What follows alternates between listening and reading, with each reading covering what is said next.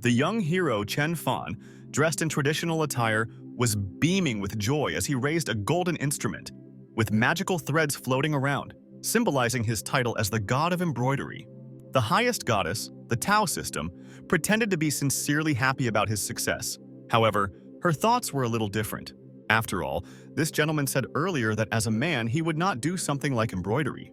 Chen Fan approached her closely, and with a mischievous sparkle in his eyes, asked her to teach him cultivation. The goddess explained what else early, but her interlocutor replied that he had already completed all the tasks. He learned to play the zither, go, calligraphy, and even drawing. All this was given to him after incredible work and perseverance. The hero was also able to master poetry, singing, and martial arts with extraordinary accuracy. In addition to all this, Chen Fan was able to learn agriculture, logging, and fishing. The guy learned all the professions everywhere and received the title of god, having spent 10 whole years on it. Many years of cultivation, Chen Fan mastered a wide variety of skills. The goddess cannot even imagine how he survived all this. The girl laughed and said that of course she understood him because she had walked this path together with the young man. Chen Fan said in bewilderment that the goddess did not clearly formulate her phrase. She did not go this way, but simply lay there and watched as the guy practiced. Dao noticed that she actually sometimes rested a little. The young man said with anger in his voice that probably the reason she couldn't teach him was that the girl didn't know how to do it. The goddess said sadly that she was very upset by such words. Did the young hero really have such an opinion about her? In this case, the lady needs to leave in order to properly grieve over her problem. Suddenly, the system spoke, saying that important information had appeared. Chen Fan had learned all the system skills, and the master mode would start tomorrow. The hero did not understand the meaning of these words and thought about it. But in the next moment, the unexpected passed. All of Chen Fan's clothes instantly flew off, and he was engulfed in a whirlwind of sparkling energy. The hero screamed in rage for the system to stop this bullying and let him go. Some time came, the guy found himself on the ground and went to his house. Walking past the cat, he did not notice how the animal jumped away from him, puzzled by the strange appearance of the owner. The faithful dog Xiaobai squealed joyfully and waved his tail with emotion. He heard Chen Fan's steps from afar. But when the dog saw his owner, he was somewhat dumbfounded. The young man looked too unusual. The hero, in embarrassment, explained that there was some misunderstanding. Chen Fan himself did not understand how it happened. The guy complained that the goddess Dao was an even bigger dog than Xiaobai because the brave fighter had learned all the professions, as she asked. And now, the girl was offended and sent him on his way without any instructions. Suddenly, Chen Fan saw something amazing and said that now he understands that in front of him is the land of monsters and martial artists. The black figure of a raven circled in the sky. In flight, the bird spread its mighty wings. The young hero happily soared above the ground, clutching a dog in his hands, and thought that maybe everything wasn't so bad. Chen Fan said that now nothing will limit him, and tomorrow will be a truly significant day. The dog barked piercingly, looked at the guy, and then wagged his tail, showing with all his appearance that he was very hungry. Chen Fan said that he would go get ready, and then they would go hunting together? Xiaobai barked joyfully. He liked this idea. Meanwhile, before the daughter of the clan head, a girl named Ye Qing Wu stubbornly fought against the enemy people. Ye Qing Wu promised herself that this evil monster would pay for all his deeds. Her Jade Sword clan would not leave their kind alive. Black Hawk, one of the 4 guards of the main 100 beasts, said that the 3rd and 7th Jade Sword clan, as well as the elders of her sect, had long bowed to his people, so the girl could only admit defeat. Ye Qing Wu screamed angrily that this was impossible. Her father did not allow this to happen. The hawk accelerated and launched an attack from the air, and then shouted, "Then she needs to think about herself first." Ye Qing Wu pulled away in fear. The enemy was still advancing, and she was indeed a little weaker. But despite this, the girl decided not to give up. She pulled herself together and thought that if she fell somewhere in the mountains or forest, he would not be able to maneuver there. She might have a chance. In the worst case, they would die together. The bird shouted with rage that Ye Qing Wu was trying to trick him so that the hawk would land in the mountains or forest. But he was not stupid enough to do so. The goddess thought with regret that her enemy had discovered this plan, and the difference in their strength was too great. Is this really the end? And at this time, the god of archery happily noticed a bird in the sky that could become his dinner. Fried chicken is very tasty. The bird shouted indignantly that no one has the right to call him a chicken. After all, he is a proud hawk. and he believed that a pathetic mortal was putting himself in danger by trying to hunt him. Suddenly, the bird noticed a sparkling arrow that approached him with lightning speed. Soon the arrow pierced the hawk's body, and the bird began to fall down with a heart-rending cry. The hawk thought that the projectile could not be fired by an ordinary mortal. The blow was too accurate, and the weapon was of extraordinary quality. Ye Qing Wu noticed the traces of Tao on the arrow and said thoughtfully that it was really them. Suddenly the girl saw a dog in front of her and heard a voice calling her. The guy said that Xiaobai should not be in such a hurry because no one would take his prey. The dog was rapidly approaching the hawk, and the girl watched the dog in confusion. She was amazed at the power that came from the animal. The strongest qi energy, this dog is clearly incredibly resilient. The girl thought with hope that if this person is so powerful that he keeps such a powerful creature as a pet, then her sect is saved. The next moment, a young man approached the snow-white dog. Chen Fan asked why Xiaobai froze in place, but the next moment he stopped short. The girl thought that she did not notice his qi energy. Perhaps he was hiding it. And Chen Fan looked at her in amazement and thought that in front of him was just a real beauty. Unexpectedly, Ye Qing Wu fell to her knees in front of him. It was a little strange, and the guy was a little taken aback. And the girl said she really wanted to ask the gentleman for a small favor. Ye Qing Wu lowered her eyes down and said sadly that their people are in danger. She is asking for help. But the next moment, the girl felt that her strength began to leave her. Ye Qing Wu was no longer able to say a word. Chen Fan ran up to her. He grabbed the girl in his arms and noticed that she was badly injured, but she still stood on her feet for a long time. Probably his new friend practices martial arts. Soon the young man brought her to his house. He was incredibly lucky to find such a beauty. Chen Fan stood in front of the lying girl and said to himself that although he received the title of God in medicine, but this is for mortals, the guy doubted that it would work on her. The young man looked at his hands and said thoughtfully that if he could cultivate, he would achieve much more. Perhaps he would even learn to fly. Suddenly the guy heard a dog barking. His faithful friend was impatiently calling him. The guy clenched his fists and headed for the exit. He said that he was already on his way and asked Xiaobai not to rush him. Chen Fan remembered that it was necessary to pluck this chicken. Meanwhile, the girl opened her eyes and began to look at the situation that surrounded her. She stood up on the sofa and was surprised to notice that her wounds had healed. Judging by the position of the sun, the girl had only been unconscious for an hour. Ye Qing Wu thought that this gentleman is an unusual person. He is a master and probably a hermit. If she asks for his help, he can defeat the 100 Beast clan. The girl noticed that she was resting on a bed that was incredibly soft and comfortable. She began to jump on it with pleasure. But after a moment, the lady was overcome with anxiety. She thought that now was not the time to relax. After all, the strange patterns on the bed and the qi of this mattress had a very unusual origin. Suddenly, the girl was struck by a hunch. These attributes and incredible intricate patterns, as well as qi, belong to the goddess Tao.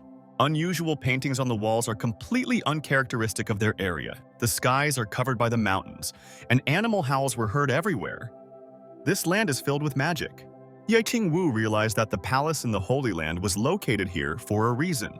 The girl read on the huge manuscripts a phrase that the waters of the Yellow River pour out from the heavens themselves.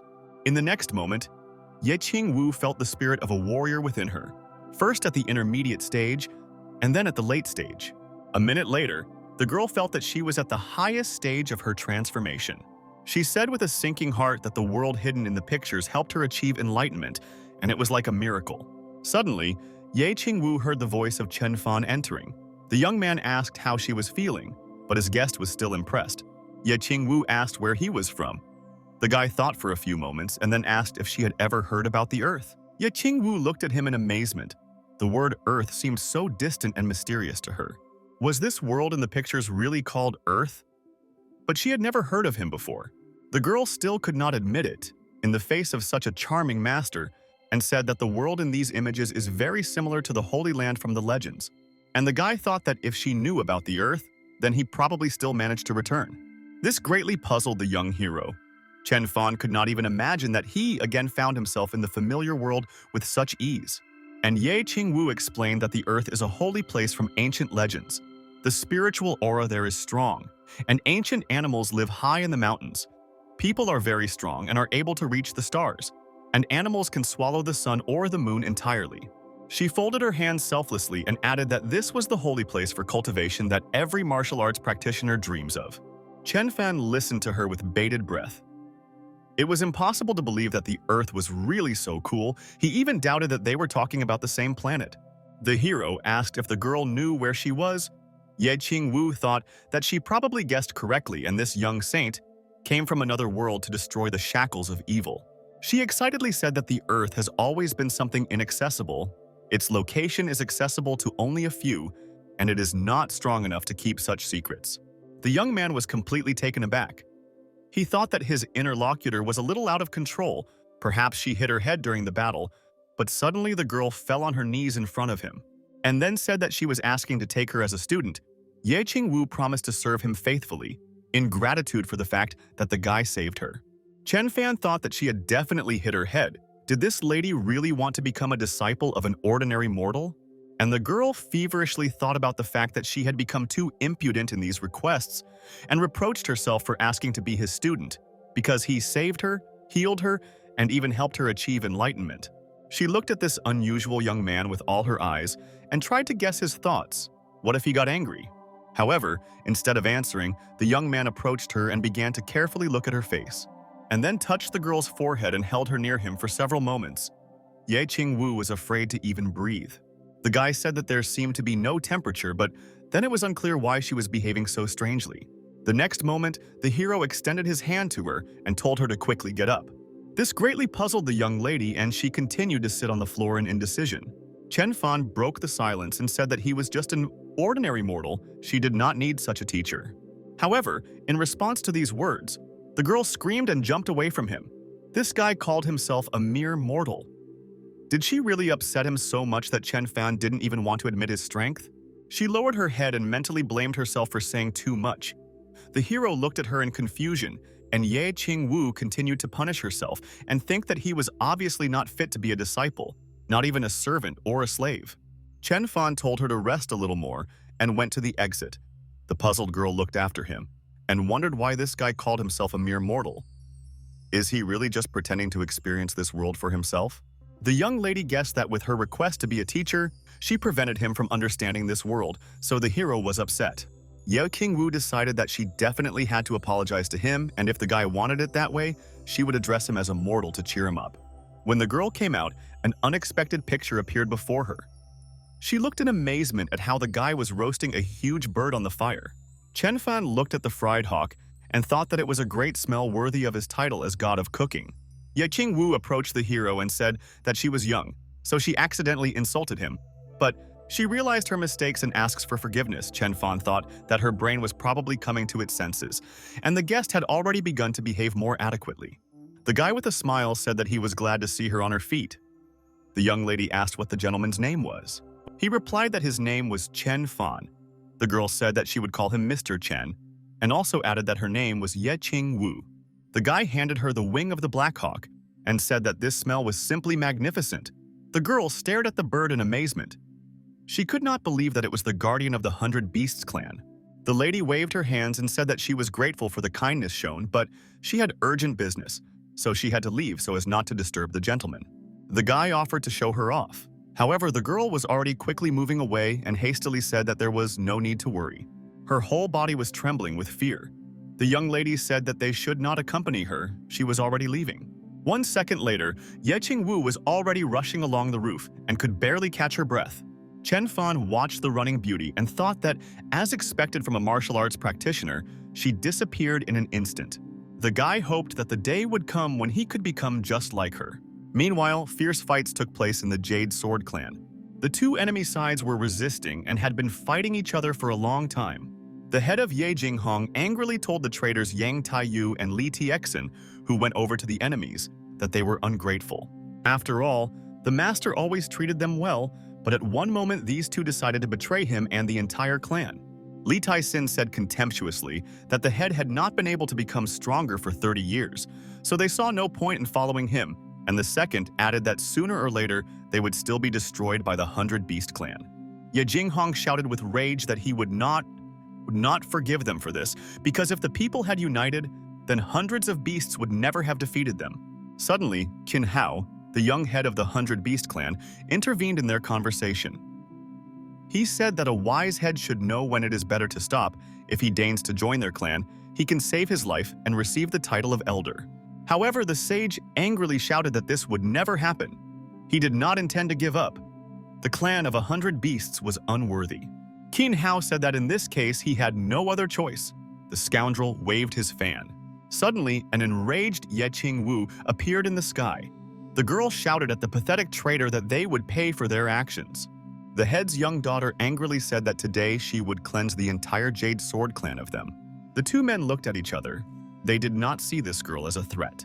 Therefore, the next moment they burst into heart-rending laughter. Li Tixin noticed that this beauty had recently run away in fear, but he could not think that she would return to die. Ye Jinghong told his daughter to leave immediately. Now it is very dangerous to stay here. The girl tried to object to him. However, her father angrily said that she could not defeat them, so she had to run away. Qin Hao noticed that they wouldn't be able to do this because the scoundrel had already come up with a good plan. The young clan head ordered his servants to kill Ye Jinghong and capture the beautiful Ye Qing Wu for him. The girl shouted that the ungrateful traitors must die. She would not give up so easily. The enemies looked at her in amazement and could not believe their eyes. They did not understand why the girl gained a level so quickly. Meanwhile, Ye Qing Wu had already attacked them and waving her sword made a powerful attack. She looked much stronger and tougher than before, and this greatly puzzled her enemies. Qin Hao asked how this was possible because the girl was at an early stage, and with incredible speed she was able to skip all 3 levels in just one day. The father also looked at his daughter in amazement. He could not believe this unusual transfiguration.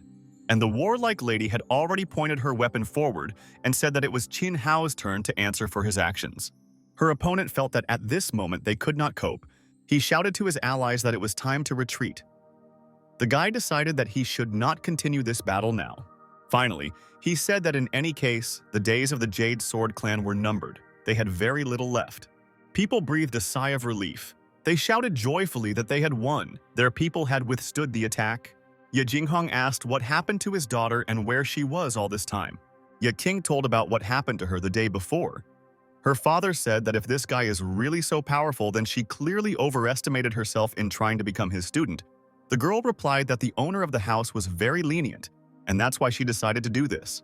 The man wanted to personally meet this guy and thank him.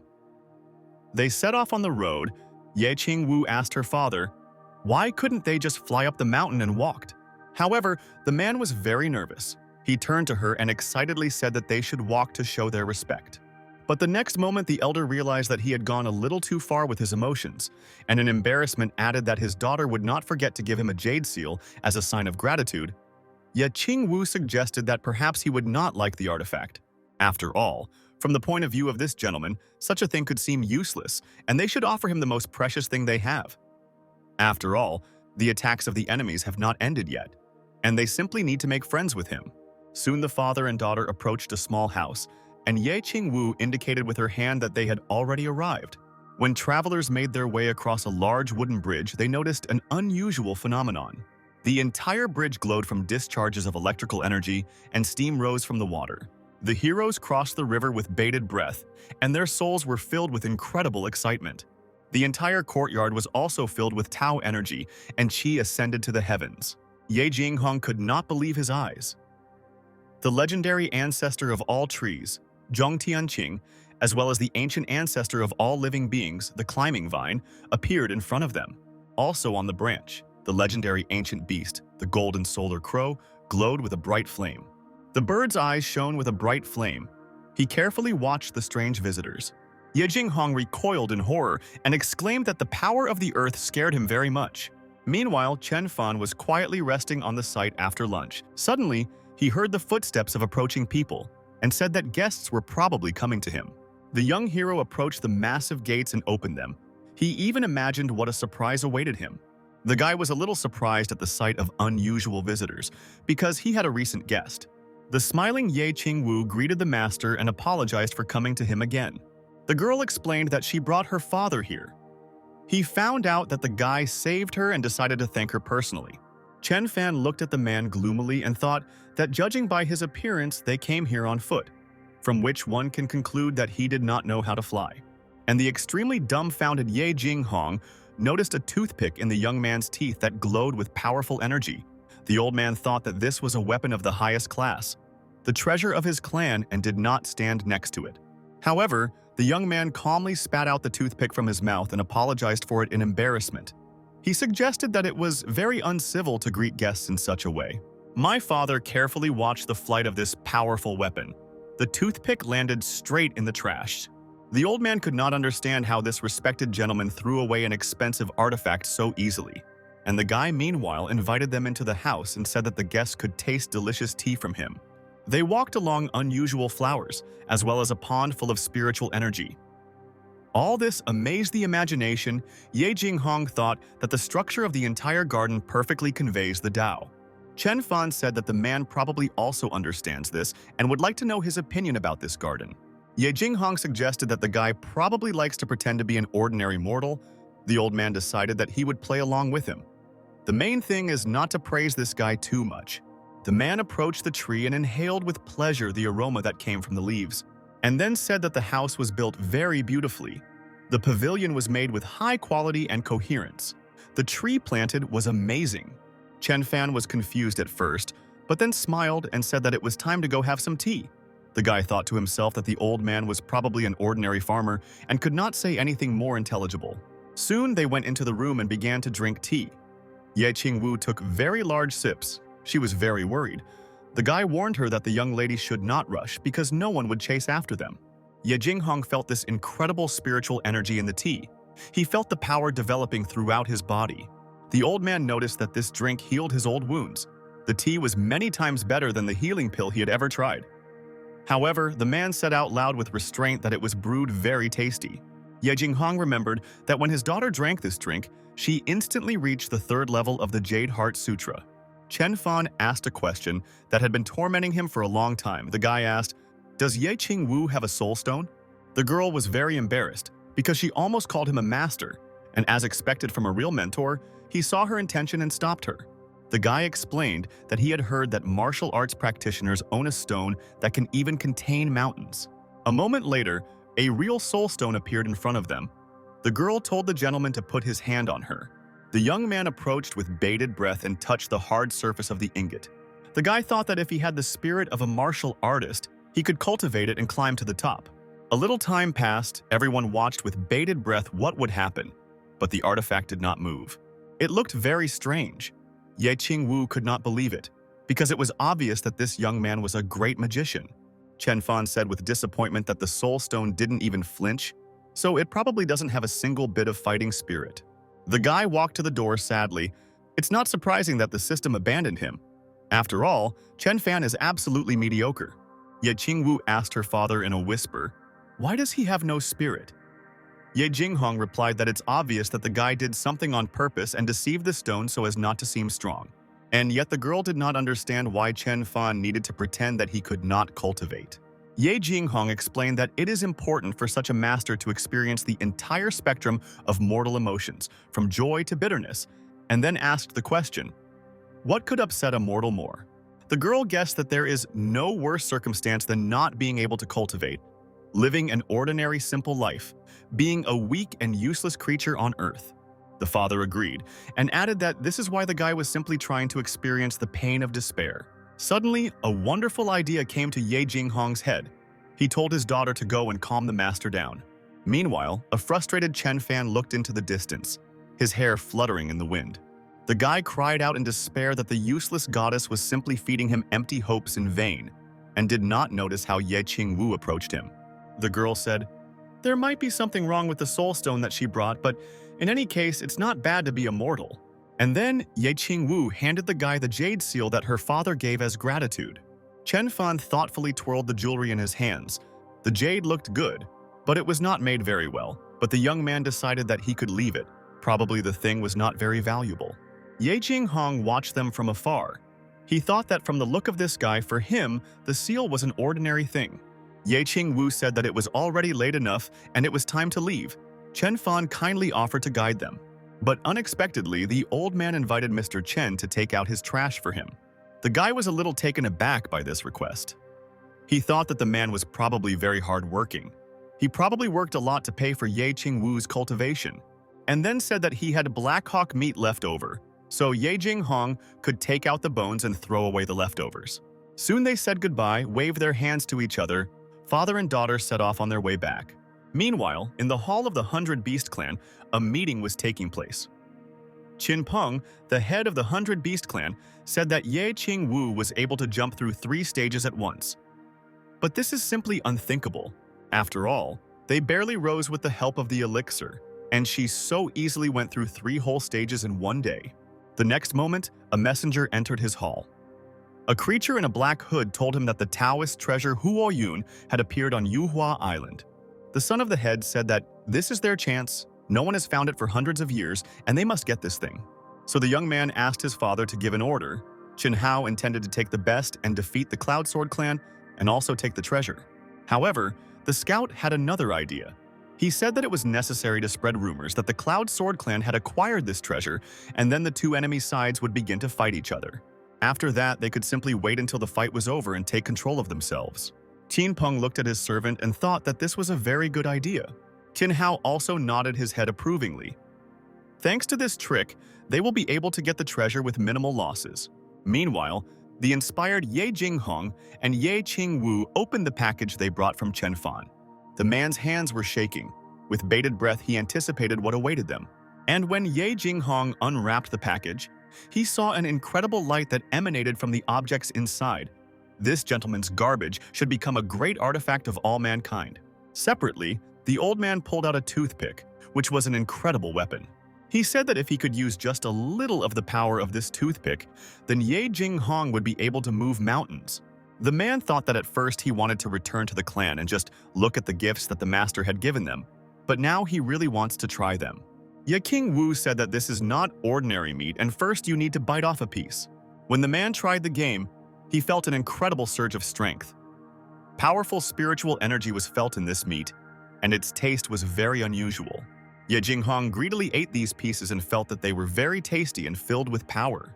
In the next moment, Ye Jinghong swirled in a whirlwind of a strong aura. He shouted that something incredible was happening to his spiritual energy. The man felt that he had made a breakthrough.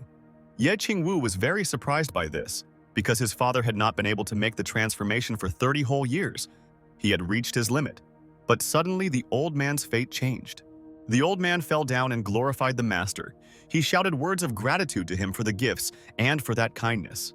Ye Qing Wu sadly thought that she should have stayed then as the gentleman offered to eat, because now it is unknown when she will have the opportunity to try these delicious dishes.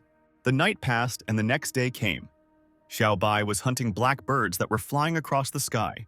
Chen Fan was getting ready to go on a hike. He noticed that his equipment was full and there was no way to take a tent with him.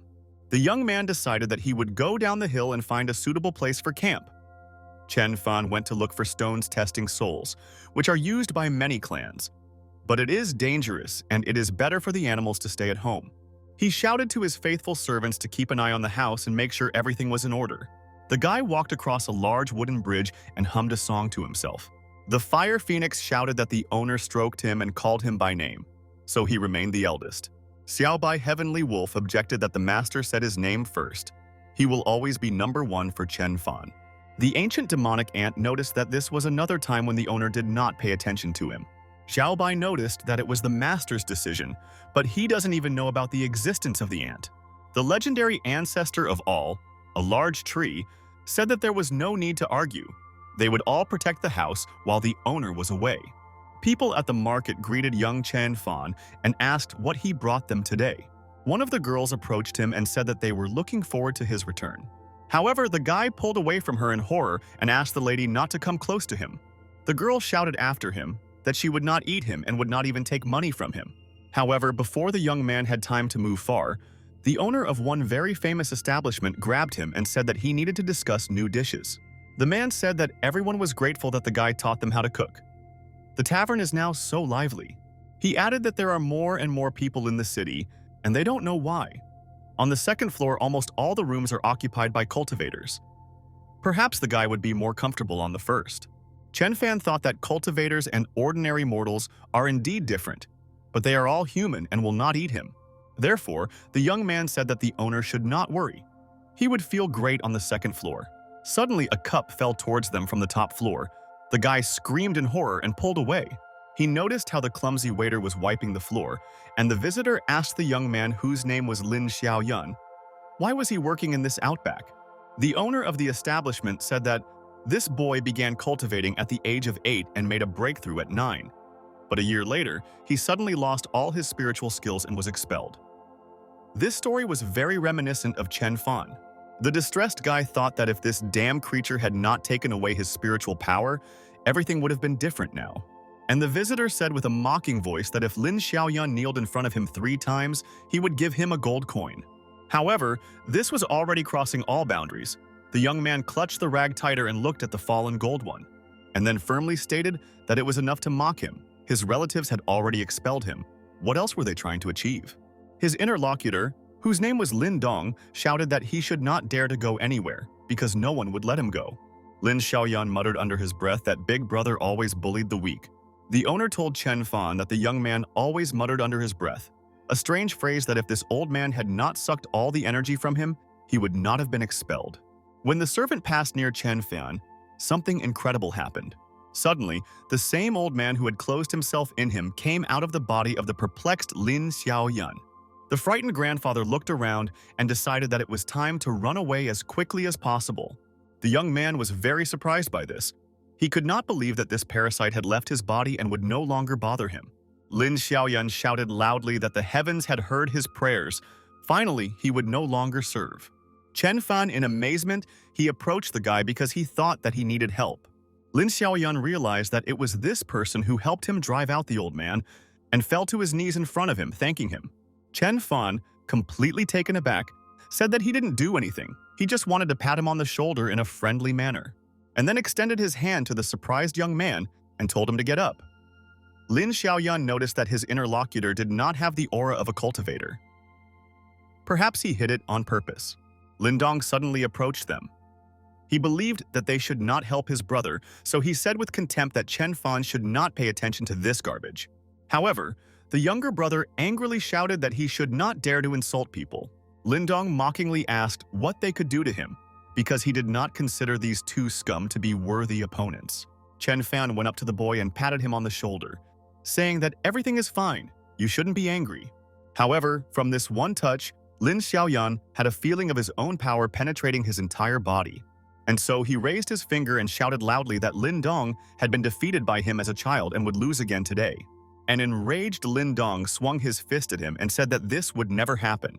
The 2 brothers grappled in a fierce fight, and suddenly Lin Dong felt an incredible force from the blow. The young man was amazed at how strong his opponent had become in such a short time.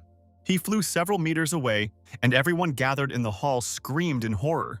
The blow was so powerful that the guy fell forward, scattering tables of food around him. Chen Fan looked at this in a daze. Probably the boy was only pretending to be weak, but in fact he was a cultivator working as a servant. Perhaps he was definitely crazy. But in the next moment, Lin Xiaoyun fell to his knees in front of Chen Fan and began to thank him for restoring the level. Chen Fan guessed that the boy probably hit his head. After all, he is an ordinary person and is not able to restore his cultivation level. Lin Xiaoyun thought that his new acquaintance was probably deliberately hiding his strength so he could play along with him. The boy continued to say that he would never forget his kindness. Now he is not able to pay. But when he becomes famous, he will always be on Chen Fan's side. The owner invited his guest to try new dishes and he did not refuse. Over lunch, the young man said that he planned to find a clan to study martial arts. His interlocutor assured that any sect would take him away with his hands and feet. Chen Fan suggested that perhaps he was really worrying in vain, and that stone was simply broken. Meanwhile, the man said that the Sacred Sound Clan decided to arrange a test, so the young man could take part and learn from them. Chen Fan jumped up from his seat enthusiastically. After all, this is one of the 3 strongest clans, and naturally, he would like to get there. The guy was inspired by this idea.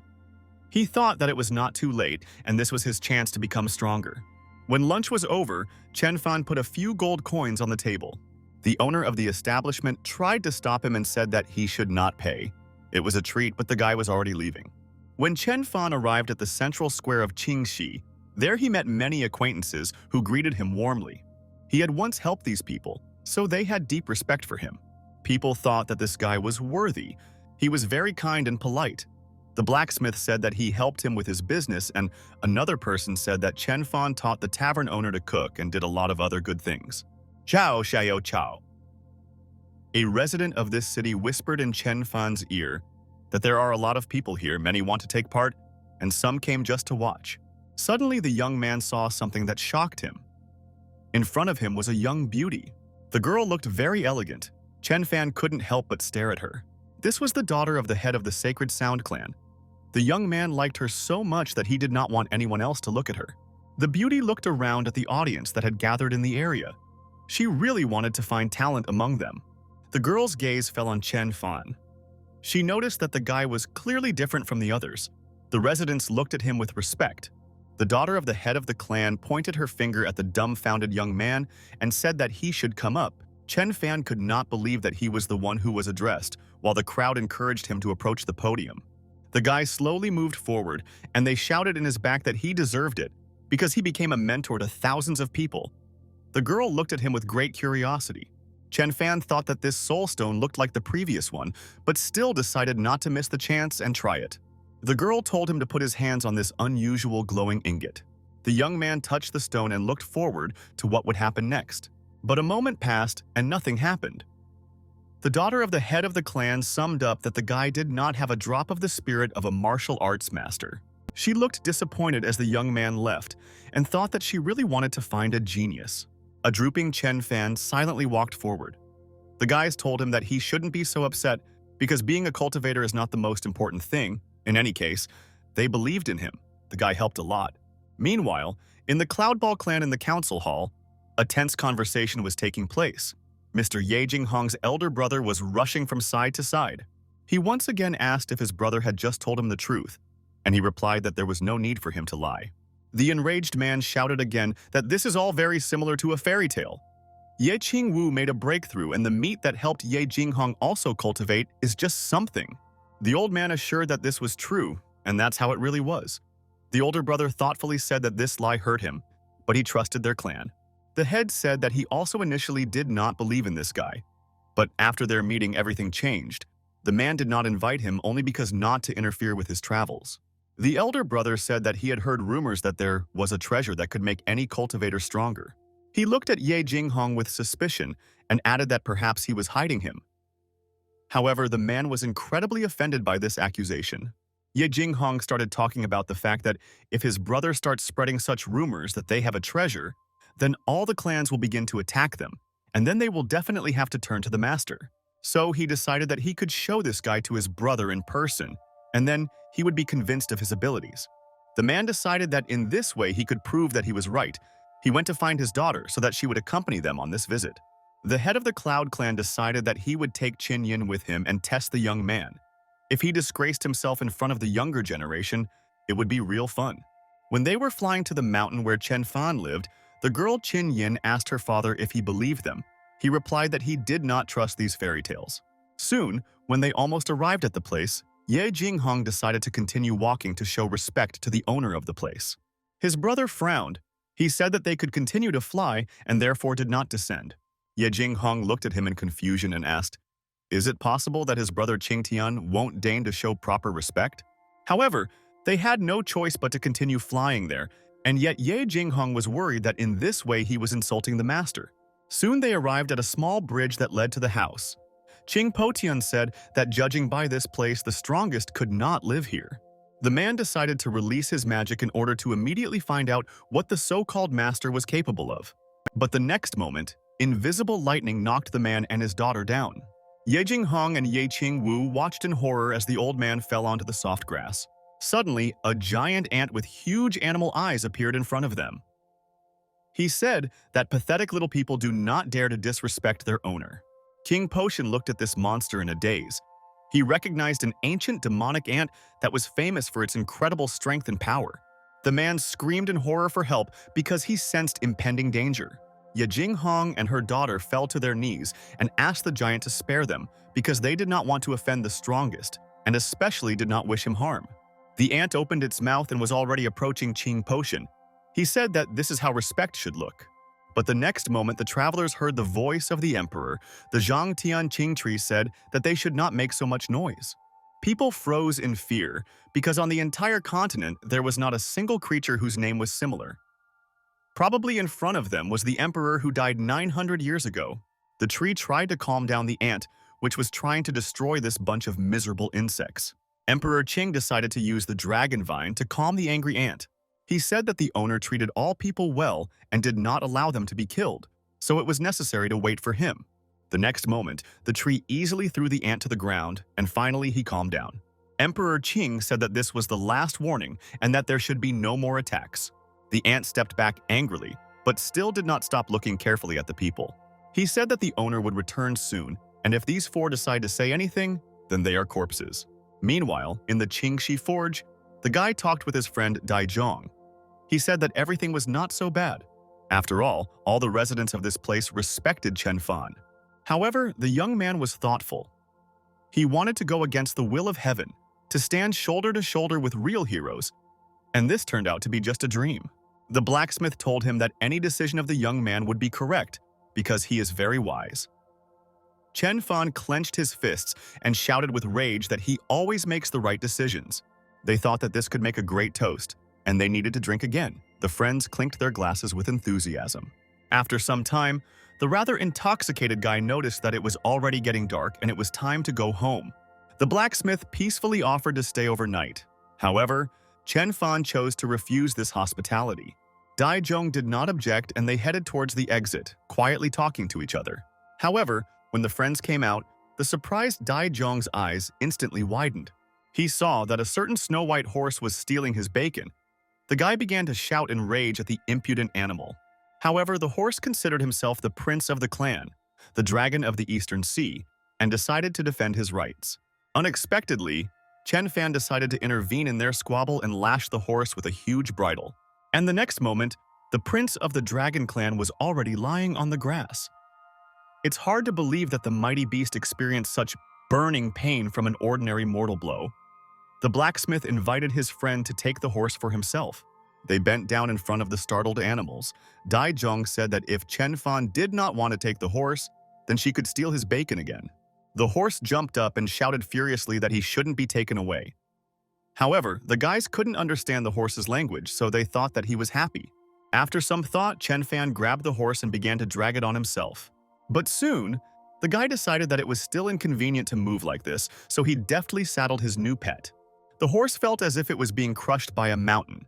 However, it had to submit. The young man moved forward and hummed songs to himself. It seemed to him that life was getting better. And the prince of the dragon clan noted with amazement that it seemed to him as if this guy was getting heavier every second. Chen Fan sang songs at the top of his lungs, while the horse could barely move its hooves. When the guy on horseback approached the house, he noticed that guests had come to him. King Potion was in incredible shock. He said that his insides seemed to be ground into powder. Ye Qing Wu was the first to notice the guy and enthusiastically waved her hand at him, urging him to come to them. Lord Qing Potion's daughter recognized this young man, whom she had driven away from the platform back then. Chen Fan asked what brought them here at such a late hour. Suddenly, the guy noticed this girl, whom he saw then in the city and recognized her. She was very scared and trembled all over. Chen Fan greeted the girl. Ye Qing Wu introduced them to each other. Ye Qing Wu also pointed to Qin Yin's father, whose name was Qing Potian. The old man had already recovered a little. Chen Fan noticed that his guest looked a little pale and asked if he was feeling well. The old man could not understand why he addressed him as you. Ye Jinghong said that his friend was just tired after getting up. He could rest a little and then everything would be fine. Chen Fan suggested that they go inside. Soon they went to the house. Chen Fan thought that apparently his new acquaintance Qing Pochen was strong since his daughter was a cultivator. And meanwhile, the horse noticed that he had a chance to escape from this idiot. But the next moment the horse realized that this was impossible because the strong dragon vine had captured him. An ant of gigantic size immediately approached and said that he liked this new food. The huge insect opened its mouth to swallow the horse. The prince tried to escape in horror and quickly moved his limbs. But all his attempts were unsuccessful because a strong dragon vine captured him to death.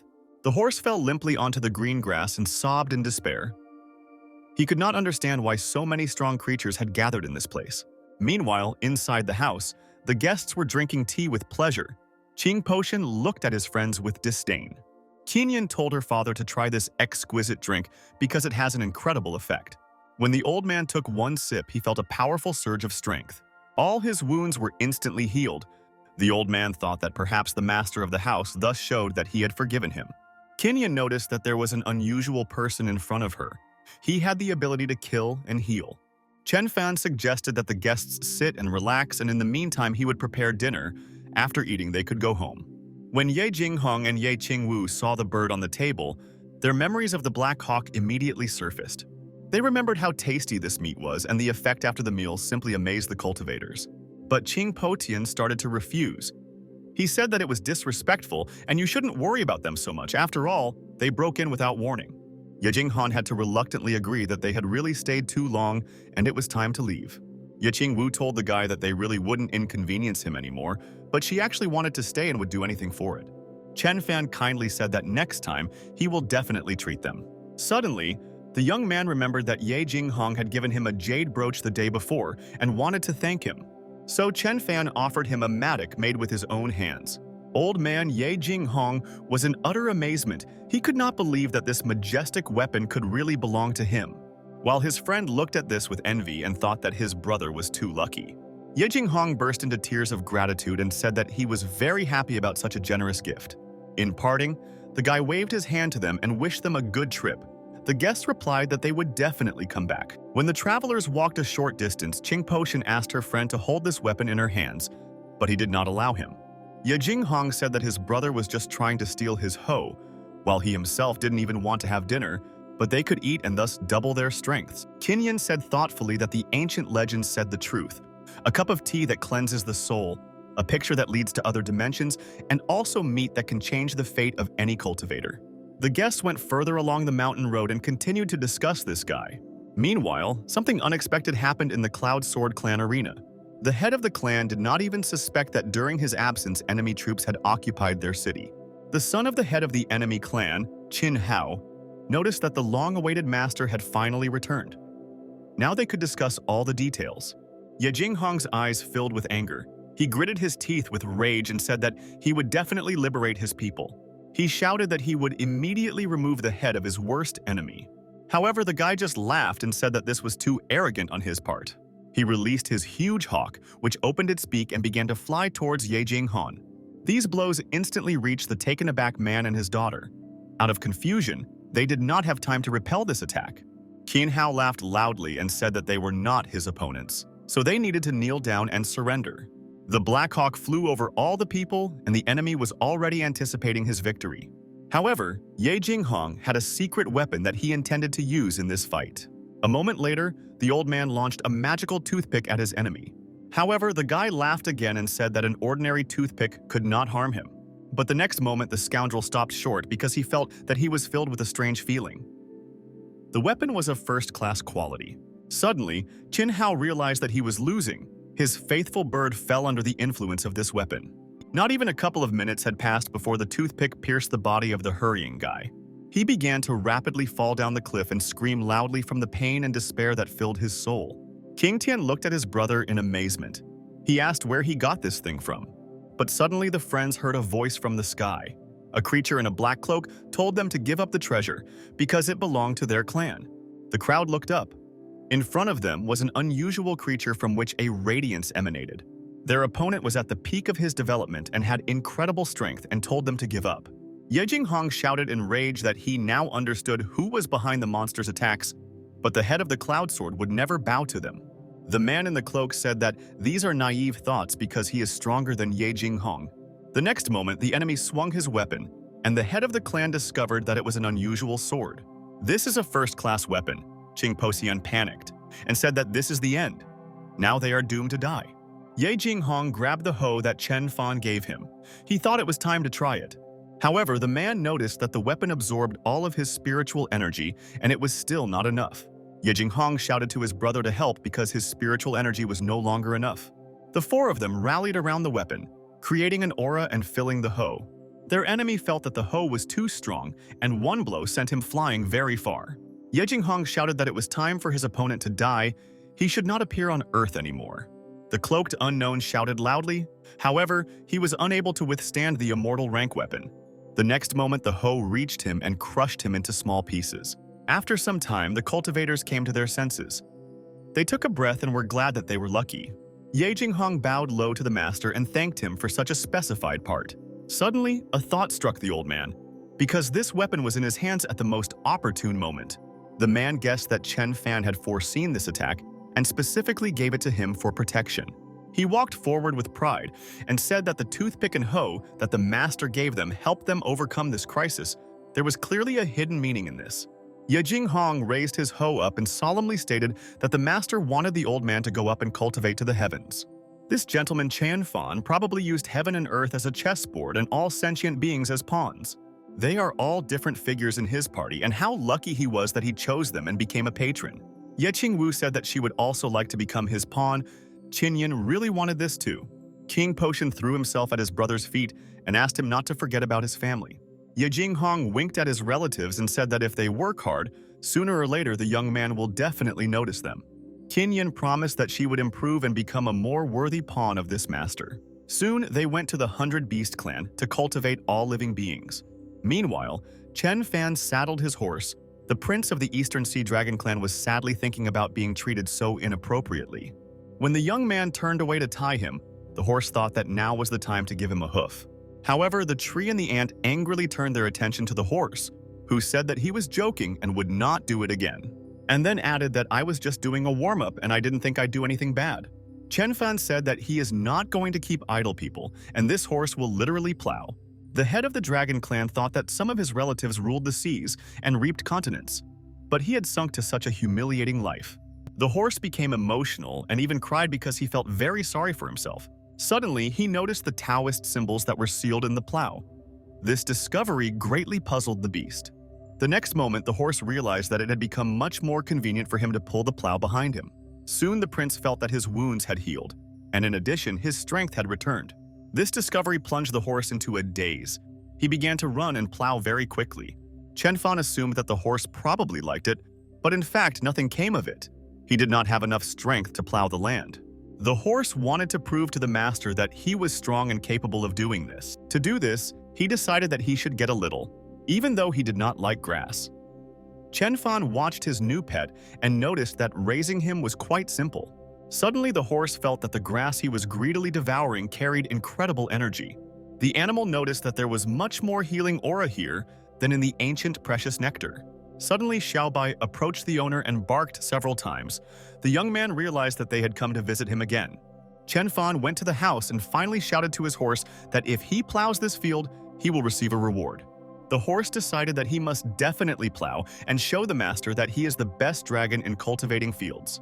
The horse said that all the grass would soon be his, and meanwhile an eagle was flying in the sky and thought that the horse had gone crazy.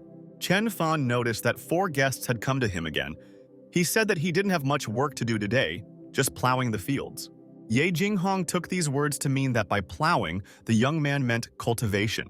The guests looked at this unusual guy in amazement and were very surprised. Qin Yin wanted to become the first pawn to plow the field. Chen Fan asked the guests why they came all together. Ye Qing explained that he wanted to thank them for the excellent hoe. Chen Fan said with a smile that there was no need to thank her for this ordinary weapon, and he himself thought that these people were very nice and well-mannered. The young man suggested that it would be nice for him to make friends with the beautiful Ye Qing Wu. The girl showed him the rabbit they met on the road. It was an ancient divine beast jade rabbit. Chen Fan took it in admiration and thought that the beast would make a good barbecue. The guy admitted that he just wanted to catch several small animals for breeding, and they brought him one. The young man thought that this fluffy wool could make a good mitten or glove. Ye Qing Wu said that this beast is very obedient and will not run away. Chen Fan thought that this was a hint of their future relationship. The rabbit felt that he really liked being in the company of this guy. He relaxed and fell asleep, did not notice how Xiaobai approached him. The wolf sensed the prey and began to sniff. The frightened rabbit screamed loudly in fear. He tried to climb the nearest tree, but the next moment he felt that the vine was completely enveloping him. The animal screamed in fear because it saw something unusual on the tree. Also from the other side, a huge ant attacked him. The frightened animal was completely confused. He fell on the grass and cried loudly, not understanding where he was and what was happening in the area. Chen Fan invited his dear guests to share a meal with him. The girls began vying with each other to shout that they could help him arrange the ingredients. They both grabbed plates of food and went forward. The young man thought that this was a very friendly family. When Qingtian wanted to pick up a large carving knife, he almost cut himself. Meanwhile, Ye Qing was surprised. He picked up the lighter. He had never seen anything like it before. The guy said that you need to press the button. When old man Ye Qing lit the fire, he saw an unusual secret flame that could make entire seas boil. Chen Fan never ceased to be surprised by these strange people. Great warriors walked on the continent, and they were surprised by the fire from a lighter. Meanwhile, the girls looked into the bowl, which was overflowing with spiritual energy. They noticed that the water here was much purer than from the holy spring. Just one sip of this wonderful liquid could allow them to find peace for an entire month. Ye Qing Wu tasted it and sprinkled this sacred water on herself. Qin Yin did the same in order to fill herself with an incredible aura and strengthen her own strength. Suddenly, Chen Fan approached them, clearing his throat. The young man apologized for interrupting them. The girls held their breath in horror. They thought that the guy would be very angry, but he didn't say anything, but just grabbed his head and never ceased to be amazed at the behavior of these strange people. After half an hour, the food was ready. Chen Fan easily threw the frying pan up. The girls caught on the fly the delicious dishes that he passed on to them. The ladies felt the aroma of enchanting Taoist energy and were looking forward to trying it. Closer to evening, the guests said goodbye to the owner. The girls said that they did not need to be seen off. Qingtian, as if enchanted, kept looking at the knife and could not say goodbye to it. Chen Fan kindly invited the old man to take this weapon if he liked it so much. Qingtian was very moved and cried. He said that he would never forget this guy's kindness. Suddenly, Chen Fan had the idea that the girls should also be thanked for the rabbit, and he gave them scarves. Qin Yin and Ye Qing Wu were very happy because the girls knew that when mortals gave scarves, it meant a declaration of love. They both thought that they had a chance to get closer to the master and become his faithful companion. The girls vied with each other to thank the generous guy and said that this gift was very wonderful. Chen Fan couldn't believe that they would be so happy with an ordinary scarf. He thought with sympathy that these girls had become cultivators, and they didn't have a penny to their name. Meanwhile, a rabbit was sleeping peacefully in the yard. The moon was shining in the sky. Everything was quiet around. Suddenly, the animal opened its eyes. He was very scared. His heart beat faster. The animal decided that it was necessary to run away as quickly as possible because Chen Fan was already approaching him. That's why the rabbit jumped up, but ran into the guy's leg and felt a slight ringing in his ears. The rabbit, in a panic, said that under no circumstances should he stay in this place because here the terrible monsters could eat him. Chen Fan grabbed the animal by the scruff of the neck and asked why it was behaving so strangely. The young man did not understand these words, but the guy still believed that he would not miss the chance to try this delicious meat. He said that the rabbit could say the last word. However, the animal began to cry in panic and said that he was just a harmless rabbit. Chen Fan came to the conclusion that this little animal is actually quite rabid. But suddenly, the guy looked into those eyes and thought that the rabbit was too cute. After some time, the young man came to the house and healed the rabbit's wounds. He said that the next time he tried to kill himself, he would not help him. And the animal thought with relief that this guy was not so bad because he had cured him. Soon the furry beast calmed down, and gradually his tears dried from his eyes. Chen Fan went to the backyard to see how his horse was doing. And the rabbit looked after the departing guy and thought with sadness that it was probably his mother who sent him to this young man. Chen Fan looked in amazement at the plowed field, which was simply unrecognizable. The prince ate some grass and lay on the ground. He decided to prove to the owner that he could not only plow, but also be suitable for riding. When Chen Fan approached the horse, he found that grass was sticking out of its mouth. The guy told Xiao Bai that he needed to bring a first aid kit. Trouble had happened. Xiao Long had eaten too much. Suddenly, a huge crow appeared in the sky, flying over the outskirts of this place and curiously examining the situation. The guy poured a potion into the horse's mouth and said that this medicine should help him. Xiao Bai whispered that Xiao Long was asking too much, in an effort to become the master's personal horse. The horse took a few sips and jumped up furiously, tears flowing from his eyes. An incredibly powerful surge of energy burst into the prince's body. The horse began to gallop in place and tried to get off the ground. But the next moment the horse fell again. He realized that he still had not learned to fly. Xiao Long thought that he probably still wasn't worthy of being a horse. That's why such a disaster happened to him. Xiao Bai said with a smart look that everyone must know their place, otherwise the butcher knife will be waiting for the horse. The horse asked what place the dog occupied in this yard. He closed his eyes and thought for a moment, and then he proudly said that he is the master's personal dog. This is the most important role. Xiao Bai is the boss here. The next day, in the Cloud Sword clan, the girls looked at the weapons with enthusiasm. King Potion looked at his knife with pride. Now the man believed that he was also worthy of becoming the master's pawn. Ye Jinghong deciphered the meaning of the gifts. The hoe is needed so that the old man cultivates everything in his path. Vegetables and fruits begin to grow on the land cultivated with this tool, and Qing Tian's task is to take the knife and follow him, slicing the crop. Ye Qing Wu asked her father what the handkerchief meant. The girl could not decipher the hidden meaning of this gift. Her father explained that this scarf was made of sunlight. This is a metaphor for Taoist Huoyun. Probably the master wanted them to find the place of his death and get the treasure. And yet, the girl did not understand why Chen Fan needed the treasure if he was already so strong. Ye Jinghong shouted in anger that his daughter did not see the obvious. This was a test. If she did not find the treasure, she would not be worthy of becoming his pawn. Ye Qing Wu belligerently stated that she was ready to do anything for this and would definitely find the artifacts. And Qin Yin, looking at her gift, thought that the music depicted on her scarf meant only one thing. This is a harmonious relationship between her and Chen Fan. The girl held her breath at this very thought.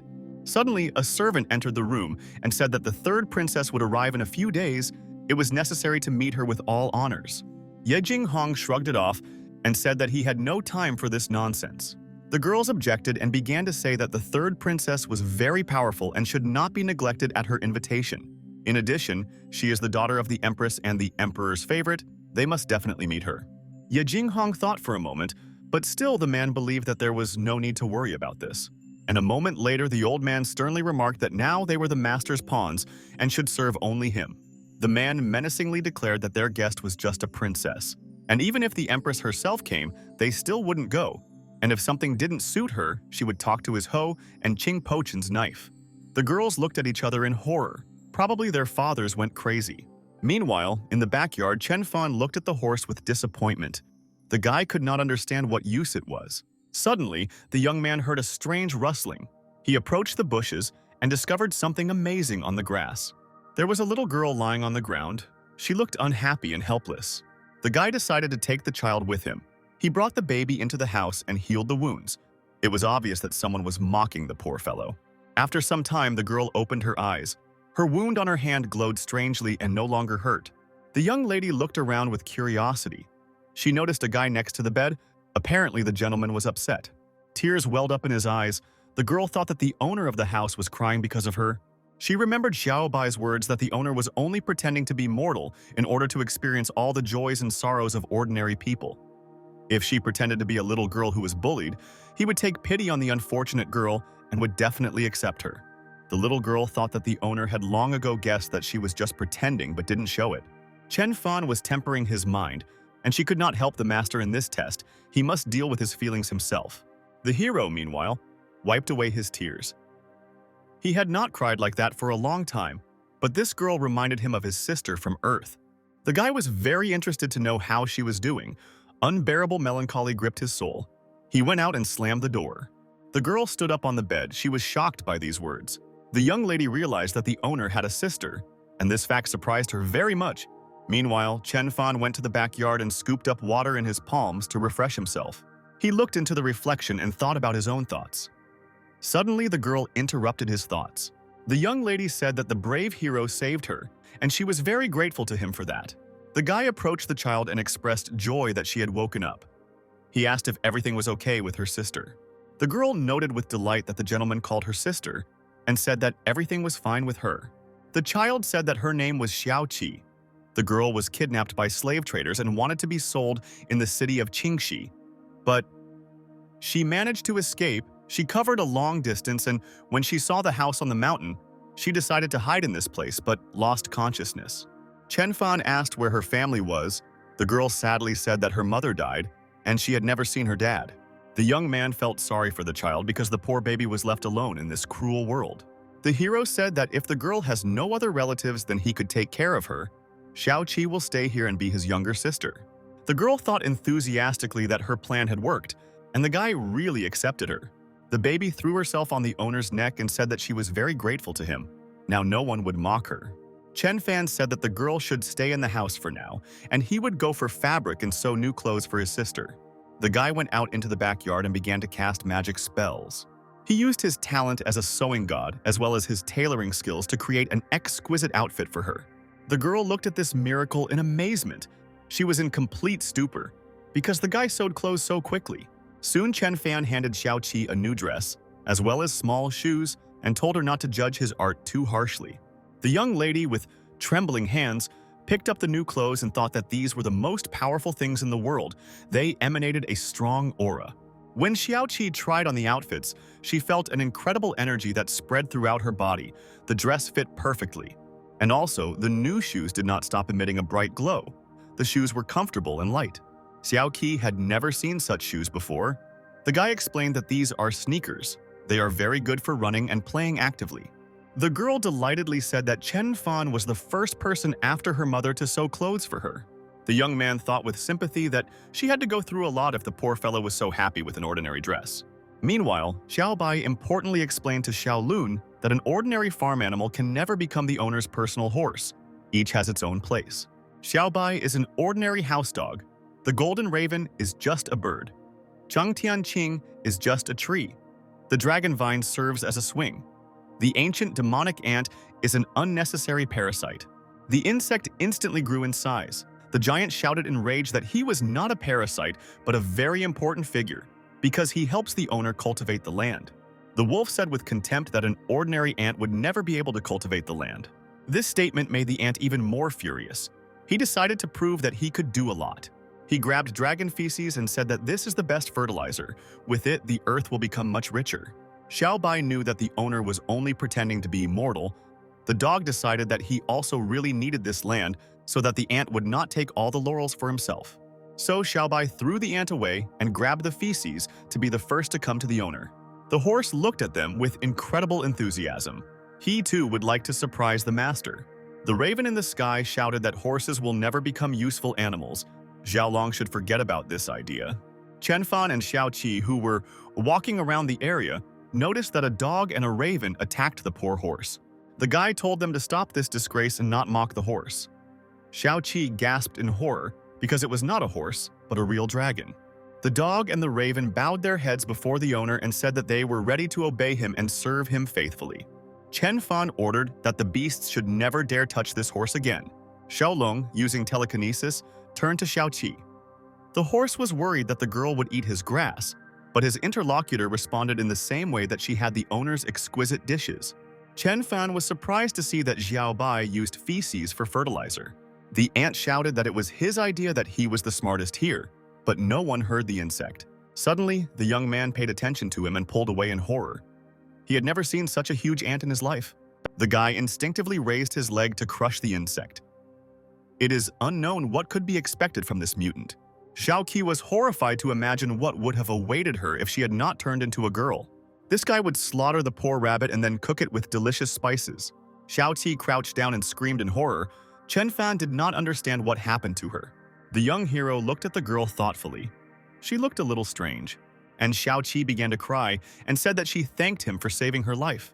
Chen Fan asked what happened to her. However, the girl was afraid to tell because she thought that the master might get angry. She said that this ant was also probably lost. He was very unhappy. His parents were probably looking for him. Chen Fan thought that the poor child really misses his family. Maybe he will have to find these slave traders and punish them for the evil they did. The guy told her not to cry. Now Xiaoqi's house is here, and her new family is around. The girl promised that she would not shed tears and enthusiastically hugged her brother. Xiaoqi admitted that she was very afraid of the dog. However, the guy calmed her down and said that this dog was trained. The girl noticed with a smile that the feathers of this bird were very beautiful. They could be used to make a shuttlecock and play together. Xiaoqi asked Chen Fan to swing her on the branches, and the guy fulfilled her every whim. Soon evening came, and the young man said that it was time to go to dinner. Xiaoqi stuck out her tongue to all the animals. The girl thought that she was very lucky. The rest of the inhabitants of this house were just pitiful animals, and she became a younger sister. The animals looked after the cunning rabbit in rage. They were very jealous that now all the master's attention was focused on her. Xiaobai said that there was no need to tell her this secret. When the animals realized that the dog was to blame for everything, He told how to get the owner's attention. They attacked him with accusations. Meanwhile, in the Cloud Sword clan, the third princess arrived. She was very offended that no one met her. Soon, servants burst into the royal hall and reported to Ye Qing Wu that the fifth prince of the Zhuao kingdom wanted to see him. The man gloomily reflected that their kingdom was very close. They often quarrel. He hoped that the prince was not planning to annex their territories. Suddenly, Ye Qing Wu heard footsteps behind him, and the next moment he saw that a visitor had come to the hall. The fifth prince, Liang Kong, considered the arrogant attitude on the part of the clan head offensive. The dear guest was not met, and in addition, Ye Qing Wu's servants killed his loyal subject. The old man did not think that he had committed a crime because now it was clear who was behind the attack by the 100 Beast clan. The prince said that his people had strength they had developed for many years, and Ye Qing Wu destroyed an entire nation, and now he must pay for it. The evil demon Qi Xinghai said that his master should not worry, and very soon the enemy would regret what he had done. Ye Qing Wu recognized his opponent as one of the 10 strongest inhabitants of the Zhuao kingdom. The scoundrel decided to attack him. Suddenly, a voice was heard behind the demon commanding him to prepare for death. It was Qing Potion who spoke. The old man rushed at the enemy, waving his kitchen knife and furiously proclaiming that he would tear anyone to pieces. Ye Qing Wu noted with annoyance that his brother had stolen such a good chance to shine from him. Meanwhile, the third princess Zhao Lingji had already arrived at the clan building, but still no one had met her. Her aunt Yin Shu said that it was necessary to go upstairs and punish the ignorant owners. Suddenly, the girl saw something flying from the window and looked at it in horror without taking her eyes off it. She barely had time to jump to the side as an unknown silhouette rushed past the girls. It turned out that a defeated demon had fallen into the pit. The poor fellow felt emanating symbols of the Tao from the kitchen knife that were impossible to overcome. The girls recoiled in horror. They realized that this was an unusual spiritual weapon in front of them, and just in case they decided to stay away from it. Soon the hosts, the 2 oldest heads of the clan, came down to the confused guests and politely greeted the princess. Ye Qing Wu asked how the guests were feeling. The ruler hoped that they were not too frightened. But the girl did not take her eyes off the kitchen knife. She noticed that it was a very strange weapon. The man said that if they came here to find Taoist Huoyun's treasure, they might be very disappointed. But the princess did not understand what these words meant. She wanted an explanation. Her interlocutor declared that since they themselves had nothing, joining the master and becoming his faithful servants was the best option. The girl thought that if this gentleman is so generous that he gave them weapons, perhaps this is a great chance. The princess approached the man and stood thoughtfully for several moments, and then asked Mr. Ye Qing Wu to introduce her to this young man. Meanwhile, in the city of Qingxi, the incredible aroma of delicious freshly baked buns could be felt throughout the surrounding area. The spirit of the old man who came out of the unfortunate guy Lin Shuoyun breathed a sigh of relief. He did not expect that he would meet such a powerful hermit.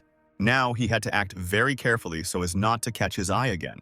While this guy was not nearby, the spirit had to figure out where to hide because in this state he could last no more than 3 days. Suddenly, the old man felt an incredible aura that emanated from an ordinary blacksmith. The old man could not understand how a weak and unremarkable mortal possessed such great power. The spirit really liked being in the flow of this energy.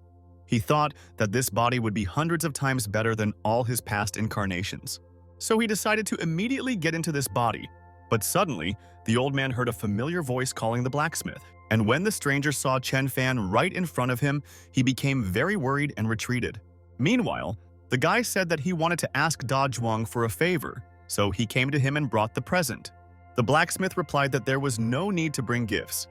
He was already ready to solve his friend's problems, and the frightened spirit in a hurry plunged into the body of an animal that was nearby.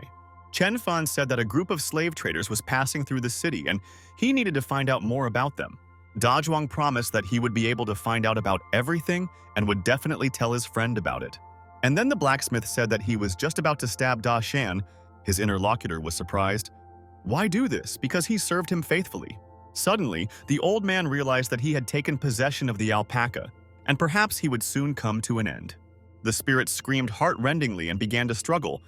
The blacksmith noticed that his pet was probably sick, and therefore there was no other way out. It was still necessary to kill it. The guy sadly said that he would give the alpaca a very quick death. He wouldn't even feel anything. The old man screamed in rage. He thought that he was going to die and was very scared. But Chen Fan bent down and carefully examined the animals. He said that he could help the poor thing. After the examination, the guy said that the alpaca was not sick at all. The situation was completely different. When the blacksmith heard this, he realized that he was simply mistaken. Chen Fan asked to take the animal with him for examination. The spirit that closed itself inside the alpaca endlessly thanked the gentleman for saving his life and bowed to him. The blacksmith saw that the animal was grateful to Chen Fan for saving his life. So the guy decided to do a good deed and give an alpaca to a friend. Chen Fan doubted. Although he was looking for a mount, he was worried that an alpaca would be very difficult to handle. The spirit decided to show that he was the best and most obedient homeless pet on the mainland, so he menacingly knelt before his new owner. Chen Fan thought that this beast really looked strong, but it was still a little strange to ride an alpaca. Dashan said that he would take his owner anywhere in the world because he is very strong and strong.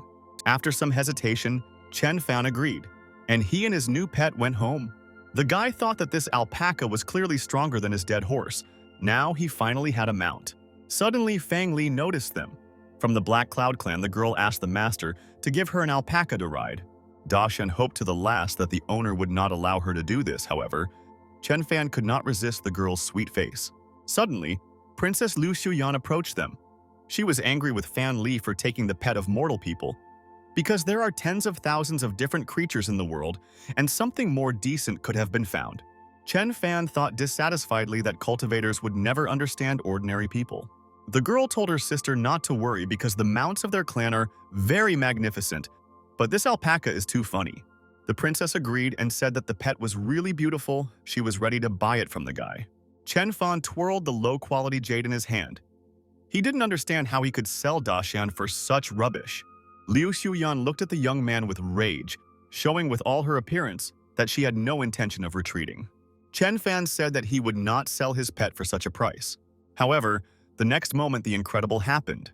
Liu Xuyan and the girl flew away, taking his alpaca with them.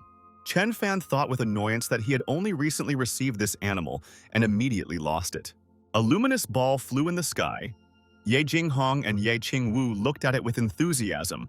The man said that they had probably found the treasures of Taoist Huoyun. He added that warriors from their continent were most likely also targeting the artifact, and in this case, a bloody battle would ensue. Ye Qing Wu still had hopes that they would be able to complete the master's task. At this time, Princess Zhao Lingji and Yin Xiu approached them. The girls promised to help if the head of the clan told the master about this. He replied that this was not necessary. Zhao Lingji thought with dissatisfaction that this man was still being cautious. But if the master is so powerful, would it be a problem to get such a treasure? Suddenly, the princess noticed that enemies began to approach them. This was completely unexpected. The girl said that they didn't even have time to approach, and they were already attacked by enemies. Ye Qing said that they will not ask for help from the master. If Chen Fan comes, he will only laugh at them. The cultivators can handle such a small thing themselves. The leader of the Black Cloud clan, Mr. Huang Shao, calmly stated that the cicada wing treasure was stolen and he intended to return it. Yin Xiu exclaimed in horror that in front of them was the leader of the Black Cloud clan, one of the strongest people in the central zone of the Shenwu continent. Ye Qing involuntarily glanced at the girls. Even if their opponent is the strongest, this does not mean anything. The warrior was confident that he must carry out his master's order at any cost and take the treasures of Taoist Huoyun.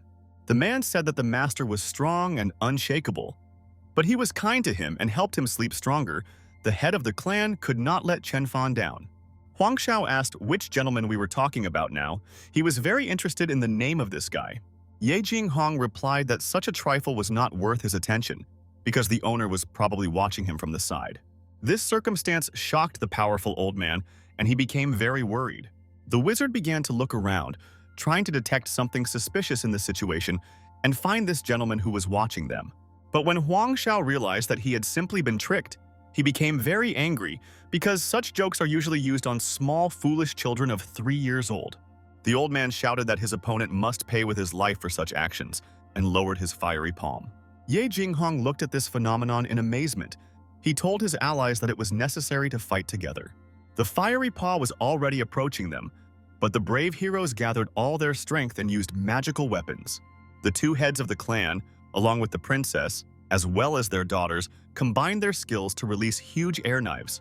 But the next moment, the heroes felt a retaliatory blow, a powerful flow of air that knocked them off their feet. Spectators watched this battle from the side. Fang Li and Liu Xiuyan were amazed at the unusual energy that emanated from the fighters. Liu Xiuyan said sternly that we need to hurry. This is the spiritual power of the master and the battle has already begun. Da Shan thought sadly that the master had so easily abandoned him, and now he would have to die. The head of the Qing clan, Potion, also thought about the same thing. The old man could not believe that the owner was putting them in place. Ye Qing Hong admitted to himself with contrition that they would probably not be able to complete this task. The master would be disappointed.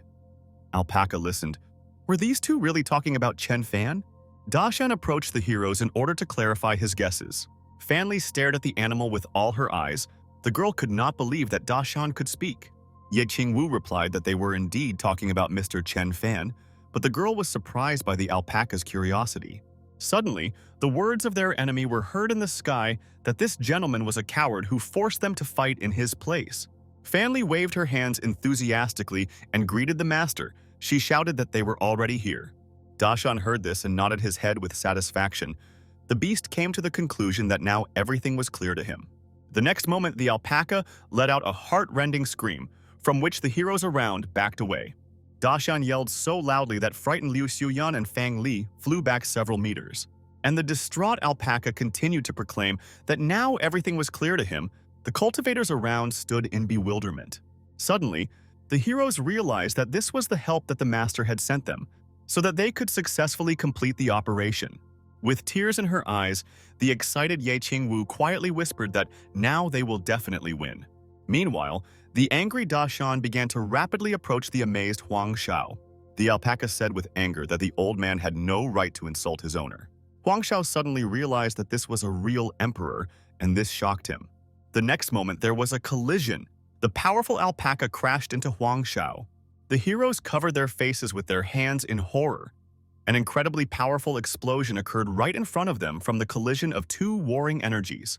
The girls watched this in amazement, their hearts beating very quickly from fear and surprise. Suddenly, they saw Da Shan in front of them, who suddenly grew several times in size and looked very powerful. The wounded and completely exhausted Huang Shao thought in horror that their master Pravda was seriously strong. Now Ye Qing Wu had no doubt that help had really come to them. They must definitely win this duel. Her father raised his eyes to the sky and thoughtfully said that the master would not allow them to die. Zhao Lingji glanced sideways at the defeated enemy and thought that she should be more careful from now on, otherwise she risks ending up in his place. Liu Xiuyan watched all this in horror. The girl could not believe that this gentleman was really an immortal hermit. Fan Li cried bitterly and quickly ran to her mentor. The girl approached the wounded old man.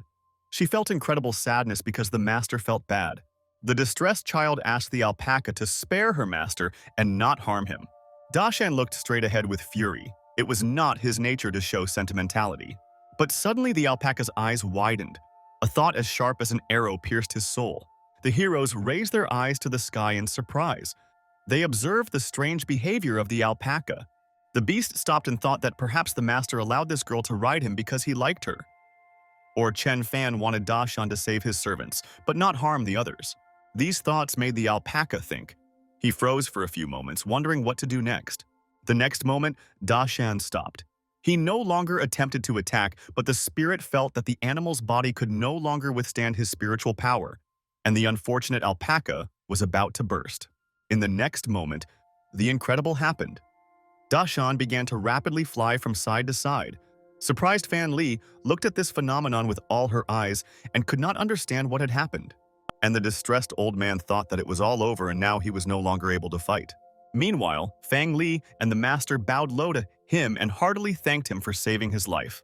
The alpaca snorted contemptuously. He had absolutely no time for these two weaklings. Da Shan was glad that none of the guys understood anything. Otherwise, he would have died long ago.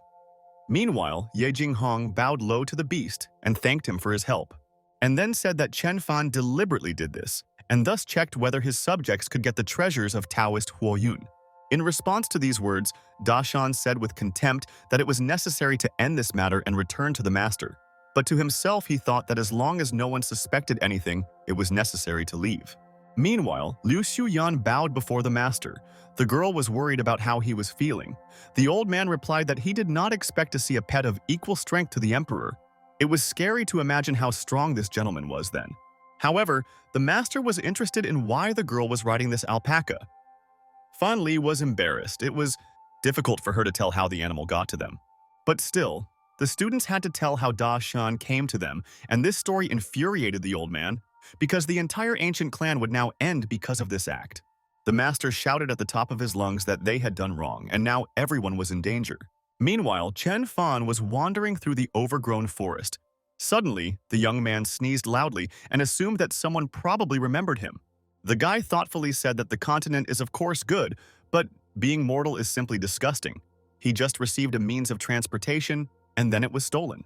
Chen Fan promised himself that even if he couldn't cultivate, he would find another way to become stronger. Suddenly, Chen Fan heard a strange whistle and became alert. He could not understand where the clatter of hooves came from. But a moment later, the stolen alpaca was rapidly approaching the guy. The faithful servant fulfilled his mission. Chen Fan was incredibly happy that the animal was able to find its way to him. The guy praised the smart alpaca. Unexpectedly, the young hero heard footsteps next to him and turned around. Da Shan looked with hatred at the people who were approaching. The master, as well as Liu Xiuyan and Fang Li, approached the young man with caution. They decided not to miss their chance. But Chen Fan was terribly scared. This crazy girl found him and returned to rob him completely. The guy peacefully said that Da Shan himself returned. The hero did not steal him. The master reverently introduced himself and said that he was the mentor of this stupid student and had come to ask for forgiveness for her. The old man thought with disappointment that it was not in vain that Chen Fan said the word steal. Perhaps the gentleman is still offended by them. Chen Fan looked at this man in surprise and could not understand why these people were behaving so strangely. The master looked at the guy in fear. He was trembling all over, waiting for an answer. Meanwhile, the rest came out to the edge. Ye Qing Wu happily waved her hand and smiled. She felt unspeakable joy from meeting the young man. With tears in his eyes, Chen Fan thought that the girl had brought those people specially so that they would apologize. Fan Li lightly touched his hand, and it was as if an electric discharge ran through the young man's entire body. The girl said that they realized their mistake and wanted the owner to spare his sister and also the master. Liu Xiuyan and the master watched silently without saying a word. The cultivators were afraid of the anger that could fall on them. According to the heroes, Mr. Chen Fan looked extremely intimidating. The guy said that if Da Shan returned, then they can forget about the past. He is only sorry that he lost a piece of jade. The master and Liu Xiuyan bowed low to him. Chen Fan dismissed his new acquaintances. The guy drew attention to the people who came along with Ye Qing Wu. The girl said that they were friends. The young lady was very worried that she could offend the gentleman with such an act, and she regretted that she had not thought about it earlier. The princess said that her name was Zhao Lingji, and the aunt also said her name. Chen Fan glanced sideways at the girls. From their appearance, it was noticeable that the ladies were quite rich and respected people. What could not be said about old man Ye Jinghong? He was clearly collecting the last crumbs from the floor. Therefore, the young man peacefully invited Lady Zhao Lingji and Aunt Yin Xu to have lunch with them. The woman thought sadly that she looked so mature and would be called auntie. After some time, the guys arrived at the house where the young hero lived. The princess and her aunt never ceased to be amazed at the powerful energy of this place. Xiao Qi happily greeted the heroes and proclaimed that her brother had finally returned. The girl was very happy about this. Ye Qing Wu recognized this child as the rabbit she had given to the master. The girl was surprised by such a transformation. She thought that the beast was smart enough and was very successfully reincarnated. Meanwhile, Chen Fan happily patted the child on the head. The girl said that she behaved wonderfully. Ye Qing Wu noticed that in appearance these two acted like brother and sister, and decided to also treat this little one with respect. Chen Fan invited the guests to sit down. The guy promised to feed them all deliciously. The young man stole a glance at Ye Qing Wu. Gratitude was visible in his eyes. The girl thought that it was for a reason. Probably the master guessed that they had fulfilled his assignment and finally recognized her.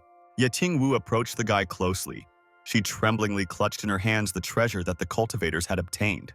She really wanted to please the young man so that he would notice her special attitude. But suddenly the thought came into the girl's head that this was wrong. If she gave the treasure in front of everyone, then the master's disguise as a mortal would be destroyed. Chen Fan laughed and said with emotion that the young lady was very kind and brought him a gift every time. The girl thought that in this way the owner was disguising himself and supported his game, saying that this was gratitude for the scarf side. The young man looked at Ye Qing Wu in amazement because he gave both girls a scarf, but only she brought him a gift in return. This gave Chen Fan the idea that perhaps this beautiful girl had a crush on him. For several moments they looked into each other's eyes and felt a subtle spark. However, Xiaoqi didn't like this at all, and the girl puffed out her cheeks indignantly, and then asked her brother to quickly open the gift because she couldn't wait to look at it. Chen Fan came to his senses and looked at the child. He was indeed a little distracted. When the guy unwrapped the package, he realized that in front of him was a burst fabric. Until that moment, the young man could not even imagine that there was plastic in this world. Ye Qing Wu remembered that Huang Xiao called it cicada wings, but perhaps the treasure had two names. Chen Fan asked that if possible, the girl could get more. This material was ideal for greenhouses. The young man decided that it would be nice to build greenhouses and create his own agricultural empire. The young hero asked the two cultivator brothers to help him a little. Ye Jinghong was in seventh heaven. Probably the master was pleased with their work and was ready to give a new task. The guy needed to hire people. He calculated that about 200 people would be needed in a month. Chen Fan is ready to pay generously, but the workers must be reliable. The old men looked at each other. They took these words in their own way. It was probably necessary to gather a huge army, and the master began his plan to cultivate the entire world. They enthusiastically supported this initiative and said that the owner could completely rely on them. Chen Fan thought with joy that one issue had been settled, and now he had the opportunity to put things in order in his personal life. The guy invited Ye Qing Wu to take a little walk around the neighborhood, and he decided to get to know his new girlfriend better. Walking through the blooming garden, Chen Fan still held in his hands the present that the girl brought him. The princess and Yin Shu looked after them with envy, and the saddened Qin Yin could hardly hold back her tears. The girl believed that this was unfair because she had deep feelings for this young man. Meanwhile, Chen Fan brought the girl to the gazebo and handed her a small, shiny box. Ye Qing Wu looked into his eyes with admiration. The young lady could not believe her happiness. The master gave her a treasure. The young lady thoughtfully took this small gift and opened it. Inside the box, there was a small round stone that glowed brightly and looked very beautiful. The girl had never seen such a stone before. An aura emanated from it, unlike this world. But still, Ye Qing Wu was a little disappointed because she thought that the guy would give something special, but he gave an ordinary amulet. But the girl feigned joy and said that she was simply delighted with such a gift. Ye Qing Wu asked the meaning of this amulet. Her heart sank treacherously. Probably Chen Fan was hinting with this gift that she should not rush. The young hero said that this is a jade amulet, which he made with his own hands to represent his desire to cultivate. This thing is the most valuable thing he has. The girl looked at the stone doubtfully and saw the hidden meaning in his words. The guy wants her to diligently improve, and that means she is still worthy of becoming his pawn. But still not trying hard enough to get the weapon, Ye Qing Wu could barely contain her disappointment. The guy patted his friend on the head, and the girl thought that she was probably really in too much of a hurry, but the gentleman probably knew what was best for her. Ye Qing said that she understood everything and was ready to happily wear this jewelry. The girl tried on the pendant, and Chen Fan noticed that it looked impressive. Chen Fan felt his heart pounding. He was delighted with how well the stone suited his young friend. And in the meantime, the alpaca was happily eating the grass. He was glad that he had finally become the owner's sled pet. But the horse angrily said that he should not dare to approach his grass because this was Xiaolun's territory. Dashan calmly countered that he had become a mount, so the alpaca has more rights. The faithful pet also said that he respects the rabbit and the old tree, but he is not going to take the horse into account. The prince decided not to argue and abruptly changed tactics. He apologized and offered his friend grass as a form of reconciliation. And I thought to myself that I was created to be this guy's faithful steed, and I needed to eat more to gain weight. Dashan tried the green grass that grew in the area.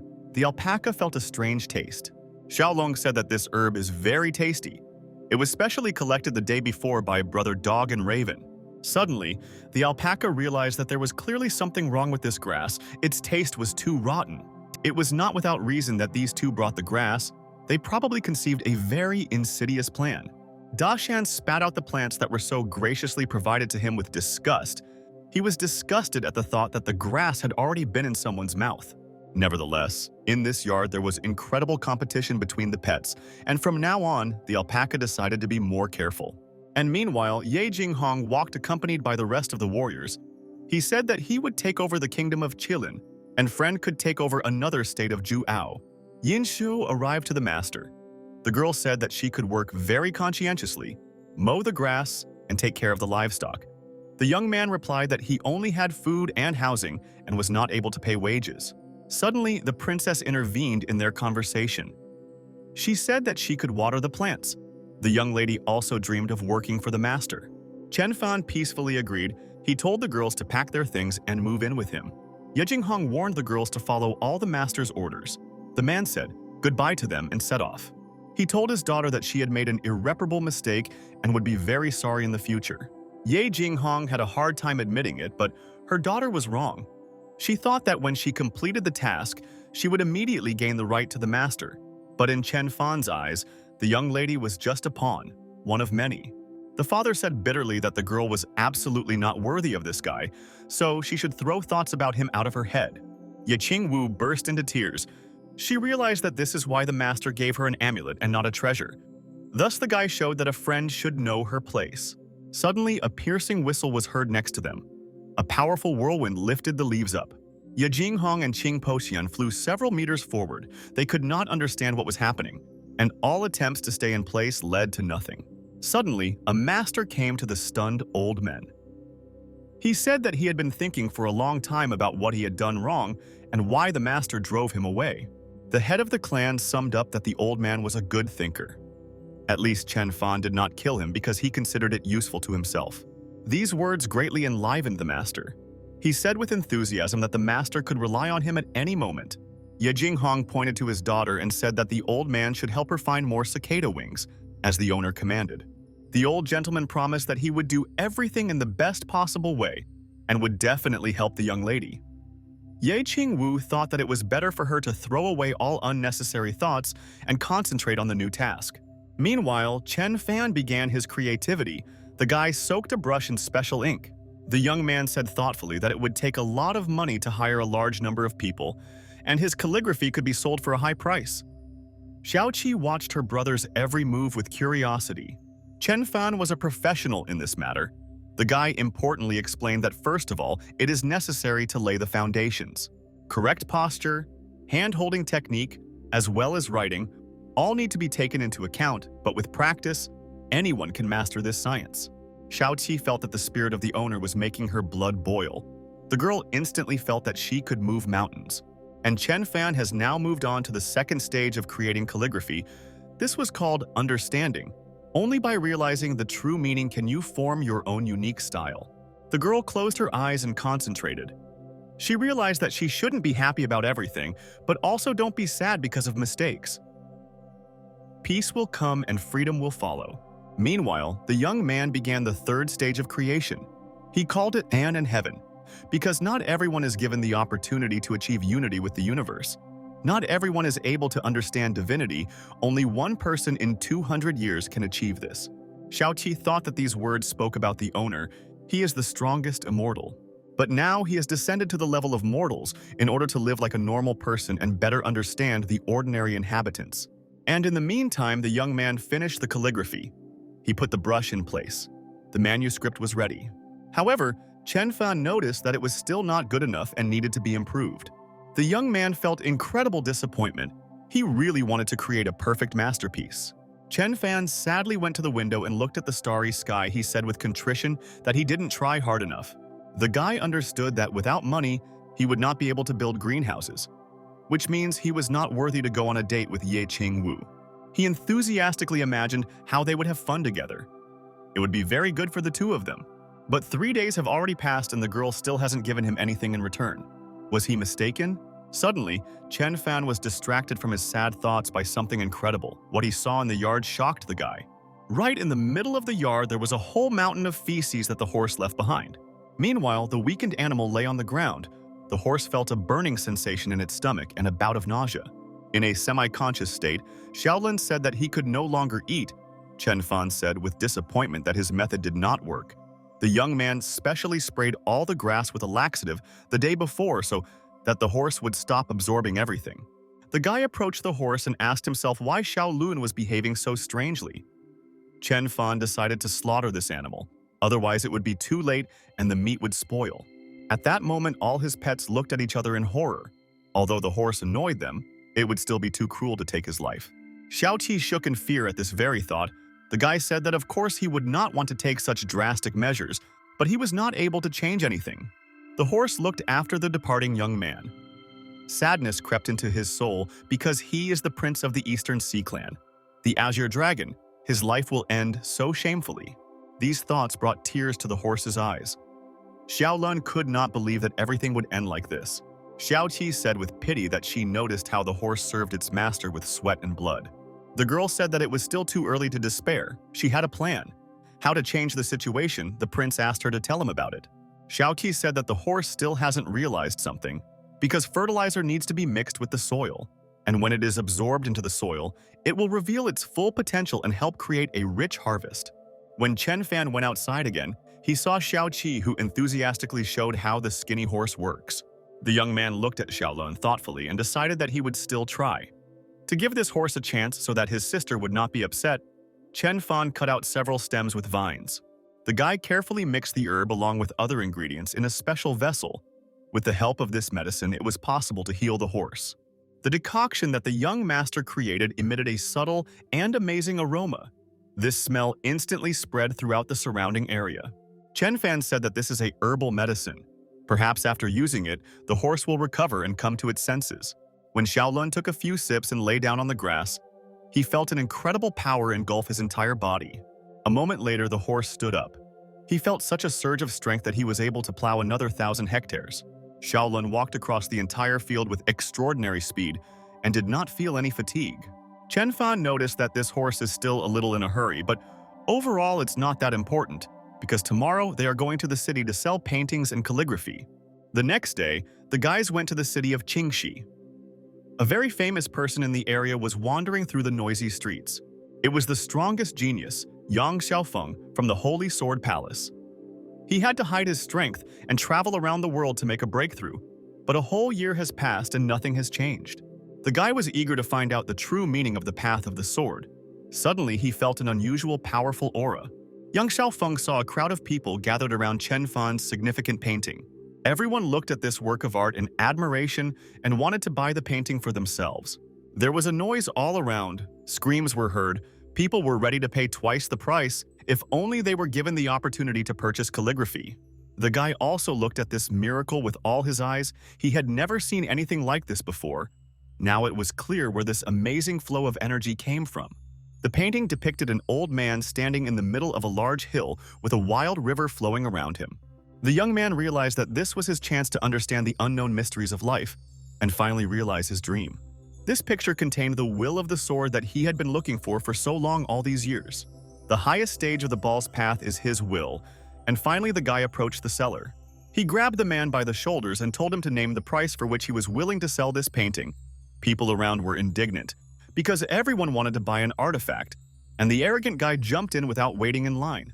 Yang Xiaofeng explained his behavior by saying that he really wanted to find out where this certain Mr. Chen Fan, who painted such an amazing masterpiece, was told that the artist had only recently left. Yang Xiaofeng ran out into the street with incredible speed. The one who painted the picture knew the essence of all existence. This master is like the emperor of painting. And yet, it is unknown why the artist sold such valuable treasures to mere mortals. Meanwhile, Chen Fan was leisurely strolling through the market. He met his comrade and greeted him with joy. Xiao Qi noticed some goodies on the counter and said that she would really like to try them. Yang Xiaofeng, who saw the guys, realized that the guy was disguised as an ordinary mortal. Out of breath, the young man still managed to catch up with the artist and asked him to stop for a very important conversation. The guy explained that his name was Yang Xiaofeng. He saw the picture that Chen Fan painted, and it struck him to the core, so the cultivator ran after them to buy it. Chen Fan thought that this guy was not only a swordsman, but also a connoisseur of the arts, so he replied that he was ready to make a deal. The young man said that the painting cost 10 gold. He sells drawings and calligraphy in this city. Fate helped them meet. Yang Xiaofeng was incredibly lucky. Yang Xiaofeng handed the coins to the master, and with trepidation took the sparkling package in his hands. The guy was beside himself with happiness. Xiao Qi watched this strange buyer with curiosity. The girl hoped that he understood all the greatness of the owner. Meanwhile, the guy unfolded a picture that depicted a chicken. Young Xiaofeng figured out that the picture shows the transformation of the phoenix. The picture symbolizes rebirth, so the bird is shown as a small chicken. Phoenixes often meet with the kingdom of Feng Wu, and probably this guy would like the country to be reborn and abandon its past sins. Meanwhile, in the Qilin kingdom, the great bishop was in the palace room. Excited, Zhao Lingji asked what happened to their father, why he was silently concentrating his power, as if preparing for a duel. Her mother said through tears that this was all the work of people who came from Feng Wu. Zhao Lingji thought with horror that Master Ye Qing also went to these places. It would probably not be easy for the old man. The girl encouragingly told her mother not to worry because the days of this kingdom were already numbered. The emperor asked in surprise what these words meant. He did not understand what his daughter was talking about. Zhao Lingji explained that her father does not know about this, but the gentleman she met sent his servant Ye Qing to the Feng Wu kingdom. However, the old king did not support this conversation. He was of little interest in other people's affairs. The emperor spoke about his decision to transfer the throne to the fifth son. From now on, the princess must help her brother in everything, and not even think about competing for the throne. Zhao Lingji said that her friend Ye Qing had already been able to make a breakthrough thanks to the master, who gave him a spiritual weapon so that the cultivator could seize the kingdom. And the girl now considered herself a servant of this gentleman. The princess decided to serve him faithfully, take care of the flowers and water all his plants. This news greatly puzzled the parents. The father could not stand it and grabbed his heart. The distressed king could not believe that the princess would voluntarily leave the palace to serve an unknown gentleman. All this could not fit in his imagination. Zhao Lingji explained that she did not intend to argue with them at all. Her parents could see everything with their own eyes. In a short time, the girl grew 3 steps. In addition, Aunt Yin Shu also made her own breakthrough. There are rumors that this gentleman came from the western territories called Earth. The king and queen listened to this in confusion and looked at their daughter. It was difficult to imagine that such a powerful master had appeared in their world. A moment later, the king said that the guy was probably really very strong. Otherwise, the daughter would not have sought to become his servant, and it would be beneficial for their people to get to know him and ask for protection. Meanwhile, Chen Fan and Xiao Qi met with Dai Zhuang, who happily reported that he had caught the traffickers. The guy said that when he went in search, 2 people approached him and promised to make Dai Zhuang an aristocrat if he went with them. However, the blacksmith did not believe it and immediately realized that they were cunningly luring cultivators into slavery. However, the guys assured that a ridiculous mistake had occurred. They were not human traffickers, but they were simply misunderstood. Chen Fan decided to check if these were really slave traders. The girl should recognize them. Xiao Qi approached the frightened men. Chen Fan noticed that these 2 were too shabby. The blacksmith explained that the bandits resisted, but Xiao Bai bit them, and they calmed down. The guy praised the dog. These suspicious types are probably really bad people. Xiao Qi carefully looked at the faces of the bandits. The girl wanted to be modest and treat all people with respect, as the owner did. In addition, she did not recognize her offenders in them. These people were in no way connected with the sad events of her family. Chen Fan thought in confusion that they had made a mistake. They had caught completely innocent people, and Xiao Bai had also bitten them. Suddenly, one of the prisoners guessed who the friends were looking for and said that he was ready to provide some information about the real slave traders. Judging by the fact that the bandits were associated with the girl Xiao Qi, the man understood who he was talking about. After thinking for a few more moments, the man assured that he could lead the guys straight to their lair. Chen Fan noticed that these are very kind people because they suffered for no reason, but they are still ready to help. In gratitude for this, the guy healed their wounds from Xiao Bai's bite, and now their body did not hurt. The man whispered to his friend that this is a little girl from the Jade Rabbit clan. They probably stole her from there, and he knew who these people were. However, his second friend assured that their mission was to bring Da Zhuang back, and they must complete it. His interlocutor said that the blacksmith was the weakest of them, but now he has changed a lot, and this is not without reason. The pure blood of the sage of the monkey people awakened in him. The cultivator conducted an investigation and realized that Mr. Chen Fan had always helped Dai Zhuang. And if this loser managed to awaken thanks to this guy, then they can too. Meanwhile, Xiao Qi was diligently cleaning and washing things in a large trough. Chen Fan said that he could do it himself. However, the girl replied that she was already old enough. The guy patted her on the head and said that he was very lucky with his sister, but if they had a washing machine, it would be easier. There was a lot to buy, and Chen Fan promised his dog to build a new booth, and the girl kept thinking about an unknown artifact called a washing machine. Probably this was the owner's new task. Chen Fan just hit the booth with a hammer and used his construction skills. The rest of the animals watched the master's every movement in confusion. They noticed how a wave of incredible power emanated from this structure. The raven, as well as the ant, were sincerely indignant. Why did the owner make a house only for Xiaobai? Is this impudent dog really the most important favorite? The dog looked at them condescendingly and said that he was the smartest. In the past, it was enough for him to pretend to be a cute dog, but now Xiao Qi appeared, he needed to look for another way. So he bit those two macaques. Xiaolun said thoughtfully that the owner is hard to understand, but he must find a way to stand out so as not only to plow the land. After some time, the booth was ready. It was ideal for a faithful dog. Xiaobai happily climbed inside. He accepted his new house with admiration. Suddenly, the dog became wary because foreign sounds were heard in the yard. It was Zhao Lingji who returned, but the girl did not come alone, but with her family, she happily greeted the master. The dog looked at these people studyingly. He thought whether he should attack them and thus show his loyalty. A moment later, Xiaobai transformed into a large, powerful wolf, which frightened the unexpected guests with its sudden appearance. Zhao Lingji and his father backed away in horror. They saw the sacred wolf and were very afraid for their lives. The beast attacked the king, screaming and begging for mercy. Chen Fan, who saw this, ordered the dog to stop. The guy ran up to the frightened man. He was worried that the guest was hurt. Zhao Lingji assured that her father was very strong and was not hurt at all. Chen Fan said that in any case it is necessary to talk inside and thus ensure the safety of his guests.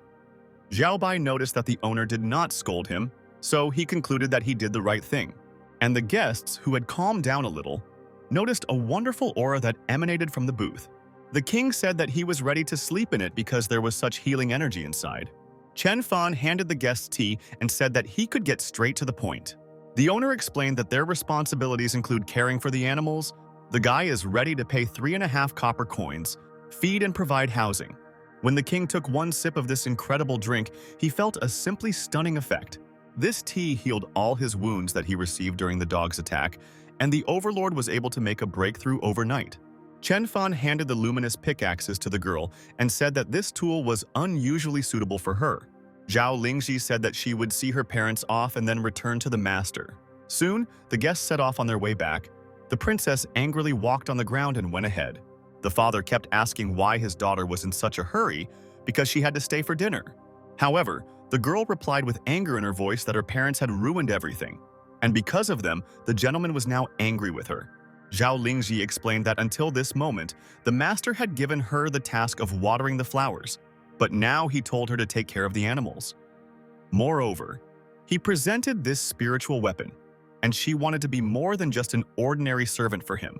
And yet, the parents did not understand why their daughter blamed them, because even if he got angry, they showed every respect. Zhao Lingji said in anger that her father and mother were expressing respect for reason, but it was necessary from the heart. And the girl also said that every word of the gentleman carries great meaning, and her parents disappointed her. The queen tried to calm her daughter down and told her not to be sad. If this guy didn't choose her, he would still leave her nearby. He's definitely not angry, he's probably just planning something.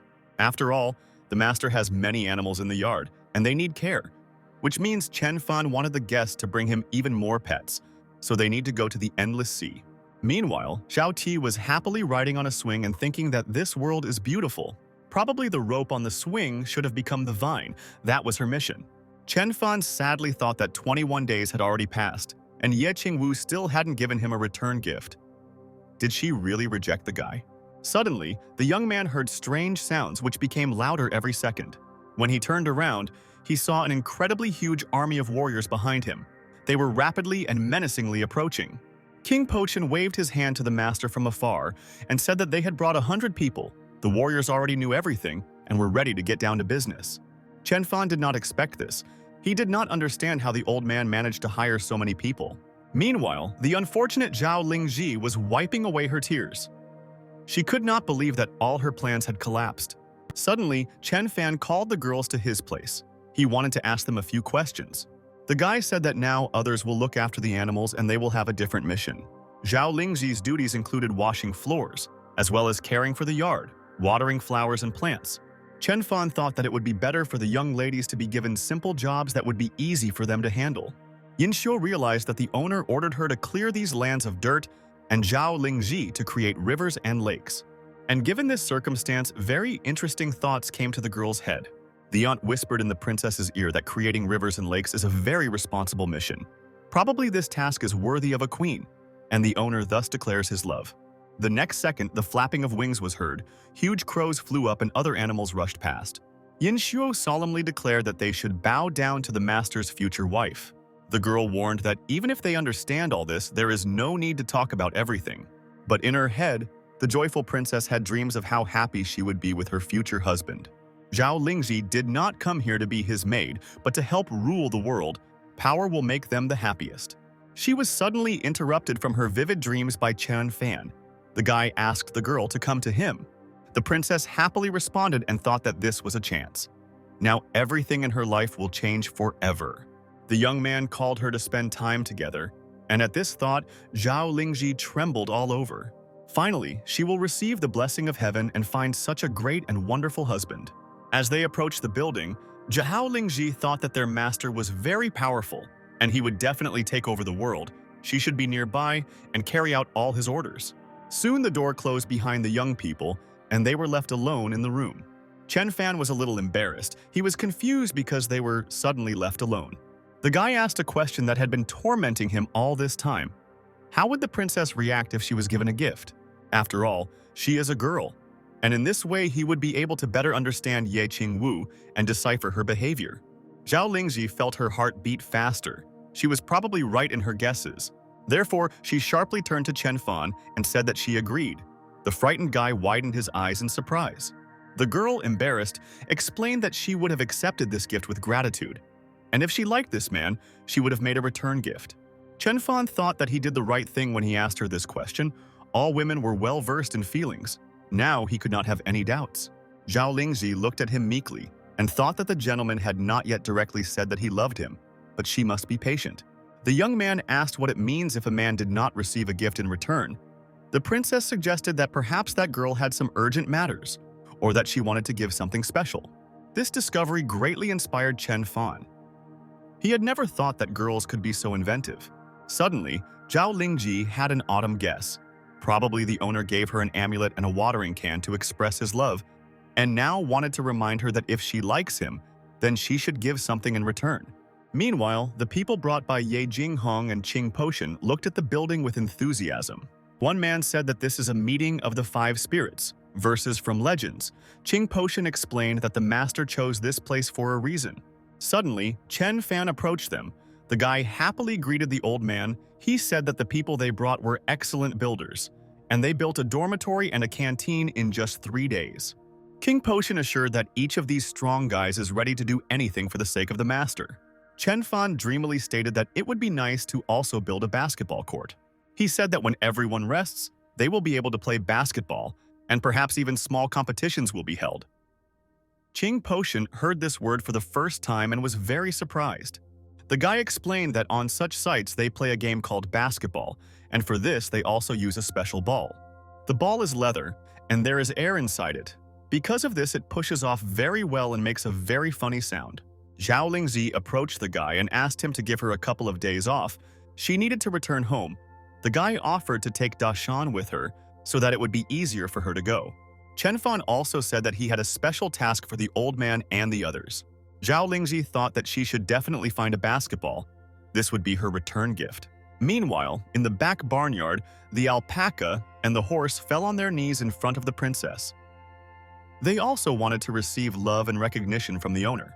The girl told them to get up. They shouldn't bow down to her like that. She had been taking care of them for a long time, so she became very attached. The princess told the good news to Dashan that the master had given them a very important assignment. Chen Fan really wanted to find the treasure. Judging by the description, it is a brilliant pearl. And since the alpaca is an ancient creature, perhaps he knew where to get it. The brilliant pearl is the treasure of the Black Turtle clan. Their people have been searching for it for thousands of years. Previously, the ancient artifact was in the kingdom of Qiling. When Zhao Lun met the master, he was just going in search of this pearl. The girl listened with interest. She wanted to know as much as possible about the treasure, in all the details. Xiaolong said that the entire dragon clan knows what she looks like and he is able to show her off. When the girl saw this miracle, she could not look away in admiration. It really looked beautiful. Zhao Lingji waved goodbye to the dragon, and they set off together with Da Shan on a difficult journey. Soon the guys arrived in the kingdom of Fengming, the imperial city. Ye Qing proudly walked forward and proclaimed that soon the whole world would be subjugated to his master. Therefore, the enemies had to immediately submit to him, because any resistance was useless. However, the head of the enemy people replied that he did not know any master and did not believe in all these fairy tales. Ye Qing assured that his master came from distant lands called Earth. It is not surprising that nothing is known on it. Suddenly, the cultivator noticed that a black fog appeared around them, which began to rapidly thicken around them, and a strong and demonic aura was felt. And the opponent mockingly said that if Ye Qing does not have a stronger weapon, then his master is actually not as powerful as he wants to seem. However, the statement made the man very angry, and he said that he should not dare to talk about his master like that. The old man pointed his mighty hoe at the demon, an incredible light dissipating around the weapon. However, the next moment, Ye Qing noticed a huge black hole near him that was swallowing everything around him. The man could hardly cope with this resistance. He made every effort to remain in place. Suddenly, an explosion was heard nearby and debris scattered around from a strong flow of air. The demon said with sympathy, advising the cultivator to turn back to Zhuxian Palace while he is still alive. Ye Qing couldn't figure out which palace his opponent was talking about. But in any case, everything was under the master's control. Even if the old man was unable to defeat him, someone was probably already on his way to help. The demon said that this is complete nonsense, and he does not believe in all these fairy tales a little longer, and the cultivator must prepare for death. With these words, the scoundrel raised a black hand over poor Ye Qing, which absorbed everything around with its incredible energy. Suddenly, a certain gentleman intervened in their conversation. He said about the lonely shadow of the cold river and about the wanderer. They would give each other time as soon as he finished. This phrase looked very suspicious, and strangely, the demon suddenly became wary. The villain was confused by surprise. Because it was not clear who was in front of him, this man looked very unusual, and in addition, he radiated powerful energy. The cultivator flew forward riding a huge sword and looked truly warlike. It would seem that this guy is not afraid of anything and is ready to rush headlong towards all obstacles. Ye Qing looked at this guy in surprise. The old man noticed that the unknown man looked very strong. And yet, the cultivator advised his new friend not to show off too much. If the guy came to the rescue, he must deal with the evil demon. There should be no conflict because they both have a very important mission. Ye Qing said that he was a faithful pawn of Mr. Chen Fan. The master ordered to conquer the kingdom of Fengming, and apparently the young man came on his orders. However, he did not understand who he was talking about. The demon laughed loudly. This untalented master Ye Qing was cruelly mistaken. The unknown guy didn't even know him. Suddenly, the scoundrel began to grin, as a huge glowing sword suddenly flashed near his nose. Now, the young man realized that he was talking about Mr. Chen Fan, from the city of Qingxi. Ye Qing thought with satisfaction that he had correctly guessed the master's plans from the beginning. It was not by chance that he pitted them against each other in the same battle. Yang Xiaofeng said that this picture told him about the kingdom of Fengming and the danger in which the inhabitants found themselves. The guy had to free the people from pain and suffering.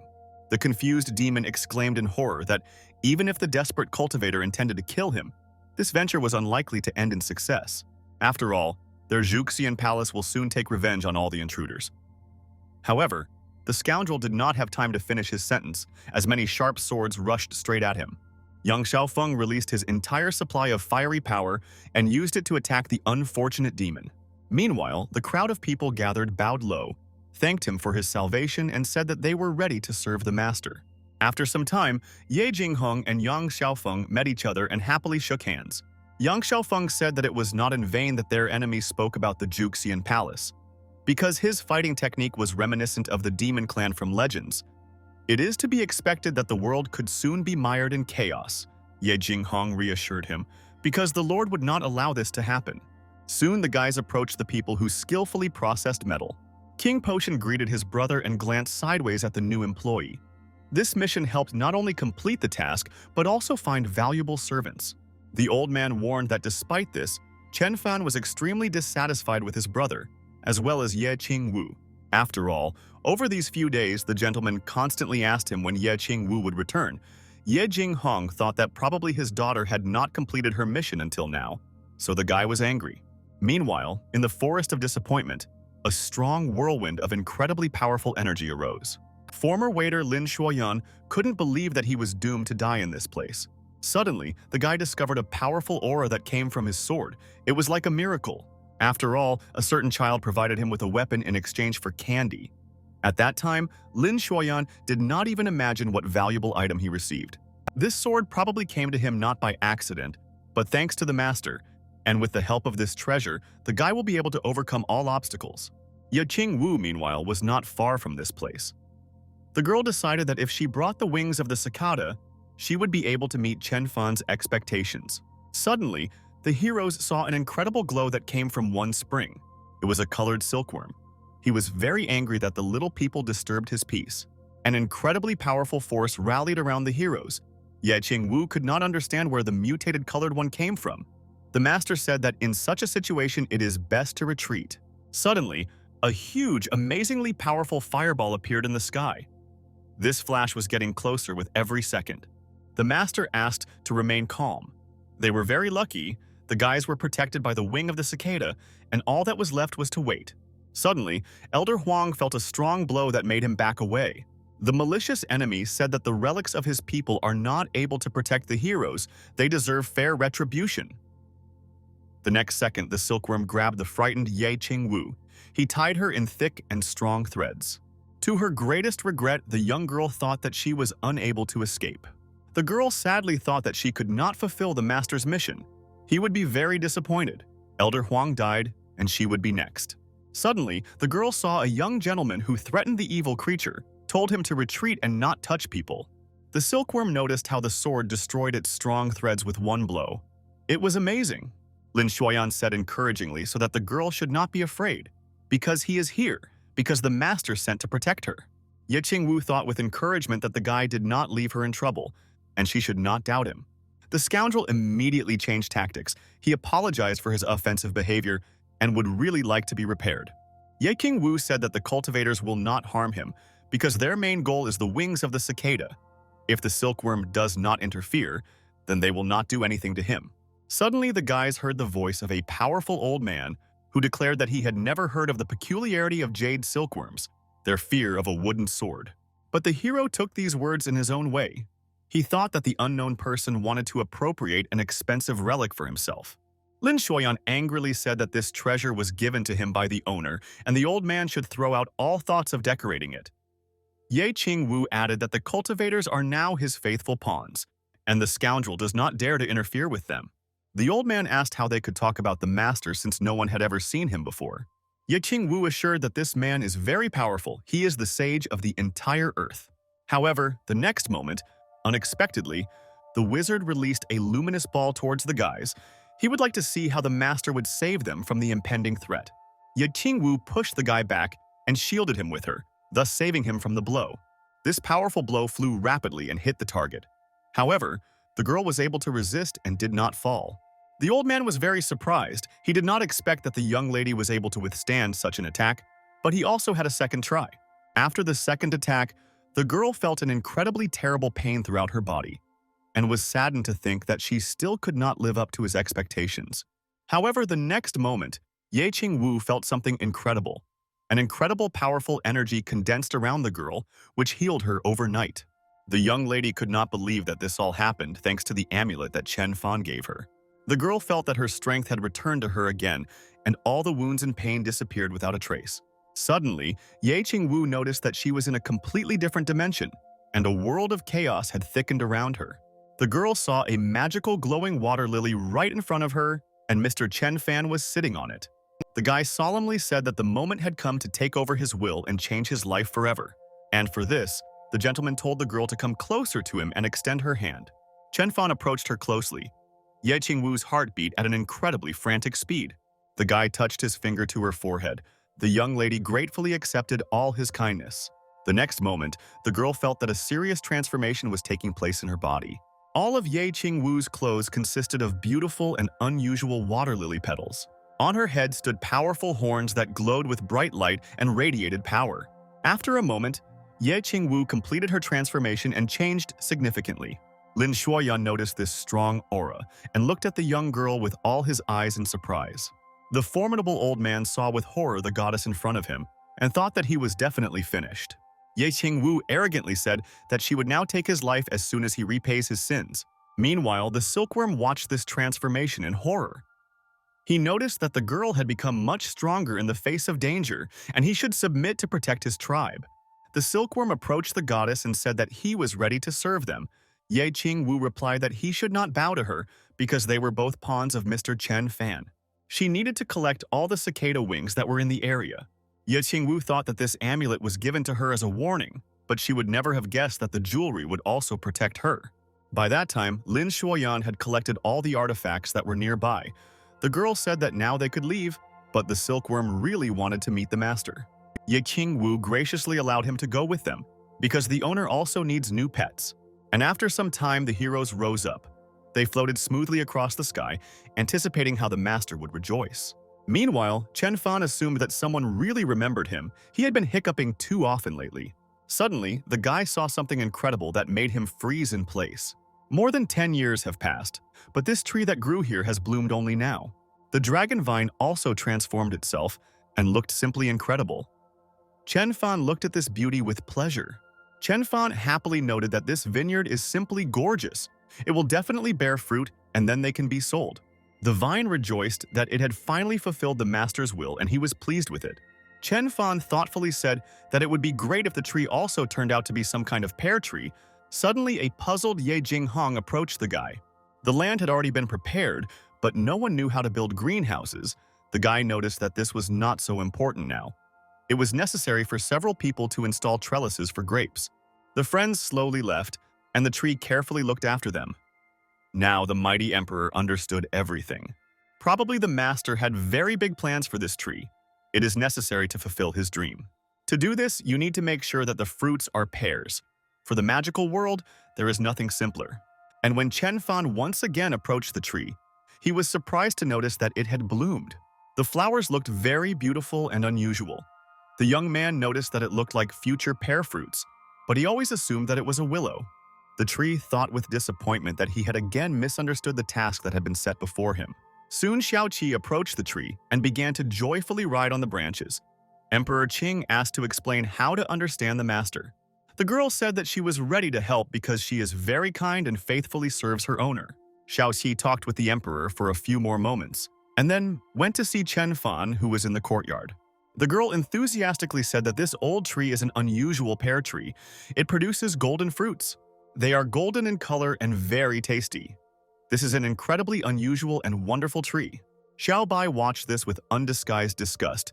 Chen Fan suddenly became too soft, and the dog taught this guy everything, and now he was left out of business.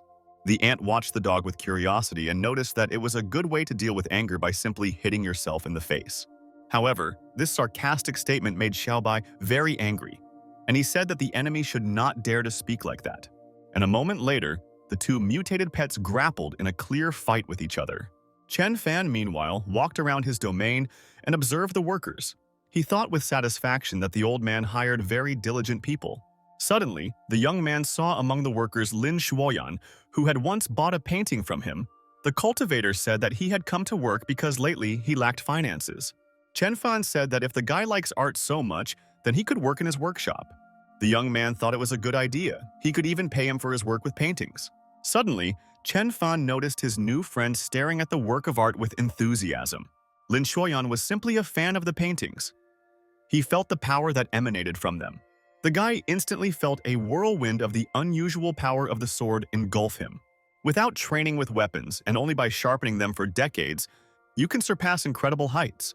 The guy realized that this is exactly what Chen Fan expected from him.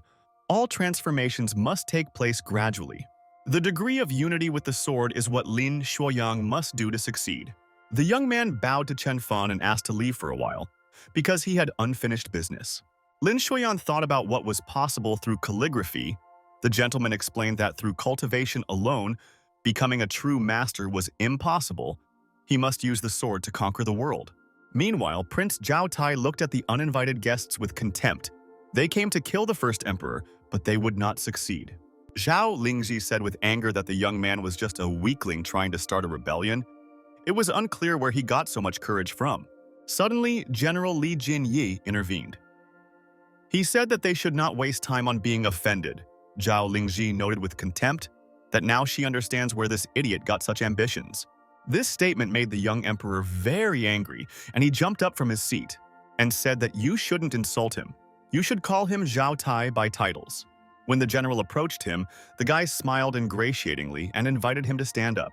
Zhao Lingji continued to say with ridicule, "It is no wonder why the man has been involved in the affairs of the state for years." The general was simply supporting this scum, but in fact he wanted to become the emperor and take his place. In the next moment, the girl proclaimed that if all the traitors are here, then it's time to start. The general told her to try and take the risk, but she clearly didn't have the strength. However, the princess did not intend to give up. She used all her spiritual power that she had. From this attack, Zhao Tai fell to the floor.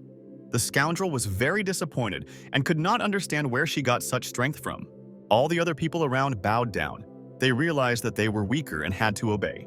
When Princess Zhao Lingji and Da Shan went outside, they saw a crowd of people bowing before the empress.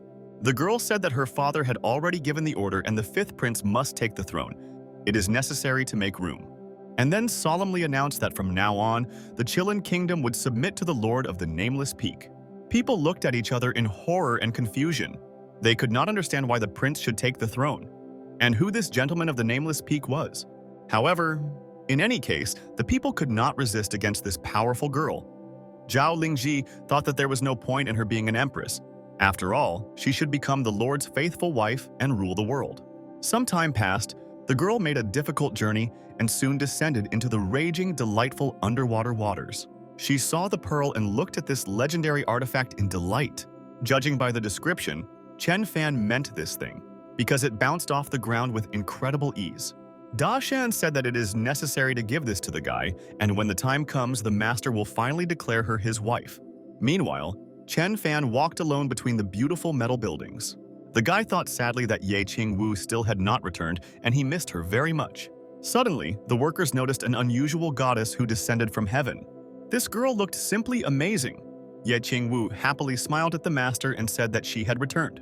Holding his breath, discouraged Chen Fan could not take his eyes off this beauty. He looked with undisguised admiration at the girl who stood in front of him. Suddenly, the guy realized the reason for this unusual transformation that happened to Ye Qing Wu.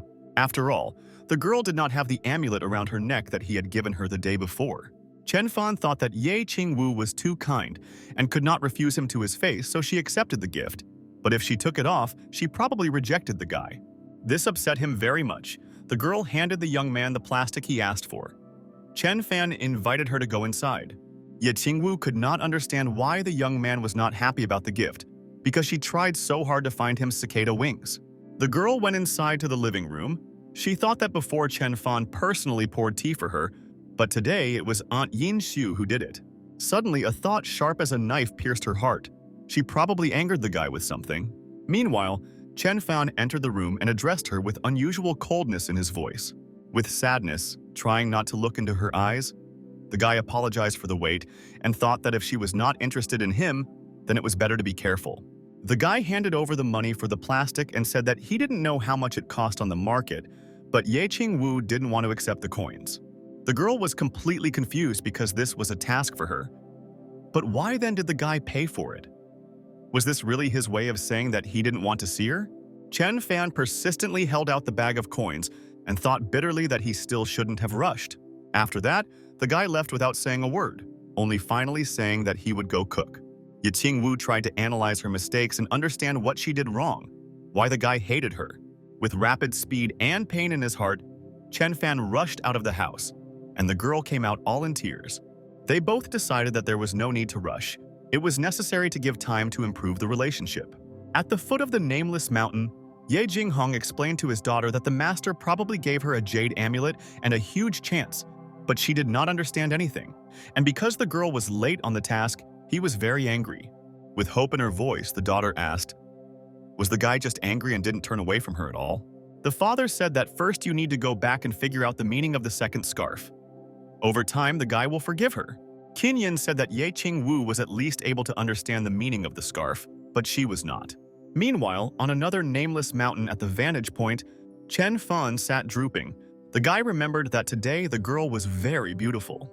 She's probably some kind of big shot from the clan, because all the jewelry she wore looked very expensive, while Chen Fan was completely different from her, because the guy was an ordinary mortal. But the guy decided that even if this young lady was too good for him, he should not give up. Chen Fan resolutely said that if he couldn't cultivate, he would simply become the best mortal, work harder, and earn money to become the richest. Meanwhile, clouds thickened in the sky, and a strong and powerful kite rose into the air. It was a girl, the fourth dragon princess Aobei. She finally found who she had been looking for a long time. Her third brother, a proud and young dragon, was lying on the ground near the river and a dog was jumping on him. Aobei angrily shouted that this inferior creature was not worthy of stepping on the prince's head. But suddenly the lady stopped because she saw something completely incredible. These animals, for a reason unknown to her, pretended to be mortal creatures, but in fact they were very powerful. The girl looked at these strange creatures in confusion and could not understand what was happening. Her surprise knew no bounds when Aobei discovered local workers who were cultivators, even the weakest of them of strong rank. The girl hid in the tent so that no one would notice her. The princess decided that while she could not save her brother, she would hide her aura with the help of the dragon mantle and be able to watch everyone. Suddenly, Aobei again saw something that completely did not fit in the princess's head. The young master of the Azure Bull clan, His Majesty was brought as an ordinary herd artiodactyl. The king and queen pulled the embittered animal, however, the master resisted with all his might. Suddenly, the couple was called by their daughter. She had already arrived from a mission and was very happy about her return. The queen noticed that her daughter's behavior was unthinkable. The girl dared to ride on the owner's pet. However, the lady assured that there was nothing wrong with that, he himself wanted it that way. The parents dreamily thought that the master really appreciated their daughter. While the couple also achieved success, they managed to catch the Azure Bull near the Endless Sea. The whole family is incredibly useful to the master. Da Shan said that the gentleman not only appreciated the girl, he also fell head over heels in love with her. Cao Lingji, embarrassed, straightened the alpaca and said that until now he has not admitted this personally, but soon it will be. The father was sure that as soon as the princess gave him a basketball, the guy would definitely marry her. The Azure Bull thought with contempt that this was a family of real clowns. They talked too much. The enchanted prince seriously believed that there was no creature stronger than him. But the next moment, the bull forgot about his thoughts because he felt an incredibly powerful aura that dissolved in the area of this place. Here is a collection of all the legendary spirits of the elements. Chen Fan greeted the family with a good-natured smile. He thought that the lady was behaving unculturedly because she was riding on horseback while her parents were walking. Zhao Lingji greeted the gentleman with joy. She wanted him to pay attention to her. However, the guy calmly walked past. The king said that the owner is very kind. He and his wife and daughter, as a sign of gratitude, they brought a bull. Chen Fan invited the couple to come into the house and drink tea. Because they needed to rest from the road, Zhao Lingji was thinking about why he ignored her. Aobei, who was watching everything, noticed that this mortal was treated with extraordinary respect. The guy must have been hiding his powers, but she was too exhausted to feel it. The girl decided that she would ask the elder to help her save her brother and free him from this trap. Chen Fan told the king and queen that if they needed help, he was ready to provide it. However, the young man could not get out of his head the fact that they had to walk. While his daughter was riding next to him, he felt very sorry for the spouses. The king said that they would like to work for him. Chen Fan said that he was ready to provide them with work. They needed to talk to Ye Qing Wu, and he would organize everything. The man assured that they are very hardworking and will immediately start working. After that, they thanked the gentleman for the tea. The guy thought that this was a very nice couple. They needed help.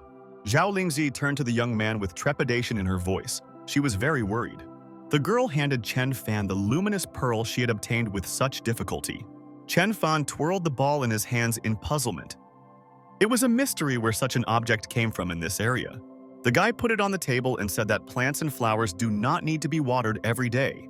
so he better introduce her to old man Ye Qing Hong and he will give her work. Zhao Lingzi was very upset when she heard this. The master took her position as the creator of rivers and seas and made her an ordinary follower of Ye Qing Hong. Chen Fan said that the princess and Aunt Yin Shu should live together, and now they can move in with their parents.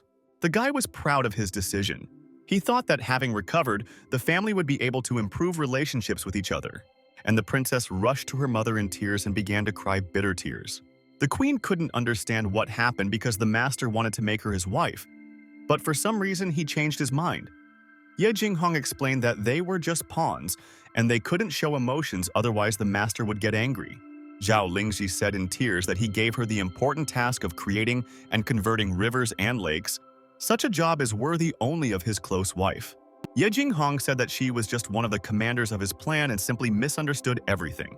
However, the girl could not come to terms with this. Why then did the gentleman ask about gifts? Xiao Qi explained that the master strives to experience all the feelings that mortals experience, and falling in love is no exception. He chose her because he was in love and wanted to try what it was like to love. The old man added that this is the right idea because he gave her a watering can. But is it really possible that they can now confess their love with the help of a watering can? The distressed Zhao Lingzi said that these were her own feelings. She herself invented everything. Meanwhile, the old man and Xiao Qi were walking along the large corridor in the dormitory. Ye Qing Hong was very interested in the question. If the gentleman wanted to experience all the feelings that mortals cannot get, then perhaps he would like to get married and also have children.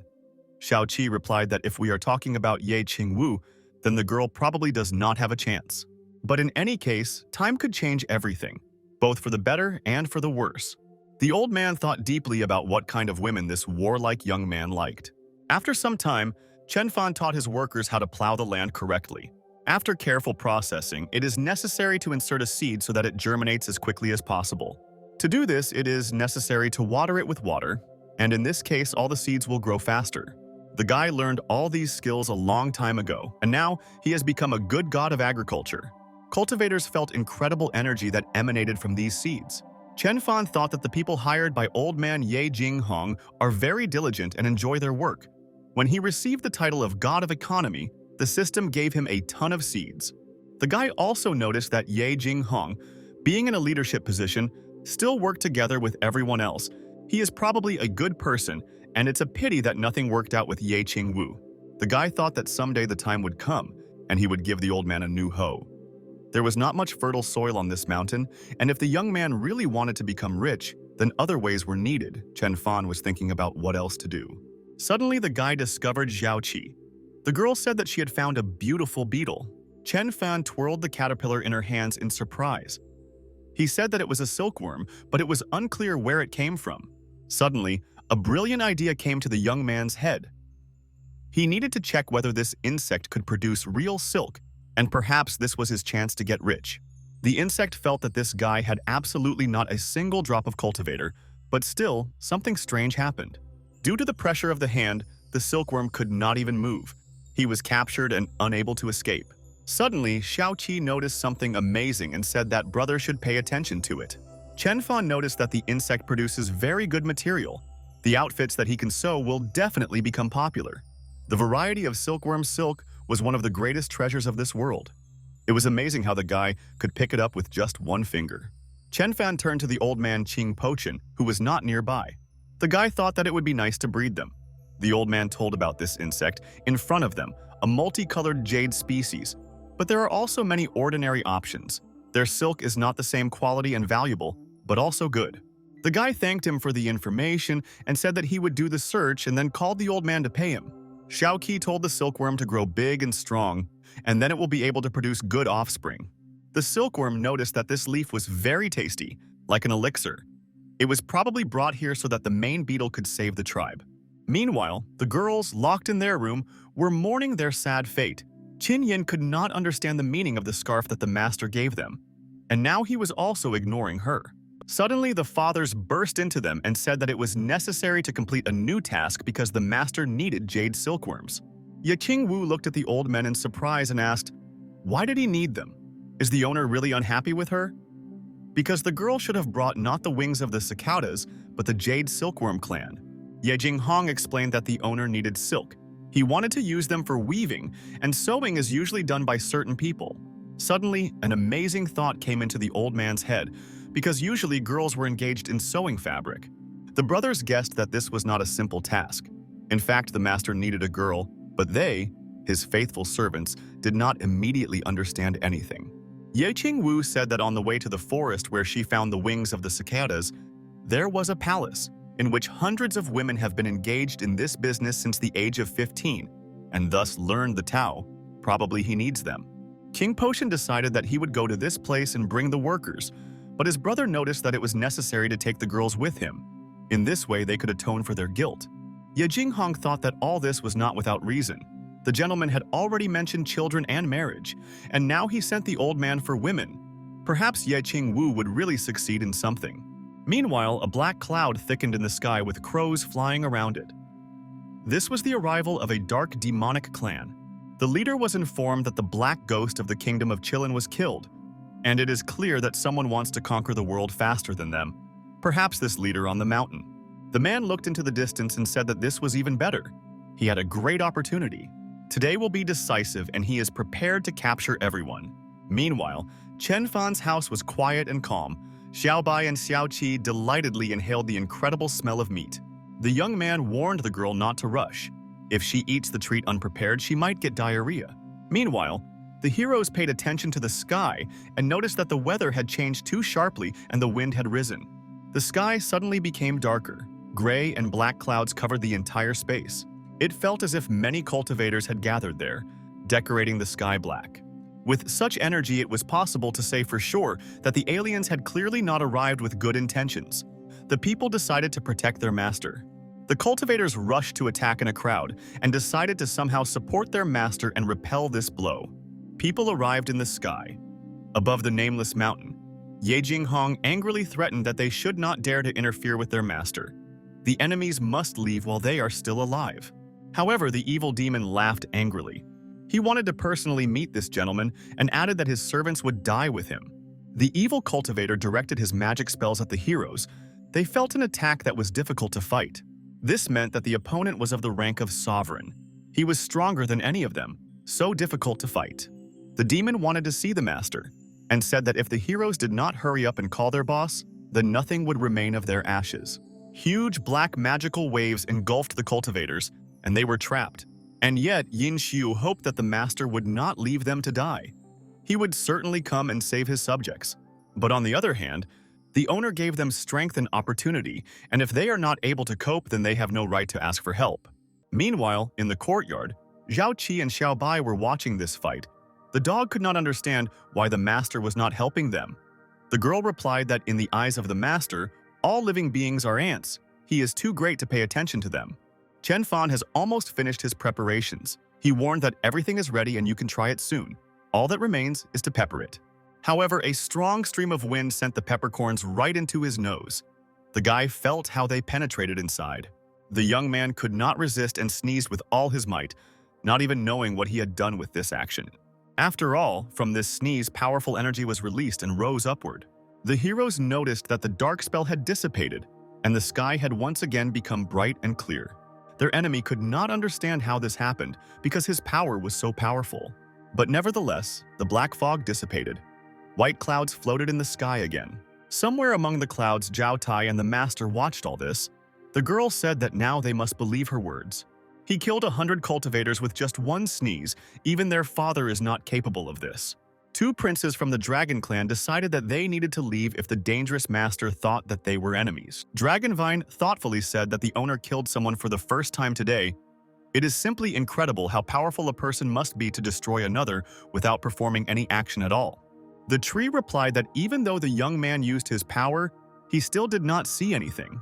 Therefore, we can safely say that this is only a small fraction of everything he is capable of. The bull who wanted freedom thought that he would have to prepare for the most terrible thing.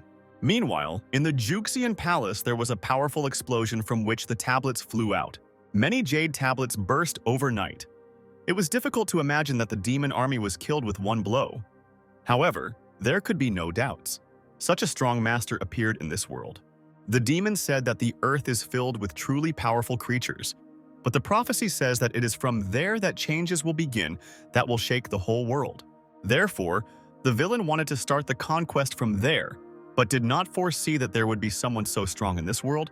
The clan was too careless, so the two elders must become the new commanders, or seize the land. At this time, the blacksmith Dai Zhuang was talking with the head of the Sun family, whose name was Wu Fan. People were extremely interested in how things were going with the search for the slave traders whom the master ordered to bring. The sage, after thinking for a few moments, said that first of all they should talk about the blacksmith. The guy shouted indignantly that they were still trying to deceive him, but he said that he did not belong to that family. However, the old man approached the guy closely and touched his forehead with his finger. And suddenly, Dai Zhuang realized what happened in his childhood. His parents thought that this guy was trash without a spirit and threw him into the river. However, another family saw the child and wanted to save him by pulling him out of the cold pond and taking him to their place. The old man said that now the young man must understand that people have always spoken the truth. He really belongs to the monkey clan. Dai Zhuang said that if Xiao Qi is a spiritual jade rabbit, then it is unclear about some kind of human traffickers that the gentleman was talking about. After all, their ancestor, an ancient mythical creature, his life is divided into a male meridian and a female one. The head of the Gong clan, Lin Yuan, proposed to revive an ancestor who died 3,000 years ago, and for this, it is necessary to sacrifice the female meridian. The head of the female meridian, Tong Dan, tried to explain to him that this was impossible. However, this only angered her opponent and he ordered to catch the lady. She managed to escape with Xiao Qi after difficult trials. The woman died, and the girl came to these places. Dai Zhuang said that in this case there should be no delay because she is now the master's younger sister, and they must take revenge for her suffering. The sage agreed with him, but replied that spiritual rabbits are very powerful creatures.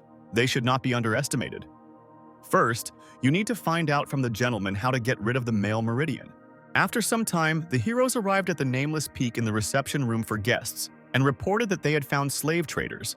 They are very strong and have enormous influence, but if you prepare, it is possible to catch them, the girl said, with tears that she remembered how her mother was killed by an evil uncle named Gong Ling Yuan. Chen Fan was very angry because the girl had previously said that her mother died, but it turns out that she was killed by slave traders. The guy's gaze instantly became very stern. The offenders must pay for their sins. He asked his friends if they managed to find this villain. An incredible rage seized the young man. The sage bowed and said that they knew his location so the guys could find the villain. Chen Fan said that then he would go with them and kill this rabid beast with his own hands. The guy was very worried. He felt that he was scared because he could not cultivate and was poor at wielding a sword. However, he could not do otherwise. Chen Fan decided that with his own hands he would get rid of the evil that had brought suffering to his little sister. However, the moment the young man swung his sword, his people retreated in horror. Sparks pierced the sky and bent over the city called Qingxi, looking into every corner. Bending over his sword, Lin Shuoyan noticed how his weapon sparkled with a bright light. The guy looked sternly at his reflection. He realized that it was a sign from above. He went to the island of monsters because it was in this place that evil rallied. The army in the Zhuxian palace was in terrible panic from these electrical discharges. People ran away in horror because they could not understand what was happening. It seemed as if it was the end of the world. In the Dragon Palace, the leader thought that heaven and earth were changing. Now everything will not be the same.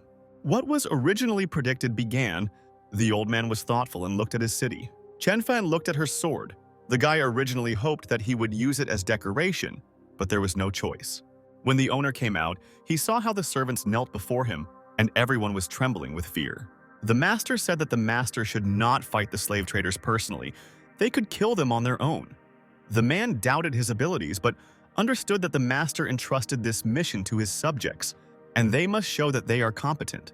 Xiao Qi looked pleadingly into the guy's face and said that she didn't want him to take risks in life. The young man thought that if he was not a cultivator, then probably his friends were worried that he would not interfere with them in this fight. So he really decided to stay. The guy handed Dai Zhuang his sword. Suddenly, the girl said with extraordinary determination that she would like to personally take revenge on this uncle who destroyed her mother. The master told Chen Fan not to worry. They would return the girl safe and sound. When they said goodbye, Chen Fan thought about the words spoken by the child. Poor Xiao Qi has such a strong feeling of hatred. He needs to spend more time with her, and the guy also thought that it is necessary to improve her living conditions. Suddenly, Aunt Yin-xiu approached Chen Fan. The young man asked who she brought, a cow or a bull. The girl looked at him puzzled. She couldn't understand why the gentleman didn't understand what gender the azure bull was, and perhaps there was some incredible meaning hidden in this. Chen Fan said that if this is a cow, then he could milk it so that they have milk. The bull was incredibly surprised. He could not believe that the owner was talking about him. Despite all his desire, the bull could not produce milk and was very upset because he was unable to fulfill the master's request. The dragon looked at his friend with malice and said that the owner probably needed a cow instead. However, the azure bull boiled with rage. He replied that if the master really needs a cow, otherwise he will do everything possible. And after a moment, the animal began to perform incredible magical feats. With the help of certain techniques, the bull began to turn into a real cash cow. Meanwhile, Chen Fan listened in surprise. He could not understand where the suspicious noise was coming from. The horse tried to understand the poor bull. Even if he tried very hard, he could only become a hermaphrodite. However, the bull noticed that he had the strongest technique that reversed yin and yang, so he could easily change gender. The young man ran around the fence and could not believe his eyes, because a real miracle had happened. Chen Fan threatened that the horse should not mock the poor cow. The animal should feel calm. The young man also decided that it was necessary to build a separate stall for her and keep an eye on the new living creatures. The surprised Yin-xiu brought out the cow. The lady could not believe how the bull could do this trick, and in the meantime, he turned to the horse and said that there was no point in the existence of Xiaolun. The horse bowed his head before him and said that he was blind and did not see the greatness of his friend. Chen Fan went to the old man Ye Qing Wu. The guy wanted to know more about the colored jade silkworm and the ability to produce silk. It was necessary to organize people to build a house and a fabric workshop for the pet. The young man also noted that production would definitely need a winery and a hippodrome because a lot of grapes had been produced. Ye Qing Wu proudly thought that he was right. The gentleman would really need women who could work with silk. When the horse heard these words, who took it in his own way, if the owner needed a hippodrome, then he probably planned to subjugate the entire dragon clan. This news made Xiaolun very happy. The horse flew up to the heavens with delight and said that finally the owner had given him a task. Meanwhile, Qing Potian and two girls arrived at the palace of the Weaver Maidens. There, they were met by the young lady Chen Huan. She greeted the guests and asked how they could be useful. Ye Qing Wu introduced herself and said that she had business with the owner of this place. After some time, they were brought into the palace, into the guest room. The girls noticed that the guest looked elegant like a goddess. People were surprised that even the owner was unable to see her level of cultivation. The ladies were eager to find out everything that such strong personalities needed in their modest territory. Soon, the mistress of the palace, Mei Tianxiu, arrived, and the girl asked what was the reason for their visit. Ye Qing Wu explained that she heard that the girls here are cultivated through weaving. They use heaven and earth as a thread, and the body is like a loom, and it is simply amazing. So the girl admitted that she needed subjects for the Hermit Master, who came from a dimension called Earth. And even if they don't really want to become servants now, this is the greatest good. However, the girls boiled with rage.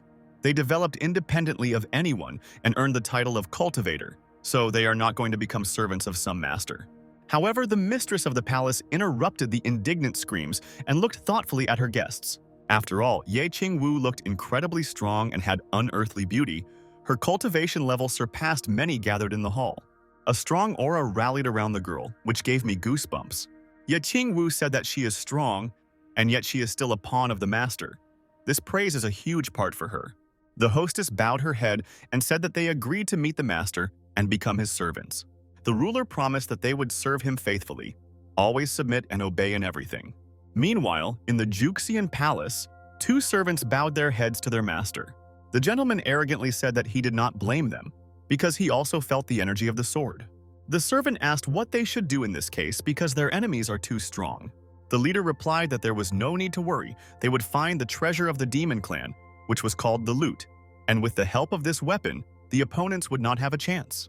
The ruler said that as soon as his faithful servants left, he received information about her possible location. It is there that the Dragon Clan is located. They will burst in with their army and take the enemies by surprise. And Qing Potion. By that time, he told his master that the first harvest was already ripe.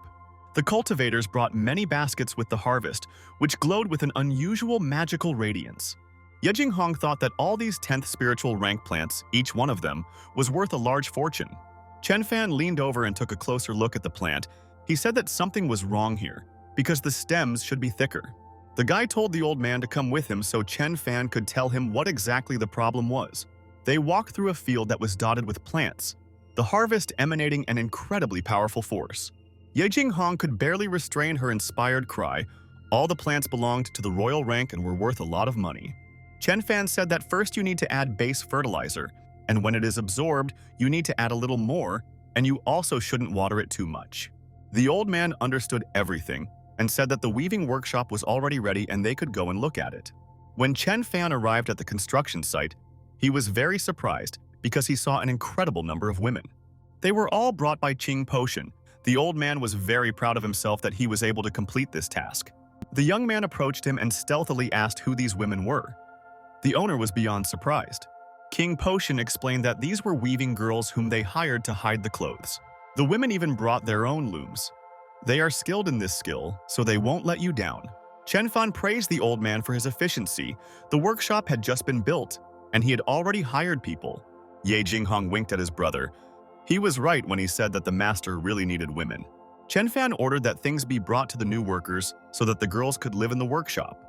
Finally, the young man said that the faithful old people were helping him a lot, and then he said that he was a little hungry and would go off to have breakfast. The queen was surprised to notice plants of royal rank in the master's hands. In addition, the owner created an imperial hoe, which was very powerful. Qing Pochen came to the conclusion that the master had the imperial rank, but his brother replied that their master was too powerful, he could make an imperial weapon from any piece of iron. Ye Qing said in surprise that his daughter had already done a lot for the guy, but she never came up to him. Her father was always trying to say only good things about her, but so far it had not led to results. Meanwhile, two girls walked around the dark surroundings and talked to each other. Qin Yin could not understand what the note on her scarf meant. These thoughts did not give her peace. Suddenly, the girl saw a gentleman who was sharpening a knife in the middle of the night. Qin Yin said that this guy helped her father in conquering the kingdom. However, the young ladies were surprised to notice that this young man had a weak spiritual sense. He still had not felt their presence, but after a moment they realized that the guy was simply meditating and had blocked all external receptors. Suddenly, the handkerchief jumped out of the hands of the girl, who was taken aback and rose up. A thick ball rallied around the canvas. The girls, as well as the amazed Lin Shuoyun, looked at this miracle that happened completely suddenly. And at this time, on the nameless peak in his office, Chen Fan was playing a sad melody. Ye Qing Wu knew that this was all the creation of the master's hands, and her eyes sparkled with happiness. Chen Fan was thinking about his unfortunate lot. The old man Ye Qing was constantly trying to set him up with his daughter, but he had no idea that she had already rejected the young man. There was not a single person in the world who could understand his unbearable melancholy and sadness. Qin Ying suddenly felt very bad and blood began to flow from her nose. The girl said that she understood. An insight came to her. There is a symbol of a note on the scarf. The gentleman wanted them to find a lute for him. Suddenly, Lin Shuoyan approached the girl and, out of concern, asked what happened. The guy said that he accidentally overheard their conversation about how the young ladies were looking for the lute. Ye Qing Wu said that this is indeed the case, but it is also unknown what kind of lute the master needs. Their interlocutor replied that Chen Fan is a great man, so there can only be one option. This is the legendary lute of the demon clan. This is one of the most valuable treasures of demons, but unfortunately, the artifact was lost during ancient battles. Recently, the remnants of a demon clan began to appear near the roaring sea. Perhaps it was this musical instrument that they were looking for so hard. The girls were very happy that they found this smart guy, and now they could find out more about the artifact. Ye Qing Wu said that it was necessary to set off immediately. Qin Yin would be healed along the way. Lin Shuoyan said that he was going with them. The three of the guys went to the roaring sea on a huge glowing water lily. Meanwhile, in the vicinity of the roaring sea, a crowd of enraged demons gathered. They decided to find the artifact and restore its former glory. Soon the mystical creatures descended to great depths. The scouts were right, the treasure really was here. The demons rejoiced that now they could revive their clan, and they would again be feared and respected. But suddenly, when the demons were about to approach the artifact, the sea became turbulent. It drove them away, the loot of the demon clan. This imperial weapon cannot be obtained just like that. However, the head of the demons was not going to retreat and said that now he would also participate in this fight. Meanwhile, Chen Fan woke up and stretched sweetly after sleep. With the arrival of a new day, the guy hoped to improve his achievements. The young man saw Qing Potian present him with breakfast and was very flattered by this. The old man said that the gentleman works too much and he would like to help him. Chen Fan thought that this sweet old man is very kind. It is necessary to thank him. Therefore, it would be possible to replace his old knife with a newer, beautiful one. Chen Fan offered the old man a new knife, which was sharper than the previous one. King Potian saw that this was a real work of art and was very admired. And meanwhile, Uncle Zhao entered the room. Chen Fan said that he was just in time because he had to answer several questions. The man promised he is capable of fulfilling any request that the gentleman asks.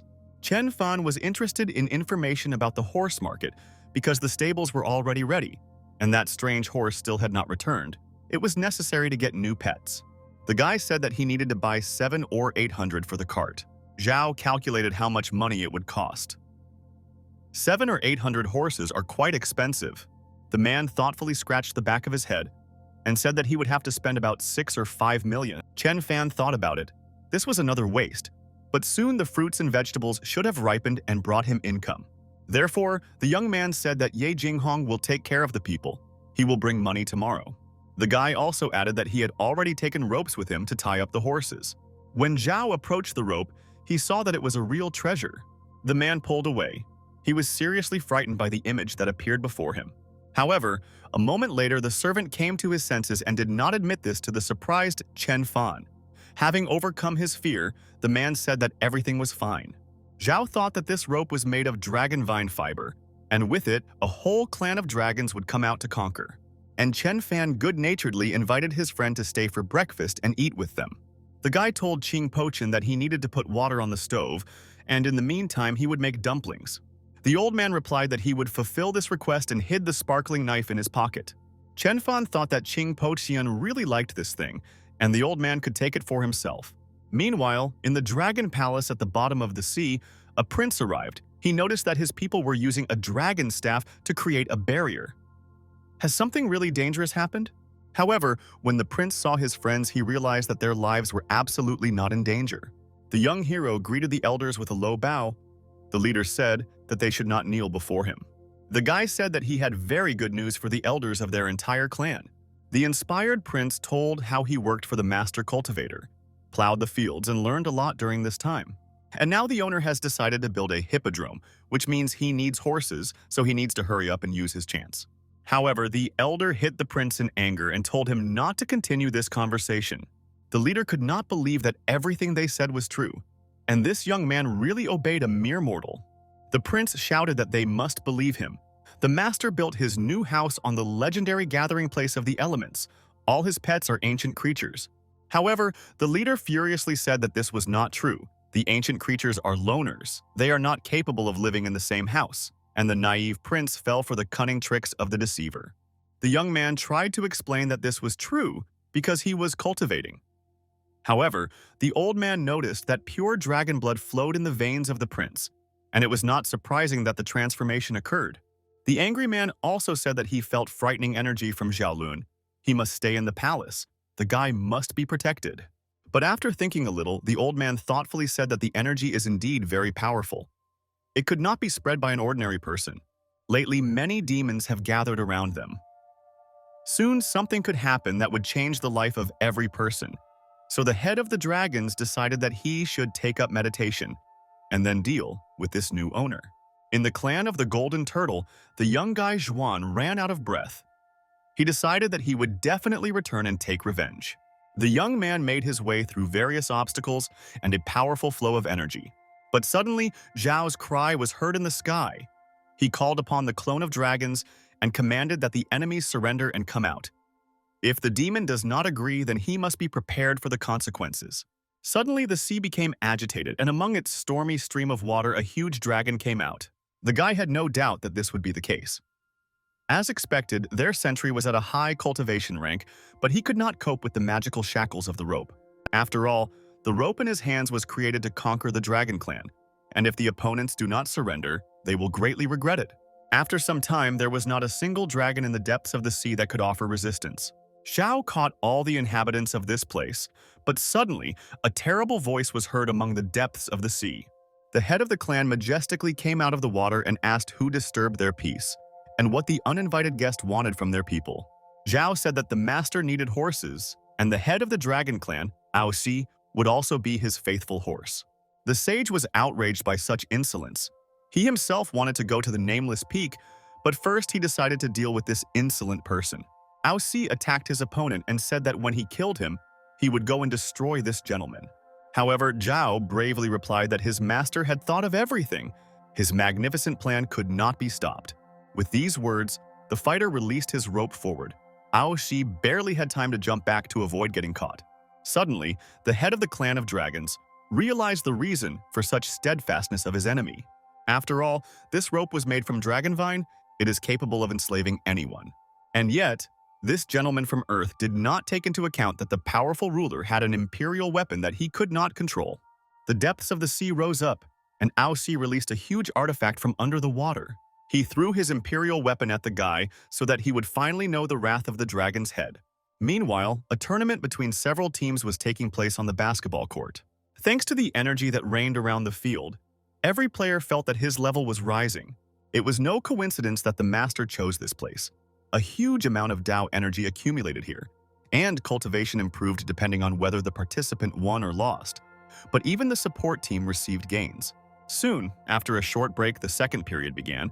Chen Fan regularly threw the ball, and by that time, near the raging sea, they finally arrived and stopped. 3 heroes on a huge jug.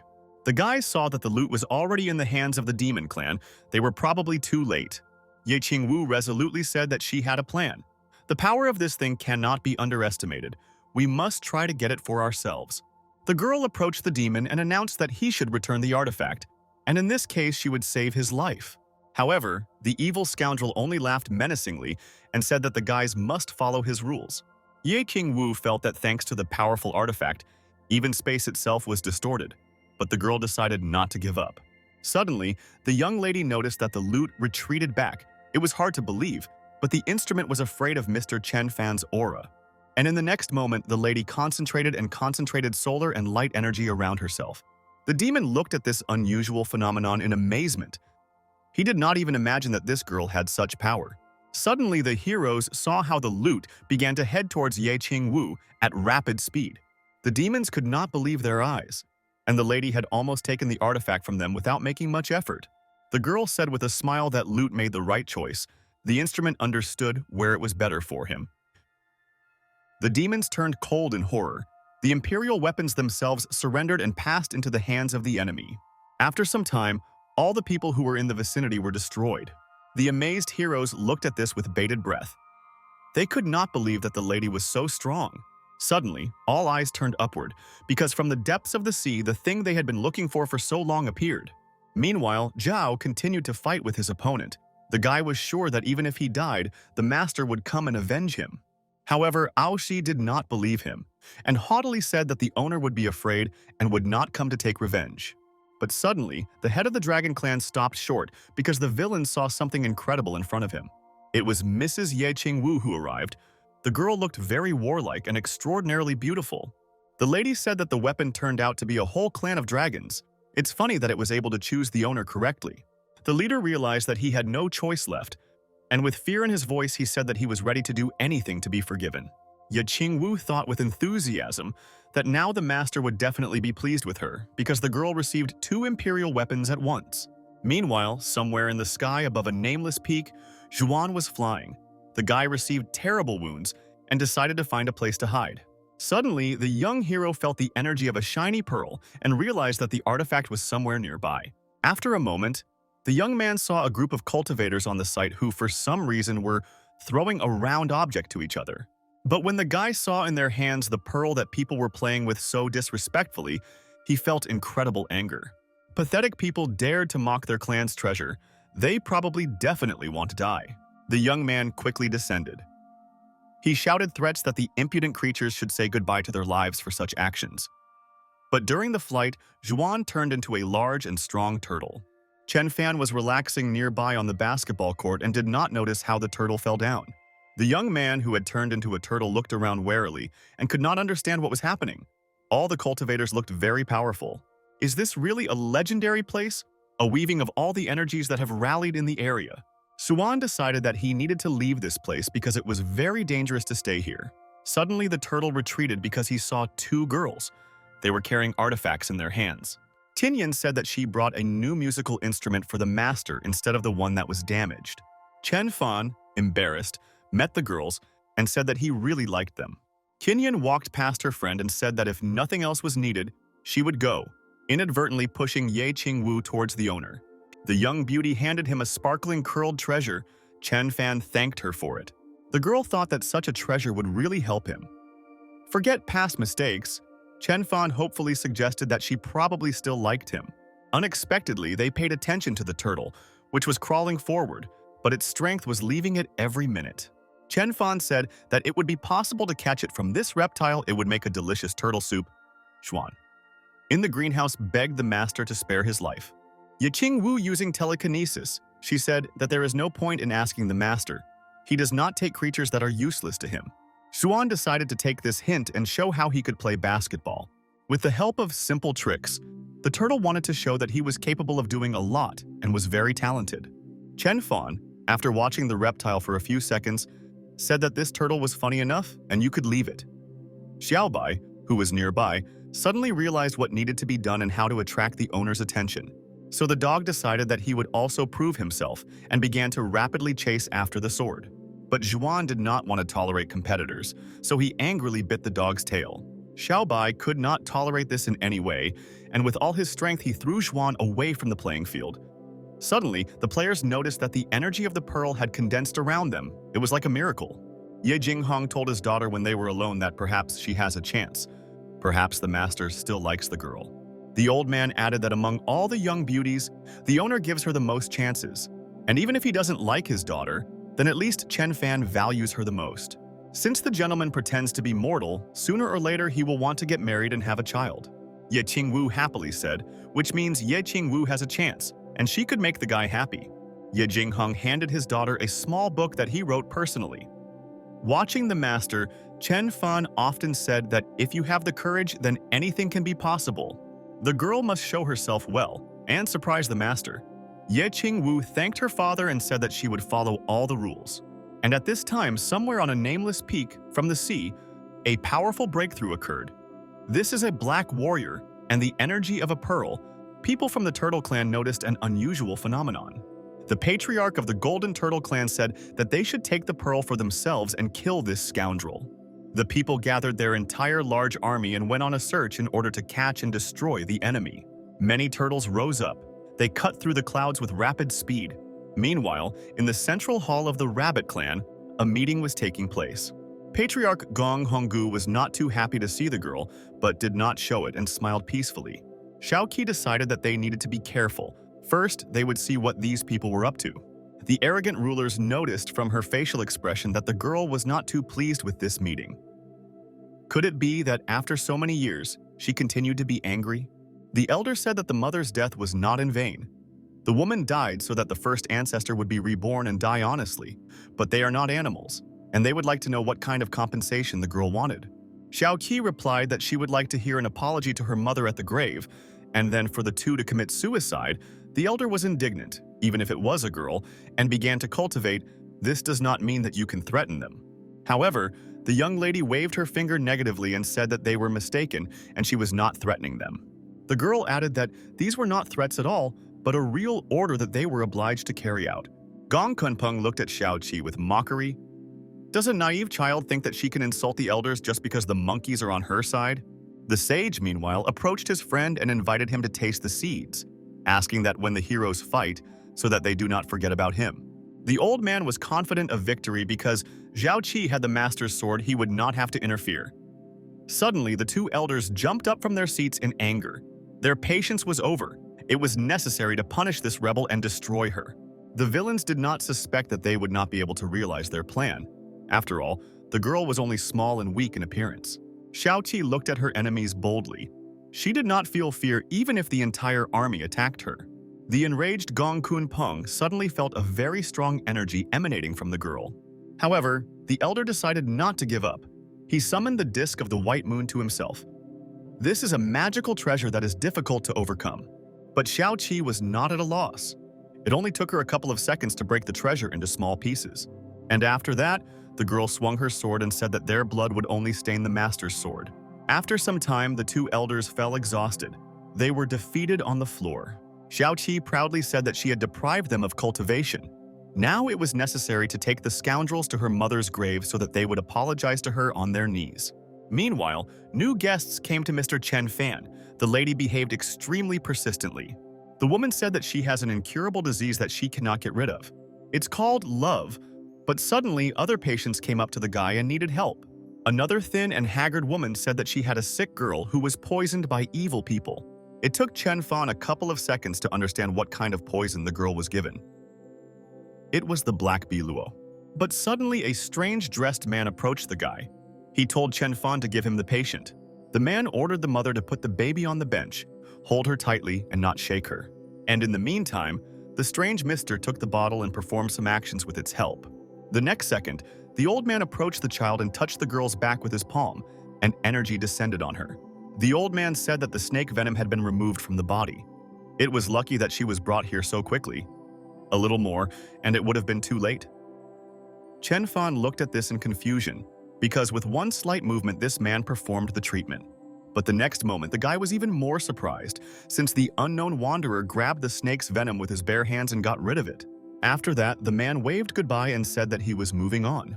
Suddenly, an idea came to Chen Fan's mind on how to achieve his own cultivation with the help of this old man, and he ran after him. The guy introduced himself. The strange gentleman also said his name. His name was Master Zhang. They walked forward through an overgrown field. Zhang said that the black biluo snake, extremely poisonous, usually lives in cool and dark places.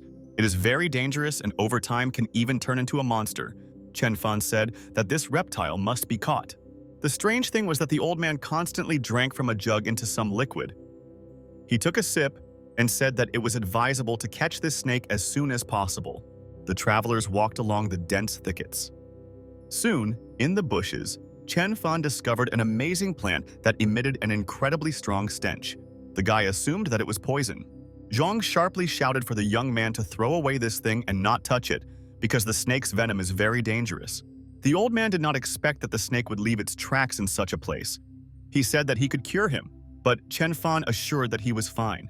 The healer was in some stupor and suspected that this mortal was an unusual person, or had simply taken an antidote, but doubts also crept into Chen Fan's soul. Suddenly, the young man discovered a snake that was hiding in the bushes. It was emitting a strong hiss. Zhang quickly approached the reptile and released his magical attacks. After some time, the man managed to catch her and he was holding the wriggling snake in his hands. The master said that now the viper is absolutely harmless since there is a seal on it. Chen Fan, with a sinking heart, picked up the reptile. He noticed that the snake was quite small, but it looked funny. But the next second the guy realized that he was mistaken and the viper sharply grew in size. Zhang shouted in the office that the seal was broken. But suddenly Chen Fan froze with horror because the evil reptile stuck out its vile tongue to meet him. The next second the guy threw it away and the snake flew far away, exploding along the way. Puzzled, Zhang was just about to intervene, but realized that now it was not necessary. Chen Fan took a breath and said that he was very scared. It's good that the master managed to react and released magical power. The old man remained in even greater confusion. This man was definitely immortal, but he quickly found the poison, discovered the snake himself, and then finished it off with one blow. Apparently the guy was the same as him, a master hiding behind the personality of a mortal.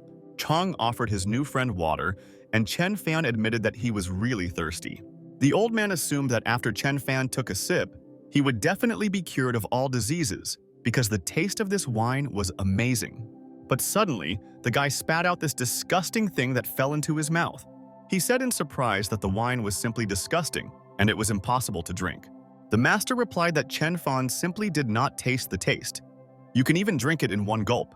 However, the old man was not offended, and thought that the young man said that on purpose because he understood that the drink was magical. Chen Fan decided to be kind and invite the gentleman to try his alcohol. Soon they arrived at a small house that was located behind the hill. Chen Fan said that he lives there. The master never ceased to be surprised. Everything that was here looked very strange, even with a high level of cultivation. It was difficult to determine the origin of buildings and structures, and the aura of the royal herbs simply amazed the imagination. Suddenly, a smiling Zhao approached them on the alpaca's hump, and Chagall the blacksmith was behind the girl. The young lady threw her arms around her brother's neck and said that she was in a great mood. The girl said that she used the sword that her brother gave her. Her anger fell on these scoundrels. It's a pity that this did not help bring her mother back to life. Chen Fan thanked his friends for looking after the girl. The head of the monkey clan expressed a desire to cooperate with the guy. Zhang was completely taken aback. By the look of this girl, she was very strong. And even if the leader of the monkey clan himself wanted to serve this amazing man, then he was probably not so simple. But unexpectedly, an alpaca interrupted the old man from his thoughts. Dashan said that Zhang has fallen very low. He is just a mediocrity who does not understand. If the master chose him, then he should not be underestimated. The master decided that he would return that night and find out in more detail about everything that was happening in this place. Chen Fan looked around. The guy wanted to find this old man who came with him, but he was nowhere to be found.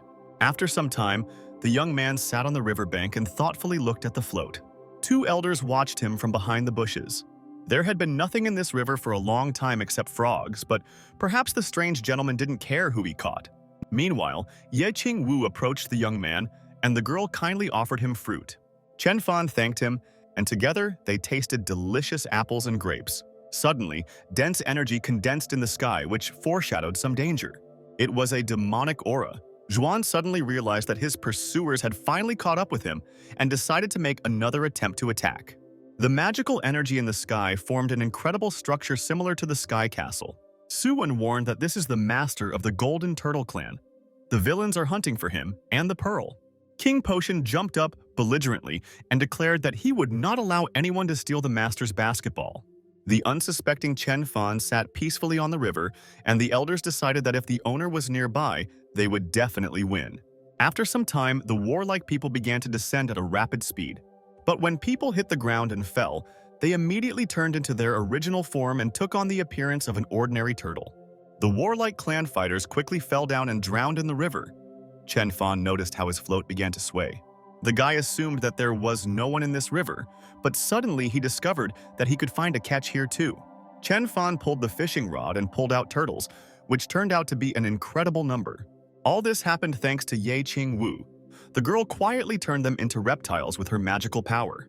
Chen Fan was happy about the catch and said that today there would be excellent turtle soup. Shuanin. All this time, he continuously watched what was happening. He thanked the owner for being the one who avenged him. Ye Qing Wu thought that today she would definitely confess her feelings to the master.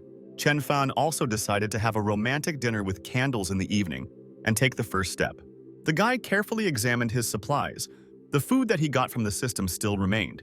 He still had 2 bottles of cola. Chen Fan decided to treat his dear guest, Ye Qing Wu, to this exquisite drink. She noticed that this liquid was very strange, black in color and bubbly, but somewhat similar to honey. The girl picked up the cup. She thought that in any case, the gentleman would not want to harm her. So the young lady took a few sips. The taste seemed very unusual.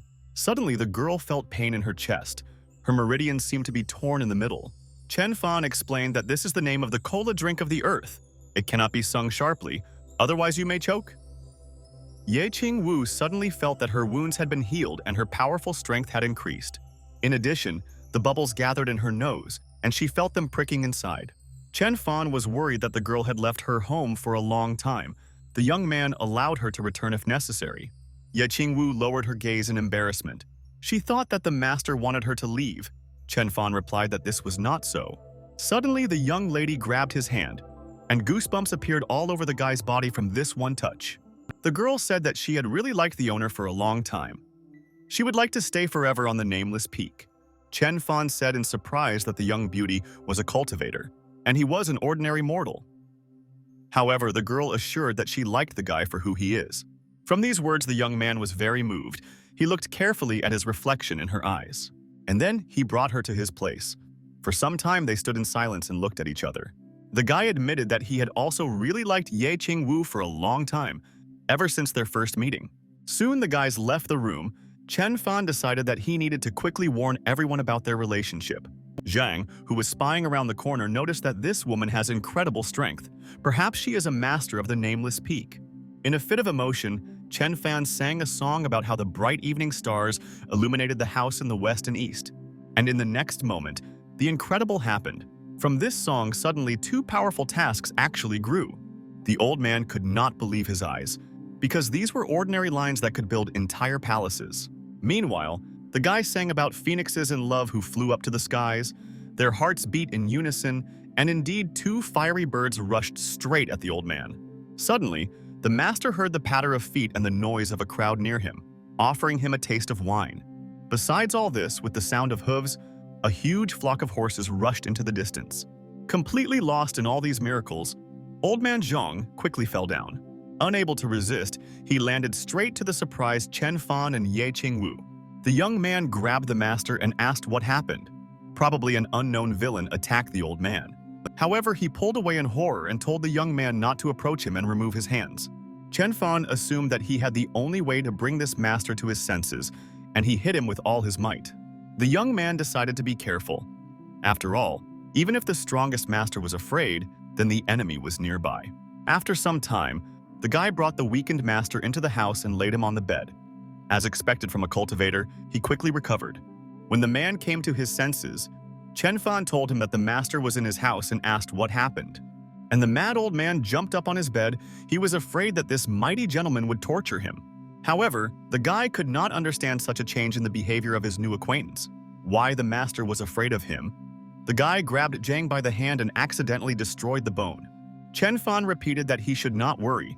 He was completely safe here, and his cultivator girlfriend would definitely save them all. The old man lost consciousness, and the young man tried to bring him to his senses, and for this he fought with incredible strength. The cultivators looked at this in horror. The master cured this man in order to torture him.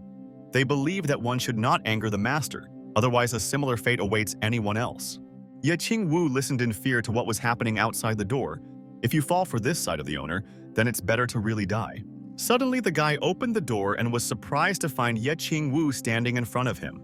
The girl said that she came here to give away the soul stone that the master wanted and did not listen at all. With these words, she quickly pulled away and said that she had a lot of very important things to do. Meanwhile, Xiao Qi approached the guy. The girl asked what was going on here.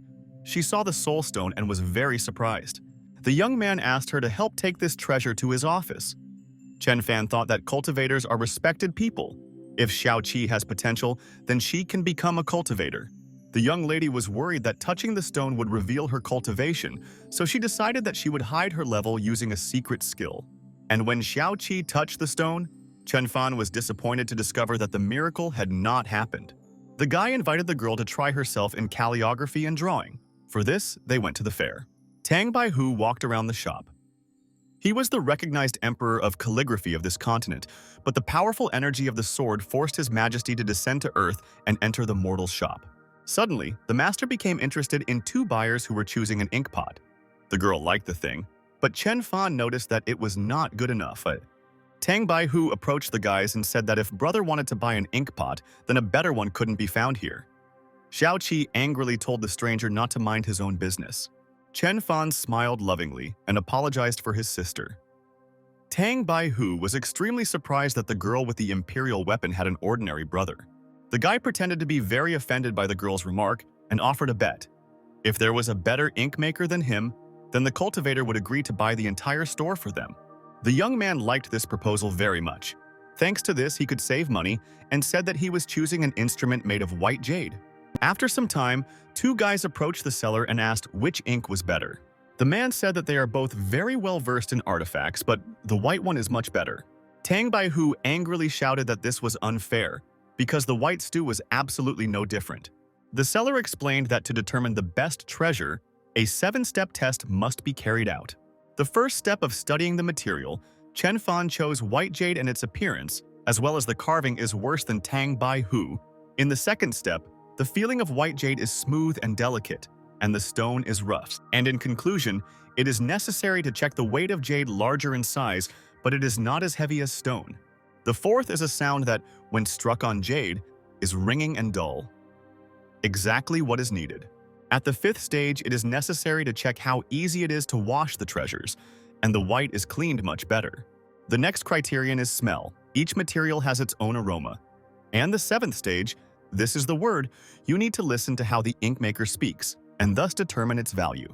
And yet Tang Baihu believed that this was unfair, because the artifact is not able to speak, its product is a unique thing. Probably a mortal was trying to deceive him. The seller told the gentleman to take it in his hands and listen to the sound. The guy felt drops of ink falling onto the paper, and a subtle sound was heard. This is probably what needed to be discovered in order to determine the quality of the product. Tang Baihu apologized. He had not even suspected such secrets before. The store owner said that Mr. Chen Fan teaches all this. Suddenly, the emperor recognized the young man in front of him that everyone in the area was talking about. This is the master who released the sword energy. The guy came here to find the one who insulted him. The master bowed and introduced himself. He said that he had heard about Chen Fan for a long time and came here to see him. As a sign of respect, the master is ready to provide a gift to the guy. Chen Fan replied that he would be glad to give some of his calligraphy as a thank you. When the young man held out the drawing, at one glance at this picture, Tang Baihu felt his entire body engulfed in energy. Never before had the emperor encountered such a powerful work of art. These poems and calligraphy elevated him instantly. The master began his transformation. Tang Baihu sincerely thanked the youth for this blessing. The guy exclaimed with joy that he had received enlightenment.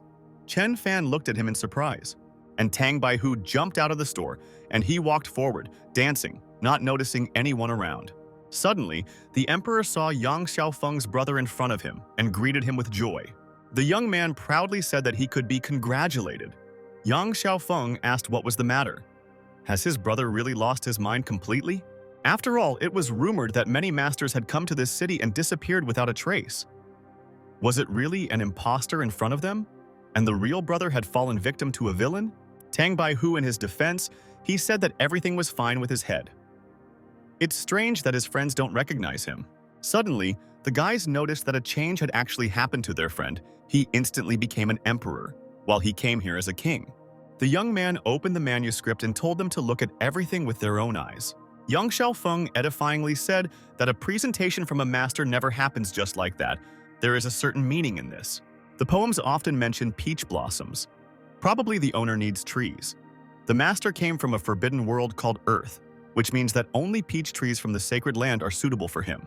Tang Baihu decided that he would go there and not only obtain the peach trees, but also capture the saint to tend them for the master. Meanwhile, the king of poisons appeared in Chen Fan's courtyard. He was happy that he had finally found the place that I had been looking for so long. The scoundrel quietly watched the bushes as the young man walked along with Xiao Qi and promised to teach her weaving after the girl learned to read and write. The Poison King noticed that the girl had all the clothes of the emperor's rank. It was unclear why she was walking next to a mortal. The villain decided that he would receive all the artifacts and released his powerful spell. Chen Fan waved her hand. Move away from these splashes. He thought that it was someone poisoning insects. The king of poisons felt that the powder got on his clothes, and as a result of this, he could no longer maintain his human form. Now the king of poisons turned into a toad. He thought that this was not an ordinary mortal, but a psycho who was hiding his strength. The alpaca watched the alien with a laugh. He grabbed the toad and brought it to the owner in his teeth. The guy pulled away in horror and asked where Dashan got this frog. Xiao Qi looked meaningfully at the amphibian and laughingly told her brother that she had long dreamed of trying toad stew. Meanwhile, Zhang took advantage of the opportunity and decided it was time to leave. But suddenly, Ye Qing Wu approached the old man. The girl guessed that he was about to run away without saying goodbye to the master. An angry Zhang said that he and Chen Fan were probably at the same time. However, he did not intend to stay here to be tortured further.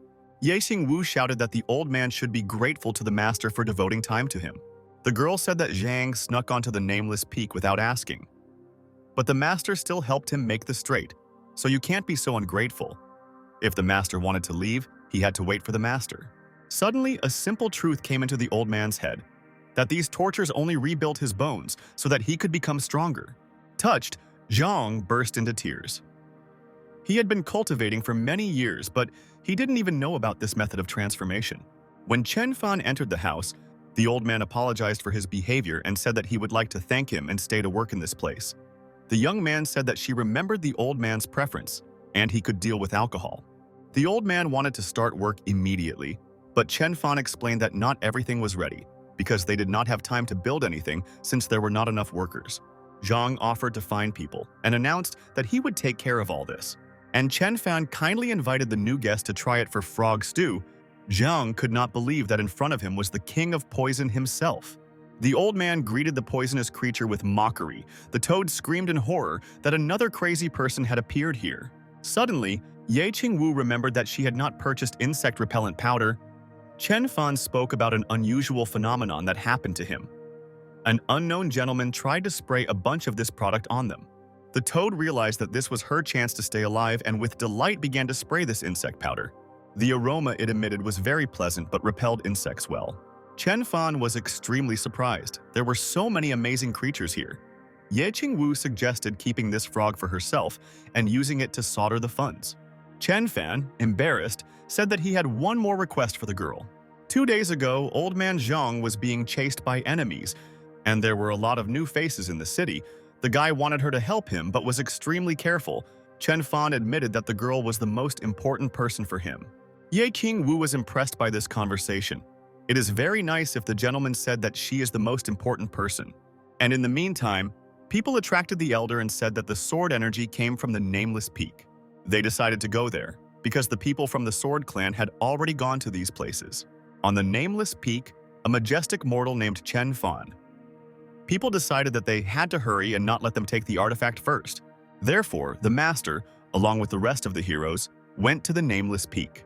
Not far from the Nameless Peak, Ye Qing Wu was flying on a water lily.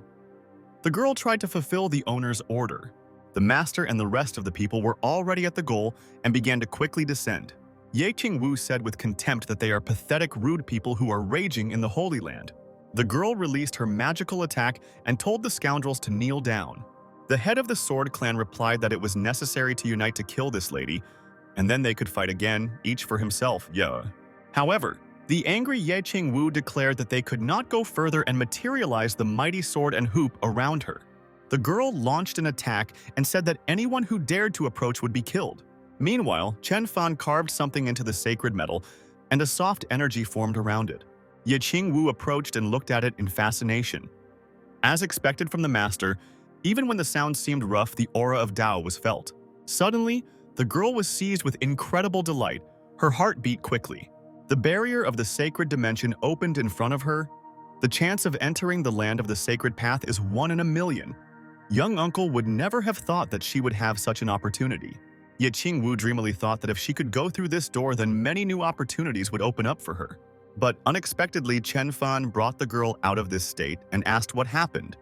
Ye Qing Wu said that she actually met enemies on the approach to the Nameless Peak, but had already sent them on their way. The young man really wanted to gather everyone and tell them about what he had just cut out. At sunset, all the workers who served with him gathered along the upper path. The guy greeted the cultivators and said that he had long observed their characteristic abilities, so he assigned a role to each. There were old people present at the meeting. Ye Jinghong was to become the head of agriculture, and Qing Potian was the head of the transportation department. Also, the head of Sun should become the minister of marketing, and Dai Zhuang, a faithful friend and a blacksmith, is the director of finance. Auntie Mei is the head of the weaving workshop, and Yin Shu is the minister of logistics. The young man explained that all the names of these professions came from Earth, and to Dai Zhuang's question about what the director of finance does, he replied that the guy will deal with all financial issues. Ye Jinghong was very proud that the master gave them titles from the land, which means that he considered them to be his relatives. But that was not all the news. Chen Fan announced that he was going to open his own brand, and Ye Qing Wu would hold the ceremony with him. With these words, the two of them opened the red blanket, and then at that same second, the energies of many different animals and birds rose up. Chen Fan said that from now on, their farm will be called Ancient Earth. This is the name of the brand. Now, the cultivators must work and combine all their efforts to create wonders from the earth. The forbidden ancient world of Earth contained an extraordinary aura. It seemed that there were many masters there, such as their master. The old tree felt this powerful and beautiful spirit that came from the earth. The emperor searched for it for many years, but could not find it. The tree is the only ruler who survived all times. He still remembered how the water flowed into the Yangtze when it descended from the sky. Wide open spaces and amazing weather. Always at any time of the year. The great emperor saw only a small part of the earth, but the owner now showed much more. Even from a distance, its frightening strength and power could be felt. All the immortals lived there. The cultivators applauded enthusiastically. They were fascinated by this amazing and unknown world. Chen Fan thought with enthusiasm that the financial pyramid works in any period and in any world. The young man thanked everyone for their help and support. He said that now new trials and threats await them. Now the workers had two main goals. First of all, this is a shortage of people. It is necessary to attract other residents, so old man Qing Potian must prepare a whole team. And elder son, in the meantime, could organize more sales markets because production is at a high level and it is necessary to have high-quality communication channels. Chen Fan said that every employee needs to work hard, make decisions together, and make the brand even stronger. By that time, a girl had arrived in the enemy clan and told the empress urgent news. Almost all the spies sent to Qingxi had been killed, and only one remained. The empress could not believe that her people could not escape and the enemy overcame them all. The survivor reported that their reconnaissance expeditions were telling the truth. The sword's energy did indeed come from an unnamed stream, and one mortal resided there. Empress Zhang Aohan heard a name that immediately attracted her attention. This guy's name was Chen Fan. Meanwhile, another enemy clan was also uneasy.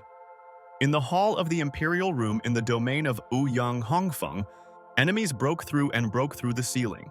King Potian proclaimed that the old emperor would come out and kneel before him.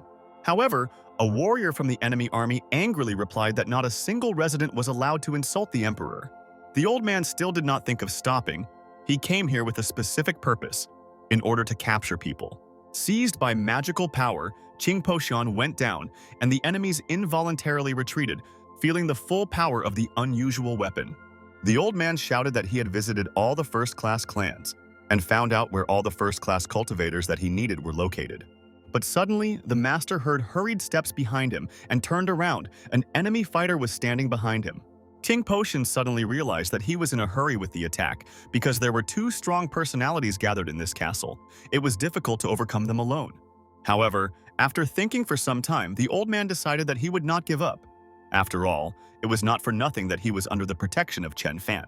Half an hour passed, and the man's ardor waned a little. Qing Potian could not figure out why it was not possible to capture these people. After all, everything should have turned out differently, but now the old man was taken hostage. Ouyang Hongfeng said mockingly that his opponent had no idea how strong this dynasty was. The emperor asked who sent the cultivator and promised that if Qing Potian told the truth, his life would be spared. The old man cleared his throat and replied that this name was known, and the emperor should maintain his composure when he heard it. Ouyang Hongfeng thought that his opponent was just stalling for time and said angrily that if he didn't want to talk, he would simply die on the spot. Suddenly, Master Zheng entered their conversation. The emperor spoke about what had happened and assured that very soon they would resolve this conflict. Qing Potian brazenly invaded their kingdom and was talking complete nonsense. The two masters liked each other. The drunkard Zhang and the old Qing Potian recognized each other. Qing Potian. Now he understood everything. The rumors that the emperor had gathered all the strong cultivators were true, but he didn't even imagine that it was Zhang who organized everything and was one step ahead. It's simply incredible how it was possible to arrange a fight with the allies. The old man refused the cordial offer to heal his wounds and replied that he was fine. Ouyang Hongfeng tried to explain that it was a simple misunderstanding. If he had known that the old man was a friend of Mr. Zhang, he would not have dared to treat him like that. King Potian turned to his friend. He noticed that he had already completed his task. Zhang offered to help, but the cultivator refused. Since Dayan is already under the rule of the master, it is necessary to go to the Dai dynasty and get people there. However, the old man failed to complete his task when he came to Dai. Then after a short fight, he ended up in prison. The empress said with anger that the ropes are very strong, and Qing Potian will not be able to get out. He must tell who sent him. The old man noticed that Jiang Aohan probably already knows everything. She probably has spies. The girl should know that the local emperor gathered all the cultivators in the area, and then they disappeared. Jiang Aohan listened attentively to his speech. The young lady was not told that she was interested in learning about what she herself did not know. The old man said that he would reveal the whole truth. People were chosen to live in the village of Earth and serve the Great One, but if the empress does not follow him, then the owner will take all the glory for himself. The girl still doubted these words. It was possible that the old man said this specifically to drive her into a trap. King Potion said that he had evidence because the powerful sword energy came from this very place. Suddenly, the girl suggested that this story could be true. We are talking about a certain mortal named Chen Fan. After a couple of moments, the empress resolutely rose from her seat and said that she could believe it. Zhang Aohan was going to personally go with the old man to this unusual village on Earth and get to know the young man about whom there were many rumors. Meanwhile, Chen Fan was in the flowering garden, practicing calligraphy with Xiaoqi. Suddenly, the young man felt a sharp sword approaching directly towards him with incredible speed. This was Ye Qing Wu's training in mastering skills. The girl wanted to learn how to wield a sword perfectly. Chen Fan asked to see the weapons. He was interested in what they fought in this world. The guy said that he might find inspiration in the cultivator's weapon. Ye Qing Wu secretly thought that she no longer needed the sword because now she had inherited the master's will, but she would not refuse good gear. The young man looked at the weapon doubtfully. It was hard to believe that they were using it to kill the enemy. Although it seemed to him that the sword was not of very good quality, Chen Fan did not want to offend the girl and gave it back. But suddenly, the young man noticed that he had accidentally broken this weapon. A small fragment flew off the tip. Ye Qing Wu looked upset. The girl could not understand why the master broke her sword.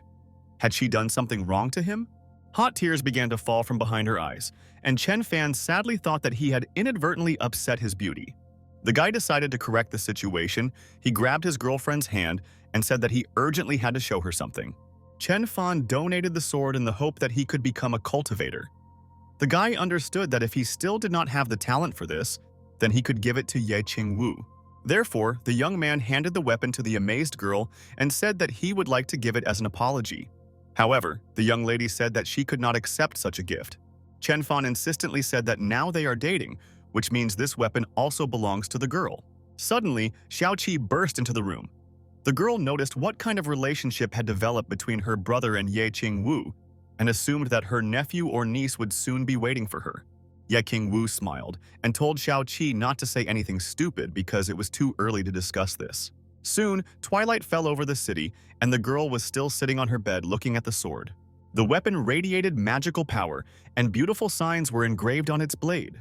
As expected from the sword of high-ranking Sir Chen Fan, its magic power passed through bodies. The girl swung her sword several times and felt a powerful flow of energy. This whirlwind engulfed her completely. The girl felt her heart beat faster. And the next second, something completely unimaginable happened. Ye Qing Wu noticed a bright ray of light. Suddenly, the girl's eyes widened in amazement. She saw something she had never even imagined. The gates of a sacred dimension suddenly opened in front of her, inviting her to go inside. Holding her breath, Ye Qing Wu connected with this incredible power and began to pass through the portal. Meanwhile, the unsuspecting Chen Fan walked out of the house humming a song to herself. The young man did not notice how clouds thickened around him, and electric discharges descended from the sky. Old Tree Emperor Qing couldn't believe what was happening. Is this really a world disaster of the 6 Daos? The Vine said that such events had not been repeated for 10,000 years. Who would have thought that Ye Qing Wu would attract such a frightening legend to his head? Ye Jinghong looked at the sky, which was frightening with its darkness, and hoped that his daughter would be safe. Chen Fan noticed this darkness and asked himself, what happened to the sky? The guy said that the weather was very strange. Perhaps it foreshadowed a thunderstorm. Unexpectedly, old man Ye Jinghong saw the clouds dissipate just because of 2 words from the guys. The man couldn't believe it. Even before heaven, this gentleman was adamant, and Chen Fan went to bed. He didn't notice this unusual phenomenon. Meanwhile, there was a meeting in the mountains. Several people called Elder Zhang to their place. The master asked Old Man Qing Potian in surprise, why did the 2 of them arrive? The worried cultivator said that a calamity had recently appeared, but it only lasted for a few seconds and then dissolved. Zhang replied that the world disaster of the 6 Daos was brought upon their heads by Ye Qing Wu, but when the master said glory, strange weather, it immediately dissipated. Suddenly, Zhang Aohan intervened in their conversation. The girl believed that the disaster should be dealt with by the one for whom it came. However, apparently Chen Fan became so strong that it even surpassed the heavens. The master said that due to an ancient war, a restriction was placed on their continent so no one could become stronger, but the master easily bypassed this ban. The empress screamed in horror, but did not say a word. But the thought was spinning in her head that the girl still did not suspect what incredible, powerful power this man possessed. The girl decided that this particular gentleman was definitely worthy of becoming her man, and went to him despite Qing Poxian trying to reason with Jiang Aohan. Soon Chen Fan himself approached the cultivators. The young man told old man Jiang that he had brought him peaches. Unexpectedly, the guy came across Jiang Aohan, who was standing around the corner, clearly waiting for him. The girl said indignantly that this was unforgivable impudence on his part. Chen Fan asked in surprise who was in front of him. Jiang Aohan replied that Her Majesty was looking for a master. The guy pulled away in horror and said that his name was Chen Fan. He thought that the girl wanted to call him to serve. The lady decided that she shouldn't say her title, otherwise it would scare the guy, so she said that she was an ordinary girl. Chen Fan reminded that the young lady called herself Her Majesty. The girl laughingly replied that perhaps he heard it too. In fact, the purpose of her visit was the desire to enter the service of this amazing guy, but he assumed that these were attempts to deceive him and did not believe her. The young man decided not to show that he had guessed the insidious plans of the guest and invited them to rest, while the hero himself thought that the empress was probably looking for talented people. Qing Poqian and Zhang secretly watched this. The old man was worried that the owner would blow his head off for letting the stranger through, but apparently everything worked out. Zhang noticed that the beautiful Jiang Aohan had a wonderful body and spirit. She was perfect for pear cultivation. Maybe that's why he was interested in the lady. The old people imagined how it would look from the outside. Probably the master and the empress would really have a love relationship. But in this case, it is unknown what awaited poor Ye Qing Wu, who was hoping for a relationship with a guy. And Ye Qing Wu at that time heard everything. The girl was just picking a pear. Out of anger, she tore off the vine. Meanwhile, the guildmaster arrived at the cultivator guild and was told that a big fish had been found today. Vice guildmaster named Jing Hong sighed that the master was waiting for Sun Wufan. This man said that he had many treasures. The old man was already waiting for the guildmaster. On the table there were many delicious dishes that emitted a pleasant aroma. Lun Chusheng walked into the room and with a slight smile said that he was very glad to meet the gentleman who invited him to share the meal. Guildmaster said that he would like to take a look at those 7th-rank gems that his dear guest promised to show. However, the old man calmly poured Yushka into a plate and said that he did not have any rank 7 treasure, and then calmly added that he has a lot of 9ths but not at all in 7ths. Lun Chusheng laughed loudly. It seemed to the man that they were trying to deceive him. Meanwhile, the old man began to brazenly say that the food was prepared very poorly. This made Lun Chusheng very angry. However, he continued to remain silent, and Sun Wufan said that the meal was inedible. Moreover, the cooks did not even provide a delicious sauce. The angry man said that if Sun Wufan did not intend to show the jewelry, he should leave this place, but the old man peacefully replied that he came to me empty-handed. After a moment, Sun Wufan opened a small bottle from which an incredible aroma oozed out. The guildmaster felt that this was the scent of at least the 9th rank, but it was difficult to believe that this old man was so rich. Sun Wufan laughed and said that with the help of these herbs he makes his own soup. Lun Chusheng couldn't believe his ears. Did they really just eat such treasures with this disrespect? The old man said that heaven had not punished him yet, and suggested that his interlocutor try it. He agreed and brought a huge kazan so that this treat could be poured into him. And when the guildmaster tried these delicious dishes, she felt that she had made a breakthrough. The man was very happy and said that he would fulfill any wish of Sun Wufan. The old man thought with satisfaction that his plan was a success. The master gave him the task of finding markets, and now the most important market in the eastern region was under their control. And the next goal was the residence of the drunken immortal. Sun Wufan sharply slammed his fist on the table and said that he would not beat around the bush. The master said that he needed all the cultivators. The army of the strongest would go to the residence of the drunken immortal. And meanwhile, Chen Fan walked around a large, busy market where there were many different merchants for every taste. The young man looked at the counters with disappointment. There were enough craftsmen here, but the entire time he was walking around, he didn't find anything interesting. The blacksmith suggested trying to find something worthwhile. Chen Fan replied that there was no need for this. If they didn't find anything, they would just go home. Suddenly, the friends heard loud cries that black iron was being sold. Dai Zhuang thought that such a gentleman would definitely not be attracted to him. However, Chen Fan suddenly became very animated. The young man ran with rapid speed to the place where these screams came from. The gentleman who was selling a piece of ferrous metal said that cultivators use it, and for just 100 gold you can buy a valuable artifact. However, people in the crowd did not see the point in buying this thing. Chen Fan shouted that he was ready to purchase the goods. The young man did not expect to see black iron on the market. It is better than the second-rate metal that was sold here. Suddenly, Xu Zhong and Xu Qiji approached them. One of the men said mockingly that an unfortunate mortal wants to buy such a precious material. The gray-haired man said that it was simply pathetic to look at. This guy looked too insignificant. Xu Qiji pushed Chen Fan away and told him to step aside and let the famous heroes pass.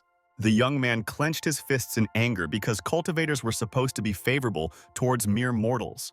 Dai Zhuang approached the impudent man and slapped him with all his might. The guy told him not to speak in a similar tone to his master. Chen Fan was the first to come here, so he can buy the metal. Xu Qiji felt incredible power from this blow. The man thought that he was beaten by an ordinary mortal, and this is very insulting.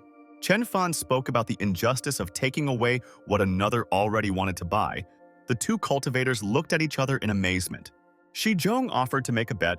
If the guy took the black metal from his hand, he could get it for free. The cultivator was sure that it was impossible to tear a piece of iron out of his hand, so he wasn't worried at all. But not even a moment had passed before Chen Fan was already clutching the reinforcement in his hands and said with a smile that the dispute was over. The man angrily replied that this did not count because he did not have time to concentrate. Chen Fan suggested trying again. Xu Zhong held the piece of metal tightly in his hands. The man became very angry after his defeat. But a second later, Chen Fan again took the black artifact for himself and asked what other excuses he would come up with. The man stood there in bewilderment. This guy was hiding his cultivation level with some unusual technique. Xu Zhong decided that it was dangerous to mess with him and said that the piece of metal now belongs to the guy. It was difficult for him to believe it. However, the man admitted defeat and Chen Fan could take this metal. He said that the guy was only pretending to be a pig but turned out to be a tiger, and that's unfair. Chen Fan replied that not everyone has long been able to become a cultivator, and the old man must admit that he is an ordinary mortal, not to build this circus. Xu Zhong still could not tolerate this insult. He said that he was a famous artisan and had never been an ordinary person. Chen Fan still did not believe it, because the facts said the opposite. The old man was very angry at this insult. He could not tolerate such antics. Therefore, the man decided to show what he was capable of and released magic rays outward. And at this time, Jiang Aohan was also nearby. The girl thought that it would be very useful to sometimes go to such places. Her servant said that there was no point in coming to the mortal market. She meaningfully answered the girls that a skilled strategist should know everything that surrounds him. Otherwise, a great man will never be able to control a large number of people. Suddenly, the girl noticed a fight that was taking place nearby. She recognized this young man whom she had seen the day before and began to watch with curiosity. What will happen next? Chen Fan fought with the powerful cultivator, but he was already losing ground. The old man could not believe what was happening, because the young man was able to reflect the technique that had been passed down to his family from generation to generation. Chen Fan said that they were deceivers and had been pretending to be cultivators for so many years. Xu Zhong noticed that this guy was still pretending to be mortal, although he was not. After all, Chen Fan was very strong. From one blow, the old man flew to the ground and painfully hit his head. Xu Qiji helped his friend get up and looked at this guy with undisguised curiosity and fear. In fact, Chen Fan looked very sinister, but he hid his cult with an unknown technique. Xu Zhong could not believe his eyes. An ordinary guy stood in front of him, but he was hiding incredible power within himself. Suddenly, the old man realized that a real master was in front of him and bowed down, uttering words of apology. The man apologized. He did not recognize his greatness right away and insulted him, but asked to take pity on him and not kill him. Chen Fan scratched his chin in puzzlement. If this man could not defeat an ordinary mortal, how could he also be a cultivator? Xu Zhong threw himself at his feet and said that he was no longer a cultivator and would not pretend to be one. He asked for forgiveness. The next moment, the man felt a resounding slap in the face. Chen Fan said that he probably hasn't understood everything yet, and whoever is in front of him must answer. The old man looked at this guy with rage, but he felt fear of the unknown youth, so he restrained his emotions. However, after a moment, indignation took over. In anger, Xu Zhong said that he would rather die than allow himself to be insulted like that. But suddenly, frightened Xu Zhong realized that his meridians were torn. This guy separated them with just a blow of his palm. The man could not believe that he was in such a disadvantageous position because in front of him was too powerful a master. Chen Fan approached and angrily asked who was in front of her. Shizhong stammered and said that the guy was a mighty cultivator. But because of these words, I received a slap in the face again. The remaining meridians cracked again. Shizhong thought that it was better to die than to get in the way of such a psycho. And the young man again demanded an answer, so that the old man could clearly say who he was. Chen Fan could not understand why the person in front of him was so stupid. Because the young man was an ordinary mortal and not a cultivator at all. Having inhaled more air, the completely confused Shizhong said that in front of him was an ordinary mortal. The man prepared to be slapped again. However, Chen Fan patted him on the shoulder in a friendly manner and said that this is the correct answer. Chen Fan is an ordinary mortal, and if Shizhong could not overcome him, then how could he be a cultivator? The man decided that if he was obedient, he would probably let him go. So he said that if he did not defeat an ordinary person, then he was not a cultivator, and then burst into tears. Chen Fan nodded his head approvingly and said that if he strives to become a better person, then everything will be fine. It's okay that he will never be able to become a cultivator. The man suddenly discovered that all his meridians were cured, but that's not even the point because he made a breakthrough. Shizhong looked after this guy with puzzlement and thought that this is what true masters do. He gave advice but did not reveal his identity, and if the old man follows him, he will make another breakthrough. Shizhong thanked the master and said that he had opened his eyes to the true path, so he asked permission to be with him. Chen Fan thought that this was not the first person with noticeable problems in his head to meet on his way. First that drunkard who pretended to be a cultivator, and then this grandfather. However, after thinking a little, the young man thought that troubles in his head would not prevent him from working well. Therefore, Chen Fan replied that he just needed working hands, so the old man could go with him. The guy decided to watch these crazy people and perhaps find a way to cure them. Daizhuang told his new acquaintance not to stick his head out and not call himself a cultivator, and then everything would be fine. Zhang Aohan, who watched this, was extremely surprised. The guy hired people just like their empire, under the slogan, "Bow and prosper," or disappear without a trace. Suddenly, Zhang Aohan heard angry shouts behind her, telling her not to dare to peek at the master. However, the empress laughingly said that she was not trying to hide. The owner pretended not to notice her and allowed her to follow him. King Tian thought in horror that if this lady gains power, they will never be able to breathe in peace. A few hours later, Chen Fan was already busy with his work. The young man was thinking with anticipation about what he would be able to forge from black iron.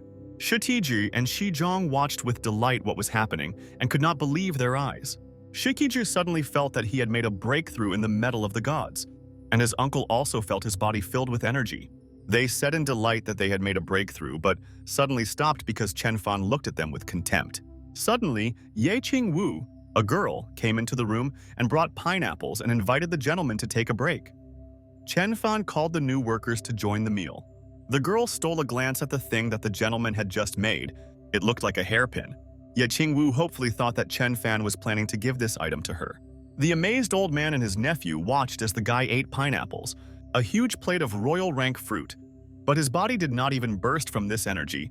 Chen Fan said that he would like to see the empress at dinner today. Ye Qing Wu thought with disappointment that the gentleman was too kind to her. Could it be that what they said was true? But still, the girl decided not to be discouraged because the hairpin was probably intended for Ye Qing Wu. She had a chance. Suddenly, clouds gathered in the sky. These storm clouds meant that there was a disaster weapon somewhere nearby. Chen Fan, suspecting nothing, was busy making weapons. When everything was ready, the young man looked at his work of art and shook his head thoughtfully.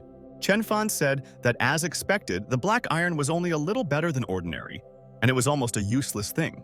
The young man thoughtfully twirled the sword in his hands and did not notice what effect it had.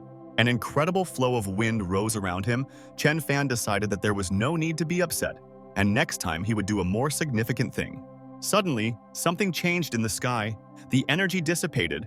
The legendary calamity weapon easily obeyed Chen Fan. Chen Fan said with regret that there was only one ingot. Otherwise, the guy would have updated everyone's tools. Shizhong shouted that he had more iron. Chen Fan said that there was no need to rush, but the old man had already gone to the exit and almost knocked Ye Qing Wu down. The man wanted to get a lot of metal as soon as possible and thereby please the master. King Tian looked after him in surprise. And where did this old man run like that? Suddenly, Ye Jinghong approached them. The man said with disappointment that his daughter had been dating Chen Fan for a long time. But she still hasn't become a mother. This needs to be corrected. Otherwise, the arrogant empress will take this place. Ting Posian secretly said that he has a lot of training material that tells how to attract the attention of the master. Meanwhile, the arrogant empress entered Chen Fan's office. The young man kindly offered to come in. If Her Majesty came to test his skills, he must show everything he is capable of. The girl saw calligraphy with very mesmerizing energy and a lot of paintings. A very powerful aura was in the air. The young man wanted to know the opinion of his dear guests about his research office. Chen Fan said that he invited the lady to enjoy her beauty and also ask for advice. If you compare his room with a country, then the four walls are researchers, farmers, butchers, and traders, so that the country does not fall, people must cope with their work. The main pillar is the king of the country, and the small ministers are officials. They must help each other and work together. The young man took several cards. Using imagination, you can imagine that this is a roof and a large stack of sheets of people who belong to the whole world. Jiang Aohan felt incredible wisdom in these words and was very surprised at how subtly the gentleman noticed Vitali. Walls, pillars, and roof. Only when they work together, the research room will develop effectively if everyone completes their tasks. The empress watched with delight as the guy assembled a house from a notebook and pens. Chen Fan asked the guest's opinion what she thought about this if we assume that windows and doors are an allegory of diplomatic relations and trade. Jiang Aohan looked at the guy with all her eyes. She had not heard such wise things for a long time. Chen Fan lived in harmony between tension and relaxation, advancement and retreat. The young man went to bring a cup of tea to the empress. Chen Fan was proud of himself and thought that he probably managed to impress. Chen Fan hoped that the empress would soon understand how smart he was, and over time the guy would become rich. Jiang Aohan was still impressed in just a few words. The owner taught how to rule the country. The girl was left alone and began to walk around the office thoughtfully. Suddenly, she saw a strange hairpin that emitted an incredible glow and had an amazing aura around it. Jiang Aohan approached the artifact and slowly touched it. Suddenly, the woman felt that an unusual reaction occurred from this action, and the entire level of cultivation that the empress had was absorbed by this thing. Jiang Aohan tried to let her go, but no matter how hard she tried, she couldn't do it. The magical energy sucked all the strength out of the poor lady. Suddenly, the transformation reached its peak. The amazing hairpin gained full power. The girl screamed in horror. She could not understand what was happening. Many strange sensations overwhelmed her. The girl was surprised to discover that her cultivation level had now increased significantly. Jiang Aohan felt how her entire being was filled with this incredible power. The girl stepped on the mat. She felt that her whole body was slowly burning. The empress's meridians awakened and she lost control of her senses. Ye Qing Wu sadly noticed these waves that emanated from the master's office. King Pochen could not believe that the empress took everything into her own hands and seduced the owner. The tree thought in horror that the moment had come and another saint was born. Jiang Aohan twirled this unusual artifact in her hands in amazement. Who would have thought that some hairpin would elevate her to the rank of saint? If a girl passes the test of heaven, she will earn the right to be a goddess. She was suddenly interrupted from her thoughts by Chen Fan. The young man came and asked what happened here. The girl felt that her body was burning on the outside, and as if it was cold inside. Jiang Aohan said that if the conversation was over, then she would go to change clothes. But the young man grabbed her hand. He had more questions that he wanted to clarify. Jiang Aohan felt that her meridians were calming down. Her body became warm again. Chen Fan looked at his interlocutor with puzzlement. Visually, her body was fine. The guy suggested that it might be due to stress. Jiang Aohan thought that the test was about to begin, and she simply couldn't hesitate. If she couldn't cope with the disaster, she would turn to dust. The empress pulled out her hand and said that it was time for her to go, so she said goodbye. However, Chen Fan could not allow such a powerful cultivator to leave dissatisfied. Suddenly, the young man noticed something strange in his guest's hair. He looked at the hairpin he had made quite recently. The empress probably really liked this decoration. Jiang Aohan noticed that the connection with the test was suddenly cut off. Chen Fan said that this is a dragon hairpin of ice and fire. It was originally black, but changed color to gold when the mistress connected with her by fate wore it. So he is ready to give the jewelry to Jiang Aohan. The girl thanked her and said that she really liked this thing. The young man said that it fits her beauty perfectly. After that, the girl thanked her again and said that it was really time for her to leave. Chen Fan was glad that after all, he managed to make the guest happy. Zhang Han walked forward and felt overwhelmed with many thoughts after this meeting. Now she can cope with any enemy who stands in her way. The empress resolutely went forward. Chen Fan came out. The workers were picking pears regularly. Several hundred people still had not collected the entire harvest. There was so much of it. At this rate, they can make 100 million just from selling pears. Chen Fan called all the workers and said that he had brought them new uniforms. They needed to change clothes. After all, it was the first export. They needed to give their all. Inspired people changed their clothes. They believed that the party would reach unprecedented heights. With an increase in income, the earth would definitely become rich. King Potion shouted that they were leaving. The pears were already completely stacked on the cart. Chen Fan looked after those leaving and sighed heavily. The empress imperceptibly approached him. The guy said that he thought about how many countries are next to each other, but doing business is extremely difficult. They need to open trade routes to a large number of countries. Zhang Han replied that his words about the empire, whose strength lies in collective work, are very relevant, but this continent has been fragmented for a long time. Everyone sees only enemies. Chen Fan looked carefully at his interlocutor. It seems that his words had an effect, and she is ready to help. The girl admitted that she had learned a lot from Chen Fan in these few days, but it was time for her to return. The empress thought that the master wanted to unite the eastern region, and she must fulfill her role. Chen Fan was afraid that he had somehow offended the girl. Zhang Han calmly went forward, and the guy tried to catch up and attract her attention. Meanwhile, the empress was following the carts that were driving on the other side. Suddenly, halfway, she met Ye Qing Wu. Zhang Han looked at this girl calmly. She felt that she was a rival. Ye Qing Wu looked at her with hatred. This look did not bode well. The girl said that if the empress leaves them, she could inform about it in advance. They would build a farewell feast. But the smart woman understood that at the nameless peak, only this girl's cultivation was not suppressed, which means Chen Fan treated her in a special way. But instead of fighting, you can make friends.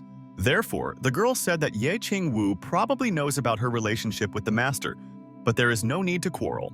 With these words, Zhang Han released a magic spell and said that such a high-ranking hero like Chen Fan cannot have only one wife. One should not envy, this is stupid and selfish. Ye Qing Wu replied that in that case, the lady shouldn't leave because the owner wanted to do pear cultivation with her. Zhang Han laughed and said that her rival only thought about the present, and that's why she was stupid. She and the master are very similar. Not only do they have what they have, and only when she conquers the mainland can she become worthy of Chen Fan. Sad Ye Qing Wu lowered her gaze. Did she really think so primitively? Suddenly, the girl felt a touch. The empress touched her shoulder. Zhang Han said that she understands Ye Qing Wu's feelings, but it is necessary to look at the situation from all sides. Why not, instead of fighting each other, redirect energy to help the master? The girl thought that this was a good idea because in this case, their love would only become stronger. Several months passed, during which time the empress went on a campaign. She began to unite the three nations of the eastern region. The eternally warring peoples were reunited and sunk into oblivion. Thus the Chen dynasty was born. The man on the podium was talking about this. Chen Fan came up to listen in surprise. Ye Qing Wu noticed that the owner was very interested in this empress. The man from the podium said that there is an explanation for the name Chen dynasty. This is due to the fact that the ruler issued a new law as soon as she sat on the throne. A stone monument will be built on the territory of the Chen dynasty, and every day there should be incense near it. The fact is that this monument is not to the empress, but to a famous man. People looked at each other. They saw this guy in whose honor she erected a monument. However, Chen Fan did not see this as a monument to his image, and thought with despair that if Then had gone with her, the majestic lady would have talked about him too. Ye Qing Wu noticed that the gentleman was upset and tried to distract him. She looked where there were a lot of people and said that she could see what else interesting was happening in the area. Chen Fan thought that although he failed to achieve something grandiose, but there is a beautiful woman next to him, and this is already enough for happiness. The guy explained that he generally liked the story. He was just very worried because their harvest on the mountain is ripening too quickly. They can use the grapes to make alcohol, but if they don't have time to sell all the vegetables, they will rot. Ye Qing Wu reminded that she has a storage room in which all supplies can be left. Chen Fan grabbed her in her arms and said that he has the best girlfriend. The guy doesn't even know how to thank her. The young lady clung to him. This moment was very touching. Meanwhile, in the Qingzhong palace, the empress announced that the goal had been achieved and the dynasty had been formed. The unification of the continent was only a matter of time. The girl gave the order to Ao Zhou to become the general of the Eastern Wing. His task is the expedition of the southern region. King Potian was the general of the Northern Wing, responsible for this region. Sun Wufan was supposed to become the Minister of Internal Affairs and work on stabilizing the situation within the country. Jiang Aoyihan said that with their current strength, they will have to prepare for a long time to win the central region, so they should not attack it. King Potian shouted belligerently that they had the master's support. The old man could send the remaining army there and drive them into a corner. However, the empress believed that this was very stupid. If they always relied on the master, then the cultivators would be of no use. The girl also said that King Potian should not repeat his mistake by recalling what happened when the old man entered her palace. The cultivator bowed and said that the empress was completely right. He must solve the problems on his own. Jiang Aohan praised him and said that he should be more careful in the future. The girl decided to subjugate all these people at all costs, in which case she would be worthy of Chen Fan. Ao Zhou proclaimed, in order for their achievements to be remembered for 1,000 years, their clan presented a gift. But in order to show it, it was necessary to go outside. Jiang Aohan promised that if she liked it, the empress would put in a word about him in front of the master. After some time, the friends went outside and saw a luminous chariot in front of them. Jiang Aohan said that it looks very beautiful, but the horses are not visible. Ao Zhou said that you need to wait a second. Ao Zhou explained that this chariot was pulled by unusual horses, and there were dragons that would lead the people to victory. Jiang Aohan really liked this carriage. The girl was sure that she would succeed. But when the mistress got on the chariot and set off, she saw a black hole right in front of her. It was a real portal. Did someone from the holy dimension really want to stop her? Probably those aliens sought to destroy the empress in this way. But unexpectedly, the girl saw Ye Qing Wu in front of her. She did not expect to see her here. Jiang Aohan asked why the young lady came to these places. What was the purpose of her visit? Ye Qing Wu replied that she was looking for her father. The empress said that she had appointed him as a general of the Southern Corps. He was probably fighting in this region. Jiang Aohan wanted to establish contact with the girl because they are pursuing the same goal. Since the ruler is only a few years older, Ye Qing Wu could call her elder sister.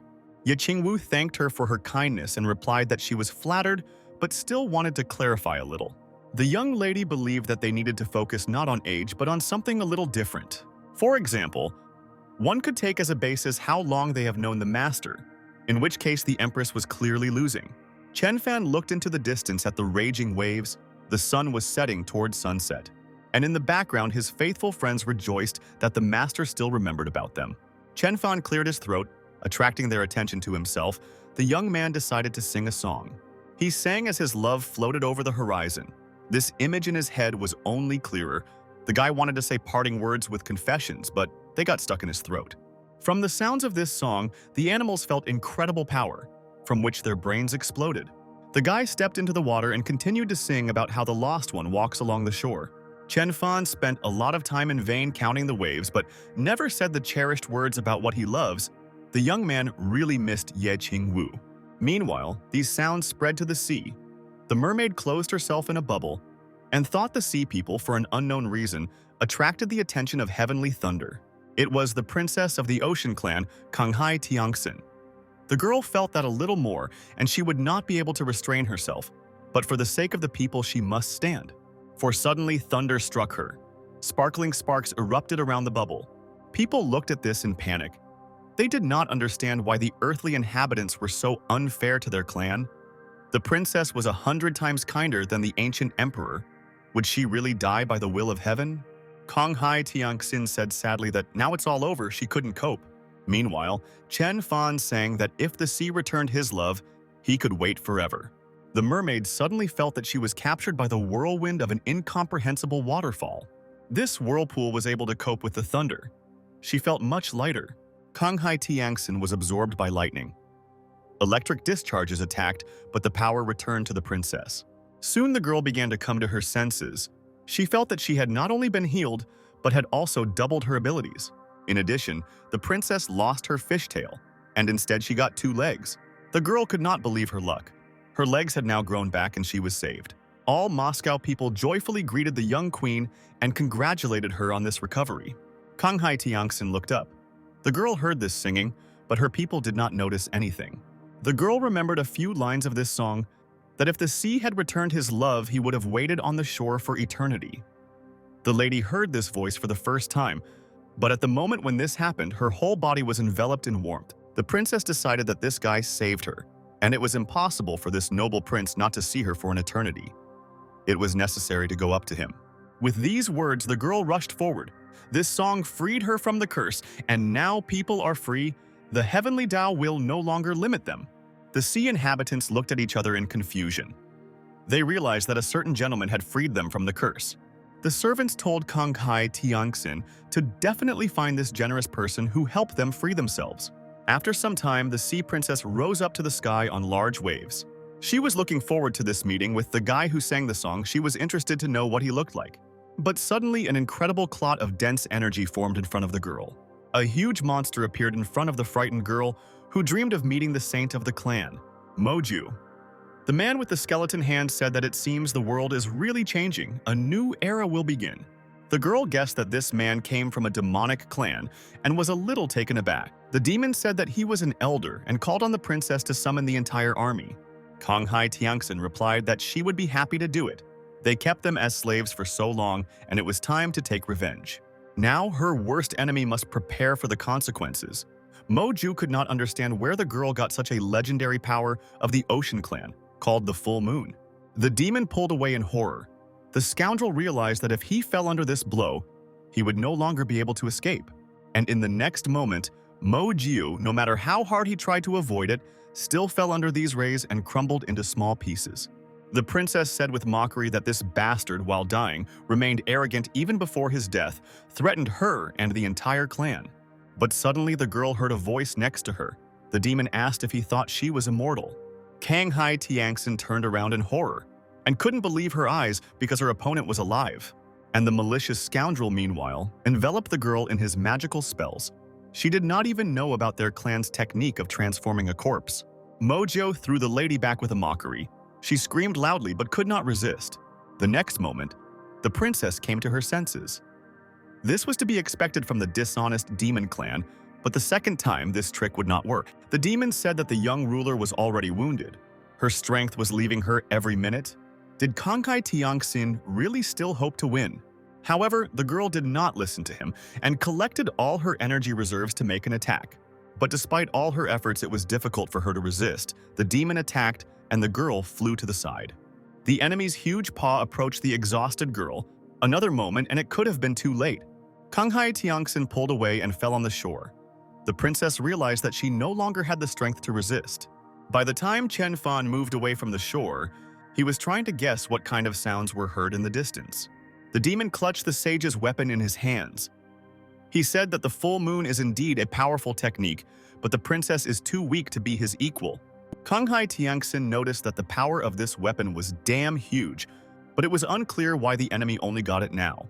He approached her and replied that he wanted to evaluate the power of the full moon. As expected, the technique disappointed him. With these words, the bastard said that it was time to finish. Energy formed around him. He told the girl to prepare for death and say goodbye, but suddenly he heard the heart-rending scream of a stranger behind him.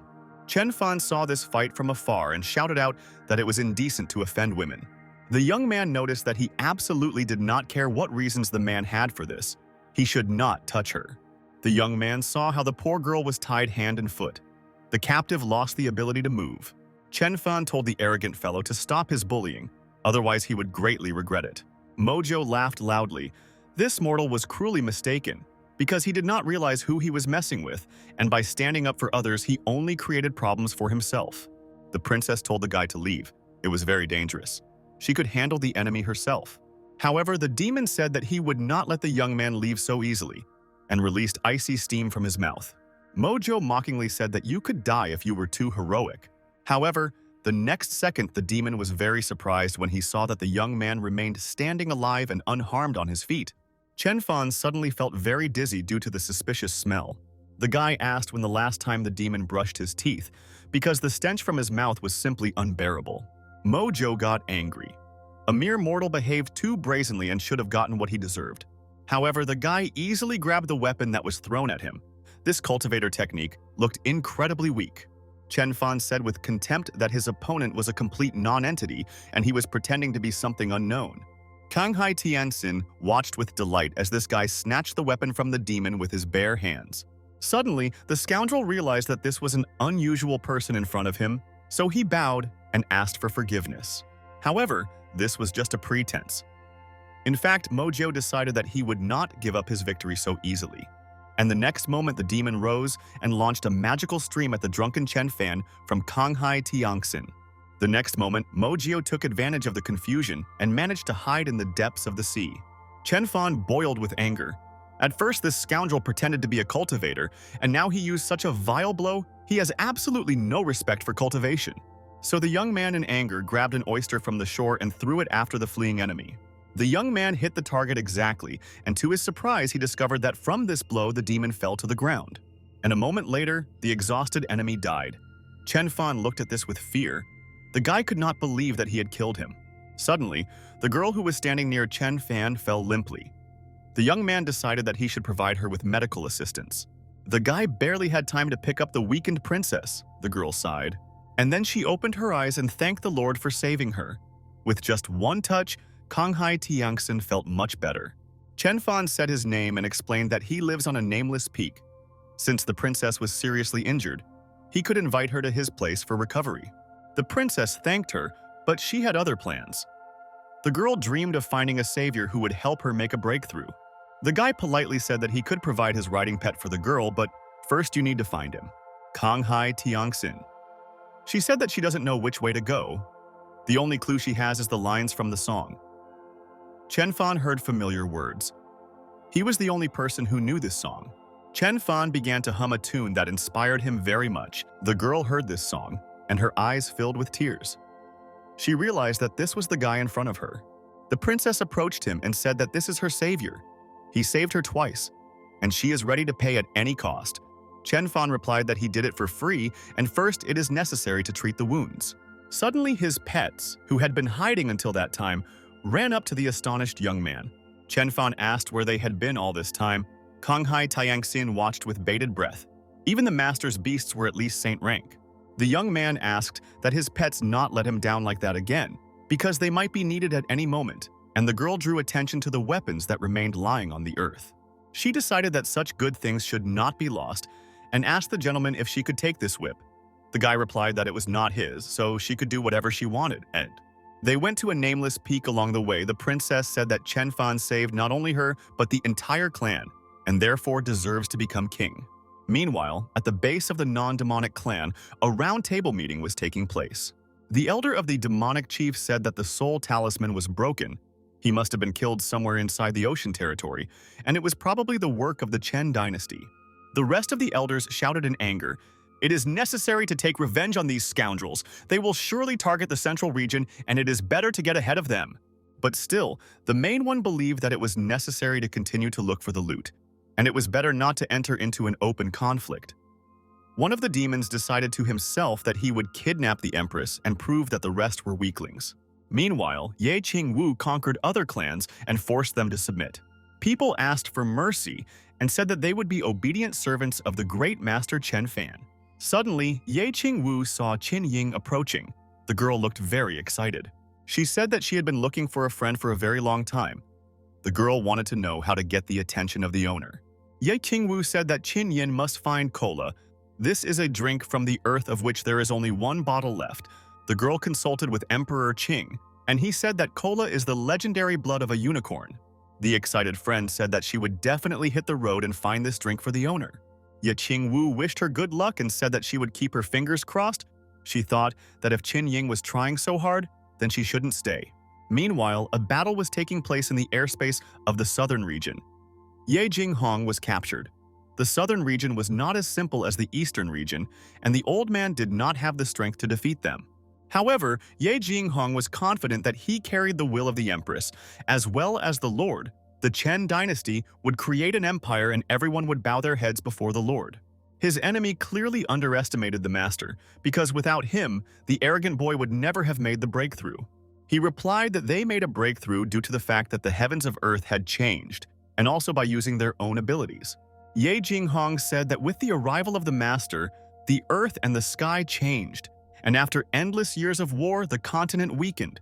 The great Tao suppressed spiritual energy, and only now the spiritual energy blossomed with renewed vigor, because Chen Fan destroyed the seal. However, the man from the enemy clan did not believe him. He replied that no emperor could pass against the will of heaven, and trying to end this senseless skirmish, the scoundrel released his magical blow and swung his sword. Ye Qing flew to the side. He tried with all his might to stay on his feet, but the old man still failed to do so. But after a moment, the cultivator grabbed his staff and began to slowly rise up. Clearing his throat, the man said that this is impossible for a person from the continent, but their master came from a forbidden land called Earth. For him, the laws of heaven are just a joke. But the enemy people only laughed. They believed that during the blow, the old man had touched his head and was now talking about similar nonsense. Suddenly, the arrogant men heard the menacing voice of the empress and began to look around with caution. It would be hard to believe, but a real queen really came down from heaven, the girl shouted angrily. What kind of disrespect for her master is this? The scoundrels are subject to the death penalty.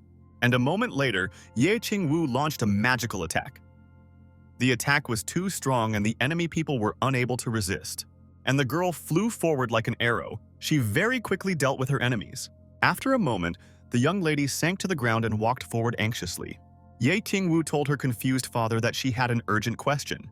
The girl felt resentful, because if she and the master had a relationship, but he gave the opportunity to rule the country only to Jiang Ao Han, the father replied that he understands his daughter's feelings. But Her Majesty has experience in ruling, and it is quite logical to entrust the country to her. And after that, Ye Qing reminded that if his daughter, the master's girlfriend, must fulfill her duty, he specially wrote a book when he was traveling in the southern region. The lady should study it completely. Ye Qing Wu said that she understood everything and would definitely study all the material that was written there. Meanwhile, Qin Yin arrived in the valley to the unicorns. The dark dimension around was creating identical copies of themselves, and in order to get out of here, it was necessary to defeat the double. The girl told her pet that he must do what she tells him. As a result of the battle, they will simply switch and fight with their own copies. A lot of time passed. However, the battle became more intense every minute and took more strength. Soon the dragon had hopes that the master would come and save them. The girl believed that they should complete this task on their own. In her heart, Qin Yin thought that she couldn't count on help because the owner had always been indifferent to her. Perhaps he would not save her. Unexpectedly, a melody was heard in the sky, which made the copy of the girl rise up. A moment later, this image disappeared into the endless sky. It was simply incredible. Qin Yin heard the gentleman playing the lute. He really helped them, and also healed all the wounds with a magical melody. The girl thought hopefully that Chen Fan had left a place in his heart for her too. The dragon asked for a tasty treat and said that when they were fully restored, he would be able to appear before the master. Qin Yin threw him a royal rank herb and said that he looks like a noble ancient beast but behaves like a dog. He replied that he was just a distant relative of Keelan. He did not have any noble status. So it turned out that the beast's meridians had awakened, which is why he relied so heavily on help. The beast said that he was very grateful to the girl for saving him. He rather wanted to see the ruler and work for him. Qin Yin warned that he should not show his cultivation level in front of the owner and not speak human language. Meanwhile, the young hero Chen Fan sang a song about how beautiful women in the world are hard to find and played his lute. Suddenly, Konghai Tiangxin, a girl, entered the room and said that all her wounds had healed and she was feeling well. The sea princess came to thank the gentleman and also to ask him one question that worried her very much. The song that the girl heard was probably dedicated to lovers. Chen Fan smiled shyly. He thought that the young beauty fell in love with him. The guy said that the lines from the song really resembled the connection between two lovers. Then the young man spoke about the author of the song, named Zhang Yusheng, who dedicated it to his own sister. Konghai Tiangxin said with enthusiasm that she had always dreamed of having an older brother. It was such a blessing that they met. The girl could become his sister. The young hero almost choked on his tea from these words. The guy said that he really likes the princess, but being brother and sister is a serious matter, and you need to be careful. Konghai Tiangxin agreed with him and replied that she would return home to warn her family about this. The girl was sure that her relatives would support her. With these words, the princess said goodbye and promised that she would return again soon. Suddenly, Chen Fan smelled a very tasty aroma coming from the kitchen. The young man decided to check who prepared such delicious-smelling dishes. It was the empress who cooked it. She hummed a cheerful song to herself and cut up the food. The girl said that ever since she tried Chen Fan's cuisine, she always wanted to cook something like that. The young man said in delight that the empress was incredibly beautiful, smart, and also loved to cook. It was simply impossible not to fall in love with these qualities.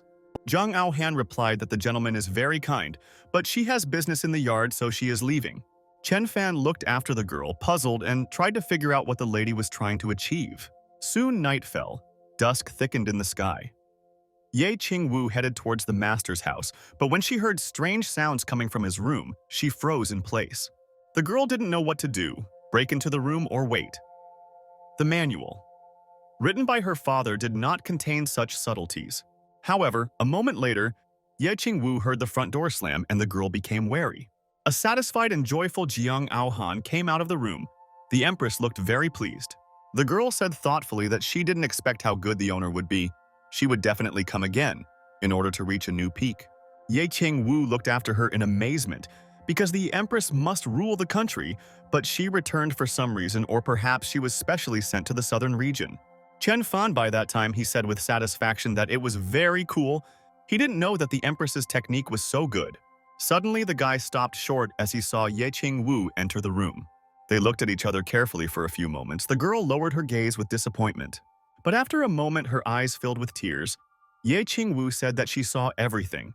They didn't just spend a lot of time with the empress. She ran away in tears, and the puzzled guy tried to catch up with her and calm her down.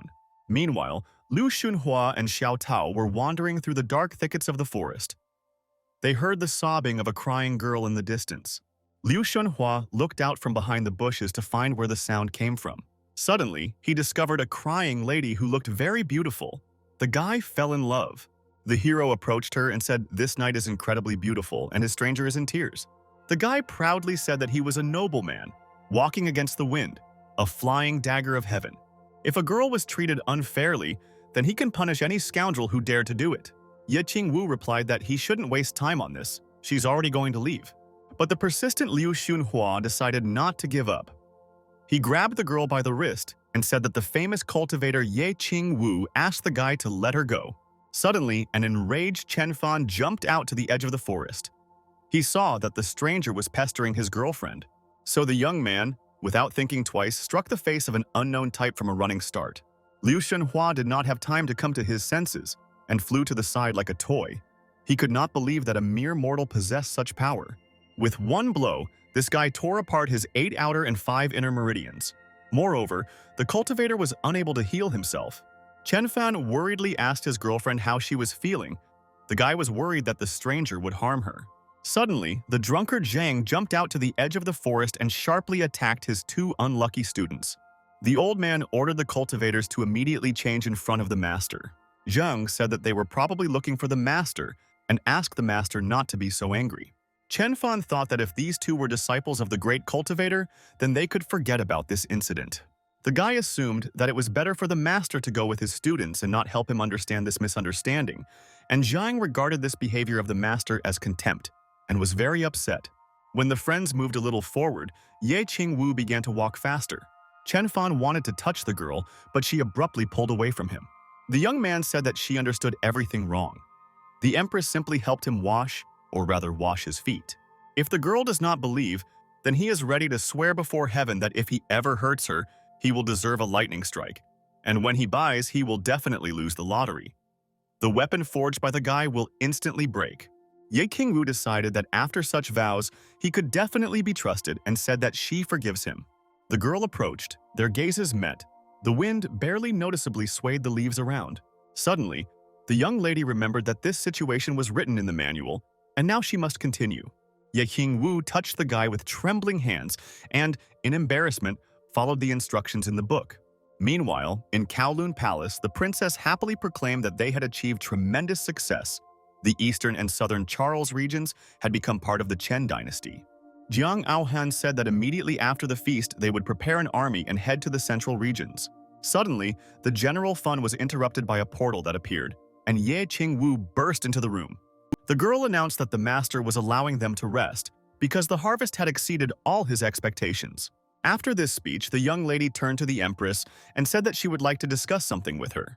Everyone present in the castle was excitedly waiting for what would happen next, because in this palace, right before everyone's eyes, a real drama was developing. After some time, the girls were left alone, and Ye Qing Wu explained to the princess the reason for her visit. Mr. Chen Fan pretends to be an ordinary person who has fallen into the mortal world, and therefore it was impossible to erect a monument to him because everyone will think that he is the strongest of this world. Zhang Aohan replied that she did everything for the sake of the owner. His legacy should be passed on from generation to generation. However, the young princess said that this was all nonsense. If he wanted fame and wealth, he would not have allowed her to rule the world. Confused, Zhang Aohan said that she would immediately give the order for the monument to be demolished. But Ye Qing Wu said that people would have the wrong opinion if she removed it. After that, the young girl told the empress to look at the poem that the guy gave her, and she would understand everything herself. The girl read the lines about yesterday that was left behind, and suddenly a guess dawned on her. Now the princess knew what to do. Meanwhile, the girl Xiao Qi, after much training, was finally able to conquer the sky. She remembered how Chen Fan said that being a seamstress is difficult, but only by conquering your loneliness can you master this art. The girl thought that she could not make a breakthrough because her heart was not ready yet. The young master replied that if she didn't like embroidering, then Xiao Qi could do something else. But the girl wanted to learn. But now, everything has changed. Xiao Qi believed that even heavenly thunder meant nothing to her.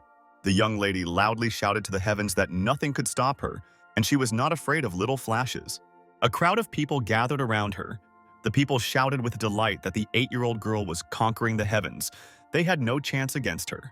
But suddenly, a crushing thunder sounded and lightning flashed, which momentarily blinded all those gathered. The girl and several other cultivators were thrown forward by a powerful wave. In horror, people shouted that the matter was bad. The heavens must not be provoked. A great catastrophe would fall on the shoulders of the continent. Huge magical flashes began to descend on the city, which would inevitably lead to disaster. But suddenly, the image of Chen Fan appeared in the sky and averted the threat that was approaching civilians. The guy's spirit fought militantly with many flashes that fell from the sky. Xiao Qi was sure that the mighty lord had declared war on the heavens themselves. The magical attacks that the guy made eventually forced the enemy forces to retreat. But in fact, the young man was fast asleep in his room. He had vivid dreams that somehow became real. Xiao Qi couldn't believe it. The master conquered the heavens themselves. What else he was capable of, one could only guess. And the guy continued to sleep peacefully. In his head was the image of the unearthly beauty Ye Qing Wu. Meanwhile, Master Zhang's disciples still could not recover from the shock. Xiao Tao put a wet rag to Liu Xunhua's head. However, the guy's body still hurt. In addition, he regretted that he was so stupid and rude to the master himself. The master continued to reprimand the unlucky student and said that he could not behave like this.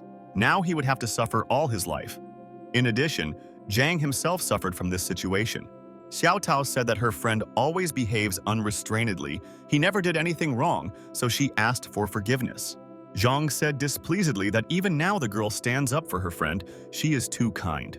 But for the master to truly forgive them, the guys need to become stronger and more resilient. They will go into the abyss on a mission. Meanwhile, Chen Fan was flying through the air on a water lily for the first time in his life. Ye Qing Wu promised that she would try and would not allow the master to worry. They flew up at a rapid speed and Chen Fan was a little scared. The rest of the cultivators looked after them with bated breath and delight. Ye Jinghong thought gloomily that, of course, he was happy for his daughter, but for some reason he wanted to punch the master in the face. King Potian said that the guys were on their honeymoon. The owner gave them a vacation, but in fact, he would like the team to suspend their cultivation and reflect on the true meaning of martial arts. So the friends decided to train anyway and decided that no one would shirk their training. Meanwhile, 2 young people were flying onto the water lilies. The young man never ceased to be amazed at how high the mountains were and the mirror-clear sea. The guy asked Ye Qing Wu not to address him as master because it was too familiar. The girl promised that from now on, she would always just call her boyfriend Fan. The guys decided to go traveling and find some good restaurant to have a good meal. Soon the water lily stopped near the Wanhai Tower and the 2 young people went inside. Chen Fan told the waiter to bring the best dishes they had. The restaurant worker told the guys to go upstairs while they prepared the room and brought food there. After some time, Chen Fanyu and Ye Qing Wu brought a variety of dishes that looked very strange. The young man was very hungry and gladly tried one of the treats. However, the next moment, the guy felt that this taste was simply unbearable. The young man spat everything into the plate and winced with disgust. He could not eat such an abomination. On the table, there was a dish with scallops and green onions. It's simply amazing how you can ruin such an ordinary dish. Moreover, Chen Fan noticed the dragon soup, which was actually just water with vegetables, and other fruits, in their shape and color, generally resembled something completely unimaginable. The guy concluded that this restaurant cooks even worse than him. Ye Qing Wu thought that her friend had too high standards, but in this world there is hardly anyone who cooks better than him. Chen Fan said that he did not want to stay in this establishment and they left. The guy was very disappointed because it was their first time going out somewhere. Soon the waiter brought the bill. Aristocrat Ji Men stealthily looked inside. He really liked the girl who came with an ordinary mortal. She looked simply gorgeous. The waiter named the amount, but Chen Fan thought that the price was too high and demanded that the manager be called. Seaman peeked at all this from around the corner. He couldn't understand why such a beauty came with an ordinary mortal. Soon the manager Wang Huan came into the room and told the client to behave appropriately. After all, this restaurant prepares haute cuisine for famous cultivators, so a check for 20 gold is a common thing. The young man was dumbfounded in indignation. Only now he realized that he was in a restaurant for cultivators. Chen Fan was embarrassed. A gourmet restaurant for cultivators, and an ordinary mortal would not understand this. However, he did not have that much money with him. Ye Qing Wu said that it was not a problem, and she was willing to pay. Wang Huan said contemptuously, "They don't have enough money. Ordinary mortals have no right to criticize their cuisine." But the next moment, the manager felt an incredible magical blow from Ye Qing Wu. The young lady angrily said that if her boyfriend is mortal, it doesn't matter at all. They have money and therefore have the right to criticize. Besides, Chen Fan is the best cook. Wang Huan seethed with rage. It looked like these two were getting into a fight. He believed that his friends probably knew what kind of restaurant this was, but they came here anyway. The angry manager ordered the guards to bring these hillbillies to him to show him where they belong forever. But suddenly, the owner Shi Men intervened in their squabble. He suggested organizing a competition with the cook. The manager picked up this idea and said that if the guys lose, they will cut off 10 of their fingers. Ye Qing Wu had no doubt about success, but Wang Huan grinned. He was also confident of his victory and thought that these two impudent people would regret coming here. The aristocrat watched with satisfaction. Now we need to wait for this guy to disgrace himself and take his lady for himself. They looked at each other with fury and each was confident of their victory, but Chen Fan doubted. They opened a whole business with such professionals it is impossible to compete. But Ye Qing Wu calmed him down and said that this couldn't even be called a competition. Zeman went home. He was waiting for the guy to disgrace himself, and then his companion would be free. After some time, Chen Fan put ordinary scrambled eggs on the table, but an incredible aroma emanated from the dish. The kitchen staff stared in surprise at this treat. The smell penetrated through all the bones and reached the most secluded corners of the soul. The cook had no choice but to admit defeat. In front of them was a real master of cooking. Chen Fan smugly said that ordinary people should not be judged by their appearance. When the guys left, the cooks stared at each other meaningfully. Suddenly, as if on cue, everyone flew up to the plate of scrambled eggs. Everyone wanted to try this treat. But the next second, the incredible happened. The dish on the table lit up with a bright flame. And then there was an explosion. There was nothing left on the table. Ye Qing Wu whispered with contempt that she would not let these pathetic fools taste her Chen Fan's cooking. Chen Fan suggested not to be upset by this incident and look for some other restaurant in the area. The girl agreed. She also did not like the food that was provided to them. The young man could not believe in his happiness. He believed that he did not know how to cook, and his entire victory happened thanks to Ye Qing Wu. Suddenly, the guys saw the owner of the restaurant right in front of them. The sight was truly sad.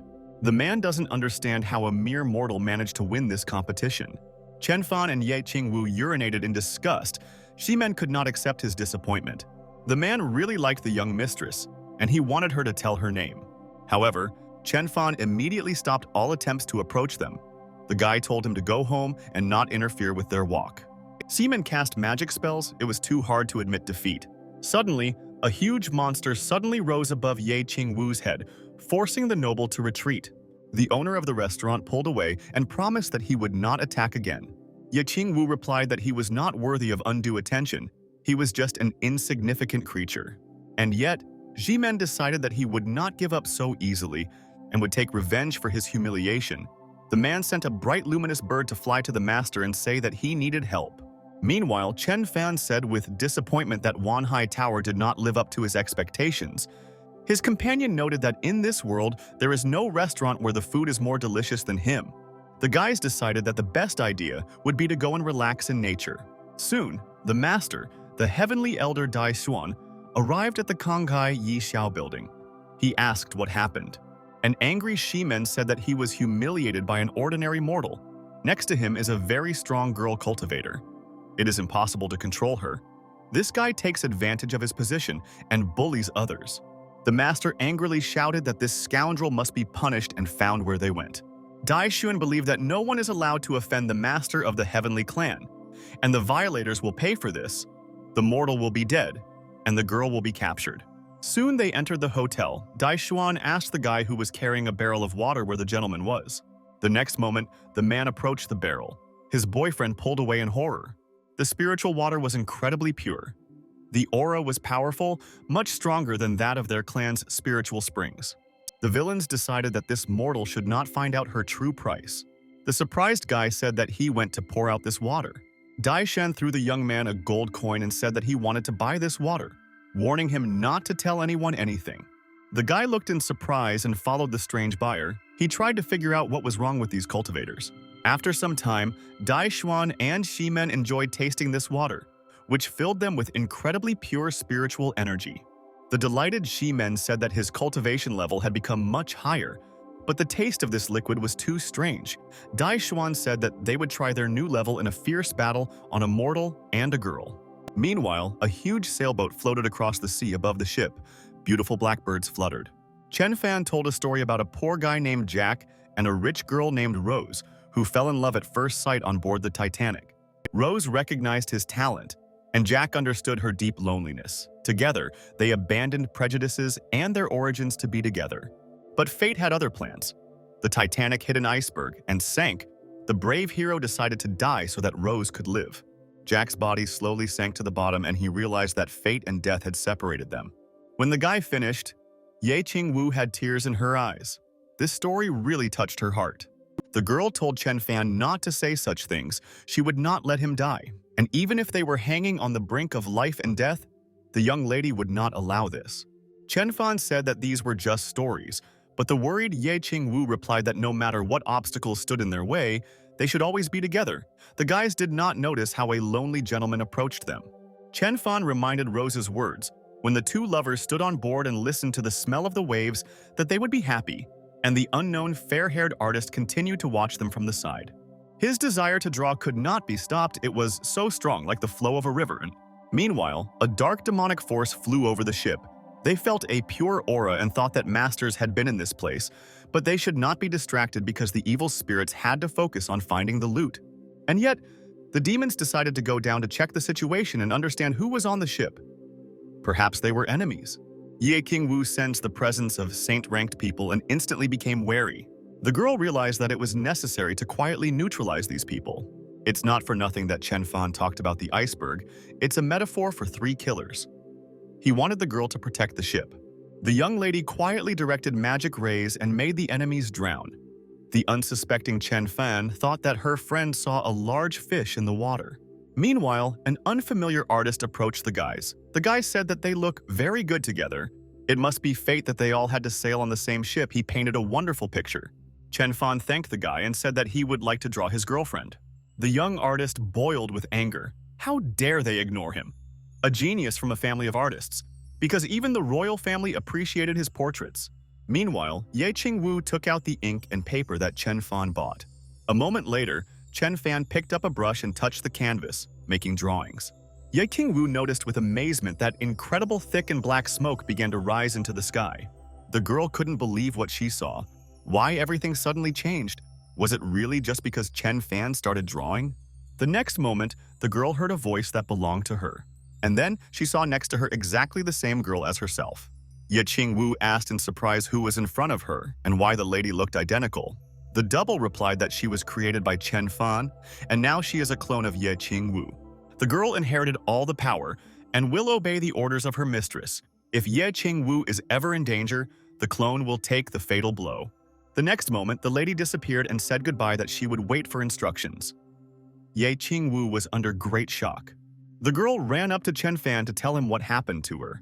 But her friend could not listen, because at that time he was trying to fight off an obsessive artist who wanted to ask to become his student. Soon the guys came to the Kai Hai building. Ye Qing Wu, did not stop laughing because her friend was always serious, but in a situation where the artist pestered him, he looked very funny. And behind them, Dai Xuan and Shi Men were watching from the shelter. The master said that he would very soon deal with these two ill-mannered ones. Inside the room, Ye Qing Wu sat down next to Chen Fan to do her duty and wash his feet. And the master and the restaurant owner watched with envy as the pitiful mortal enjoyed life. Suddenly, an extremely unpleasant thought came to Dai Xuan's head, because the water in the bucket was just like the precious liquid that they drank. Seaman couldn't help the nausea that suddenly crept up on him with the new guo. The master tried to calm his friend down, because gag reflexes could provoke a rejection of qi, but the unfortunate fat man could no longer hold back. The cultivators were in despair at what had happened. It was scary to even think that they were drinking water that a mortal had washed his feet with. Meanwhile, in the central region of the demonic cult headquarters, a meeting was taking place. 8 elders had already transferred to the Chen dynasty. The leaders said that they had no other choice but to kill the entire command. The 3rd, 4th, and 5th elders had to defeat an entire army. Once they arrive at the border of the Zheng dynasty, it is necessary to lure them out. The main thing is that the enemies release the strongest into battle. This will be the beginning of the fight. As soon as they get rid of the main forces, they will break into the palace and kill the ruler. In the eastern region of the city on the shore, Chen Fan and his friend looked at the monument with delight. The young man never ceased to be amazed at what talented people built it. The sculpture reached the clouds. Probably, friends were already on the territory of the dynasty, and in front of them was the supreme emperor. The girls looked carefully at her companion and noticed that this monument was very similar to Chen Fan. Ye Qing Wu said that it was Zheng Aohan who ordered the construction of the sculpture. She wanted the entire future generation to remember the achievements of the one she loved. Chen Fan looked at the monument thoughtfully. It turns out there is a person whom the empress still loves, but he is no longer alive. Now it's no wonder why she behaved so strangely. Because during the meeting, she always remembered her love. The girl still wanted to know the truth about her relationship with the empress, but Chen Fan replied that they were just friends. Ye Qing Wu believed and said that if the guy was so interested in the High Emperor, you can try to pray. The girl thought that with Chen Fan's enormous power, any woman would want him. If he wanted, he could have 3 or 4 wives at once. But now the guy is only interested in Ye Qing Wu. And while he is in love, he doesn't need anyone else. He needs to enjoy this time to the fullest. Because of the thick black clouds, the 4th elder watched the city and assumed that they were praying below. A very frightening aura rose to the top. But the demons could repel these attacks and absorb the light energy with their dark spirit. The 4th elder released a magical stream of power that headed towards the city. An earthquake began, but the eyes of the monument suddenly began to shine. The next moment, the incredible happened. The sculpture repelled all enemy attacks. The demons screamed in a daze, their bodies immersed in the sun and bright light of pure energy. Ye Qing Wu looked at this with enthusiasm. Chen Fan's visit gave the statue such power, anyone who dares to show disrespect will be incinerated. Meanwhile, the surprised guy said that he had finished the prayer, but heard some kind of earthquake. His companion thought that he, as always, was pretending to know nothing. After some time, Chen Fan went to the Wuling Union trading area. Fortunately, their agriculture was developing rapidly. The guy believed that at this rate they were heading towards the Industrial Revolution. Suddenly, the hero saw a shiny stone. He urgently needed to make a decision. Chen Fan thought that he would finish his business here and return home before his girlfriend revealed all the plans. The guy liked this stone, but still, the prices on the cultivator market were frightening, as much as 3,000 gold. When the young man was about to touch the goods, he was not allowed to do so. Lu Chenyi said that this is a shopping area for cultivators, and there is no place for a mere mortal here. The guy is not worthy of buying anything from Wu Ling's alliance. Otherwise, it will not be his reputation that will ruin everything. Suddenly, a girl intervened in the conversation and said that it was not up to the merchant to decide what reputation this union would have. In front of them was the daughter of the head of the union, Lin Ji. The girl easily picked up the stones and said that they can always negotiate a lower price. After this, the lady turned to the owner and said that she would buy silver for 100 gold pieces. The owner of the shop, seeing the lady, smiled with affection and said that of course he agreed to this. Chen Fan thought that in front of him was a genius of trade. The next moment, Lin Ji gave the silver into the guy's hands and said that it was a gift. Lu Chenyi began to spin around the girl and tried to attract her attention. However, the lady told him not to interfere and stopped buzzing over the spider as if he were a fly. The girl asked why Mr. Mortal needed silver.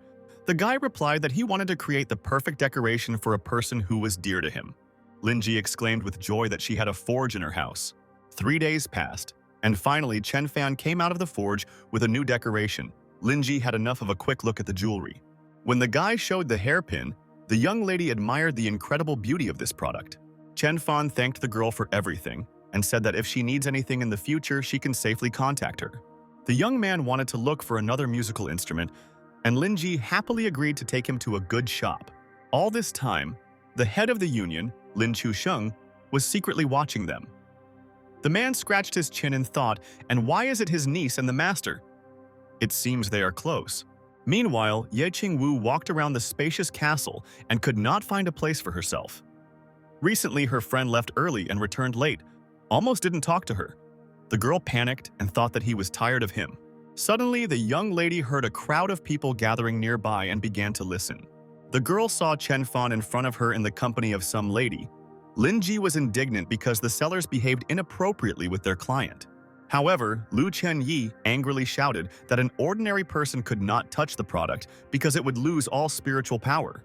Ye Qing Wu suddenly intervened in their conversation and said that all their goods and treasures could hardly be called valuable. Ye Qing Wu told Chen Fan that the loot Qin Yin brought him was much better than this. The young man, embarrassed, said that he did not buy the instrument for himself. He wanted to make a surprise for his beloved. With these words, the guy touched the strings and began to play a beautiful and harmonious melody. Chen Fan congratulated his beloved on her birthday, and in honor of this, he recorded a song for her. Ye Qing Wu was shocked. The girl could not believe that all this time he had been preparing a surprise for her. It was very touching, and she didn't know how to thank the guy. Chen Fan said that he wanted to arrange an unforgettable holiday for her. Lin Ji now understood what a dear person the master was. The girl suggested that she could accept a trip and an entertaining trip in gratitude. Lin Ji sadly said that if she did not leave home, her uncle would marry her to the uneducated Lu Chenyi. The persistent girl approached Ye Qing Wu and said that she would really like to meet her sister and make friends with her. Soon the guys went on a picnic. Ye Qing Wu noticed that they had run out of salt and went to the market. Meanwhile, the insidious Liao Gui was hiding in the bushes. The scoundrel thought that this was a great opportunity. When the female cultivator left, he could begin to act. And the girl set off. She flew very quickly. In the bracelet that the guy gave her, there was an incredible power hidden. Ye Qing Wu thought that the sword that was capable of developing space, as well as the bracelet that allowed it to move at incredible speed, symbolized that Chen Fan wanted to spread justice throughout the world. Liao Gui grabbed the girl. The evil criminal did not intend to kill her right away. Chen Fan said that he had already noticed the pursuer a long time ago and specifically sent Ye Qing Wu for salt to lure him out. The angry scoundrel said he did not take the young man seriously and believed that if the powerful girl did not come, then he could calmly defeat him. Chen Fan replied that he alone could cope with the enemy. Liao Gui laughed maliciously. Lin Ji thought that the mortal gentleman was deliberately bluffing to gain time and decided to play along with him. The girl said that her friend was an unusual person. Chen Fan reminded his opponent that he wanted to learn the flying blade technique, and today he would see it, because such an attack only appears at critical moments. The first dimension of technology is a sword in the hands and not in the mind, Chen Fan said, a phrase that the enemy has a sword and the mind does not realize it. And the second dimension of the flying blade technique. This is the sword that exists in his hands and mind. Liao Gui listened with contempt, but doubted these words. Chen Fan continued to say that the strongest dimension of the technique, the flying blade, is the sword. When it exists only in the mind, any leaf can become a deadly weapon.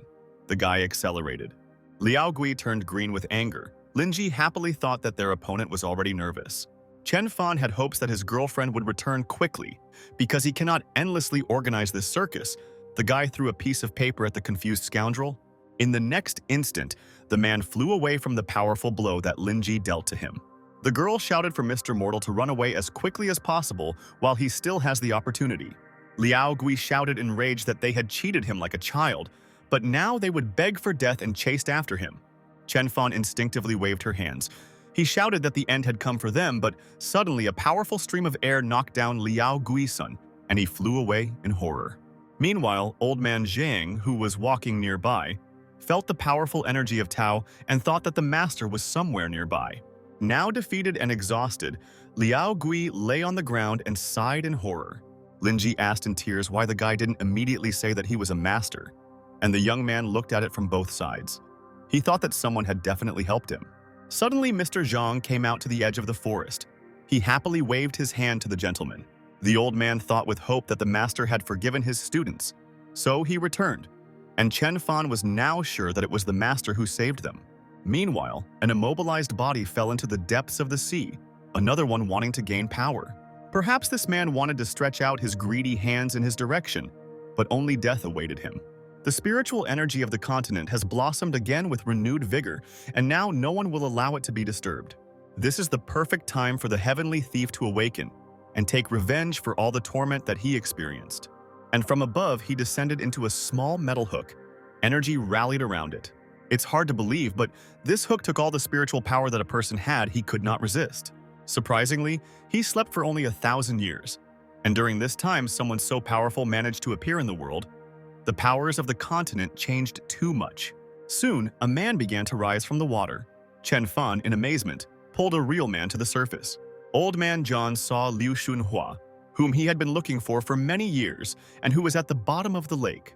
Chen Fan began to perform chest compressions to save the drowning man, and the master wondered how this gentleman could so easily last with Tao energy. The next step was to perform artificial respiration and thus bring the unfortunate man to his senses. But the next moment, an enraged Ye Qing Wu appeared in front of the astonished guys. Chen Fan said in a daze, "This is not what the girl thought, and he is ready to explain everything." Liu Xunhua had already come to his senses and thought that he was incredibly lucky.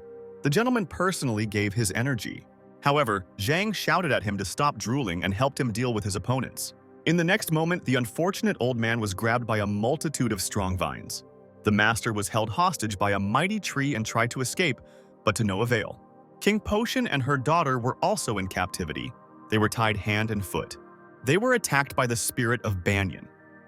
He said with gloating that his attacks could not be predicted because this was his entire territory and he created illusions.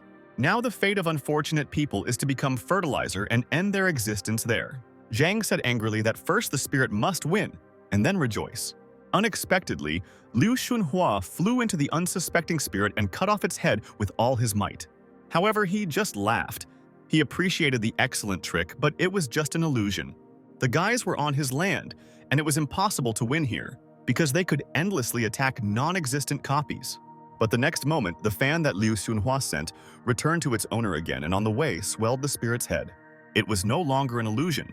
The young man said that while he was unconscious, he had learned a lot. Banyan's pathetic tricks would not help him.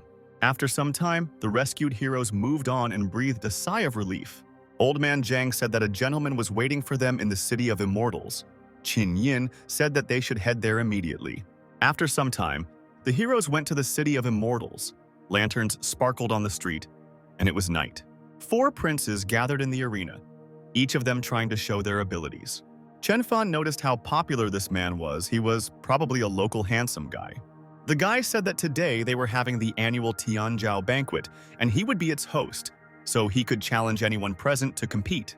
The young man looked at the hall with interest. Chen Fan thought that he had too bad a premonition. And indeed, after a short time, the prince showed a desire to fight Chen Fan in a music competition. Chen Fan did not want to participate in this and intended to refuse, but suddenly menacing screams were heard from behind him.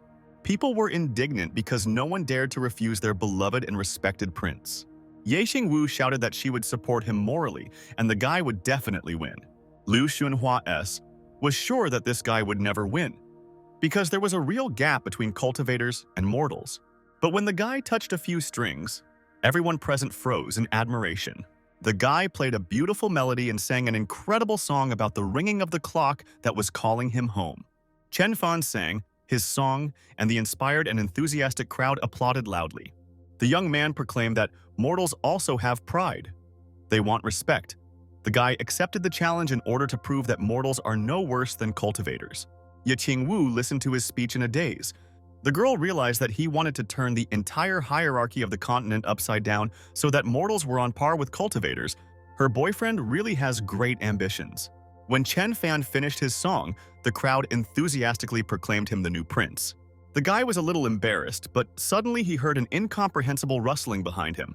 A strange monster approached him, which looked very fierce but friendly. Suddenly, Qin Yin jumped out from the crowd and sternly told Cola's beast to move away from the master.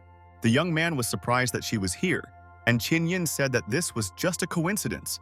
And the girl also said that she had brought a new pet for the owner. The young lady explained that his blood is sweet and very tasty, like the cola that Ye Qing Wu talked about. So she decided to name him that. Lin Ji was very interested in this and asked the young man to call her to try. After some time, the guys poured an amazing brown drink into glasses. Chen Fan noticed that it actually tasted very similar to cola, but it lacked the most important thing, carbon dioxide. The girls didn't know what carbon dioxide was, and the guy explained that it was the air they exhale. After some time, Keelan lay on the grass under the starry sky and suddenly heard footsteps next to him. An elder of the clan approached him. The old man had some urgent business with the beast. He said that he still remembers how young and weak he was. His fellow tribesmen called him a dog. It was very offensive. Keelan came to their clan to survive, but in the end, they left him alone and left him to die, and now they have come. The elder replied that one should not remember the old one. It is already in the past. Now, Keelan has awakened the power of a mythical beast in himself and must lead them to glory. However, the unicorn replied that he wanted to be Cola's beast, and now he is known only as such. His descendants will never be associated with the Keelan clan again.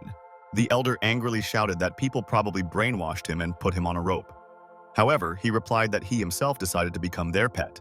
The Lord promised that he would kill the master, and then Keelan would serve him. Meanwhile, in Ye Qing Wu's room, she was performing a magical ritual, with the help of which she became even stronger. The girl was engaged in cultivation, while Chen Fan was tidying up the musical instrument. Suddenly, a sharp clap of thunder was heard in the sky. The young man was surprised. After all, up to that moment, the weather had been quite good. Meanwhile, the elder noticed how the attack of the heavenly thunder was repulsed with such ease.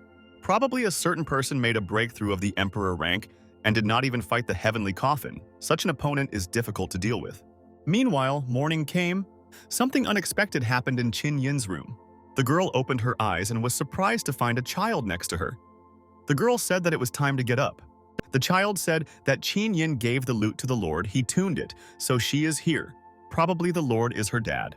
Suddenly there was a knock in the room, and the frightened girl hid behind the bed.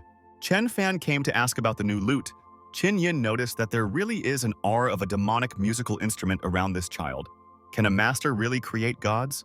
The guy started to say that he was repairing it last night, but suddenly screamed in horror. Chen Fan got scared because his girlfriend's lips suddenly became very swollen. The girl said that she breathed into Keelan's blood all night and blew with all her might, but the cola never came out.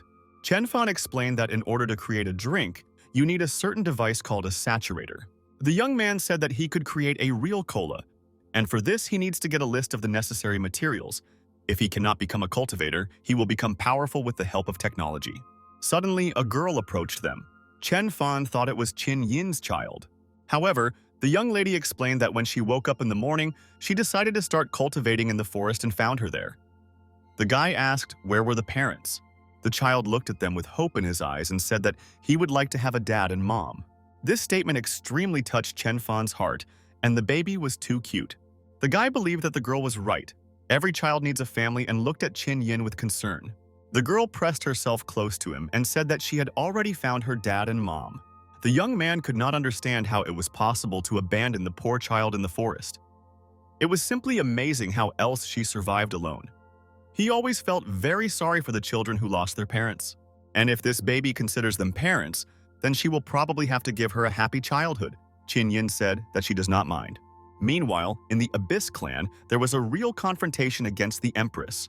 Zhang Aohen angrily said that their clan did whatever they wanted on the border of her dynasty, but they could not escape punishment. The demons shouted in response that now was the right moment to attack. The empress would not be able to do anything to them. But her enemies clearly underestimated her. Zhang Aohan was sure that they would soon understand how cruelly they were mistaken. The girl despised them and believed that villains were unworthy of being a real opponent. The demon said with rage that he was finally able to use a piece of the Great One's power. The surprised empress did not believe that this was possible because the demon lord was killed 200,000 years ago. Two incredibly powerful rivals collided in a duel of opposing elements. The scoundrel angrily pushed the princess away and said that she could not understand the power that the emperor possessed. The girl flew down with a roar, but her gaze showed despair and determination. The demon was sure that the end had come for her, and the entire reign would be destroyed, and he would take power for himself. Now the girl understood why the master did not want to attack the central region, because the emperor-rank demons had been resurrected. In the next moment, the incredible happened. Ye Qing Wu suddenly appeared in the sky, cutting off her opponent's hand with one powerful blow. The girl said that if a demon has a piece of power, this does not mean that he is omnipotent, and in the next moment she tore him into many small particles. The demon emperor's hand fell limply into the water. Ye Qing Wu said with contempt that her opponent only had a small fraction of the strength of the imperial demons. When another demon saw this hand, he thought with disappointment that it was in vain that the old man decided to be reborn. It was necessary to accumulate strength. Ye Qing Wu said that emperor-rank evil beasts want to rule the world, but it is unlikely that they will succeed because for this they need to have incredible power. The demon thought in horror that the good old days were better, but now it's very scary, and closed himself in his coffin. The next morning, Chen Fan saw his friend Zhang Aohan next to him. The guy greeted politely, but thought that life was unfair because he only managed to send Qin Yin and Lin Ji away, and here again, they are not alone. The young man said that he heard about the story of Her Majesty, that Emperor died, and Chen Fan is probably very similar to him, but this will not change anything. She needs to let go of the past. The girl thought that the guy wanted to let her go, but the Empress had a goal to achieve the highest rank, so she said that she missed him very much. Every time she sees Chen Fan, it is as if she feels that he is alive, and so her heart calms down. The girl in tears said that when she finally gains strength, she will leave the young man and let go of the past, but she needs time. Chen Fan agreed to take his time and said that he didn't mind. He would wait as long as necessary, and yet, life is unfair because everyone wants to be happy. A huge ship was floating in the airspace on Mount Fengyun. The guys were playing cards on board. Chen Fan would have preferred to stay alone with Ye Qing Wu, but fate decreed otherwise. The young man put a card on the table and proclaimed the word boom. The next moment, an incredible explosion was heard behind him. Zhang Aohan told the gentleman not to worry. The cloud ship has a barrier. The volcano is not a problem for them. The little girl cheerfully remarked that she would really like to see the boom boom. And in the core of the Fengyun Mountains in the magma hall, an unusual creature appeared in the form of a fiery bird. Phoenix heard a suspicious noise and began to look around curiously. The sky ghosts were digging the ground, and I needed to collect enough Phoenix gold so that they could leave this place. But unexpectedly, all the people who were on the edge of the cliff were plunged into a fiery flame. The bird said that the pitiful people should not interfere with its cultivation. They would not leave here alive and unharmed. The old man, in fright, proclaimed that it was the master's order to extract the phoenix's gold, and asked to make an exception for them. The bird angrily replied that it was not going to listen to this nonsense, but the master tried to convince it and explained that their master was a master from the western lands called Earth. After these words, the bird stopped halfway and stopped trying to attack. Phoenix said that if this is the nameless peak, then the circumstances have changed dramatically. The bird did not tell the surprised cultivator anything, only said goodbye that one day they would find out about this, and left them a stack of gold bars. Phoenix had his own selfish goals.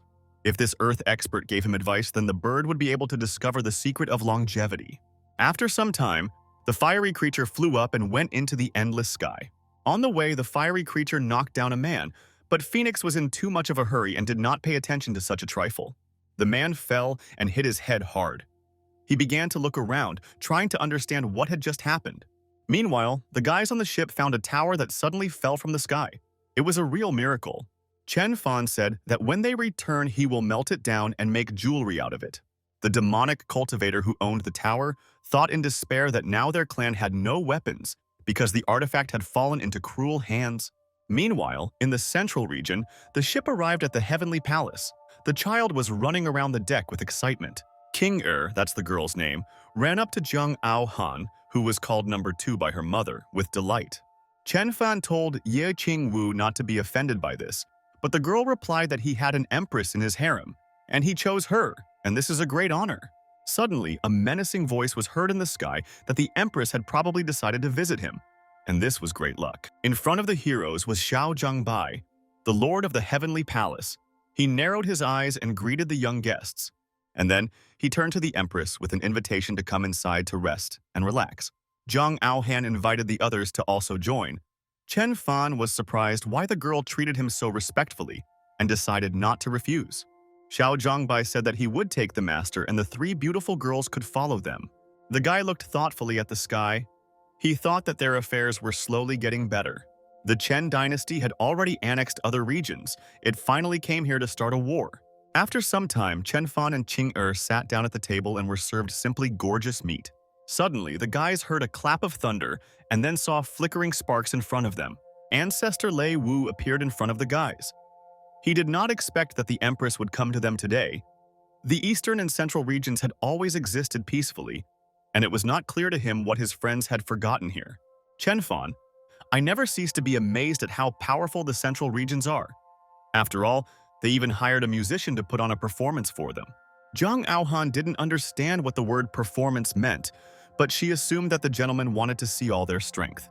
The girl resolutely stopped all attacks. If she has a truly worthy opponent in front of her, then he must show what he is capable of, and then they will decide who has the right to speak. Lei Wu mockingly said that he would definitely win this fight and give the empress a head start. However, the girl sent her powerful magma in his direction, and with the help of her spell, a fire-breathing dragon flew out through her hand. But the master repelled this blow with extraordinary ease. He said that no one had ever managed to defeat his barrier of heavenly thunder. Meanwhile, Chen Fan watched with interest. In his mind, the two of them were just having fun and dancing. The guy would never have thought that Zhang Aohan could dance. But her movements are a little strange. He had never seen this before. The girl noticed that the sound was too unpleasant. Chen Fan thought that she was right. After all, not one performance can brighten up such gloomy instruments. They seemed to be at a funeral. Meanwhile, a real confrontation continued between the master and the empress. A discharge of electrical energy broke out. And yet, Lei Wu noticed that his opponent was losing momentum and running out of steam. Chen Fan decided that there was not enough musical accompaniment for this performance and played a melody with the help of a piece of paper. This melody enveloped everything around, and the surprised master noticed that the invisible force instantly destroyed the barrier of heavenly thunder. Zhang Aohan said calmly that any obstacle falls before the master's strength. Chen Fan thoughtfully said that this old man's health was very bad. During the dance, he managed to twist his ankle. Next time, it would be better to hire someone else. Xiao Zhanbai X tried to guess what rank this guy had. Suddenly, the young man was struck by the thought that if he looked at Chen Fan's face, it became obvious that in front of him was the supreme heavenly emperor. Meanwhile, many people gathered at the forest edge. They felt heavenly energy. Ancestor Lei Wu's cultivation suddenly ended. It seems that the Chen dynasty has finally arrived in the central region and will have to fight. People decided that it was necessary to unite. If one of them loses, then the rest will die. In addition, the Jasper Lake Saint was still in seclusion. The cultivators did not know whether she was alive or dead, but she had nothing to do here. From now on, the 6 of them are trying to maintain the defense of the central region. And at the bottom of Jasper Lake, in the Forbidden Lands, there truly lay a saint. But enough time had already passed. The girl moved and barely noticeably opened her eyes. Meanwhile, several strong men were pulling huge cobblestones. A formidable lady urged them on with a rogue. Suddenly, steps were heard behind the woman, and an angry voice asked what was happening here. People turned around and saw the saint in front of them, Chiwa, in horror. She was perplexed and a little confused. The lady explained that these 3 broke into their lands and were going to take away the peach tree of immortality as well as recruit people. In order for them to serve a certain master, the Holy Lord was furious, so he sealed their cultivation and forced them to work. They atoned for their sins. The saint asked where this gentleman was. She would really like to see him. Suddenly, the guy realized the whole plan of the master. He knew that they were too weak to fight the Jasper Lake. The saint must come to him herself. A few days later, the guys returned to the nameless peak. Chen Fan looked into the distance with pleasure. After all, the best scenery is at home. The heroes got off the ship. They really missed them during the entire voyage. When Chen Fan and the girls descended from the ship, they were enthusiastically greeted by a crowd of people. Qinyan came closer and reported that she had bought all the things that the master asked for. Qinger happily ran up to her mother. The old man said that he had brought 1,500 kilograms of gold, and they were already in the warehouse. The young man, in horror, asked where he managed to get so much jewelry. The man replied that it all happened thanks to Mrs. Phoenix. The girl said that these were little things, and that the bullion could be considered a gift. Chen Fan thanked him and invited him to tea. When the young man and Ye Qing Wu went inside, they found a lot of things there. Chen Fan couldn't understand why there were so many boxes here. Ye Qing Wu winked slyly and said that it was a surprise. The girl said that since Qin Yin is now their mother, she should therefore live in the inner palace, and Jiang Aohan is the empress and it is better for her to move too. The young man looked at his girlfriend in surprise. Usually others in her place would be very angry, but she herself was not against the ladies living with him. Ye Qing Wu turned around and asked if Chen Fan was unhappy with her decision. The guy said that everything was fine. And then he decided that he should go to the warehouse and check the materials and also think about it a little. Soon, the tournament began on the basketball court. The girls from the cheerleading group were cheering for Mr. Chen. Dai Zhuang passed the ball to Chen Fan. The guy from all over the village accelerated to catch the ball. When Chen Fan reached the sword and pushed it, he accidentally miscalculated his strength. The ball did a somersault in the air and hit a randomly passing girl right on the head. Chen Fan sadly thought that he had killed someone again, but suddenly he saw a system in front of him. The young man sat down next to her and asked those gathered who brought this girl here. 3 heroes brought her. The guys thought that they probably misunderstood the gentleman. Chen Fan took the girl in his arms and said that now it's clear why he hasn't seen her for so long. The young man thanked the people who brought her and invited them to dinner. Tang was proud of himself because he had done everything right. The owner had planned in advance, and they only needed to lure the saint. And Chen Fan went with her to the living room and thought that as soon as the system came to its senses, he would express everything to her. Several hours passed. Dao was lying on the couch and the young man was sitting next to her. After some time, Chen Fan saw that the girl gradually began to open her eyes.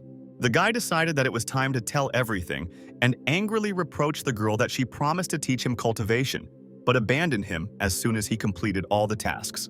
The girl asked in surprise who was in front of her and why this guy was yelling at her. Also, the system forgot who she was. Chen Fan grabbed her entire head. It was like a Korean melodrama. Does she really have amnesia? But Chen Fan knew how to test Dao, so the guy asked what a manual transmission was.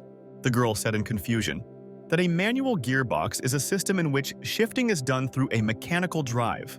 Suddenly, Dao realized that she had said too much, but she absolutely did not understand where she got such knowledge from. Chen Fan said that he didn't know why she lost her memory, but the database worked fine. The guy proposed to unite and bring the scientific and technological revolution to life. The old men, Ye Jinghong and Qing Potian, listened carefully to what was happening outside. Probably the owner wanted to follow the path of science and technology, but those gathered did not know what these words meant. Ye Jinghong assumed that this was a breed of dog. People thought that the master was still insulting the heavenly path. A few days later, Chen Fan assembled a semi-automatic textile loom and called the girl who was weaving the things to give her opinion. It was necessary to check if it works and perhaps correct some details. The girl thought in horror that if he finished this machine, there might be no place left for them in this village. When the craftswoman touched the machine, she felt an incredible flow of energy that emanated from it. Heavenly magical power gathered around the girl. Her body was filled with strange sensations. But the next minute, some unusual image began to appear in the room. Master Weaver appeared before her. It was simply amazing where the mentor came from here. Even if the lady gave her blessing, then there is probably no need to be afraid. These machines will not replace people. On the contrary, they will greatly increase the level of cultivation. Chen Fan asked what the lady was thinking about. The girl said that the car was good, but it would be more convenient to start it with a pedal. Chen Fan angrily thought that because the system had lost its memory, he had to restore everything on his own. And it's good that such a smart expert was nearby, who quickly pointed out the necessary comments. The young man said that he would work around the machine for some time and bring it to perfection. The girl noticed some dirt on his face and took a towel to wipe it off. But suddenly Ye Qing Wu entered the room. The young lady put down the soup she had brought and said that she would not disturb him. Chen Fan tried to stop the girl because it's bad. She misunderstood everything. Now the weaving palace will attract the attention of the constellation Master Weaver. The guy ran after her and asked Ye Qing Wu to listen to his pathetic excuse, but in his haste, he accidentally ran into Qing Er. I had to stop next to her and find out if everything was okay with the girl, if she was hurt. Chen Fan thought that his girlfriend was a cultivator. Unlike him, she had already used Jiang Aohan to check. Perhaps the lady initially did not believe that they would have a happy ending. But an unexpected girl handed him an unusually smelling flower. Qinger said that she and Aunt Ye Qing Wu should love each other. The guy could give her this flower, Chen Fan Yu. A brilliant idea came to her mind. After some time, Qinger and Ye Qing Wu arrived at the forest edge, which was located on an unnamed peak. Unexpectedly, the girl saw Chen Fan in front of her. The guy made a composition of flowers around him, and the next moment he showed Ye Qing Wu the ring. Since his friends returned from the trip, he has been slowly forging jewelry, and today I finally plucked up the courage and decided to give it as a gift. The guy said that maybe it was too unexpected, but he wanted the girl to marry him. Ye Qing Wu was moved and said that she agreed, and the rest of the cultivators suddenly appeared and showered them with rose petals. Tang. Let's assume that perhaps the Saint of Jasper Lake also had a chance. The Tao system repeated this name with surprise. It seemed familiar to her. Suddenly, the girl remembered what was and lived in this Jasper Lake. The saint was struck by the idea that perhaps she had been kidnapped, but she thought that Chen Fan was her savior. The rest of the cultivators decided that it was time for them to leave. They did everything they had to and needed to leave the gentleman and lady alone. The girl wrote a message to the Saint of Jasper Lake and said that she had been kidnapped by bandits, and now she was in captivity on an unnamed peak. Dao did not notice how Chen Fan approached her. She did not hear the steps. The guy asked what his friend was doing here. The girl jumped up in horror.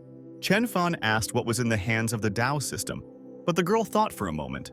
And then she said the first thing that came to mind. This was a gift for their wedding and handed over an unknown thing that looked like a telephone. Dao explained that this is a jade tablet. It is used for communication from afar, but it was necessary to check. Chen Fan noticed that this product is very similar to a phone and said that it would be interesting to see the video call function, Ye Qing Wu, and asked what it is. When the saint read this message in the palace of Jasper Lake, she became very angry. This mortal dared to challenge her, but she would wipe out this scoundrel from the face of the earth and save Dao. The lady created a 7-colored lotus around herself and said that she could fight this impudent man. The girl was sure that the saint was being held captive in the Chen dynasty, because at the moment this is the strongest territory. After some time, the girls descended on the main square of the capital. She began to look around and was surprised to notice that there weren't even guards at the gate. Suddenly, a voice was heard in the sky. The lady in the sky said that they do not need a guardian. Jiang Aoihin said that Saint it would be an honor to serve the master, because he is very powerful, and there can be no talk of any kidnapping. However, the lady shouted that Dao was too majestic and she could not serve anyone. The empress snorted with disdain and then added that individuals like the girl in front of her only understood the language of power, so they had to use the fire dragon. The fiery mighty beasts headed towards the surprised lady. She in turn released her flame of magic. But suddenly an amazing green dwarf intervened in their squabble. He said that he was in exactly the right place. The dwarf said that he came from the abyss so that Jiang Aohan would guess that the emperor was the thief in front of her. The amazing creature said that everything around began to awaken. But this event led to a side effect. The lady noticed that probably in connection with this, the world really faces a new epoch.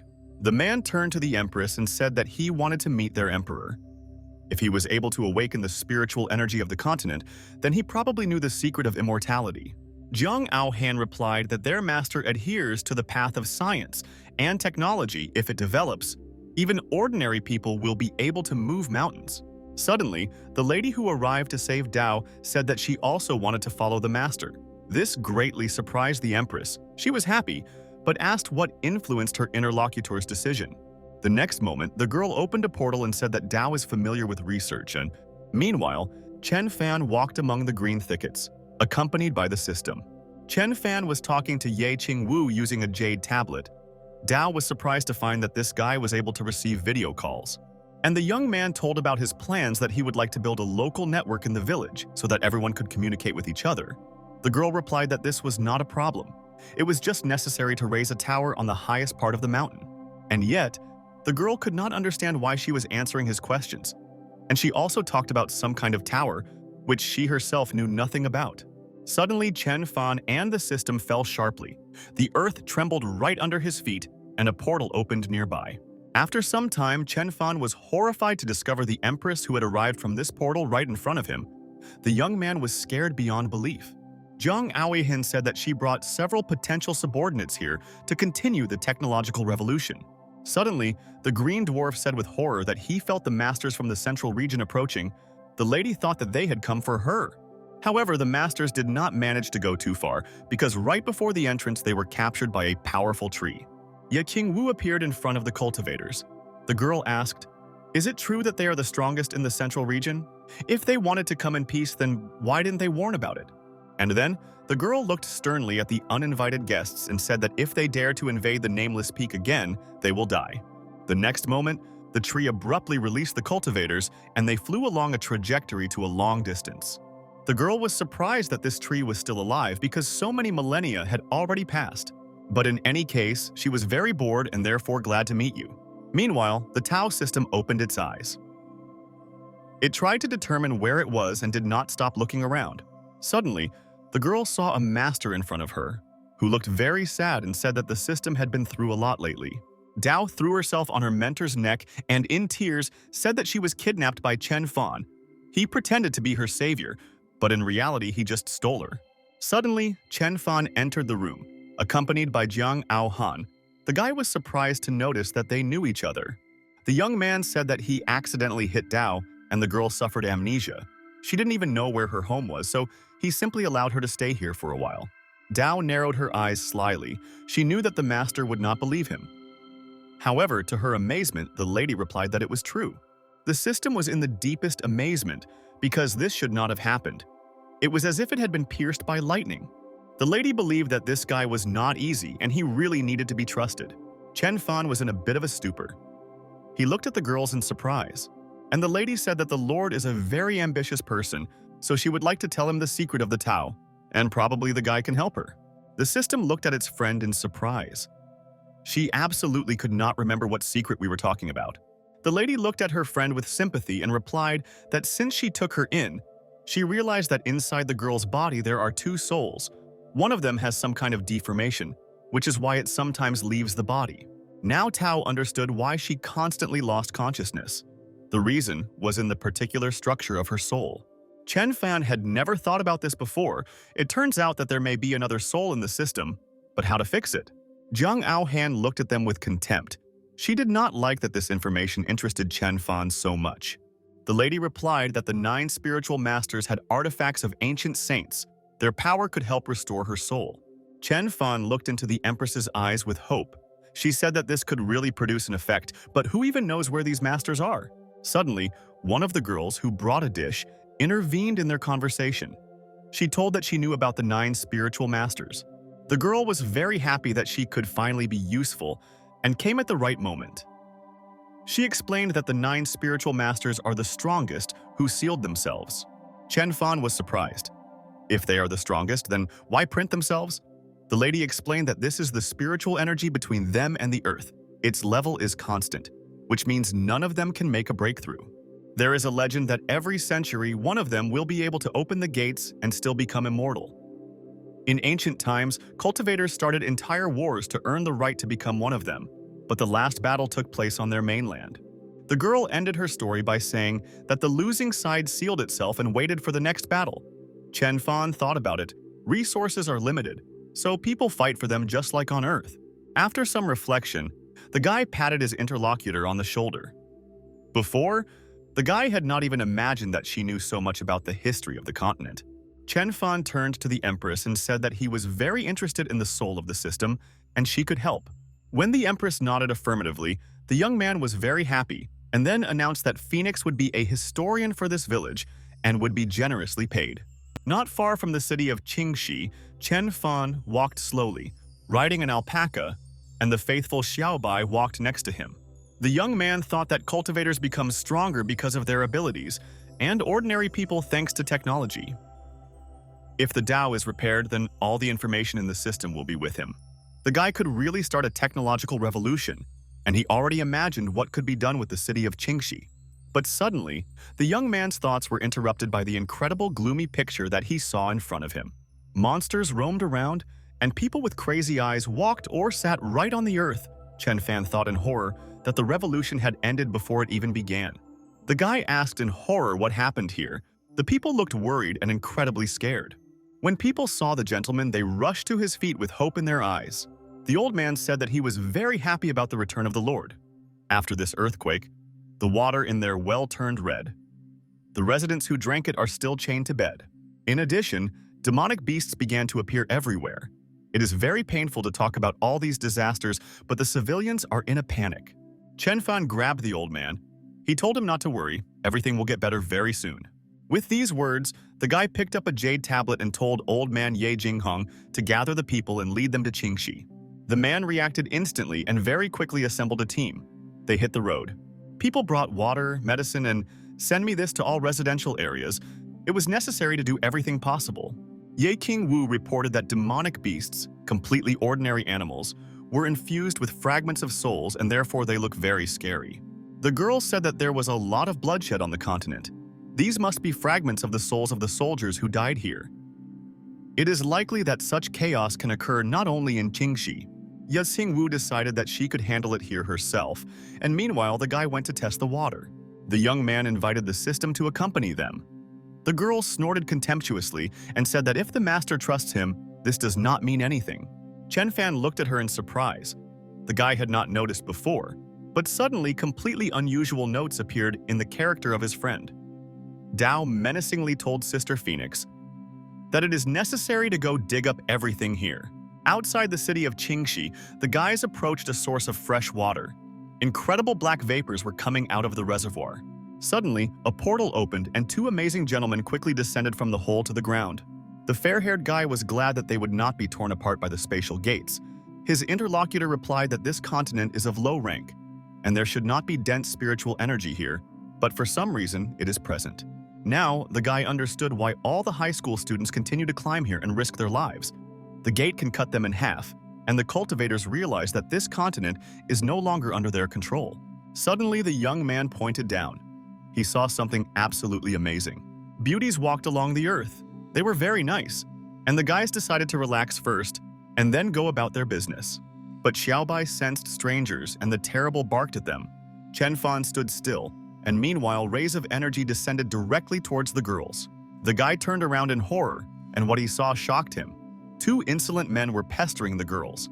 The young ladies resisted with all their might, but these two types were not going to retreat. Chen Fan shouted menacingly at them to stop doing this, but the cultivators were confident in their abilities. After all, they are from the outer dimension and rule the entire world. Any strongest from the Shenwu continent is worthy of becoming only an ordinary servant. The young man said that if there were such powerful heroes in front of him, then they should let the weak ones go. However, this statement only amused the villains. Chen Fan happily thought that this was his chance. They relaxed, and he had some trump cards up his sleeve. The guy fired two arrows that he hid in his hands right at the taken-aback insolence. When they managed to stop the two cultivators and gain time, the young man told the girls to run away as quickly as possible. Chen Fan said that as long as you are unpredictable, you can defeat anyone.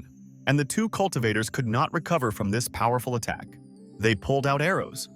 The cultivators tried to understand why they didn't have time to dodge them. The fat man said that this scared him very much. Probably because of this gentleman, changes took place on the continent. This world has changed too much and is now very dangerous. It is necessary to go to a safe place. But his companion said in surprise, why then they were released so easily. However, there was simply no time to think about it. The guys decided to hide because two powerful rivals lay in wait for them here. It's good that at least the spatial gates haven't closed yet. They will still have the opportunity to return and take revenge. When two guys got inside, they felt that they were being chased. They barely had time to go outside, and the man who was pursuing them still did not have time to go in. But suddenly the cultivators felt a powerful whirlwind, which, like a whirlpool, whirled them from side to side. It was difficult to resist the action of this element. The guys, like weak-willed toys, flew in space. Dao said with anger that this would happen to anyone who dared to speak rudely to Sister Phoenix. Chen Fan noticed that this portal they used was not similar to the one the Empress used. Phoenix said that it was difficult to explain in ordinary words. The young man asked her to let him go to Earth. Dao said that everything will be fine, she will sort it out, and the guys can hit the road. After some time, Chen Fan and Phoenix went downstairs. The girl said that Zhang Aohan can only move between two interconnected places. Tao performed certain actions thanks to which her offenders received what they deserved. And Phoenix explained that those guys use spatial gates. They can overcome not only dimensions, but also time. Chen Fan was impressed by how many unknown secrets were kept in this world. It's simply unimaginable to the average human mind, but cultivators could use black holes. The spiritual energy on the continent returned to normal, but these two clearly came from a world where energy and even denser. Phoenix did not understand what black holes the owner was talking about. Suddenly, tears welled up in the guy's eyes from a sharp thought that came to his mind. If there are black holes here, then he can finally return home. Phoenix was upset that the master considers them to be inferior creatures who are capable of opening only some black holes. Meanwhile, Dao said with relief that she had finished her operation. Now, these two would never dare to offend the girls. Chen Fan was trying to detect something in the system. The guy wanted to test his guesses. However, a message was written on the screen that the young man needed to activate this feature before using it. The upset guy thought that all the things he left in the system storage were still there, but he couldn't use them, and yet the panel appeared, which means the system is returning to normal. Dao said that she did not know the reason for this, but after she absorbed the power of these spatial ones, she felt stronger. Chen Fan reminded that in order to restore her soul, the power of 9 spirit masters was needed, who sealed themselves in the hope of standing up and changing fate. It was possible that one of the energies was in the spatial gate. Based on this, the young man came up with a very good plan on how to proceed. Outside Kowloon City at the West Gate, Zhang Aohan spoke through the jade tablet to Mr. Chen Fan. The guy told the girl to send someone to find the 9 spiritual masters. The empress replied that she had appointed generals for the 3 armies and would send them now. In addition, the guy asked Zhang Aohan to open the portal. The girl opened the entrance, and a moment later Chen Fan was already walking towards her. The empress asked what was the matter and why there was such urgency. Does this matter really not require delay? Chen Fan said that it is necessary to get ready for a hike. He just has a batch of weapons for everyone. After these words, the young man released a huge machine gun, which instantly materialized. However, that was not all. Chen Fan took out a weapon that was even more powerful. The girls were horrified and thought that he was summoning some kind of unprecedented weapon from his palms. Meanwhile, the guy turned to the empress and said that she was very strong and she had no use for this weapon. The girl could take magic arrows. With their help, she could attack covertly. Zhang Aohan said that they would win. The Chen dynasty would definitely capture the central region. The girl thought that the master wanted to make them the strongest army. But when the guy returned, he discovered that an incredible earthquake had occurred. A few days ago, it destroyed the cemetery. All the buried bones were on the surface. If they were not buried back, the souls of the dead would turn into evil ghosts. Chen Fan thought hard about this. How can he get rid of this approaching catastrophe? Suddenly, a brilliant idea came to his mind because he could just burn all the bones. The girls were horrified and thought that burning it was too cruel and inhumane. Inside the demonic cave, the demon lord was holding his girlfriend in his arms. She was very upset that he did not pay attention to her. However, the friend was unshakable. The girl said that the strongest continents have already awakened but are still hiding. Is the demon lord also afraid of the new ruler? However, this statement enraged the man, and he angrily threw Xiao Ju aside and said that he was not afraid of some cultivator. However, the lady looked sarcastically into his eyes and replied that he was behaving like a coward, and the girl could have been treated more softly. A moment later, she turned into a fox and began to dissolve in space, finally saying that she would come back a little later when the Lord was in a better mood. Suddenly, the man heard approaching steps and asked in anger, who dared to come to him without knocking? However, when the Lord saw the girl in front of him emitting the spirit of a demonic lute, he was very surprised. Kinger happily said that she had come to convince the demon to serve the Great One. The man stood up and laughed loudly. He would never stoop to obey anyone. But the girl came closer to him and said that the Great One thirsts for the power of the strongest, and he needs a demon. And then the girl said that it would be painful for her to see the death of the demon because he was her creator. And when he saw the Great One, he would understand everything himself. However, these words only angered the ruler even more. He shouted menacingly that she did not understand anything. He created her as a beautiful young girl, but now incredible changes have occurred with this creation. The demon shouted that this man who changed her appearance has absolutely no taste and no adequate idea of what a woman should be. King Air was very offended and jumped out of the cave with tears in her eyes because the lords called her scary. The cat watched this with interest. She followed the girl because she had found herself a new exciting activity. Meanwhile, Chen Fan finally built a large iron tank that rose to the skies. Chen Fan explained that this iron pillar could be used for electricity, thus harnessing the power of thunder. These words greatly surprised the heroes who gathered around. They once again amazed how powerful the Lord is. Phoenix said in amazement that this is the power of heaven. Are they really so powerful that they can conquer it?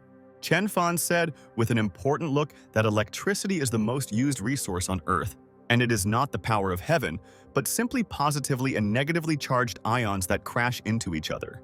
Phoenix deciphered his words in her own way.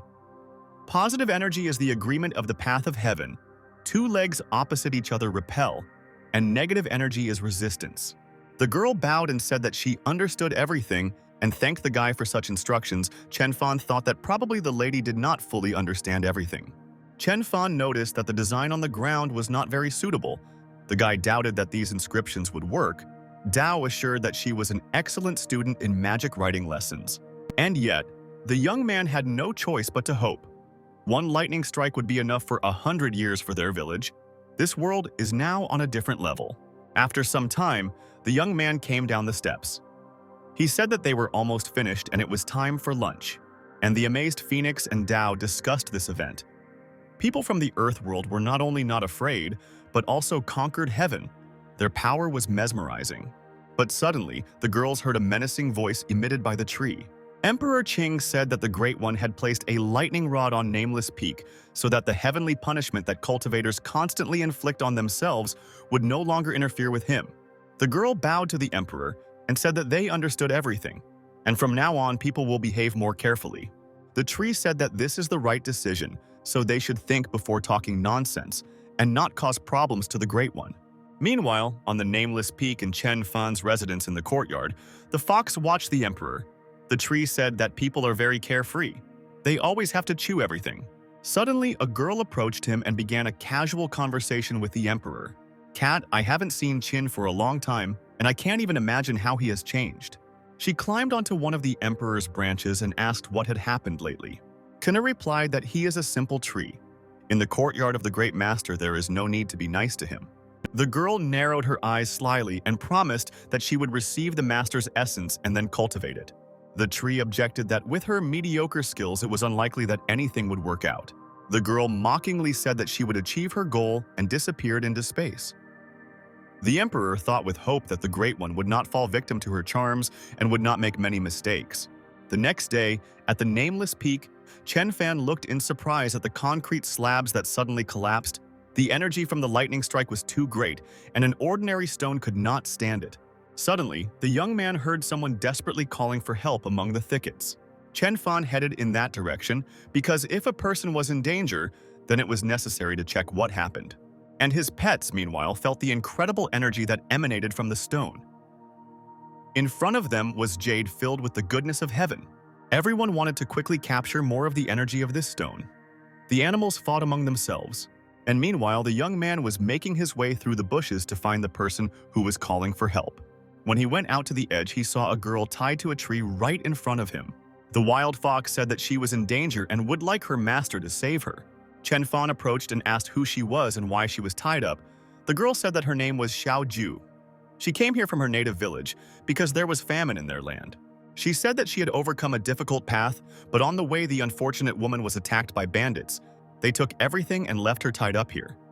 Chen Fan was in some confusion but decided to help her. The next moment, the threads fell apart. Xiaozhou decided that it was time to put pressure on pity and burst into bitter tears. The girl said with excitement that she had absolutely nothing to pay Mister for the rescue. Chen Fan guessed that the show in front of him had been dismantled. He could not believe that there were also scammers in this world. Xiaozhou looked after him with anger. This master turned out to be difficult. She couldn't believe that the guy revealed her plan so easily. Well, anyway, the girl decided not to give up. After all, she had many insidious ideas. Chen Fan said that if she wants to scam people, then she needs to find a more suitable place and also prepare better. But Xiaozhou didn't want to let him go so easily. She tightly embraced him. Not a single man could resist her charms. Chen Fan pulled away angrily and said that the girl was very clingy, and it annoyed him. Xiao Ju was upset that her temptation did not work. Chen Fan angrily threw the girl back and said that he would sue her for harassment. The guy also added that he knows that there are people behind the lady, she could be fired, but she could do something more worthy. Chen Fan turned away and went in the other direction, leaving Xiao Ju sitting in a daze. And then she suddenly understood why the guy said about the people behind her. These terrible immortal grandfather's masters attached their spy techniques to her. Qing said that she did not have a single chance to seduce the master. But the girl was confident in her abilities. The guy's refusal only forced her to act even more. She replied to the emperor, "To watch, she will push this guy to the wall in any case." Meanwhile, Chen Fan arrived at his house. He felt incredibly tired. The young man said that the stone pedestal was cracked by lightning. He was just wasting his time.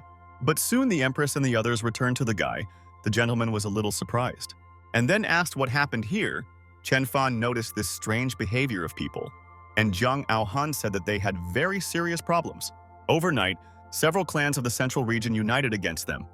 It is necessary to come up with a plan on how to conquer the army and conquer this region. Chen Fan breathed a sigh of relief, and he was already thinking what the empress would now say about the strongest in the world. Chen Fan philosophically said that if 6 different forces united, they could add fuel to the fire.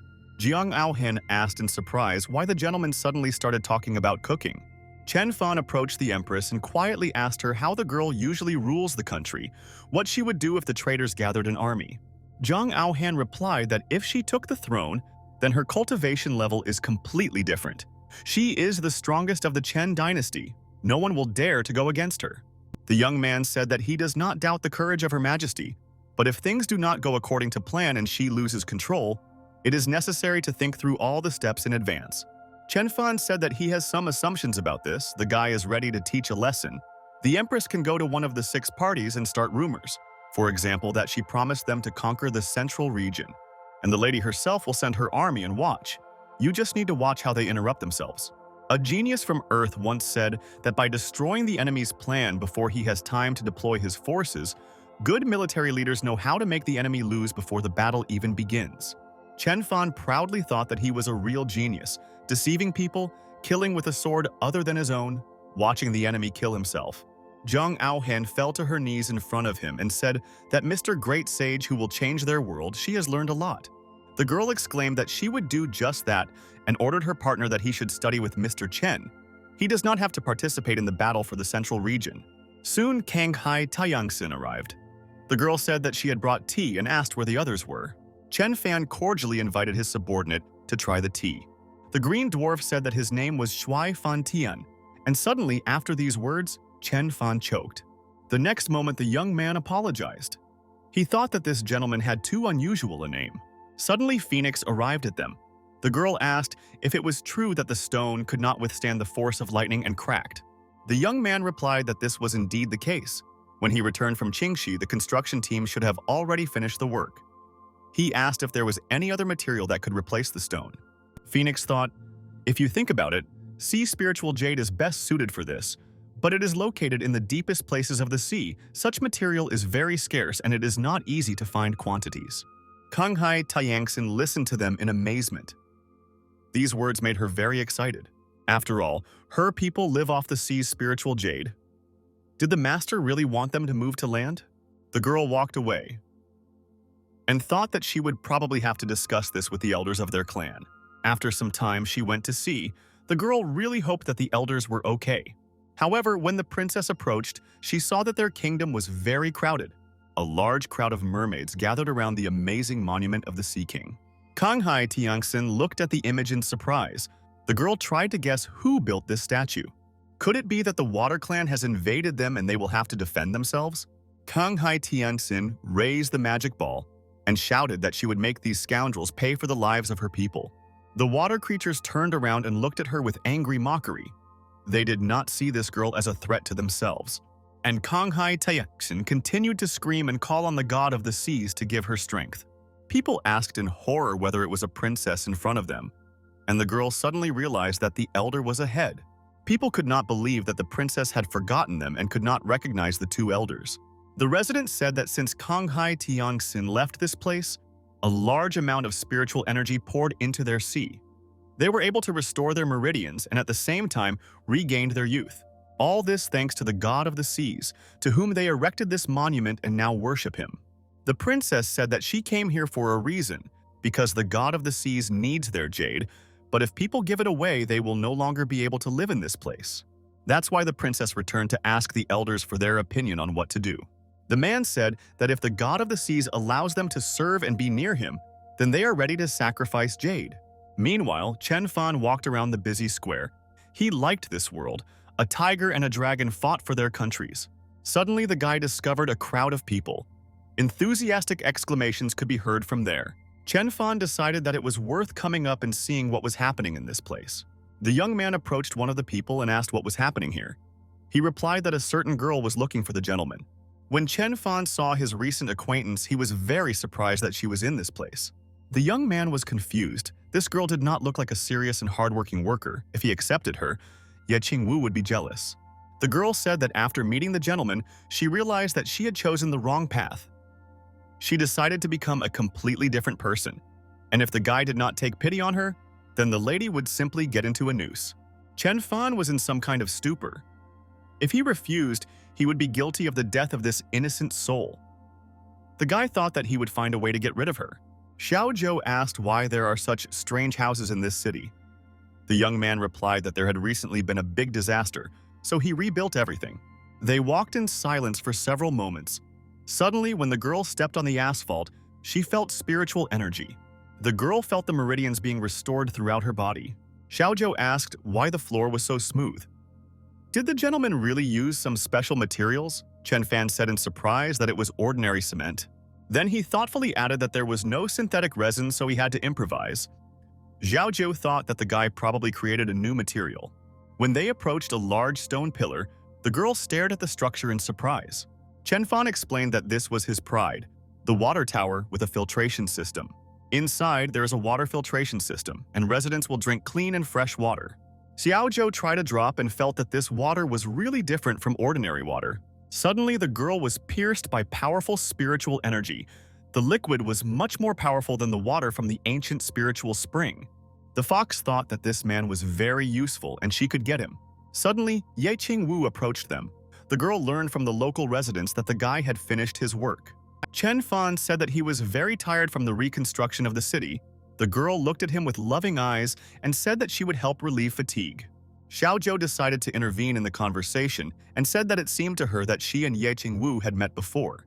The girl assumed that she might have made a mistake, but she had the impression that she had known Ye Qing Wu for ages. Xiao Zhou said that she was not Chen Fan's friend yet, but rather just an acquaintance. And then the girl said that she had a mirror that could capture any moment and asked Mr. Chen Fan to photograph her and her sister, Ye Qing Wu. Chen Fan was against it, but the young lady said that she just wanted to create a portrait. Night came, the guy was sleeping, and he had a terrible dream about how his Ye Qing Wu became friends with a new acquaintance. In a panic, the guy asked his girlfriend not to do anything stupid. The young man wanted the young lady not to do any strange things, to wake up and jump up sharply. After some time, a guy was walking down the street and wanted to call his Ye Qing Wu through the jade tablet, but she didn't pick up the phone. Suddenly, Chen Fan heard Kang Hai Tianxin calling him. The guy turned around dissatisfied. The last thing he wanted to do was talk to someone right now. Chen Fan looked very angry, and the princess thought that he was angry because she brought the elder without permission. The girl explained. She was at home but had already returned. Because his family has something to discuss with Mr. The sea resident said that his name was Laoba. The man was very worried when communicating with the god of the seas, who was pretending to be mortal. It's good that the princess explained all this in advance. Laoba said that he learned that the gentleman was looking for spiritual jade. Their family had been collecting this material for generations. The man hoped that the god of the seas would read his thoughts and understand what they needed for survival. Chen Fan was delighted and asked, "How much material do they have? He is ready to buy everything." And even above the market price, Laoba thought, with disappointment that God does not want to see them next to him. Stuttering, the elder added that the veins of jade are already depleted. They have the last batch left. Even if people sell it now, there will be no money left for food and further survival. Chen Fan thought about it. Probably his interlocutor was hinting that they were ready to sell everything if he gave them work. The elder was horrified. He noticed that people had dispersed. Had he really angered the master? The young man thought for a few moments and then said that he agreed. Lioba was horrified. He realized what awaited him. They would probably kill him for his impudence and destroy the entire clan. The elder thought that he was to blame for all this, but people should not suffer because of his mistake. If necessary, the leader is ready to kill himself in order to earn the forgiveness of the god of the seas. So he knelt down, but suddenly Chen Fan said that he was still ready to buy jade at the same price and also provide work and housing for his family. Lioba thanked the gentleman in delight. Chen Fan could not believe that such a serious man burst into tears because of an ordinary little thing. The next moment, the guy called Dai Zhuang over and said that he had urgent business. It is necessary to raise wages for all workers in the village and introduce a pension system. A recent conversation with a sea resident brought the young man to very serious thoughts. There are not enough workers here, so it is necessary to realize an attractive environment for new workers. Dai Zhuang thoughtfully said that he would like to know in more detail the decoding of the word pension provision.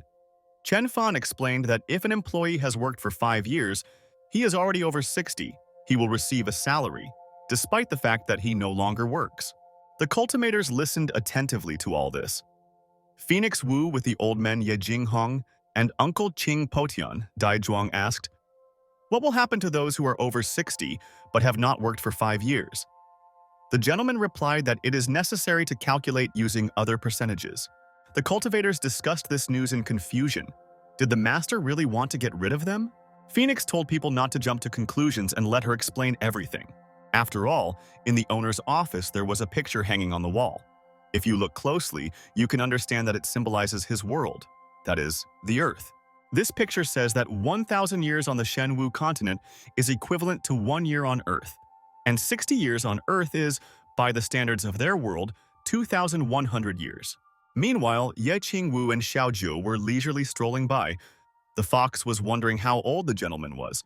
Her friend said that by the standards of daylight people, his age was only 20 years. Xiaojiu giggled and said that he was probably a monster to old people. Ye Qing Wu replied that age did not matter to her. The girl said that she had chosen him, and with these words took large scissors from the table. Chen Fan happily smiled at his girlfriend and said that he could proceed and cut the ribbon. The rest of the girls thought indignantly that it was unfair for only her to be allowed to cut and make the discovery. Chen Fan looked carefully into his girlfriend's eyes and began a report from 1 to 3. And a moment later, the young couple cut the ribbon that symbolized joy and peace. Meanwhile, in Tianyuan continent, they were being observed through a water mirror. The old man looked with curiosity at what was happening on the nameless peak. The bandaged man who was lying in the background jumped up sharply. The old man was angry and shouted that his observation had been interrupted. The wizard could not understand how low people could interfere with his observations. The bandaged man thought to himself that this was definitely the work of that powerful guy. The old man angrily hit the table and said that it looks like this man is very dangerous. We need to convene the entire people. They must nip this threat in the bud and not allow it to seize power. Meanwhile, a crowd of people gathered around a huge blazing fire. They all glorified Chen Fan. Ye Qing Wu said with delight that everyone was praising him, and the guy was really great. Chen Fan was a little embarrassed by such praise. Suddenly Dao intervened in their dance. The girl quickly slipped between the couple. The system said that it really missed its master. Meanwhile, the empress approached Mr. Chen Fan. The girl said that they had won, and from now on every centimeter of the continent would belong to the Chen dynasty. The young man replied that this was wonderful news, and then he would also leave the 9 strongest to the empress. Zhang Aohan promised that tomorrow she would leave with her army so that they would bow their heads before the ruler. Xiaojiu, who was watching this from the bushes, heard that it was about the strongest. Does this scoundrel really need her territories? Does this guy seriously believe that he has a chance to get them? Suddenly, Zhang Aohan approached her and asked what the girl was saying about territories. The empress noticed that Xiaojiu reacted very interestingly. Is the magical fox somehow connected with the 9 strongest? Xiaojiu angrily shouted so that the girl would not dare call her a fox. But in the next moment, Young Hao stopped short. She saw that Zhang Aohan's spiritual power was too great. And yet, the princess's extraordinary transformation was quite strange. Even in a time when this continent had a lot of spiritual energy, no more than one person could achieve such power. Zhang Aohan laughed and said that their continent has long changed. And if you look at the rest of the people, they are all very strong.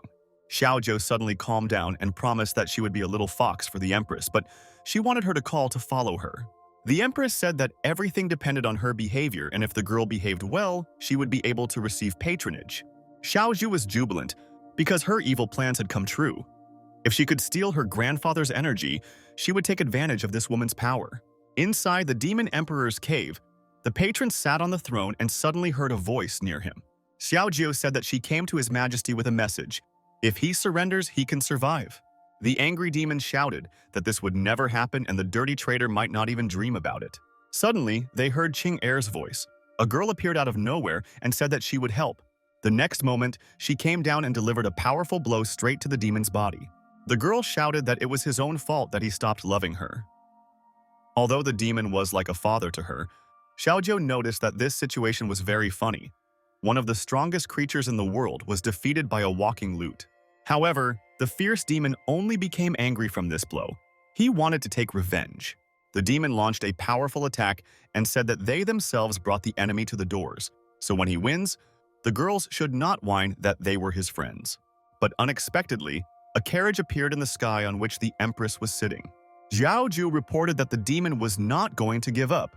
The girl warned that their opponent was very strong, and it was quite possible that the resources would be equal.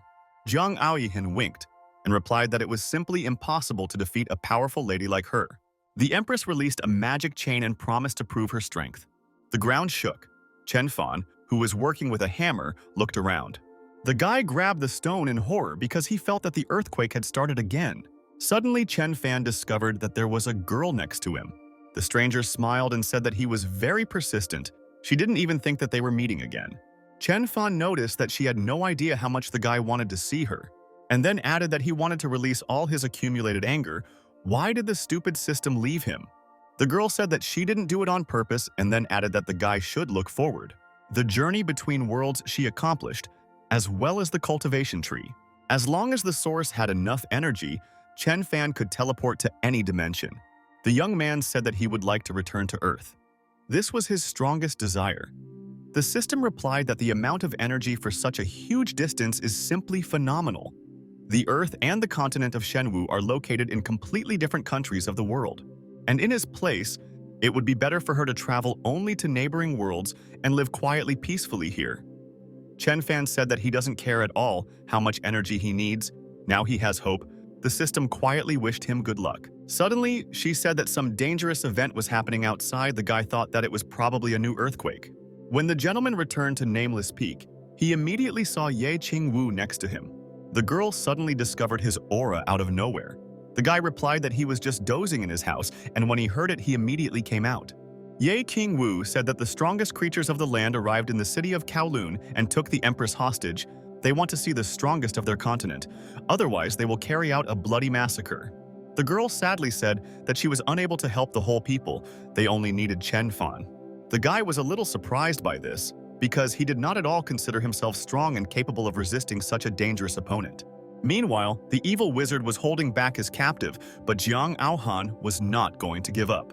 The Empress said that she would never stoop so low as to meet her enemies halfway. The old man shouted that if she continues to be so stubborn, then one day reincarnation will not even help her. The man did not notice how the two heroes, Ye Qing Wu and Chen Fan, appeared behind him. Zhang Aohan sighed with relief. Finally, the guys are here and can help her get out. The Empress smiled. The wizard instantly felt that his powers were much weaker. Chen Fan began to walk forward with a proud gait, to the place where the main one usually sat. The guy said importantly that he was very glad to meet the strongest of the Shenwu continent, and if he wants to say something, he should talk about it right away and not waste his time. The old man recoiled in horror. In front of him was an ordinary mortal. But even if he has the same level of power, he is not able to completely suppress it. The leader was sure that in front of him was the second celestial rank. Chen Fan was very amused by these words. The old man guessed where this guy came from. He probably has the third or even fourth rank. The enemy had long heard about the success of this guy and wanted to invite him to join them. Chen Fan could not understand what he was talking about. The guy explained that he is from the earth. And is he really worthy of such a part? Ye Qing Wu thought that everything is obvious. Chen Fan is not only the strongest of them, but also the strongest on Earth. The old man laughed and said that the young man is too powerful. If he stays here, he can destroy the world. They could take him to the strongest. The aura there is much stronger, and it will be better suited for him. Chen Fan still didn't understand anything, where they were going to take him, but he assumed that he needed to refuse. The old man angrily said that if he didn't want to leave, no one would force him, but he thought to himself that he was already completely losing patience. Chen Fan said that no one would force him. He would like the elder to get away and never come into his sight again. But the old man clenched his teeth. He was seething with anger because no one had ever humiliated him like that, and then shouted that he had even more powerful people, and when they come for the guy, he will probably change his mind. They are incredibly dangerous and are capable of destroying anyone who gets in their way. Chen Fan asked with interest what these powerful people meant, and then rose from his seat and said that he understood everything that was said to him. The guy looked forward furiously and said that in this case he would follow them himself. On the beach on Yuhuan Island, Xiao Qi led the worried Ye Qing Wu to the master. Tree Emperor Qing proclaimed that the people who gathered around were too arrogant. They were no match for the owner, and for him they were just ordinary ants, and if they did not understand his great plan, they had no right to be around. Ye Qing Wu, who heard this, sadly thought that Chen Fan had decided to end the relationship. Suddenly, the girl heard a voice behind her and turned around. She looked at her boyfriend with all her eyes. The young man said that they are now having a wedding of two people. This is a very solemn event. Ye Qing Wu asked with concern, does he really not love her and wants to leave her? The young man explained that if he does not leave, then an increasingly powerful army will come after him. It will not be possible to deceive everyone. Ye Qing Wu said that she is not afraid, and as long as Chen Fan is nearby, she is ready to defeat any enemy. Her impulses were understandable, but there were other people here too. They could be in danger because of Chen Fan. The guy said that anyone who is strong enough can get into this dimension, and he will wait for the moment when they can reunite again. Chen Fan thought that in addition, to travel to Earth, he would need a huge amount of energy, and there would definitely be a lot of it there. Finally, the guy said that he is an ordinary mortal, but you shouldn't worry about him because he is strong. Ye Qing Wu sadly summarized that he simply stopped loving her. Chen Fan replied that this was not true at all and told the girl to look at what he brought. The guy had 2 wedding rings in his hands. He asked if she agreed to marry him. The next moment, Chen Fan put a veil on her head and asked if she wanted to become his wife. Does she swear to love him through thick and thin, through richer and poorer, in sickness and in health, until death do them part? The girl nodded her head affirmatively, and Chen Fan said that he also swears to this. The next moment, they were united in a solemn embrace. The crowd around cheerfully clapped their hands, and Zhao Jiu thought with anger that she was not going to give up so easily. Suddenly, a strong electric discharge was heard on the mountain. A concrete pillar received a lightning strike. In the city of Kowloon, spiritual winds flying through the clouds, a black hole appeared in space that sent people to another world. Chen Fan stood near the entrance with excitement. The old wizard thought that their master was very curt, just like a mighty master. The next moment, people went through this opened space. Ye Qing Wu said that one cannot relax. Even though Chen Fan has left, they must spread his teachings throughout the land and make the mainland great. The girl mentally turned to her beloved and thought that he would definitely wait for her. Inside the gate between time and space, people set off on a journey. They felt strong resistance. Even in purgatory, the pain was weaker than it was here. The old man in the hat thought how the gentleman would react to this resistance and whether he could cope. But Chen Fan calmly walked forward. He did not feel what the other cultivators felt. The guy asked where the useless system was. Suddenly, a girl appeared right behind him. The guy shouted in horror why she came so suddenly. Dao said that you need to feel the power of space and time and then begin to absorb it. The gates between time and space began to instantly shake and distort into completely different shapes. The cultivators felt an incredible tension from which it seemed that their body would be torn into small pieces. And the next moment, Chen Fan found himself in a weightless space. The guy was in despair. He thought that the system had abandoned him again. A lot of time passed, he made his way through dense thickets and could not understand where he was. Suddenly, the guy jumped out of the bushes and in disgust he spat out the leaves that fell into his mouth. The young man found himself in very strange circumstances. It was surprising where his clothes had gone. But fortunately, the system still worked. He was able to materialize other things, after which the guy began to think where he was. Chen Fan looked at the teleportation menu. After all, he ended up on the Tianyuan mainland. The next moment, the guy noticed something unexpected and began to look around in surprise. The stupid system screwed up again. Tao was indignant. How can he say such a thing? The young man could not understand why he could not transfer normally, and the system immediately began to absorb energy. The confused girl replied that it was quite normal for her to restore energy in this way. In addition, if she had not closed it, the gate would have begun to collapse. Chen Fan would have already died. The guy reminded that if it had not been for her, then they would not have shaken at all. And then the girl said that if they fool a couple more of these old men, the guy will allow her to absorb the energy of the gate. Then this energy may be enough to return home. Chen Fan breathed a sigh of relief. He didn't even look at this situation from that angle. After all, the guy didn't even imagine when he would have another opportunity to move through the gate, and in this case it is unclear whether he would be able to meet Ye Qing Wu again. Suddenly the young man began to tremble. He felt incredible weakness. The system said that he had been unconscious for 3 days. Therefore, first you need to find something to eat. Anyway, those who threatened the guy are already dead. Suddenly, the heroes heard a hissing coming from the upper branches of the trees. Chen Fan looked up in horror. He saw a large green python right above him. The snake said that it had not eaten human meat for a very long time, and Chen Fan was completely dumbfounded with horror after hearing it. But the next moment, the young man pulled himself together. If the snake considered him an ordinary mortal, then he was deeply mistaken. After all, there was such a powerful aura around Chen Fan that it was difficult for even the most powerful beast to fight. The snake calmed down a little and thought for a few moments. And then she said that she didn't care what power her opponent had, he would still become dinner.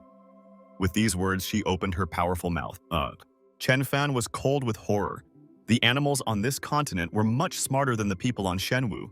Therefore, the young man had no choice but to flee from this dangerous reptile. A huge viper was rapidly approaching the frightened guy and the system. They ran away in horror, but with every second the guy's strength left him. He prepared for death. The next moment, the guy accidentally stepped on a stone and began to rapidly fall down. The formidable snake caught Chen Fan with lightning speed and slammed its mouth shut, preparing to swallow the poor guy.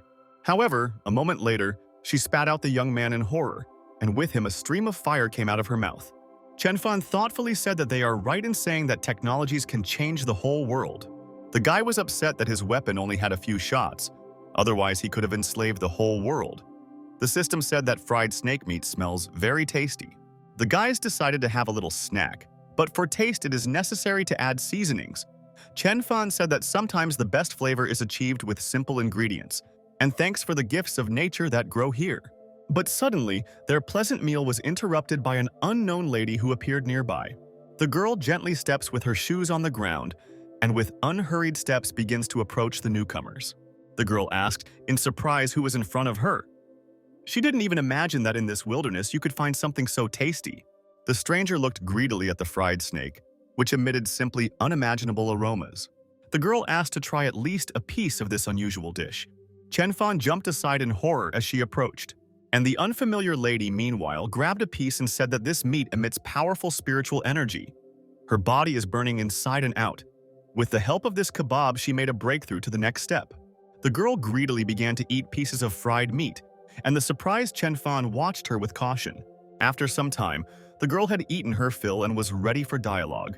Literally in a few minutes, the stranger went through a level increase again. She asked, "What did such a wonderful cook forget on the mountain ridge?" Chen Fan thought that he should take advantage of the fact that the girl took him for a master hermit, and replied that he was lost and did not know where his home was. The stranger thought that this guy had amnesia, but he replied that he remembered his name. For several moments, the girl looked straight into his eyes while thinking about something of her own. And then, she said that her name is Jiang Rushui, and in gratitude for feeding the guy such delicious food, the girl is ready to help him regain his memory. Chen Fan thanked him for this and was glad that he now had a companion. The young man asked himself, "Is it true that all the girls in this place are so beautiful and kind?" Suddenly, a huge phoenix bird appeared in the sky and descended right on them. Jiang Rushu said that they need to follow this fiery bird and she will show the right path. However, the next moment, when the guys went down to the edge of the forest, they saw two unfamiliar men. Jiang Rushue said that she had to deal with this and asked Chen Fan to wait for her at this place. If Wang Biao and Zhang Sheng are already here, it means that Lin Yue is once again one step ahead. Two unfamiliar men began to examine the mortal with interest. Chen Fan stood calmly and did not move from his place. The next moment, the strong man approached him and said that he would like to test how worthy this guy is to be next to Jiang Rushue. Chen Fan hit the insolent guy on the head and said that of course he is worthy because at least he has hair on his head, unlike this gentleman. The second laughed with emotion and said that it was very funny. His friend was humiliated by an ordinary mortal, bald. In his defense, he embarrassedly said that the guy hit him on the sly. Chen Fan angrily asked why those two call him mortal. Either they are too stupid or simply blind. His opponent angrily said that the guy did not have an iota of spiritual power. Chen Fan suggested testing this with a fair fight, and then these two will see for themselves. The strongman said with rage that the young man, after one blow, would immediately lose consciousness. Chen Fan mockingly asked if this scoundrel really thought he could stop his fist. The system warned that even if we take into account Chen Fan's enormous strength, it is unlikely that it will be possible to defeat them. But the guy wasn't worried. Perhaps he didn't know how to defeat a cultivator, but he had long ago mastered the skills of fighting an ordinary man. The next moment, Chen Fan approached his opponent and told him to clench his teeth more tightly, but the strongman was not afraid. But when the young man's fist hit the target, the man cried out from the wild pain he experienced. And then Chen Fan approached the second insolent. He backed away in horror and said that he had nothing to do with it. Chen Fan suggested that his opponents probably did not read the book The Art of War, but he learned this in literature lessons. Cunning is the most important attribute of any battle. The guy decided to search these impudent people because they could have valuable things in their pockets. The young man did not even notice how his recent acquaintance was persistently watching him, who really wanted to avenge his beaten face.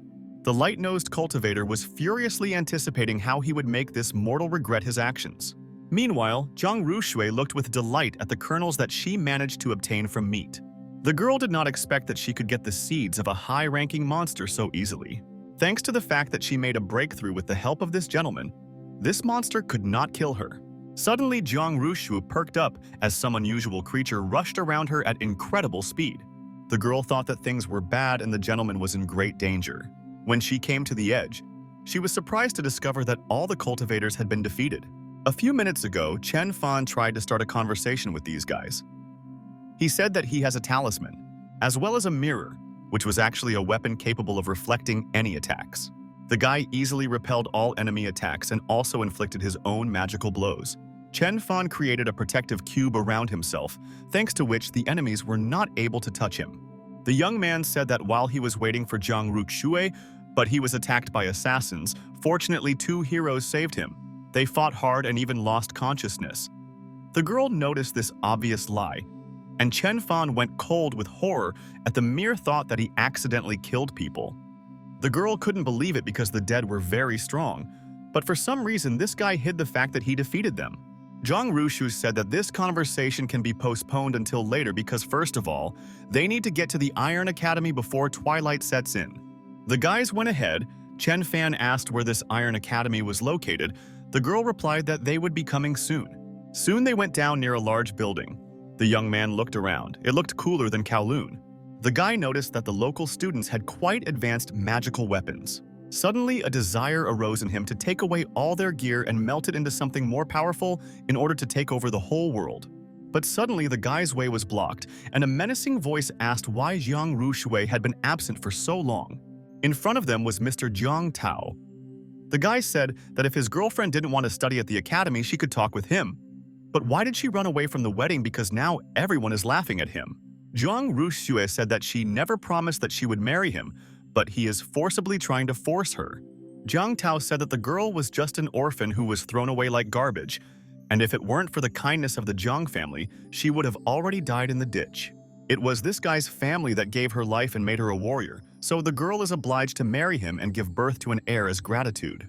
Suddenly, the guy discovered Zhang Rushui's companion. Doubts crept into his soul. He asked who this guy is. Is it really the new chosen one of the unfaithful Zhang Rushui? Jiang Tao looked at this guy carefully and formed his thoughts in his mind. Suddenly, he said that he understood everything. Zhang Rushui ran away from the wedding because she wanted to stay with this scoundrel. Jiang Tao said with contempt that she had always been a dirty, obscene girl who would have thought that a whole bunch of men were courting her. After this, the guy said that if she is so attracted to the opposite sex, she can choose everyone for herself. But the next moment, the insolent person felt a hard blow. Chen Fan could not tolerate it when a girl was insulted in his presence. The guy asked with contempt where this arrogant and stupid guy came from. The cultivators gathered around laughed cheerfully. Jiang Tao was hit by an ordinary mortal. Jiang Tao thought that they were laughing unfairly because this mortal was only pretending to be like that. Suddenly, the poor fellow heard a menacing scream above his head and raised his eyebrows in surprise. Father Zhen appeared in front of him and ordered the girl to be seized. After all, no one canceled the engagement. The resisting girl was grabbed by two strong men. She screamed that she did not want to get married. Jianjun narrowed his eyes with anger and looked at Chen Fan, wondering what fate to give to this impudent person. The next moment, a sharp weapon appeared near the tense young man. The leader ordered to cut off his hands. The system loudly shouted that they were about to die. Chen Fan said that she should think about how to get out. But suddenly, the sword with which they wanted to cut off his hands flew to the side. Chen Fan stared wide-eyed at his savior, who helped him. The girl, loudly clicking her heels, approached the crowd of gathered cultivators and asked who dares to sow chaos within the walls of the academy. Jiang Jinyun said angrily that this is the academy and not the territory of the Jian family. No one dares to disturb the order. The subdued Jianzhen smiled and said that he was sorry for his behavior. And then he turned to Chen Fan and said that they would continue with him after a while. Jianzhen walked away, while he angrily thought that the elder was constantly interfering with his business. Chen Fan thanked the girl for saving her. Jiang Jinyun replied that she was just doing her duty. The elder thought that this guy was unusual, because when he approached, she clearly felt enormous spiritual power, but there was no cultivator base in him. Meanwhile, a real procession was taking place outside the gates of the Iron Academy.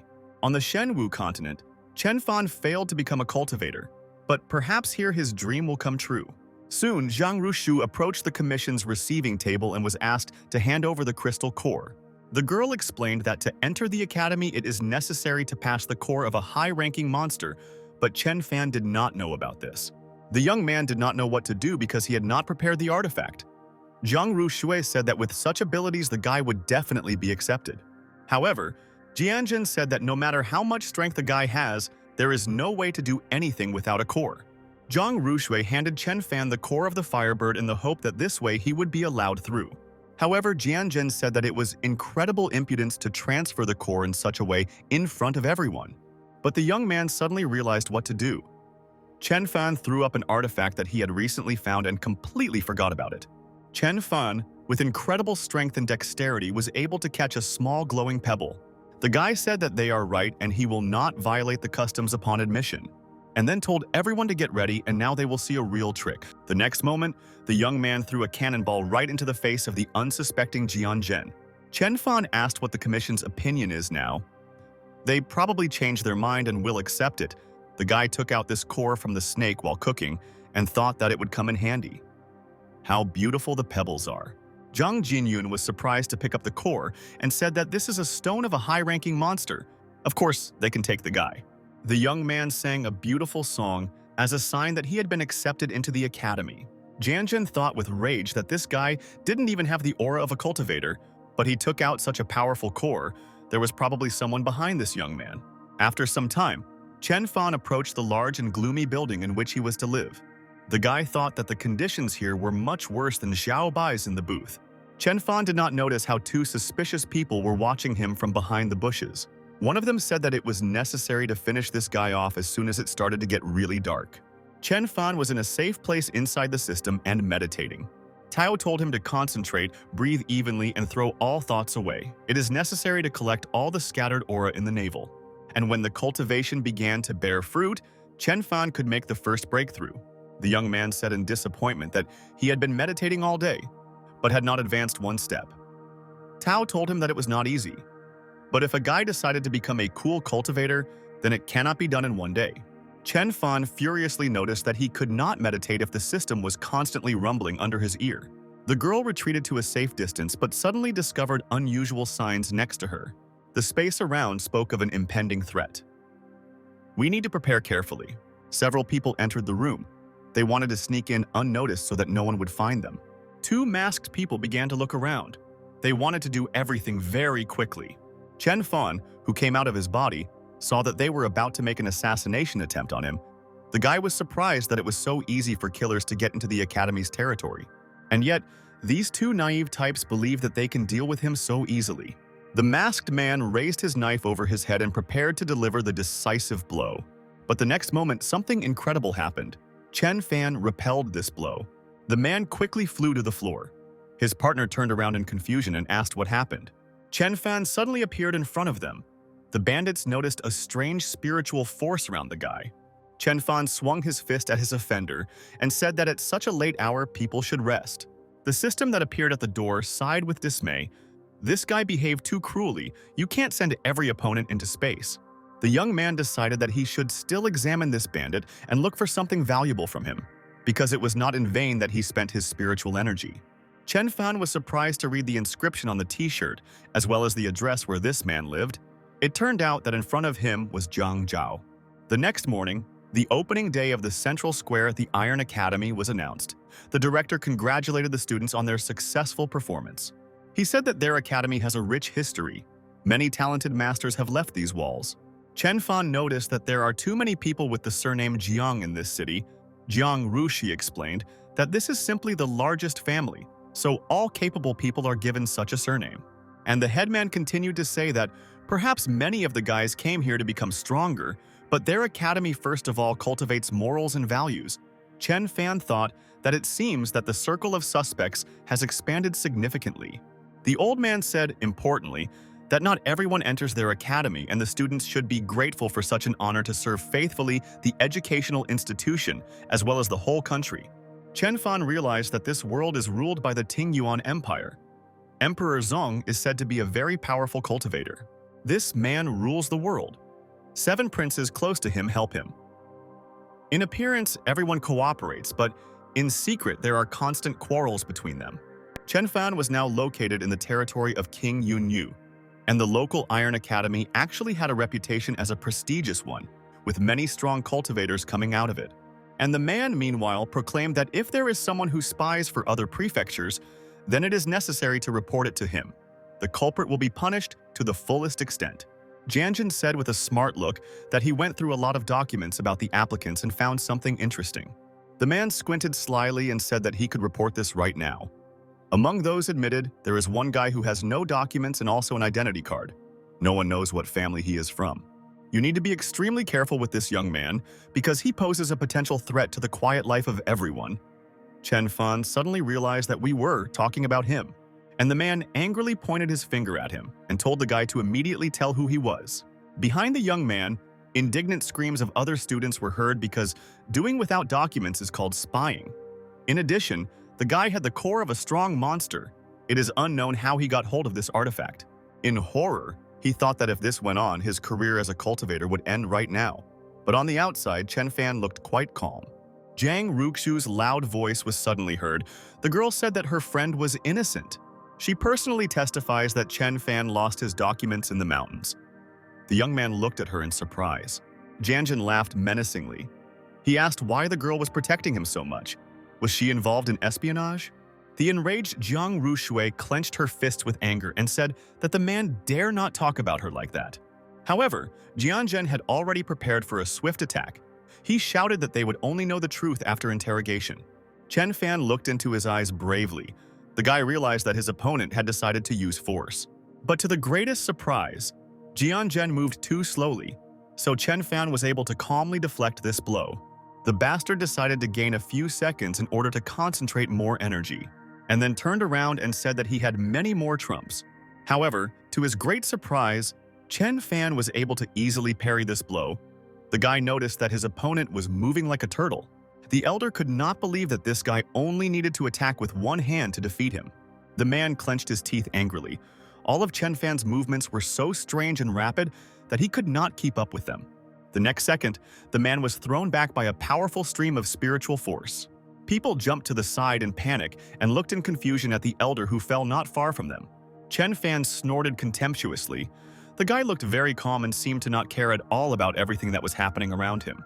After all, at first glance he was very relaxed. The young man was much stronger than he could have imagined.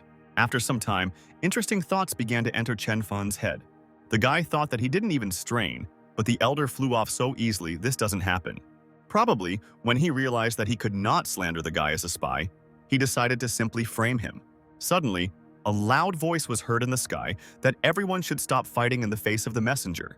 The guy saw a beautiful girl in the sky who personified tenderness and harmony. He looked at this beautiful creature with all his eyes, and the people around also raised their heads in surprise. A moment later, the girl easily touched the ground and began to walk forward with a smooth gait. The director ordered the students and teachers to bow their heads. The man could not understand what was happening. First, a newcomer who was able to challenge the heavens themselves, and now she came down here. Discouraged and completely confused, Jian Zhen told the lady that he was innocent, but he was chained. The girl approached and hit him in the face, and then said that the king needed new talents and unique ingots, and they were doing something unknown.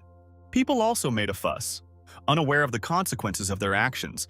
The girl said that this man was probably not worthy to take the place of an elder. Jian Zhen knelt down before her and asked for forgiveness. He promised that this would not happen again. The lady replied that this time she forgives, but he better do the job efficiently, otherwise next time he won't get off with a slap in the face. Chen Fan thought that her voice seemed familiar to him. The director said that they would not allow this to happen again. In the future, everyone who wants to study will be welcomed with open arms. For a moment, the girl barely noticeably turned around. The niqab on her face fluttered from the wind. Chen Fan could not believe his eyes, because in front of him was his beloved wife. The director went to see the lady off. He invited her to stay for a while and thereby make amends. The girl said that she did not hold a grudge. The old man also said that he would like to invite the girl to tomorrow's judging. Chen Fan watched her from the bushes. The guy couldn't understand whether it was his wife or just a girl similar to her. The system replied that in any case, no one would bite him if he came and asked directly. However, the young man thought that if it was Ye Qing Wu, then she should recognize him. But then again, maybe the system is right and he really should just come and talk about it. The young man decided to find out whether it was an accident or not, but he must find out the truth. The guy looked around in surprise, looking for the girl. He wondered if it was his wife in front of him. Ye Qing Wu suddenly appeared right next to him, and Chen Fan pulled away in surprise. The girl angrily said that intrusion into the chambers of the king's envoy was punishable by death. Chen Fan replied that she probably wouldn't believe him if he said that he was just passing by. The girl said that he was probably talking some kind of nonsense. The guy replied that he understood everything, and then bowed and said that the one who had arrived from heaven was very similar to the girl he knew, and just wanted to make sure it wasn't her. Chen Fan thought in a daze that this girl beat one of the judges with a slight movement. He might have to hit the first one. But the next moment, with a slight movement of her hand, the stranger woke up her chin. She said the guy risked his life to get here. Who is this girl to him? Chen Fan resolutely said that she was his wife and most beloved woman. In pursuit of his love, he entered this place. Suddenly, the young man noticed that his interlocutor smiled faintly, and the next moment she reached out to remove the niqab from her face. Ye Qing Wu was indeed in front of him. The girl smiled and asked, was he not surprised? Chen Fan asked how she found him and ended up in this place. The girl replied that his policy of modern technology turned out to be very effective.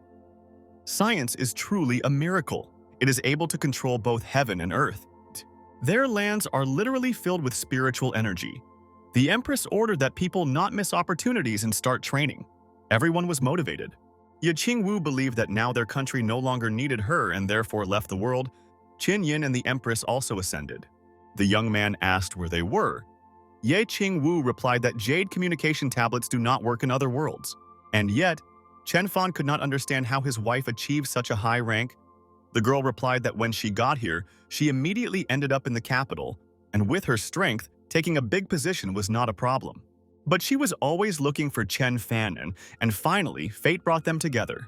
And then the girl approached him and said that the guy should provide her with something. Chen Fan asked in surprise what she meant. Ye Qing Wu looked into his eyes carefully, and then whispered in her ear that the young man had still not fulfilled his duty, and they should have a night together.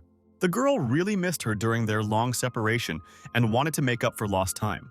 Finally, Ye Qing Wu and Chen Fan managed to be alone, away from prying eyes. The atmosphere around was very quiet, and the young couple enjoyed each other's company. They were very close, and this moment was very touching for both. The loving couple was nearby, and finally they were left to their own devices. Their eyes met, and everything around seemed to freeze in anticipation and slight excitement. A spark ran between them, warm and sincere. A lamp was burning on a shelf nearby, creating a soft light that emphasized their faces. The stars sparkled in the sky, nightingales sang beautiful songs about love and mutual fidelity. Even the pigeons on the tree watched this with enthusiasm and a touching picture. The next morning dawn came. Chen Fan opened his eyes. His dream finally came true. The sleepy Ye Qing Wu, who was lying nearby, also opened her eyes. The young man said that the sun had already risen. The girl greeted her boyfriend with a joyful smile and wished him good morning. The young man noticed that they were now a real married couple. Ye Qing Wu said that they used to love each other. Suddenly, their conversation was interrupted by the director of the academy, who called Ye Qing Wu, because the tests were about to begin very soon, and the girl was presented there as one of the jury members. The young lady asked to wait for a while. She needed a few minutes to get ready. Chen Fan deftly grabbed the girl by the waist and said that she would not leave so easily. The director became worried and asked what was happening in the ladies' room, but she replied that everything was fine. Ye Qing Wu reminded her boyfriend that she needed to continue to hide her identity, and the relationship should not be spread out either. But Chen Fan informed the young lady that he was not going to hold back. About an hour passed. The guy needed time to get ready in order not to miss the exams. And suddenly, he realized that his pants had accidentally torn. It was necessary to fix this problem. Chen Fan used his god tailoring skills and very quickly sewed up the torn part. Suddenly, the young man heard Jianzhen's menacing screams behind him and turned around sharply. The angry man said that now no one will save Chen Fan and he will receive his punishment. Jianzhen said that anyone who insults him will be killed. Chen Fan felt a sharp blow. The guy needed to concentrate. The next moment, the young man fenced himself off from his opponent to repel this attack. The guy used magical abilities, and his opponent fell exhausted. Suddenly, Jianzhen screamed in horror at what appeared before his eyes. And after some time, the man lost consciousness because he could not bear it. Chen Fan said that at the moment the problem with this scoundrel has been resolved, and we need to somehow pass the entrance exams. But in any case, it is better not to take out a firearm in public. The system reminded the guy that he wanted to cultivate and defeat enemies with his own strength. The young man angrily said that only the farmer was smart, and how could he fight? Dao reminded him that the young man had watermelons. This gave Chen Fan a very wonderful idea. He said that now everything is clear to him. A duel took place on the central square of the Iron Academy, and the winner was determined. Now it's time for Chen Fan to fight against Zhang Tao. The young man decided that he would fight right in the first round. Suddenly, the opponent entered the arena. The surprised guy noticed that his opponent was too well prepared. He is completely clad in armor. Such an opponent is very difficult to defeat. He said that last time the guy was just lucky, but this time Zhang Tao will be happy to watch him break his arms. However, Chen Fan did not feel fear. He enthusiastically said that he would test the strength of this metal, and if in fact his opponent was strong, then he did not need any weapons or armor. The knight defiantly threw off the protection from his face and said that he would beat his opponent half to death. And moments later, Zhang Tao pushed off the ground to make a lightning-fast jump. The enemy was sharply approaching Chen Fan, but the young man remained standing unshakable like a wall. And yet, the man was confident in his victory because the armor truly protected from almost any magical and physical damage. However, in the case of Chen Fan, the scoundrel was in for a very big disappointment. With a simple movement, the young man grabbed his hand and made a response. The helpless knight began to fall down in the blink of an eye. He felt that he was losing his balance and was completely confused. In the next second, Zhang Tao rushed along a trajectory straight towards the stunned crowd. The guy clenched his teeth angrily because he clearly did not expect such a turn of events and was confident of his victory. However, this angered the knight even more. He quickly jumped up. Chen Fan continuously monitored his opponent's every move and easily threw it to him like a basketball. The knight felt an incredibly strong blow from which his entire body shook. Despite his armor, he could not inflict damage on Chen Fan, and the young man, meanwhile, juggled him and threw him in different directions. When Zhang Tao finally landed on the ground, he felt extremely dizzy. The amazed director, as well as all the other people, looked at him in surprise. And only Ye Qing Wu calmly watched this and was glad that Chen Fan had finally stopped hiding his strength. But suddenly, Jianzhen's angry scream was heard from behind the podium. The man proclaimed that Chen Fan should stop bullying other people. Jiang Ruzhu was indignant that Jianzhen was interfering in the fight because it was against the rules. However, the fierce man shouted that the villain could not be defeated according to the rules and used magical abilities towards the young men. Zhang Ruzhu shouted in horror to stop this chaos because two cultivators would simply kill the unfortunate guy. But Chen Fan looked confident. He struck calmly and believed that he just needed to take the right position. Such a path of a real warrior who will adamantly immediately shrink even with a crowd of opponents. The next second he felt the attack, Jian Zhen and Zhang Tao together unleashed a strong stream of magical influence. But the stunned opponents flew back in horror, the glorious toys. Despite the fact that the two scoundrels attacked him with a magical attack, the young man was able to repel it with his bare hands. A crowd of people began to talk among themselves. Is there really a technique that can repel such an attack? It is probably a very powerful force.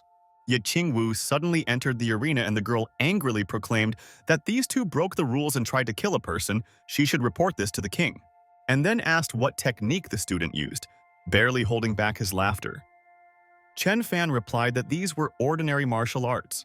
Ye Qing Wu announced that in the name of the king, she was appointing the young hero as the new elder of the academy. The director slightly disagreed with this.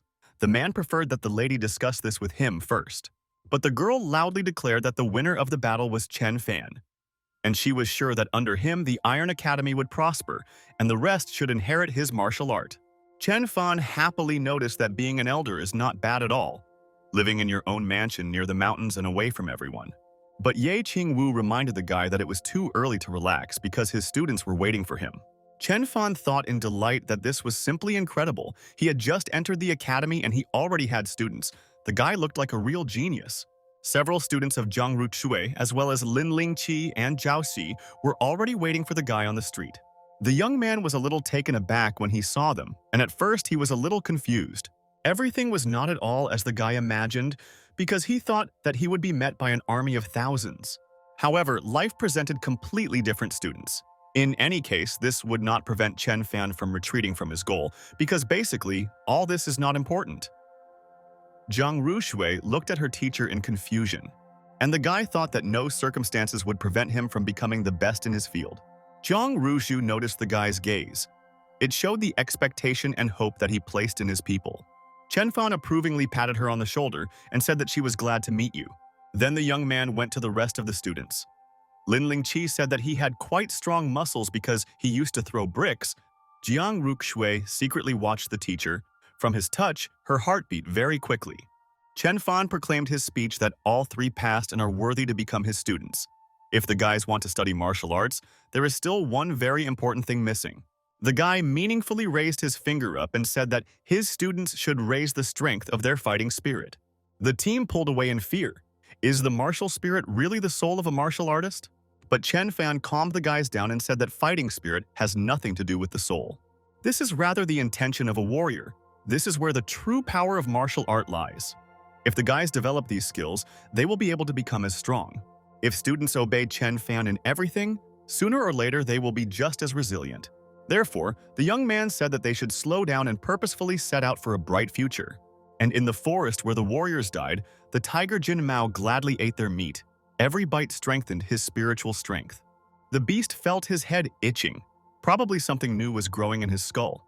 With pride, he looked at his reflection in the river. The tiger liked what he saw. Suddenly, a whistle sounded in the sky, and three of Chen Fan's disciples jumped out as if out of nowhere. Zhang Rushui proclaimed that they had arrived here on the orders of the elder. Lin Lingqi doubted that the teacher wanted them to catch this particular beast, the level of a demon king.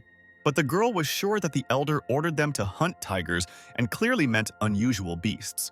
However, in response to her words, Jin Mao laughed loudly and began to grow in size at lightning speed. The tiger said that they would regret their action because they were not able to overcome such a powerful enemy. Jiang Rushui bravely commanded that the tiger not look down on them and humiliate the elder. But the next moment, the three and the guys flew away. The giant tiger launched its powerful attack. The beast's entire body radiated red energy, which gave it power. Meanwhile, Ye Qing Wu was in the presence of Chen Fan. The girl asked how he liked the new role and whether the guy was ready to become famous throughout the world. Chen Fan replied that his wife would also become the teacher's most famous consort. After that, the young man winked at her and said that he had long wanted to test the strength of his new bed.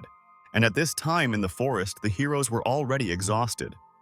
They did not want to die and did not know what to do. But Jiang Rushui believed in the master and said that he would not let them die. They just needed to think a little. Suddenly, the girl remembered how the elder gave them dry rations before leaving. And meanwhile, the tiger was advancing closer and closer to the puzzled guys. Jiang Rushui took food out of her backpack. Lin Qi asked in amazement. Did the girl really decide to just eat well before she died? But the next moment, the man guessed why his friend did this. Because after eating, her strength increased many times over. Jiang Rushui calmly faced her opponent, and even though Jin Mao was strong, she calmly repelled his blow. The girl said that her friends do not even suspect how wise their elder is. Suddenly, the tiger looked at Jiang Rushui with interest. The thought that the human body could be so perfect came to his mind for the first time. However, the young lady angrily said that he shouldn't look at her like that. In addition, the girls did not like how two of her friends also stared at her short skirt. Several days passed. Chen Fan informed his beloved that they would go on a search together when they were finished with all their business. And yet, the young man did not know exactly how to look for new people. In such a huge world, after all, GPS had not yet been invented at that time. Ye Qing Wu said that it was simply necessary to follow the news because the appearance of people from another world would not go unnoticed. Chen Fan once again praised his wife and said that he was extremely wise. Suddenly, the cries of his students were heard that the guys had completed the task. Ye Qing Wu instantly became embarrassed and told the guy to go to his charges. Chen Fan headed to the door and cheerfully said that he would be happy to take a look at what they had learned. But when the young man came out, he was dumbfounded with surprise because the disciples brought the king. In addition, Chen Fan was surprised to find a 1,000-year-old crane, as well as a magical monkey. The young man angrily asked why they brought this zoo here. The confused Jiang Rushui replied that the elder himself ordered them to hunt animals. At first they had difficulties, but then the guys learned. They realized that the teacher gave them everything so that the team could win, so then it was much easier. Chen Fan still believed that it was possible to limit himself to ordinary beasts, but in the end, the tiger demon is also an animal. And if the team has become stronger, then he begins to understand the path of martial arts. The young man said that he would not kill these animals because they might still be useful in the service. The team will live next to these animals to observe their habits, so the guys will be able to learn a lot. Until the disciples confuse their bestial nature with their martial arts skills, they will not become masters. The tiger demon delightedly grabbed Jiang Rushi and happily said that now they would live together. The crane and the monkey began to argue furiously among themselves. It was clear that these two did not like each other. The next moment they began to fight because the monkey called his opponent a match and a shovel. Chen Fan watched their argument in surprise. It looked very funny.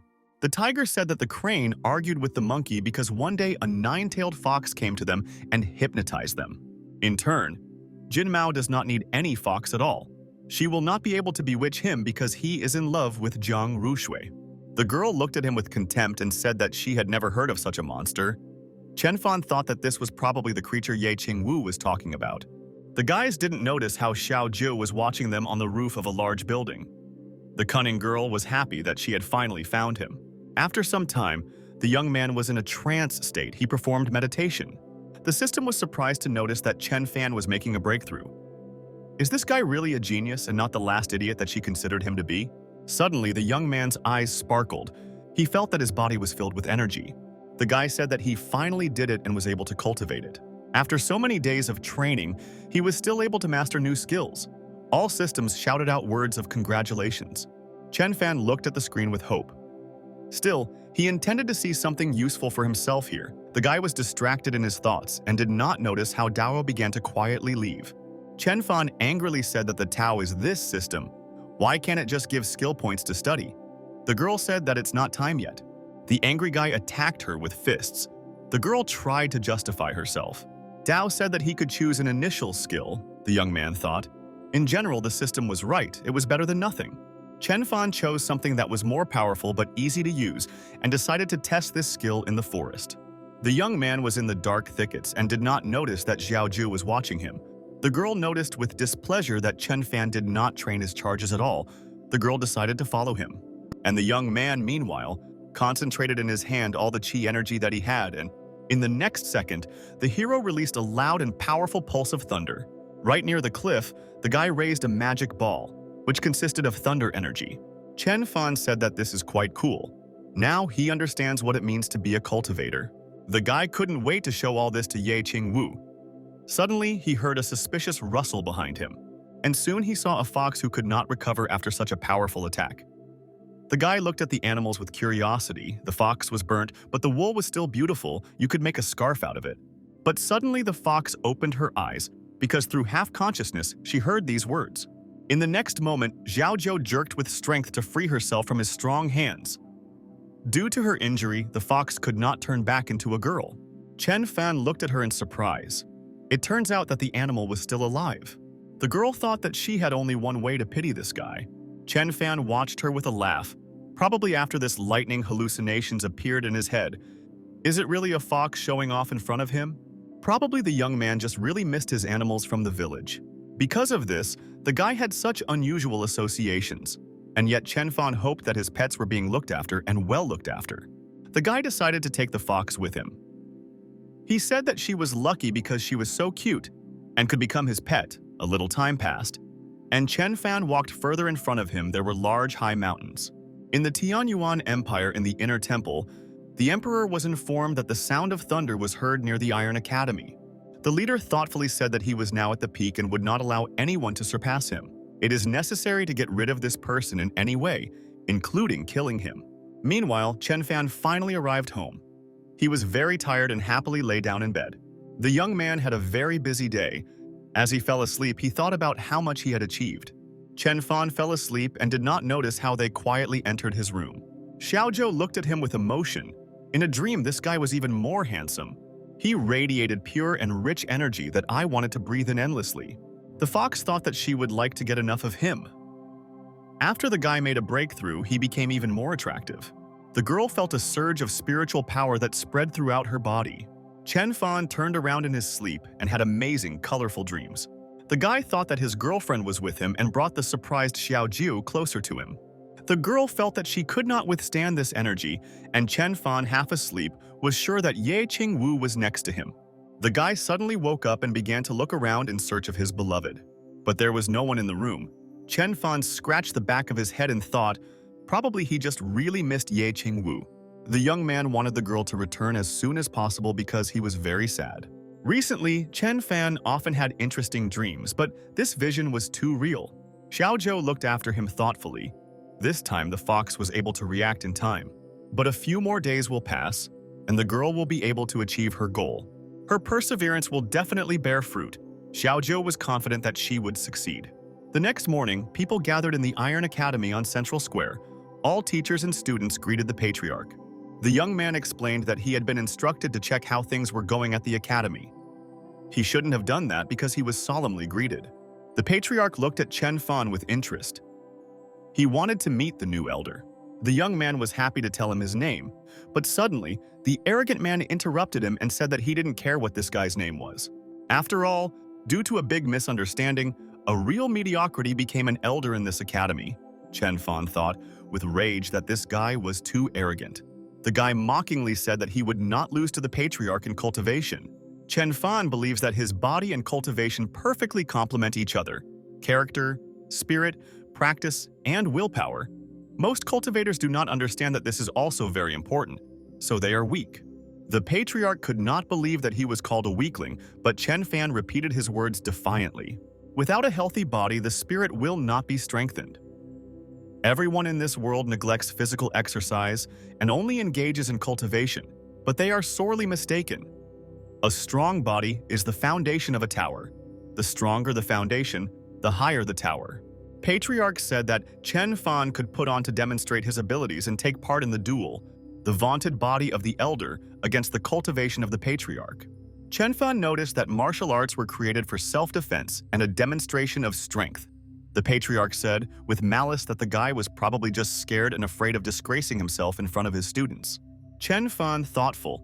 Too large a crowd gathered around and everyone was watching him. Suddenly, the young man came up with a brilliant idea and understood what to do. A few moments later, the guy suggested limiting himself to a small competition. Chen Fan can withstand lightning. The patriarch happily agreed to this. The surprised students looked at each other. They did not understand why the teacher chose such a strong technique. And the patriarch, meanwhile, concentrated charges of electrical flashes in his hands. His blow is capable of bending space and time. When the man concentrated a sufficient amount of powerful charge, he released all this power at Chen Fan. But the young man calmly watched as the magical flow approached him with every second. When the ball was already very close, Chen Fan, in the blink of an eye, built a defense around himself. The young man found himself in an impenetrable dome. and with mockery he said that the patriarch should get his power back.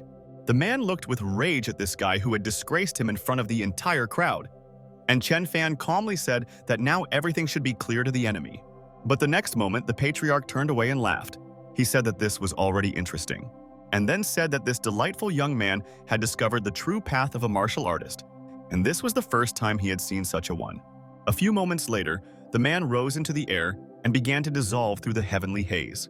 The director of the academy breathed a sigh of relief.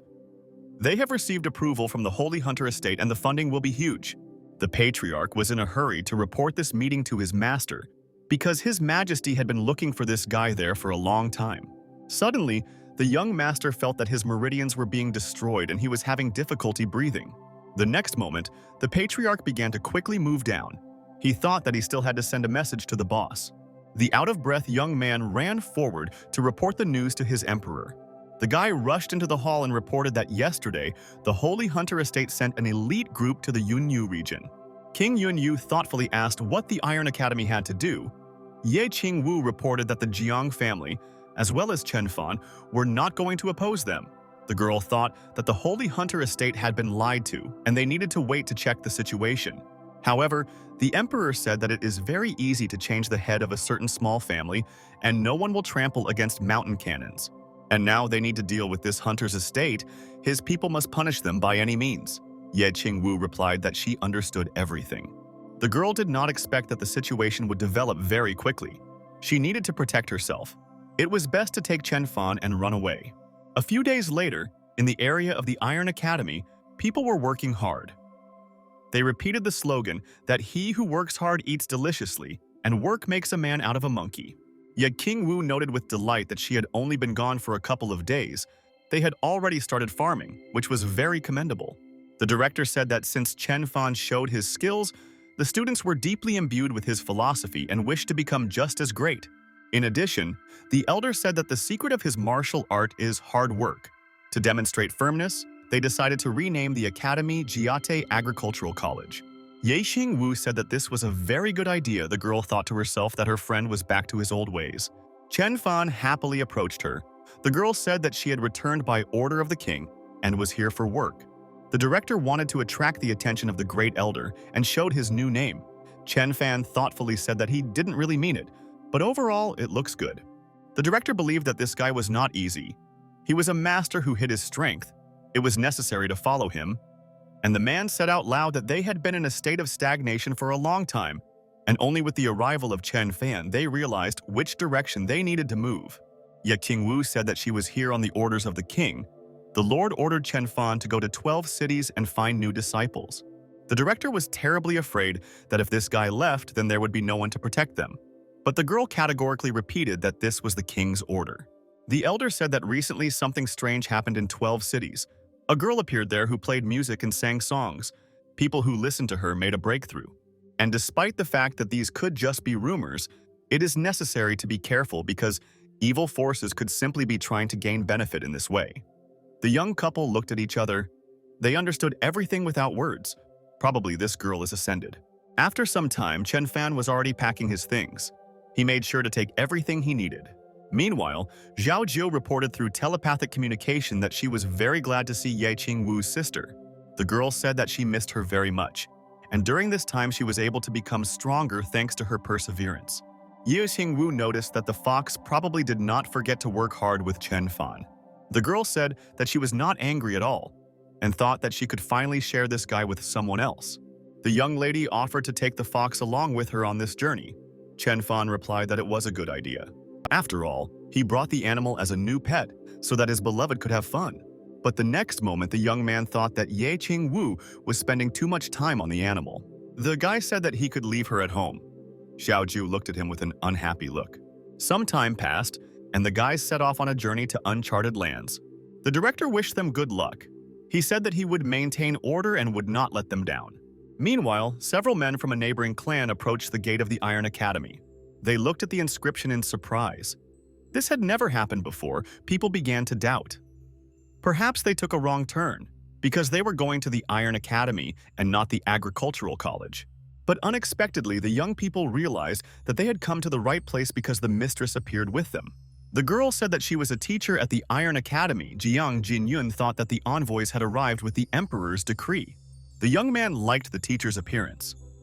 He cleared his throat and said that he came to the academy on the orders of the emperor to pick up Elder Chen Fan for an audience. The girl looked carefully at the hands of this gentleman and noticed that he was holding the order for execution. Jiang Jinyun reported that the elder was away now. He went to the giant beast ridge and said that he wanted to hunt down the most powerful demon. However, the uninvited guest calmly stated that it was necessary to immediately send people after Chen Fan. This order was not discussed, but Jin Mao knew what to do in this situation. The giant beast ridge was incredibly noisy. Jiang Jinyun noticed that they were attacked by too many demons overnight. Unexpectedly, Jin Mao appeared next to the elder and said that he was taking the initiative to get rid of these demons because they intended to kill Chen Fan. Jin Mao hoped that the lady would notice his intelligence and put in a good word in front of the elder. Jiang Jinyun promised that she would really praise him in front of Chen Fan. The tiger looked hopefully into the girl's eyes. He still felt the desire to please her. Meanwhile, in the 12 southern cities of Miao Yinfang, the guys were delighted to see how beautiful the city was. There were a lot of people everywhere, red flags and the sound of music. The guy invited to join the fun. The suddenly appeared system glanced at the young man with malice.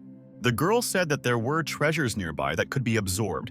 Suddenly, Chen Fan had the idea that Lady Miao Yin had not ascended, but simply owned a powerful artifact. When the guys went down to the city gates, the guards met them with displeasure and said that there was no place for strangers here. Chen Fan responded with contempt that he was a great master. Don't people really know who they are talking to? From the story of the guards, it became obvious that a certain gentleman from the Lu family intended to forcibly marry Mrs. Miao Yin.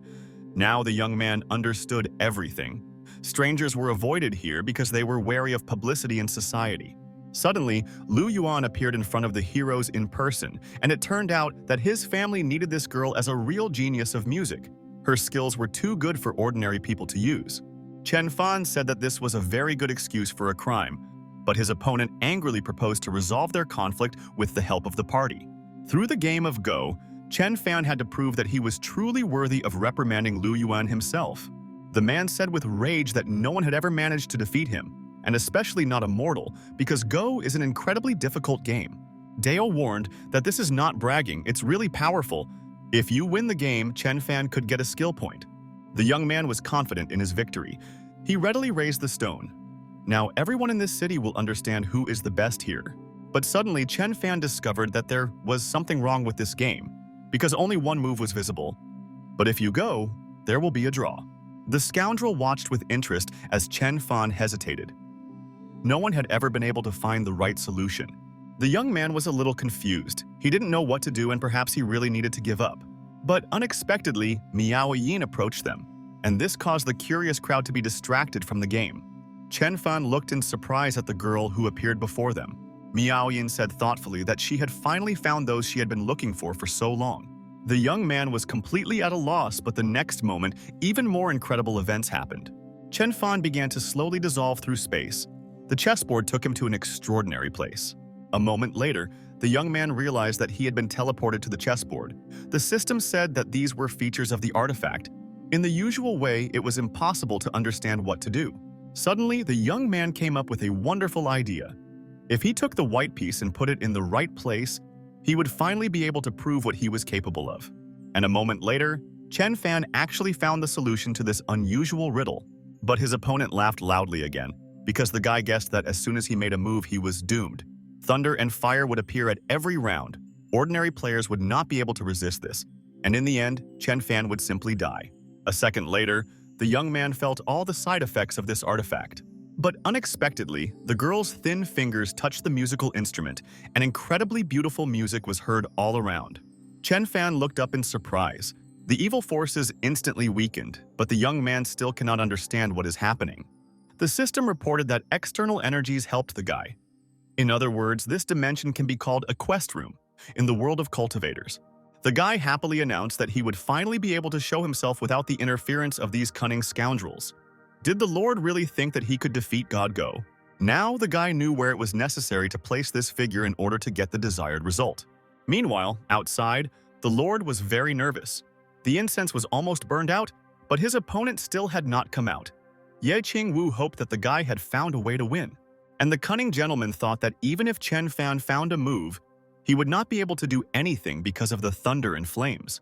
Lu Yuan glanced at Ye Qing Wu with interest. The guy wouldn't mind taking her as his second wife. However, the girl replied that if his life was dear to him, he should stay away. Suddenly, the board lit up with a bright light, and everyone gathered around watched with bated breath what would happen next. The system happily announced that the level had been increased, and now Chen Fan had earned plus a few skill points. The young man was very happy and quickly went outside. He noticed that the ill-mannered Lu Yuan was pestering his wife. Lu Yuan begged for mercy, because only a true master could overcome this treasure. Probably the secret of heaven was revealed to Chen Fan. The young man wanted the Lord to remind him of the words he had recently spoken to Ye Qing Wu, who begged him to forgive him. The young man said thoughtfully that an apology was still not enough to atone for his guilt. Therefore, Lu Yuan must clean up all the streets of the 12 cities, and then perhaps he will deserve mercy. The angry youth clenched his fists. How dare this guy humiliate him like this? Chen Fan mocks him for fun and makes the son of the Lu family sweep the streets is not mental. But suddenly the guy felt that Chen Fan had suppressed all his energy. He had no choice but to obey. Some time passed. In Miao Yin's room, the girl called her dear guests and thanked her for their help. Chen Fan couldn't help but think that this ringing voice was familiar to him. The guy told how he heard the music. Probably this girl helped him. Miao Yin thoughtfully took off her hat and said that Chen Fan once told her about one of the 4 main joys of life. A moment later, Miao Yin turned to the surprised guys and said that the greatest joy is to meet a dear friend far from home. Her transformation was worth it to find these people again. The guys recognized Qin Yin and wanted to quickly hear the details about how she managed to ascend. The girl replied that it was a long story. When she first ascended, she wanted to explore the world she found herself in. But in order not to attract attention, she pretended to be a musician. Local aristocrats invited her to perform every now and then. The girl was very amazed that people on the Tian Yuan continent knew nothing about the Ascended Ones, and those who had knowledge said that they had never seen them in person. Chen Fan thought that this was strange, because the appearance of an Ascended One should be huge news. But Ye Qing Wu explained that there was a strong hierarchy on the continent, only the top could know the Ascended Ones. Ye Qing Wu also said that they should worry about their friend, and in order to take her away, they could marry Chen Fan to her. This idea seemed strange to the young man because he did not want to start a harem, but his wife replied that this was the only way to take his best friend away from this city. Reluctantly, Chen Fan agreed to this, but on the condition that the marriage would be considered fictitious. Ye Qing Wu offered to rest and have a grand wedding the next day. After that, the girls went out, cheerfully discussing their girly affairs. Chen Fan looked after them in confusion. He clearly did not expect such a turn of events. Ye Qing Wu wished the guy good night and said that she and her friend would discuss their affairs until the morning. Chen Fan was very upset by this news. While the guy was at the academy, he was surrounded by beautiful women, and now he has to sleep alone. Well, after a moment, the young man decided that there was no point in thinking about it and went into a sweet slumber. Xiaozhou decided not to miss this opportunity. She approached the guy and watched with curiosity as he slept. In a dream, the young man took her into his arms. Xiaozhou was glad that this plan worked. But suddenly Chen Fan opened his eyes slightly because the dream was too realistic. The guy looked at the persistent girl in horror and said that religion does not allow him to spend time with strangers. However, the girl convinced him that there was nothing shameful in this, and besides, she still had sisters with her. The next morning, Ye Qing Wu's girl came into the room and said that it was time to have breakfast and go downstairs because today was the solemn event of Chen Fan's wedding. The girl stole a glance at the unfortunate Xiaozhou. Probably the cunning fox had a very hard time that night. Some time passed, and the heroes went downstairs. Lu Yuan greeted the master with joy. Chen Fan glanced at him with contempt. The guy recognized yesterday's upstart. Meanwhile, the Lord said that he was very grateful to Chen Fan. Because he opened his eyes, sweeping the streets yesterday, the guy had grown significantly in his cultivation, and therefore he would like to introduce him to his sister.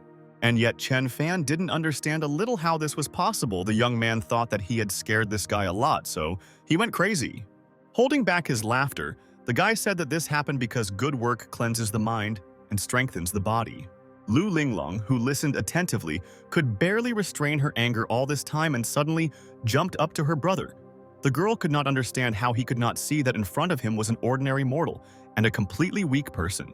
The girl said that she would prove it, and no amount of Chen Fan's achievements in playing Go would help him. Chen Fan was silent delicately. In such seconds, it is better to smile, but his feeling was not very good. In the next moment, Lu Linglong called the wild beast Alpha, who approached them with an evil growl. Suddenly, a servant entered the room and brought sweets. The unfortunate man did not even suspect what threat lay in wait for him here. The next second, Alpha furiously attacked the poor guy. Chen Fan mockingly said that their entire family was incredibly stupid, even the dog. Lu Linglong replied that anyone who is bitten by a pet will become her faithful dog, and there is no way to resist this poison. However, the guy was confident in his abilities. He decided today to show how to train a dog. In the old days, he tamed other animals. Not a single furry beast is able to resist the right hand of Mr. Chen Fan. But suddenly, the beast pulled away. Its gaze became very aggressive and strong energy gathered around its body. The young hero was very surprised. It remained a mystery how Alpha could resist this. But the next moment, the animal sneezed loudly, and a charming spider fell out of its mouth. Lu Yuan secretly said that such spiders are usually used in black markets to subjugate slaves. Now, the guy realized that it was not the animal's rage. Suddenly, the spider, which fell out of the dog's mouth, began to rapidly grow in size. Lu Yuan desperately shouted for the guys to be careful, because if the spider gets even bigger, it will explode in the next second this happened. A moment later, the guys slowly began to come to their senses after such a strong shock. Suddenly, the guy heard a familiar voice calling him for help.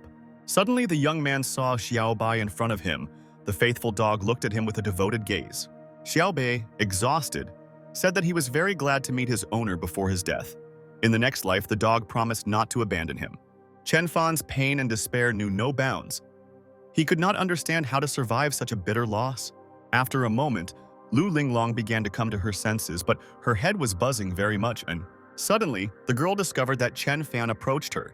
The guy's gaze was very aggressive. The young man wanted to know what she had done with his faithful dog, but the girl could not understand what he was accusing her of. Chen Fan told the girl not to pretend to be stupid, because her Alpha was actually his favorite dog. In despair, the guy said that he would take revenge, and Lu Linglong would still regret this terrible act. Lu Yuan, who also came to his senses after the blow, tried to calm the master. His sister would never willingly harm Xiaobai. But the guy couldn't believe it, because his dog was clearly succumbing to magical influences, and it was also unknown what kind of spider it was that fell out of his mouth. The girl said in a weak voice that she picked up Alpha on the street a month ago.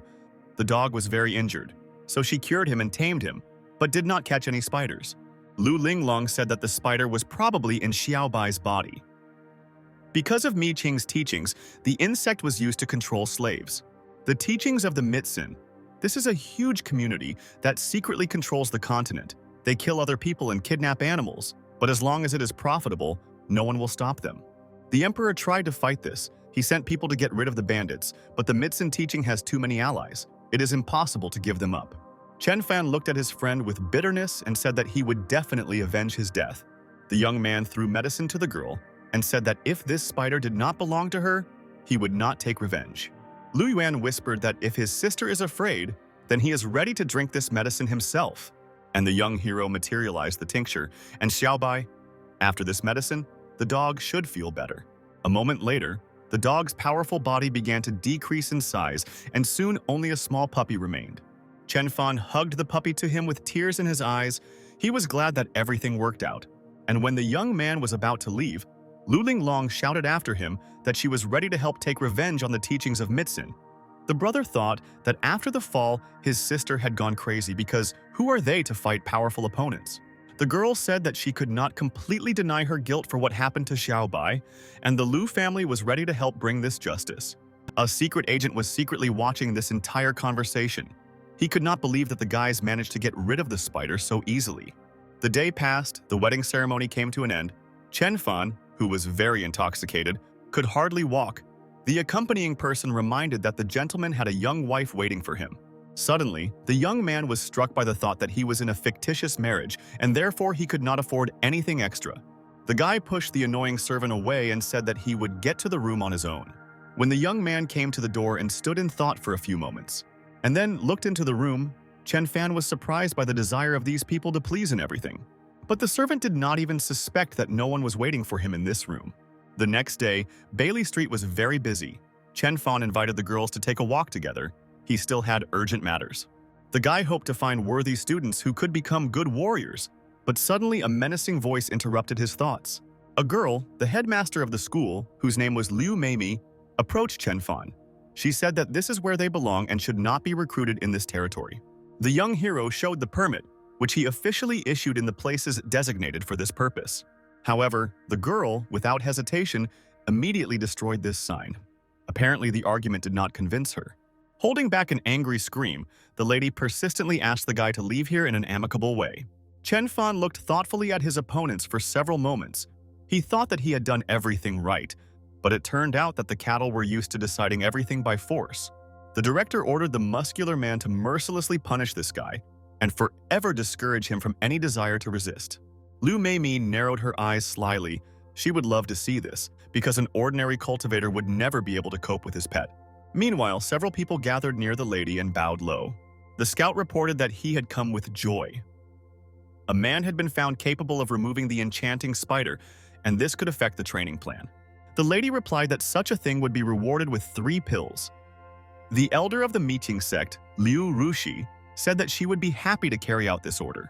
Probably the very hour has come when they can release their powerful pets into the world. These pets cannot use complex techniques, but their physical strength is simply colossal. Liu Meimi had to take one of them and catch this guy. She was given the order to find this arrogant hero and get rid of him. The girl was sure that no one would be able to lose. But suddenly, she was horrified to discover that her grand plan had failed. Chen Fan looked at his opponent in surprise, even though he was very big but, in fact, a weakling. The young man said with a sneer that this big guy still couldn't explain anything concrete to him. Therefore, Liu Meimi could tell herself how and what he needs to do. After all, the guy needs really strong arguments to leave this place.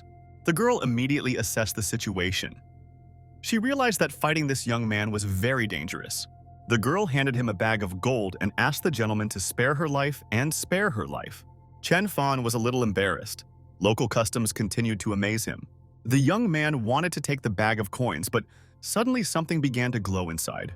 Suddenly, Chen Fan let go of the given bag from his hands because he felt that someone had bitten his hand. While running away, Liu Meimi finally shouted that the guy had been bitten by a charming spider, and if he needed an antidote, he should follow her. Tao Mockery told the guy to pray to his goddess for help, and perhaps she would deign to use her energy to save his poisoned body. Chen Fan looked at his hand thoughtfully. The guy felt incredible anger, and then asked the system not to say such shameful words anymore. After all, he had recently created a universal antidote while experimenting with his medical skills. When the guy drank the bottle, he felt that his body had recovered again. The distressed goddess could only lament that she had upgraded his medical skills. Chen Fan asked his faithful friend Xiaobai to find that treacherous woman. Liu Meimi was probably connected with those who harmed his friend. This opportunity must not be missed. Meanwhile, the brother and sister from the Liu family were held hostage. The lady could not even think that they would go against the teachings of Mitzin. Lu Linglong said with rage that if her opponents had not used poison, she would have destroyed this teaching long ago. Liu Rushi only laughed at her words and reminded her of the position her interlocutor had achieved only thanks to their help. Lu Linglong thought that they were talking about Alpha, but the girl never hurt people on purpose. Liu Meimi came close to her and looked into her eyes with contempt. The lady believed that this girl would be easy to control. Suddenly, a court girl entered the room and said that there was an urgent message. The lady unfolded the sheet of paper that was brought to her and said that this news was very timely. After that, Liu Meimi demonstratively crushed the message and said that if this girl were not her daughter, she should have been strangled long ago. The mistress went to the exit and ordered the servants to immediately find the guy, while several pets can be used, and 2 hostages must be sent as an alchemist and a potion made from them. In the Yaku auction house, in the inner room, Liu Meimi angrily scolded her daughter because she had achieved an incredible defeat and could not lure the enemy into their lair. The girl explained that she was very scared. Chen Fan defeated a pet that no one could defeat yet. Liu Meimi said that Liu Rushi was not worthy of being called her mother and swung her hand. Liu Rushi replied that only Elder Liu would be strong enough to defeat this guy, so she decided to bring him here. However, the woman believed that this plan was very unsuccessful because you cannot kill this guy in the auction house, thereby ruining your impeccable reputation. Probably the young lady forgot the purpose of the myths and teachings because, first of all, they ruled from the shadows. And if Liu Rushi is not able to pursue this goal, then she must leave or die. Suddenly, their conversation was interrupted by a servant who said that he had arrived with news. The man said that unknown people came to their auction house. The lady ordered that the services imitate work. Liu Rushi ordered her daughter to find 2 girls with the same figure as hers and get out of here with them. Liu Meimi and the servant immediately took their leave and went to carry out this assignment. Liu Meimi has a very good plan in her head. If she makes an instrument of someone who can get rid of the enchanting spider, then his status will rise. Meanwhile, Chen Fan was sitting near the outer wall of the auction house. The guy didn't understand why they still hadn't found that girl. Xiaobai said that he had definitely followed the trail. The dog was completely sure that this was their lair. And in general, this could be true. If the auction house has such a large backyard, then there is clearly something wrong with it. Chen Fan decided that it was necessary to get inside and encourage the fox to go forward. After some time, the guy also easily jumped over the fence and found himself in a cozy courtyard. Unexpectedly, he heard screams near him and hid around the corner. A certain guy said that recently they had to strengthen patrols because they announced that hooligans could get here. But the workers were clearly dissatisfied with the fact that they paid negligibly little for this. The guys believed that they should not guard so diligently. Chen Fan held his breath, and when the 2 guys disappeared, he sighed with relief. And although everyone else thought the guy was incredibly powerful, in fact, Chen Fan was very afraid that he would be caught. Suddenly, the young man discovered that right under his feet there was a secret staircase. It all looked very strange, but it was in such places that real attackers could be hiding. The guy decided to go down. When Chen Fan was walking along the corridor, he heard a familiar voice and decided to go to the place where the sound came from. When the young man entered the room, he was horrified to find his brother and sister Lu in a burning cauldron. Lu Yuan said that they needed help. His sister decided to go against Ye Qing, but they were caught and punished. The girl warned that this place was very dangerous and they needed to remain quiet. Chen Fan remembered how to release magic rays and directed them towards the cauldrons. The electric discharge approached the huge concrete pot in which Lu Linglong was located. An electric discharge pierced her entire body. The girl was still able to free herself. The concrete collapsed overnight. While his brother was pierced through by this current, the guy experienced a strong shock. Lu Yuan was surprised why his sister was not fried as much as he was, but the girl said that now is not the time to chat. She needs to get out. But unexpectedly, the guys noticed that their path was blocked. Liu Meimi looked at the fugitives with contempt. The woman said that she had not yet released these slaves. Perhaps Chen Fan also wanted to be held hostage. After all, it turns out that the young man committed theft and stole black labor. Lu Linglong quickly assessed the situation and told the guys to run away while she detained the lady. Liu Meimi smiled with contempt and said that this girl was too naive and did not understand what she was talking about. A woman cannot help but admire such courage and recklessness, but it really looked funny. After all, magical rays were sent towards Lu Linglong, which did not allow her to take the next step. The girl could not understand what was happening to her, but her body stopped listening to her. Liu Meimi said that if Chen Fan agreed to cooperate with them, then she could give him these 2 slaves. The young man looked in confusion as his girlfriend fell limply on the stairs. But the enraged Lu Yuan rushed forward and said that she was fighting for her sister. However, any attempts to get closer to the powerful lady also ended in failure. And the cruel lady said that if the guy did not give an answer, then she would simply kill these 2 guys. Chen Fan remained standing in confusion. The young man did not know what to do. But the next moment he said that he doesn't like to talk.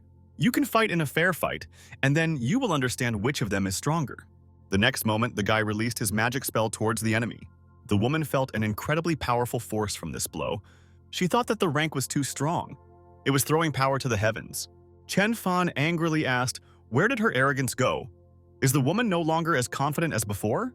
Suddenly, a small jewelry in the form of an earring flew towards the young man. A sharp pain pierced his heart because he recognized the accessories. They belonged to his wife and Qin Yin. Chen Fan infuriatedly asked what the witch had done to him with girls. Liu Meimi calmly replied that she was just entertaining the guests. Chen Fan promised that if even 1 hair falls from their head, the woman will regret it very much. Liu Meimi was a little confused, but still didn't want to give up her position. She said that if the guy did 4 things for her, then she would let them go. Chen Fan could not believe that he was in such a trap, and he would have to do some favors in order not to risk the girls' lives. The woman said that everything would be very fair. She would release the slaves and also would not touch those two beauties. After some time, the young man arrived at the place of 1,000 poisons and approached a small cave. Liu Meimi said then in parting that the guy was probably an experienced doctor. He could not only get rid of the most charming spider, but also from its poison. First of all, the young man had to get the eggs of enchanting spiders from the cave of thousands of poisons. Chen Fan promised himself that this witch would pay for everything. The young man went inside. He suspected that he was being looked after by dummies from the Mitsun teaching. The Dao system examined the surroundings with curiosity. Incredible poisonous plants grew in this cave.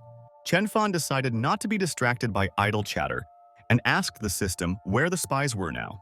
She replied that one had left to report on the situation in the cave, but in general the girl thought that these questions were very stupid. Chen Fan displeasedly asked why this Dao was needed at all, since it was created to transmit information.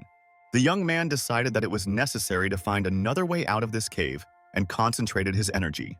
A moment later, Chen Fan decided that it was necessary to move deeper into the cave. During all the time of concentration, he explored the area. But unexpectedly, the guy discovered that he was being chased. A huge, mighty monster appeared out of nowhere and was rapidly approaching. In addition, a giant, creepy centipede was lying in wait for Chen Fan ahead. And a huge python attacks him from the side, but the guy deftly managed to cope with them. Chen Fan was exhausted. It seemed to him that there were more and more monsters every minute. Suddenly, the young man realized that the road was over. He looked into the distance in surprise. Now Chen Fan stood near a large cliff, and looking down he found a nest of spiders. Inspired by the fact that he was already approaching the finish line, the guy quickly jumped down. He found the nest and would simply take all the eggs. This task turned out to be easier than expected. However, the next second the young man discovered that danger also awaited him below. Chen Fan used all his skills and dexterity to slip unnoticed near the giant monster. The guy quickly jumped forward and on the way dealt a powerful blow to his opponent. However, before taking all the spider eggs, the young man had to fight a huge main enemy. Suddenly, footsteps were heard in the depths of the cave. People were probably approaching the guy.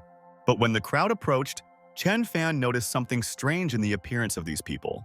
They probably came here before the young man climbed into the cave and were under the control of the spiders. The zombies fired magic rays towards Chen Fan. The guy prepared to attack. Chen Fan quickly repelled these blows and told his companions to hide. Xiao Jiu still thought that she should intervene, but Xiao Bai said that this was not necessary. Their master could handle it himself. The dog was sure that in any case, even if it was difficult for the owner, he was capable of incredible deeds. But it was really difficult for Chen Fan to hold the defense. The pets probably had to prove themselves. They decided to transform in order to enter into this fight and cope with the zombies. A moment later, Xiao Bai turned into a wild, angry wolf and attacked the people. In addition, the fox also transformed, releasing all her hidden abilities. Chen Fan said that they would unite and kill the spider that controls these people. The next second, the young man released a magical discharge towards the spider. Now the insect had no chance to escape. After some time, almost all the zombies were defeated, and there were no more survivors. Chen Fan looked at these people with curiosity. They had been dead for a long time. The spider controlled their corpses. Xiao Bai went to collect spider eggs. The young man looked at his pets in surprise. He did not expect that Fox and Xiao Bai would become so strong after the ascension, but he did not understand why they did not immediately say that they could change their appearance. After some time, the young man proudly looked at his prey. There were a lot of them, more than 100, which should be enough to ransom the girls. But suddenly, a strange hissing was heard from above. A huge spider released its poison. This monster looked even bigger than the previous one. Chen Fan said that they would have another serious battle. The spider looked fiercely at the uninvited guests. It released a stream of poisonous substance from its mouth. But Xiao Bai and Xiao Zhu also knew how to create magical attacks and defended themselves against poison. Chen Fan suddenly realized that their opponent was very afraid of fire, and this could be taken advantage of. The young man now knew how to act and told his pets to cover him. A moment later, the young man began to approach his enemy with rapid speed. Chen Fan approached the spider, using his skills to overcome all obstacles. And after that, he concentrated a magical flame in his hands, which he aimed at the terrible monster. This attack was enough for the spider to lose its limbs. They instantly caught fire. After this attack, the monster could no longer resist and looked very exhausted. Chen Fan stepped on the limp body with contempt. Such monsters should not exist. The young man proudly said that his flames would cleanse all the evil that was in this cave. The fire kept growing and really penetrated into every crevice. Chen Fan said that everything in the area needed to be turned to ashes. Each spider felt this fiery flame on itself. Now its enemies could not harm anyone. Now that all other insects have died out, the cost of these eggs has risen even higher. Chen Fan decided that he could definitely buy them all out. Liu Meimi listened with interest to the report of the scout, whose guy they sent to the cave burned all the spiders. It seemed he was going to use the eggs to blackmail the lady. However, the woman was sure that he would not get out because of her strong grip. When the young man arrived at the courtyard of the Mitsun teaching, he was surprised to notice a guy offering hot tea. This was very strange, because when they passed last time, there was no tea house nearby. And the servant persistently invited the master to come to them because the boss really wanted to get to know this hero better. Chen Fan replied that he was in too much of a hurry and would come another time. But unexpectedly, his interlocutor said that burning the cave was indeed an extreme measure. Was this really the way the guy wanted to bargain the beauties out of captivity? Chen Fan approached with fury. He began to shake the guy by the shoulders, but he calmly said that the hero really had something to discuss with the elder. The guy threw it away with contempt and told him not to dare to come into his sight again. When Chen Fan went inside, he was surprised to see the lady in front of him. Liu Meimi offered to drink tea and asked what adventures awaited the guy in the Cave of 10 Poisons. However, the young man was confused. He did not expect that Liu Rushi would also be here. The guy refused tea and said that he needed girls in exchange for eggs. Liu Meimi explained that she dreamed of collaborating with them, but in the end the guy set the lair on fire, which upset her greatly, and the beauties might lose a few fingers for this. Chen Fan approached the cold-blooded lady in a rage and told her not to touch them. Liu Meimi replied that if the young man continued to attack, they were unlikely to be able to come to an agreement. But the hero repeated that he would not allow a single hair to fall from their hair, otherwise he would kill Liu Meimi with his own hands. But Liu Meimi calmly said that their lives were worth nothing to her. After that, the woman got up and said that the guy needs to cooperate with them, but if he goes against them, then his beauties will fall asleep forever. Finally, the lady said with a malicious smile that if he wanted them dead, he could say so right now. Chen Fan was silent for a few moments and then said that it was necessary to return to the city. While in the city, the young man arrived at a guest house and needed advice from friends. Lu Linglong was sure that the witch would continue to give the guy a task and simply drive him to death. Her brother added that the auction house personally invited an important lord so that he could buy the artifacts. Lu Linglong said with rage that this witch is very insidious. She started everything for a reason. She has a strong ally. This lord, named Fan Tanren, is young and kind at first glance, but in fact he is very cruel. He can kill a person without a second thought. He is damn strong, and they say that he has the power of 4. His enemies don't even leave corpses. It's really dangerous to deal with this type. He's capable of a lot. Lu Yuan said that this lord could not compare with the master in strength, because even the old witch was afraid to take one blow. Suddenly, Chen Fan called the guys to silence. All this time he was thinking intently, and then said that in fact he doesn't care how strong this lord is, he can deal with everyone today. The guy already knew what to do but didn't want to tell. After all, teaching Mitsun has many eyes and ears everywhere. Lu Linglong resolutely stated that she would deal with anyone who dared to look into this room. The guys did not know that all this time a certain gentleman had been listening outside the door. The elder's plan worked, and the guy was in a hurry to inform the hostess about it. Chen Fan disguised himself. It was time for him to leave, because time was catastrophically short. Friends wished good luck to Mr. Chen Fan. They knew that he would succeed. Lu Linglong ordered the servants to prepare the carriage. She needed to visit the city gates. The girl hoped that this meeting would happen as she needed, and that the plan would actually be successful. In the auction house, Liu Rushi talked with her daughter. The girl believed that this person would successfully steal the sword, their teaching would get a good artifact, otherwise it would simply be destroyed by Chen Fan. Liu Meimi said that her mother is very smart, however. The woman noted that one should not relax, one should protect the girls. All 12 cities would be under her control. The lady hoped that Chen Fan would not let her down. Meanwhile, on the main avenue of the city, according to Chen Fan's plan, it was necessary to use the Lu family's carriage to get inside the palace. Lu Yuan noticed that it was necessary to disguise him as Chen Fan more thoroughly. The girl said that it was too late to talk about this. Now brother should shut up and lie calmly on her lap. Surprised people reacted to the screams and looked into the carriage with curiosity. The fake spy thought with satisfaction that everything was going according to the elder's plan. Lu Linglong told her brother that if he didn't get up and lay still, their plan would definitely work. Half an hour later, in front of the palace, the carriage arrived at the main entrance. The guard asked who was inside. The girl said that she is the current head of the Lu family. She would like to talk to the master. The arrogant guardian said that the gentleman is very busy now. He is not at home and needs to come another time.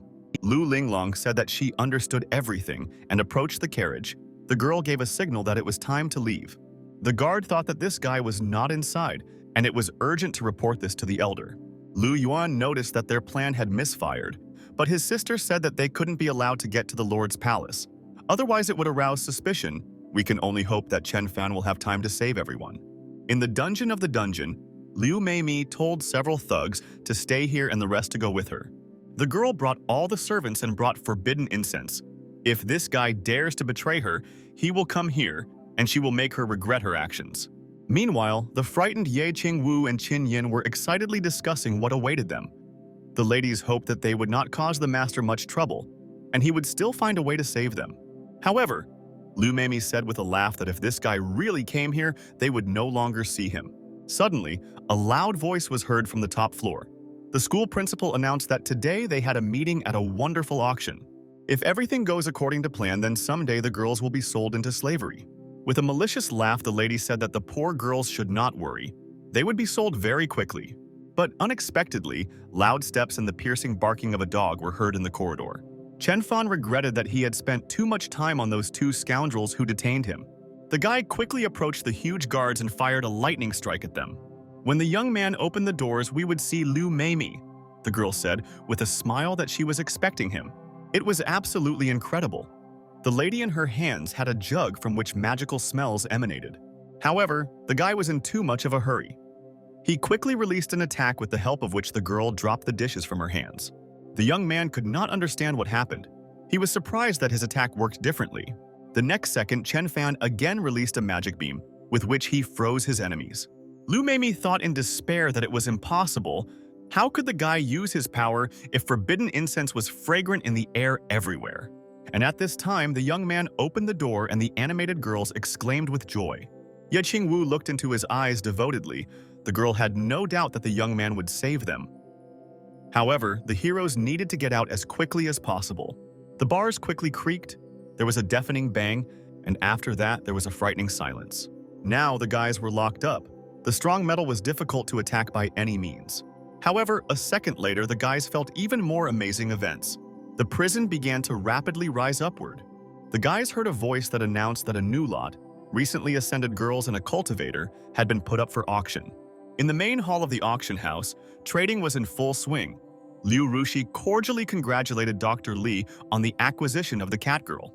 Suddenly, the lady saw a message that was smoothly falling down. The woman unfolded the sheet and began to read with interest what was written on it. The next second, the woman crumpled the piece of paper in rage. This worthless Chen Fan still decided to go against them. But in this case, the young man risked losing and seeing the consequences of his action. The lady repeated that they had a special lot. The girls and the cultivator had recently announced. All eyes were fixed on the bars, however. Something incredible happened in the closed chamber. The metal bars collapsed, and in the blink of an eye, Chen Fan jumped out with lightning speed, firing magical attacks in all directions. But Liu Rushi did not doubt her victory. Today, they had a guest who could protect.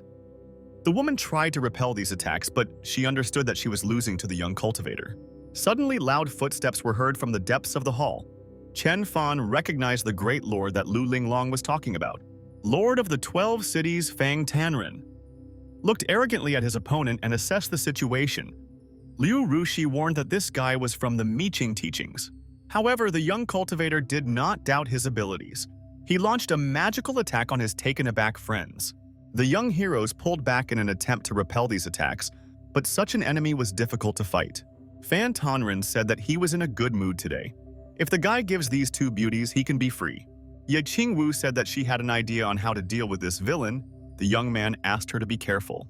Fan Tanren rubbed his hands in anticipation. Just the thought of how he would have fun with the girls brought him incredible delight. Ye Qing Wu raised her signet and said that she was the envoy of King Yunyai, and any word she said was equivalent to the order of the king. The Lord clenched his teeth in a rage. How is this possible? Because the girl really held the king's seal. And if they find out that the envoy died in his city, then they will all not live. Reluctantly, Fang Tangren had to submit. He bowed his head low and greeted the girl. The young lady said that she was ordered to investigate the conspiracy of the Mitzin teachings. She learned that Liu Rushi is the immediate leader of this institution, and it is necessary to arrest her. The guy was sure that he had to please this envoy at any cost. Therefore, with a menacing look, he said that because of his deception, Liu Rushi would really be arrested. But first, the girl will receive full punishment for her crimes, and the Lord released a magical spell in her direction. Liu Rushi realized that she would have to take extreme measures and use the mirror of the mind. The next second, the heroes found themselves in the world of the mirror. They looked around in surprise. Liu Rushi watched with curiosity as the confused heroes were in a panic. She told the guys to be obedient and give up right away. They are still destined to be slaves. The Lord was now fully aware that he had been tricked. In front of him was indeed the monster disciple Mitzin, for which the woman was to be executed on the spot. However, all of Poor Lord's attacks ended in failure. He hit the glass to no avail. Liu Rushi said with rage that this fool chose the most insignificant death. Chen Fan said that the girls should use any weapon. It can protect them.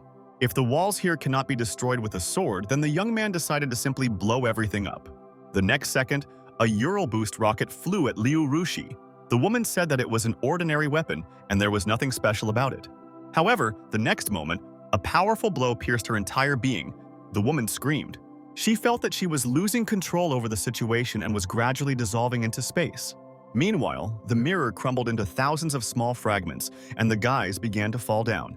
Chen Fan picked up a small mirror and began to look at it with curiosity. Suddenly, the young man heard footsteps behind him. The former rulers of the auction admitted defeat and bowed their heads before the owner. In the auction house inside Liu Rushi's office, Chen Fan took the main seat and greeted the dear guests. Lu Linglong reported that all the spies from the Mitzin teaching were arrested. Liu Meimi disguised herself and wanted to leave the city, but the guards caught her in time and locked her in prison. The young man decided that the culprits needed to be starved for several days. Chen Fan looked at the great weapon with interest. The guy could not understand why it had to be stolen, because there was nothing special about it. Ye Qing Wu immediately said that no weapons in this world can compare with those that her boyfriend can make. Chen Fan was pleased to hear this. However, in any case, they needed to study new technologies of this world. Lu Linglong said that if the master does not like his weapons, then perhaps he will be interested in the secret treasure of the Mitzin teachings that they discovered. The guys went to the inner secret treasury of the auction house. Liu Rushi opened the secret passages. A moment later, an amazing door appeared in front of the guys, inviting them to go inside with its light. Inside, there were many incredible decorations, as well as weapons. Everything emitted a bright light. The wealth here was clearly greater than that of the king. Chen Fan was surprised to pick up the vases. Judging by the guy's reaction, the things here are truly unique. The system whispered in the guy's ear that he didn't have enough spiritual strength to use it. The extremely upset young man said that all these things were at the complete disposal of the girls. Ye Qing Wu and Qin Yin could not get enough of such abundance, and Chen Fan walked away in upset feelings. He needed to continue cultivating. Lu Yuan said dreamily that the master is so strong that he doesn't care about power and treasures, so he has absolutely no interest in being here. When the guy went outside, the incredible landscape distracted him from his sad thoughts. From here, you could see all 12 cities, just an incredible sight. Chen Fan was going to turn this place into the second village of Earth and gather all the people here. The young man said that this would be a wonderful place. It should be renamed a village or city of Earth. Behind the walls of 12 cities in a dense forest, a tired old man walked slowly along a path. The disappointed hero simply did not believe in his failure. First, this guy killed his envoy, and then the soldier. They gave him a staff and sent him to these places. Monk Li Gu believed that this weapon was capable of suppressing and driving away demonic beasts, and also compensated for the lack of strength. But it seems that he has no peace in this world, and this time he will have to fight in 12 cities. Suddenly, bright flashes appeared among the trees, and everything was plunged into flames.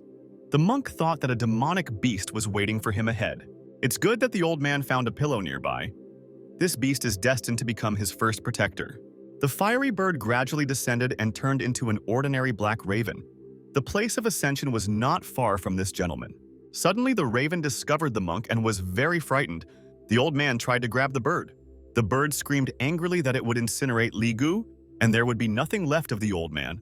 The monk noticed that his opponent was a little fierce, but still not so strong that he could gain an advantage. The bird still cannot escape from the powerful cultivator. Its destiny is to serve him. The next second, the bird was captured and shrouded in magical chains on all sides. The man released a fireball from his hands, and gradually, the bird became fiery again. It was a rather ferocious beast. Its flame did not want to go out for a long time. Soon, the bird fell under the power of the monarch. It took a lot of effort for the raven to ascend and come into the master's aura, but now he was caught by some weirdo and all his efforts were in vain. Meanwhile, Xiaobai became wary. The dog felt the aura of his damned enemy. The fox did not understand who he was talking about, but Xiaobai explained that that mangy bird was nearby. In 12 cities, merchants walked along the streets. The monk looked around in confusion. The emperor ordered the capture of the man of the sky. It was necessary to find this guy. Suddenly, the old man became wary because he heard a voice and found the one he was looking for right in front of him. Chen Fan said that he plans to renovate this street and build a shopping center here, an amazing place from the world of Earth. Li Gu slowly approached the guy and said that they had finally met. The old man said that he belonged to the sacred hunting residence and should take Chen Fan to a meeting with them. Ye Qing Wu angrily said that he would not go anywhere, and the monk came here in vain. The girl explained that the emperor is the most powerful person on the continent. His residence specializes in ascended masters, and none of those captured were ever seen alive again. Chen Fan replied that if the rest of the people from the village ascended, they might be in danger. Chen Fan decided that it was necessary to catch this monk first and interrogate him properly. However, Li Gu had incredible strength. He steadfastly repelled any attack. Suddenly, the old man began to transform. An incredible aura thickened around him. The next second, Li Gu released the spirit of the beast, with the help of which he intended to stop any attacks. The lord flew to the side in a daze. He could not cope with this powerful enemy. Chen Fan saw the attacking phoenix bird right in front of him and used an ice shield. The guys couldn't believe that Xiao Wu was in front of them. It's just not clear why he fought to help his enemies. It was necessary to act together. Xiaobai had to deal with the bird, and the guy took up the monk. This monk looked like an ordinary cultivator, with the level of strength that Chen Fan had, but no amount of physical stamina could reach him. The bird, meanwhile, flew up, releasing fiery attacks, steaming water, and heavy winds. Chen Fan created a magic ball in his hands and said that Bald would have to answer for his actions. The young man used the fist of thunder and threw the old man aside with one blow. But the next moment, the guy realized that his plan did not work and was very surprised. And the angry monk said that the prey itself came into his hands. However, Chen Fan could argue with this. In one movement, he threw the enemy's paws away from him, and then said that in his opinion, everything happened exactly the opposite.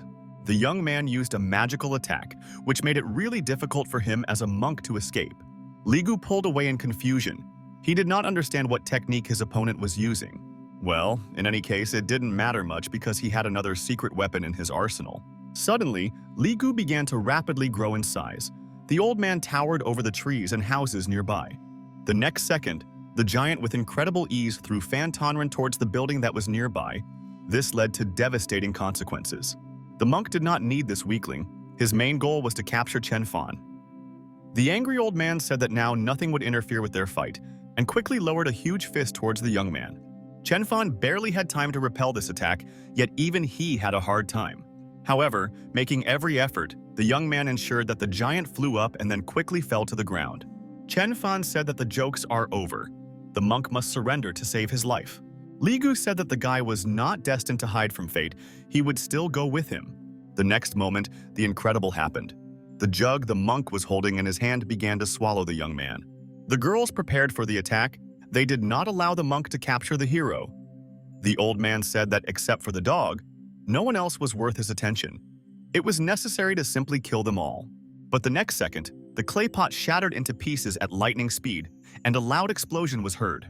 Now the young man understood how they catch people, but this time even the mighty artifact failed the villains. The next second, the guy used ball lightning and directed it towards his opponent. Li Gu said angrily that because of this guy, thousands of years of persistent cultivation had gone down the drain, but he would still pay for it. However, the young man noticed that his opponent was talking too much and threw a fiery glowing ball in his direction. Suddenly, an incredible demon appeared in front of the hero. He was of enormous size. This demon caught the glowing ball. Chen Fan was confused, but didn't show it. And the mighty cultivator tightly grasped the ball lightning in his hands. Chen Fan said that his opponent has survived this time, but it is not the end yet. The next second, the young man used an explosion that was supposed to incinerate everything in its path. The powerful explosion caused incredible destruction. Debris fell, and the girls pulled away in horror. Li Gu said that he did not want to use this technique, but he had to use it. Once it has come to this, there is no turning back. The guy himself forced the old man to take extreme measures. The next moment, Li Gu summoned the face of Buddha, which was merciful but angry. The face of anger appeared out of nowhere. It looked terrifying. The enemy radiated incredible power. The body was as hard as a diamond. Chen Fan was dumbfounded in horror. There was a real demon in front of him. The young man frantically thought about how he should act to definitely win. The giant was simply cosmic in size. He could crush everything in his path with one blow. The angry monster stepped with a huge paw exactly in the place where the guy was standing. But the next moment the demon had to raise his leg because it was pierced right through. And the guy summoned a huge mighty single man. If his opponent was able to increase in size, then Chen Fan was also capable of it. The demon looked around in surprise. A monkey with a stick? This is something incredible. Chen Fan said that Li Gu should not pretend to be a monk because he doesn't even know the most basic things. The next second, a huge staff headed towards the maddened demon. Meanwhile, Xiaobai continued his difficult struggle with the firebird. Chen Fan laughed. His opponent looked big, but in fact, this is just a farce. Li Gu lay helplessly on the ground and groaned. He could not get up.